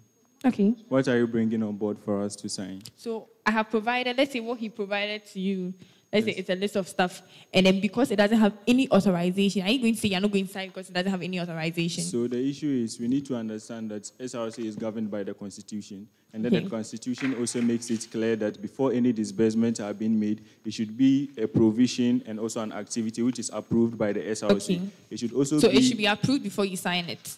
Yeah, it should be approved. I am a normal student coming to you. Yes, please. It should be approved before you sign. So you told me to go back to my hostel because it's not approved. I won't tell you to go back to your hostel, but I can direct you to the Directorate of Students, That's the whatever best it is. way. Because I feel like if I'm a normal student coming to you, you need to tell me, oh, okay, these things that you are providing are good, okay, but then I'm not in the right position to sign because it hasn't been authorized. So now let's use this channel, this channel, this channel. Get it? Right. Okay, so I would want you to also explain what you mean by SRC emergency fund. Yeah. SRC emergency fund. What do you mean by SRC emergency fund? So as I said rightly, too often there are some challenges with students when it comes to some illness, and then the only resort is to make flyers and then put them on, soliciting for funds from the general public, which I think that although is intentional, but sometimes is slow and also draining to as well. So thank you very much. Okay, thank you very much.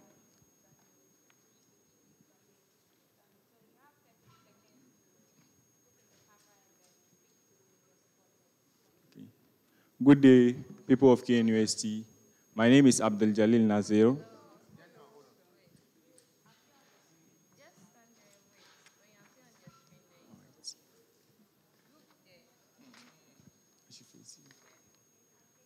Good day, KNUST. My name is Abdul Jalil Nazir, aspirant for SRC Financial Secretary.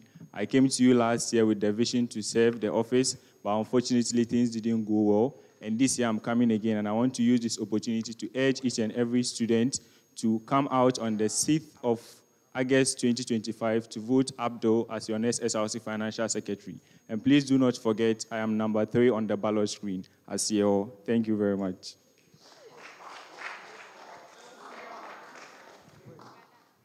Thank you very much.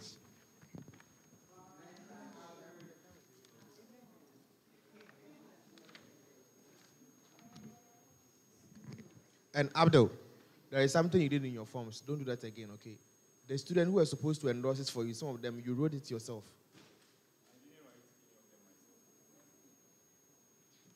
All right, that's fine. You're not the one.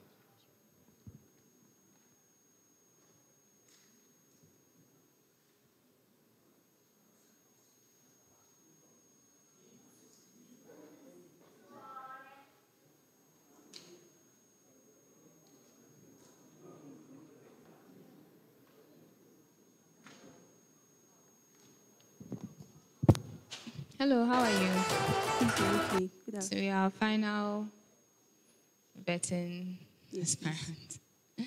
Okay, let's get right into it. Briefly introduce yourself, then we start the questions.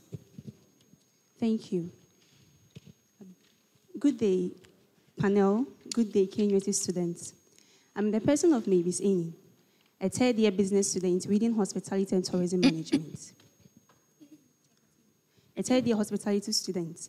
And I am a purpose-driven and passionate about women empowerment. I'm a hardworking woman. And yeah. So what made you decide to run for Women's Commissioner? Thank you. So I decided to run for Women's Commissioner because of my passion to advocate for the rights of women. Personally, I love to be there for people and also encourage them and inspire them. That's why I decided to run for SRC Women's Commissioner. Okay, so what are some things you want to achieve in your capacity? Do you have a policy document with you? Yes, please. Can we have it, please?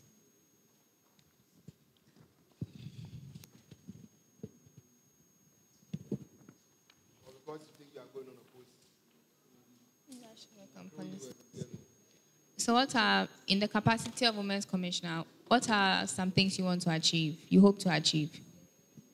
Thank you. So some of the things I hope to achieve is, one, recognition of women, which is part of my policy, which I've named it the celebration of women achievements. So it started from the SRC Women's Commissioner, Mavis Akobila. She started with the awards scheme, but then I want to include a monthly spotlight series where every month a woman will be selected from any college, faculty, department based on what she's doing, maybe in academia, in sports.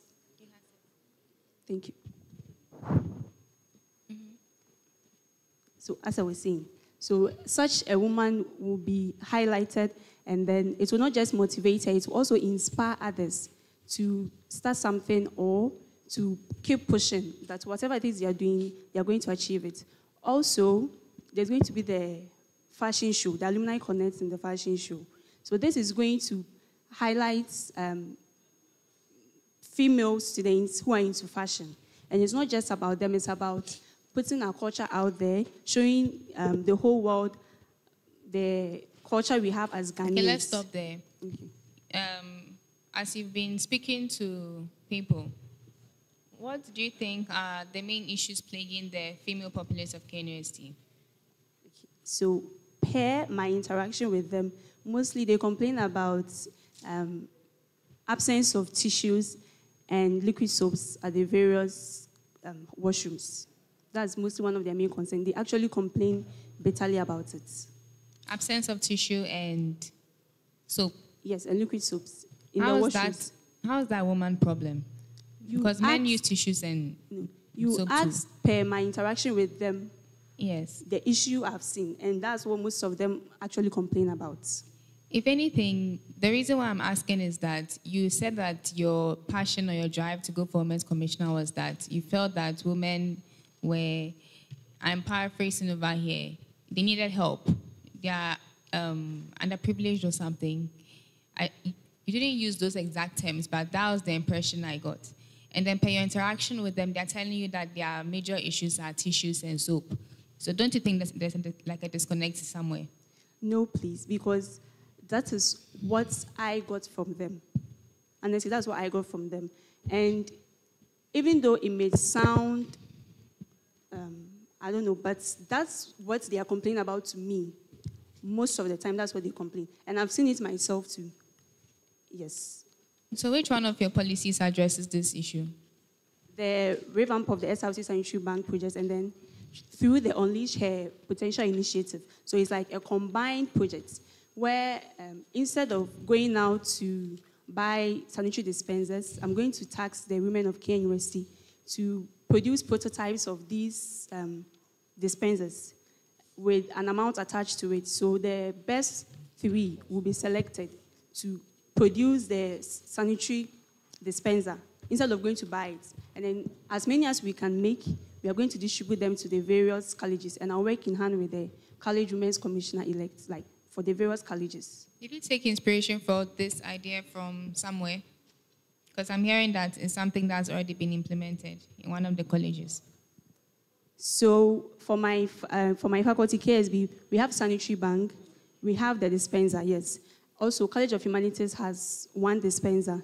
But my policy is about unleash her potential. The difference is here, the women of KNUST are going to make it.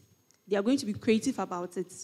And they are going to get the bragging rights of, oh, we designed our various sanitary dispensers. That is the difference. So the problem of tissues and sanitary pads, what's the link? So after all these are done, I'm going to collaborate with the various women's commissioners, also organizations, and then to provide the sanitary products and also make sure that there are tissues and liquid soaps in the various washrooms. You know, when it comes to me, I like blueprints. I'm sure everybody here is tired of that word. Let's talk about how exactly that's going to be feasible. So you're saying you get soaps. Let's talk about that. What's the production going to look like? Who are you going to get on board? How are you going to disperse it? How are you going to make sure that it's efficient, it's running, and it's long-lasting even after you've left office? Thank you. So first and foremost, I can't do this alone. I would have to collaborate with the faculty, college, and then department women's commissioners. And we are going to also tax or train women in soap making so that they can make it and then we pay them for the distribution. So where's the fund for this going to come from? I'll either fund it from the SRC coffers, the news coffers, or I'll seek out for sponsorships. How many policies are you pushing? Are you championing? 4 policies. And you think that if you are going to keep this long-lasting and running for a long time, in addition to all the other policies that you'd have to make sure that you get done during your tenure, is feasible? Yes, please. You've done the calculations. No, How many people are going to be on board for this? Because you are saying that like you're going to get students and then you're going to pay them from the coffers. So is it every month that you'll be paying them? How much are you paying them? So it's going to be on contract base. So they are going to have a contract with the commission that they are supposed to supply this amount of liquid soap to the various colleges. So I'm going to pick one from each college so that there's going to be sustainability. And hopefully the next women's commissioner will also continue through. And it's not just going to be from the SRC conference. As I said, we're going to seek for sponsorships. And I know that the organizations out there who are more than willing to support us, to support me, sorry. Do you think sanitary pad is a major issue in KNUST? Yes, please. I can put it to you that it's not. Why, please? Because at my college, for my college, HESA, the women commissioner brought a bunch of sanitary pad. It was there. Nobody really utilized it. So I don't really see why a major focus should be on sanitary pads. Because even from your own survey, they're telling you tissues and soap. So what is the relevance of revamping of sanitary pads? It seems that that's something every women's commissioner does. And it could be wasteful because what is the outcome of that? Because if in my college, sanitary pads are just sitting there unused, then you come and tell me that you want to revamp it. Why not use what is already there? What is the need to revamp? So, luckily for your college, they don't need it. But I believe that there are other colleges who need it. And the sanitary bank is for emergency purposes. In first year, my friend had an emergency in class. She didn't even know that it was her time of the month. And we had to, luckily for us, the then women's commissioner had installed the dispenser. And that was what saved her.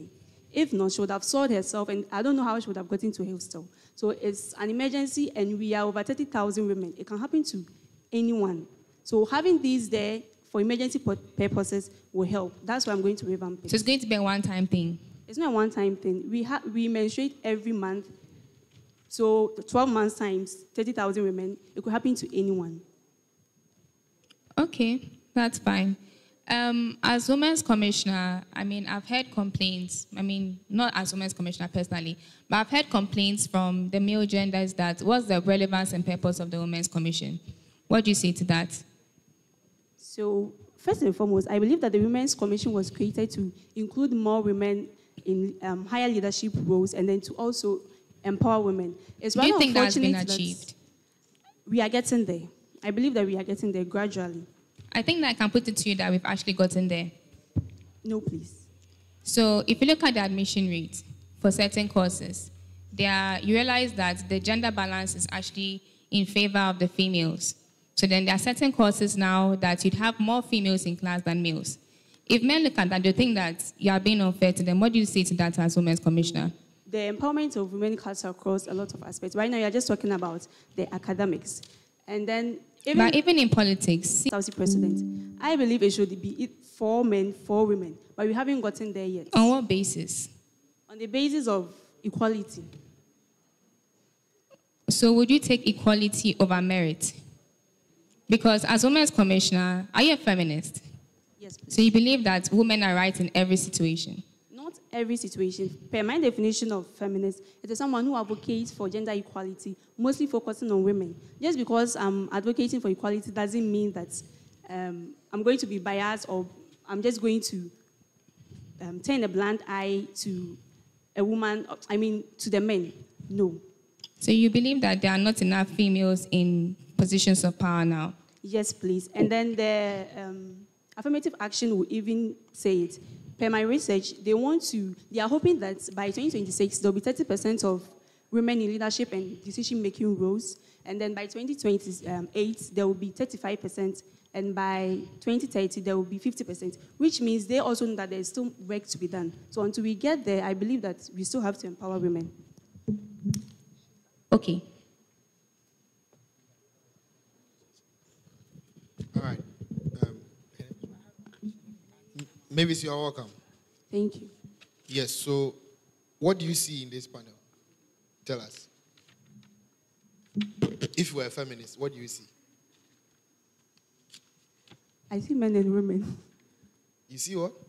Men and women. What like is the happening? women dominating the panel. The women dominate in this panel.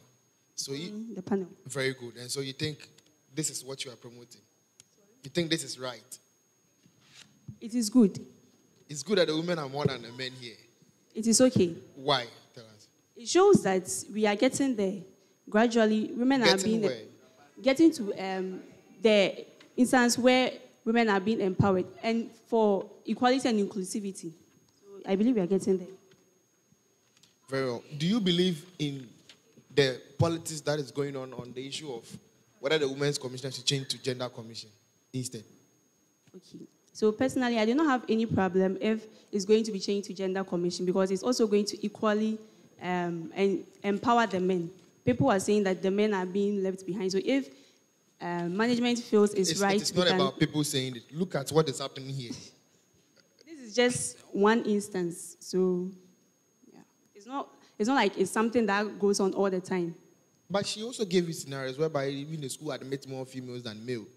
Yes, the number of males exceed the number of females currently. So I still think there's still work to be done. Sorry? You said she cited an example, and I'm saying that yet currently the number of males exceed the number of females. So there's still work to be done. All right, very well. Now, who is Mr. Joshua Mensah? He's a current SRC Financial Secretary. No, Mr. Joshua Mensah. Joshua Mensah. Sorry. You don't know the person, but he's on your certificate. He's on one of the certificates you attend. Are you sure you earned that certificate yourself, or was just those random certificates you go for? So my mind was more on the SRC. Mostly we expect you to ask questions about the executives and all, so my mind didn't come to them. You expect us to ask questions on executives? Hey, Women's Commissioner. So that is what you want to kind of portray? No, it was just an expectation. Expectations are not always. So who is Joshua Mensah? So he works at University Accommodations and Conferences, where I had my internship in first year. No, that's not true. Joshua doesn't work in internship. You said university at where? University Accommodations and Conferences. At which university? Here. No, that's not Joshua Mensah. In one of your documents. And I'm not sure, that's the only Joshua Mensah I see in your document. Just tell me who that Joshua Mensah is, and you are good to go.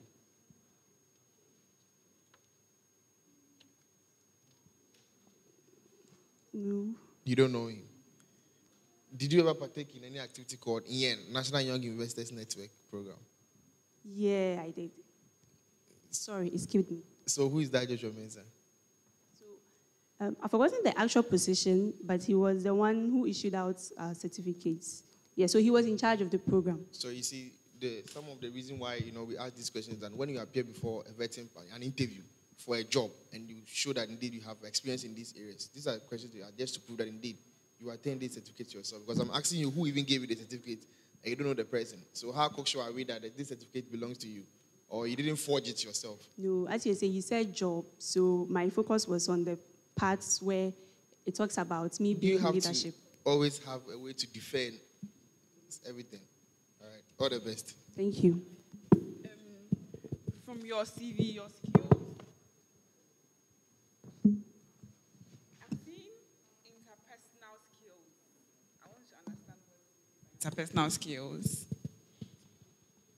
So basically, it's about me being able to carry myself well. Yeah, I said basically, it's about me being able to carry myself well and being confident in everything I do. Generally, it's about me being able to carry myself well and being confident in everything I do. Thank you.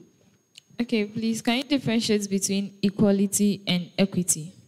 Okay, thank you. So equality has to do with giving the same resources to an individual group of people, and then equity has to do with giving resources to a person based on circumstance. Come again. I said equality is giving the same resource to a person or a group of people. And then equity has to do with giving resource to someone, a group of people, based on their circumstance. Are you sure? Yes, please. How sure are you? 100%. Okay. I think recently the SRC Women's Commissioner launched a policy on decent dressing. She launched a policy on decent dressing. Did you see that? Yes, please. What's your take on that? I believe it's a good initiative, yes, because sometimes you see students dressed in an inappropriate way. So I think that was what she noticed. That's why she decided to launch that campaign. So have you noticed that yourself? Yes, please. Have you approached someone and spoken to the person? About the indecent dressing? Not really, no. So how can we trust our ladies in your hands?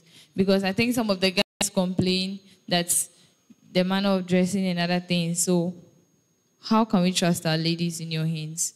Okay, so for that aspect, yes, that's why I believe the Women's Commissioner is championing that. So hopefully I'll be able to continue on with it. And right now I'm seeing changes because even the Faculty of Social Science, they released a letter for a certain way they are supposed to dress now. So it means that it's going somewhere. So gradually, I believe we'll get there. You will come to Obuasi campus, right? To solicit for votes. Yes, please. What do you have to tell the good ladies of West Obuasi campus? So basically what I have to tell them is that with me on board, I'm going to make sure I include them in everything I do. From my spotlight series, awards, fashion show, the revamping, everything. Please, can you repeat it? I'm sure they are watching. I want them to get you clearly so that if you are elected, they can hold you accountable. So please repeat yourself by looking into the camera for us. I said I will make sure to include them in all of my policies. Which people specifically? Sorry. I'll make sure to include the beautiful women of Obuasi campus in all of my policies. Thank you. Thank you. Are you in a relationship? No, please. You're lying. I'm not lying. That's fine. But is it personal or you have a reason for that? No, it's a personal reason. It's a personal reason. How old are you? 22. And you are not in a relationship. Why? I prefer focusing on myself. It is not a sin, though. Oh, no, it's not a sin. It's a personal decision. All right, Miss Mavis. I think you would end with me, and then I would also end with you if they don't have any questions. So, you want to go? Okay. So, who do you call a woman? Who do I call a woman? So, first and foremost... My question is, who do you call a woman? So, a woman is, how do I put it? Biologically, she's a female. And, no, sorry for that one. So a woman is someone who is biologically born as a girl, let me put it that way. And then with time, she has become the best version of herself. That's who you call a woman? Yes. So, as the Women's Commission, if I am to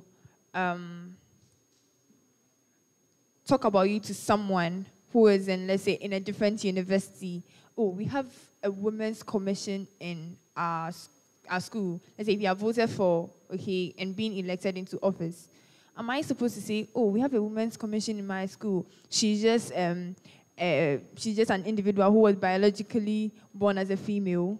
Is that what you expect me to say? Who has with time transitioned to become the best version of herself. What do you mean by transition to become the best version? Anyways, how would you train a young girl to become a woman? How would I train a young girl to become? Yes. By equipping her with skills. Just give me and four knowledge.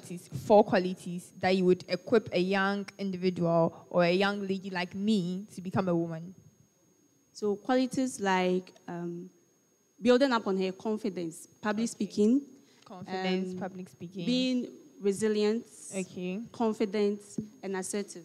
Assertive, okay, that's good. I think with the very last one, you talked about health. Yes, please. Did you talk about sports? Sports. So when you flip back to my... Did you talk about sports? Achievements of women, they are included. Okay, so what are you going to help the ladies on campus with pertaining to sports? So for now, per my policy, I'm going to throw more light on them and the fact that they exist, and then showcase their qualities. That's why the monthly spotlight series is there. Okay, so then just give me a brief thing about Women 360. So the Women 360 is one of my main policies where I'm going to organize a award ceremony focused on every sphere in K University. Also, there's going to be a monthly spotlight series that will feature a woman, a K University woman, every month. And I'm going to set up a committee to help me with that, to fish out a woman who is deserving, and then she will be shown to K University for a whole month. All right, yes. That's good. Thank you very much. All the best, but please, I would want you to help us with the decent dressing. Thank you very much. Thank you. K University for a whole month. Yes, please. Publicize it as much as we can. To get Just to the to whole show school. her achievement. Yes, and then to inspire others too. Okay, please.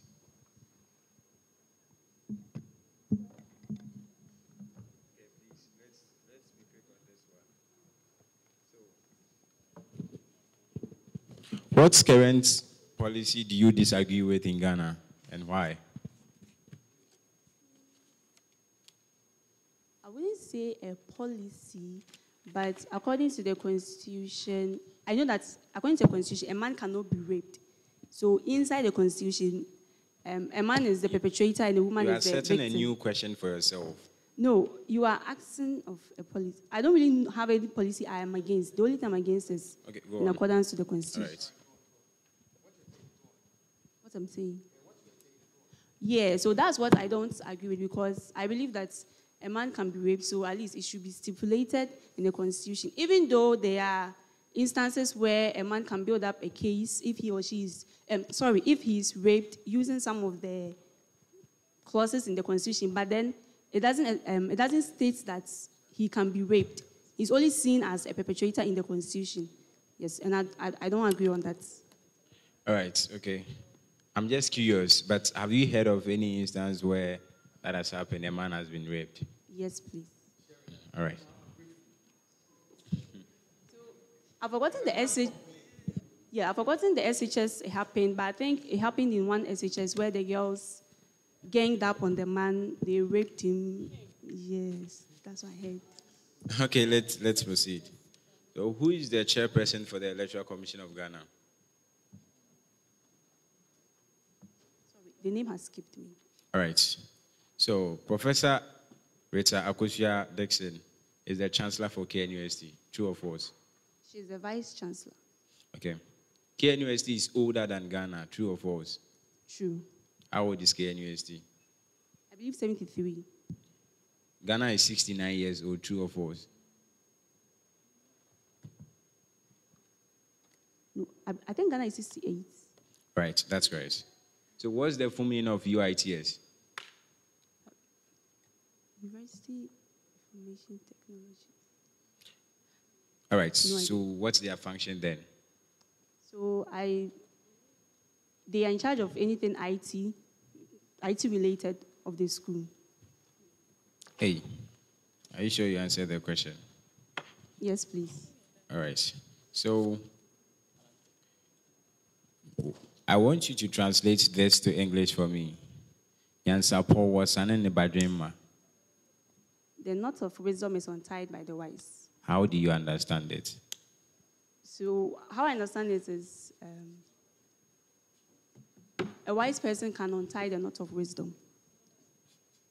Well, that is your version, so I can't challenge you. Did you hear about the mid-year budget reading? The national mid-year budget reading? No, please. All right. So who is Professor Akwesi Echampong? He's the Deputy Directorate of Students Affairs. All right, so I have this critical thinking question. So you are in a race, and then you pass by the second person. What position do you hold now? I'm the first person. Oh. I didn't hear you. What position? The winner. No. So you have a white handkerchief, then you drop it in the Red Sea. What color does it change to? Red. I think it will still be white. Of course, it would still be white. Thank you. Thank you.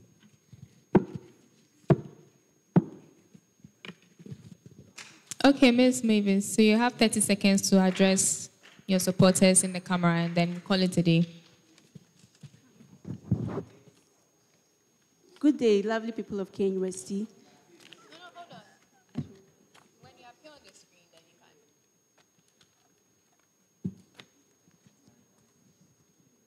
Good day, lovely people of KNUST. It's your girl, Mavis Inin. And today, I'm here to solicit for your support and your vote. Come and sit, I guess. Please go and vote yes for Mavis. Not just because I'm the only one you see on the ballot screen, but because I am competent and I believe that I can do the work. Thank you and have a wonderful day.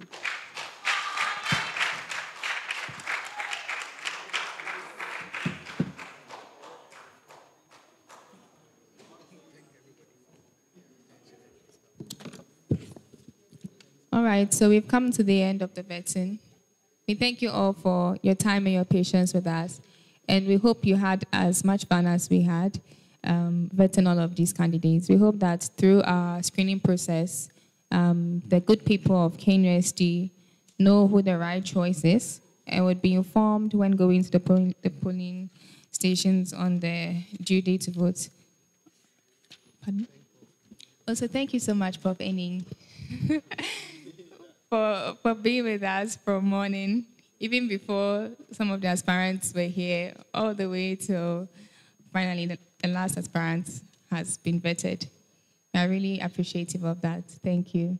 And to everyone, so thank you for showing up. Can we all clap for Prof. Enning? He has done so much in the background. You guys have no idea. Okay. There's also refreshments for everyone, so please don't be in a hurry to leave. We care about you, so. So there's refreshments outside too. You don't want them?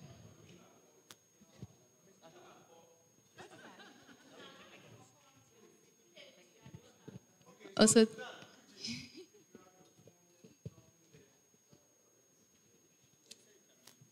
also, we would like to thank the head of security for ensuring that we were protected during this time and nothing happened and everything ended up on a good note. Thank you so much. Yeah, security is very tight today. And then also our good photographer and our media team. You guys were exceptional today. Shout out to you all.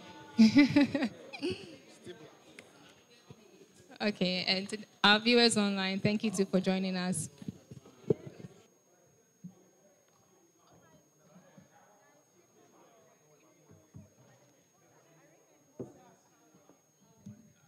And thank KNSC Gazette for joining us here. You are doing a great job.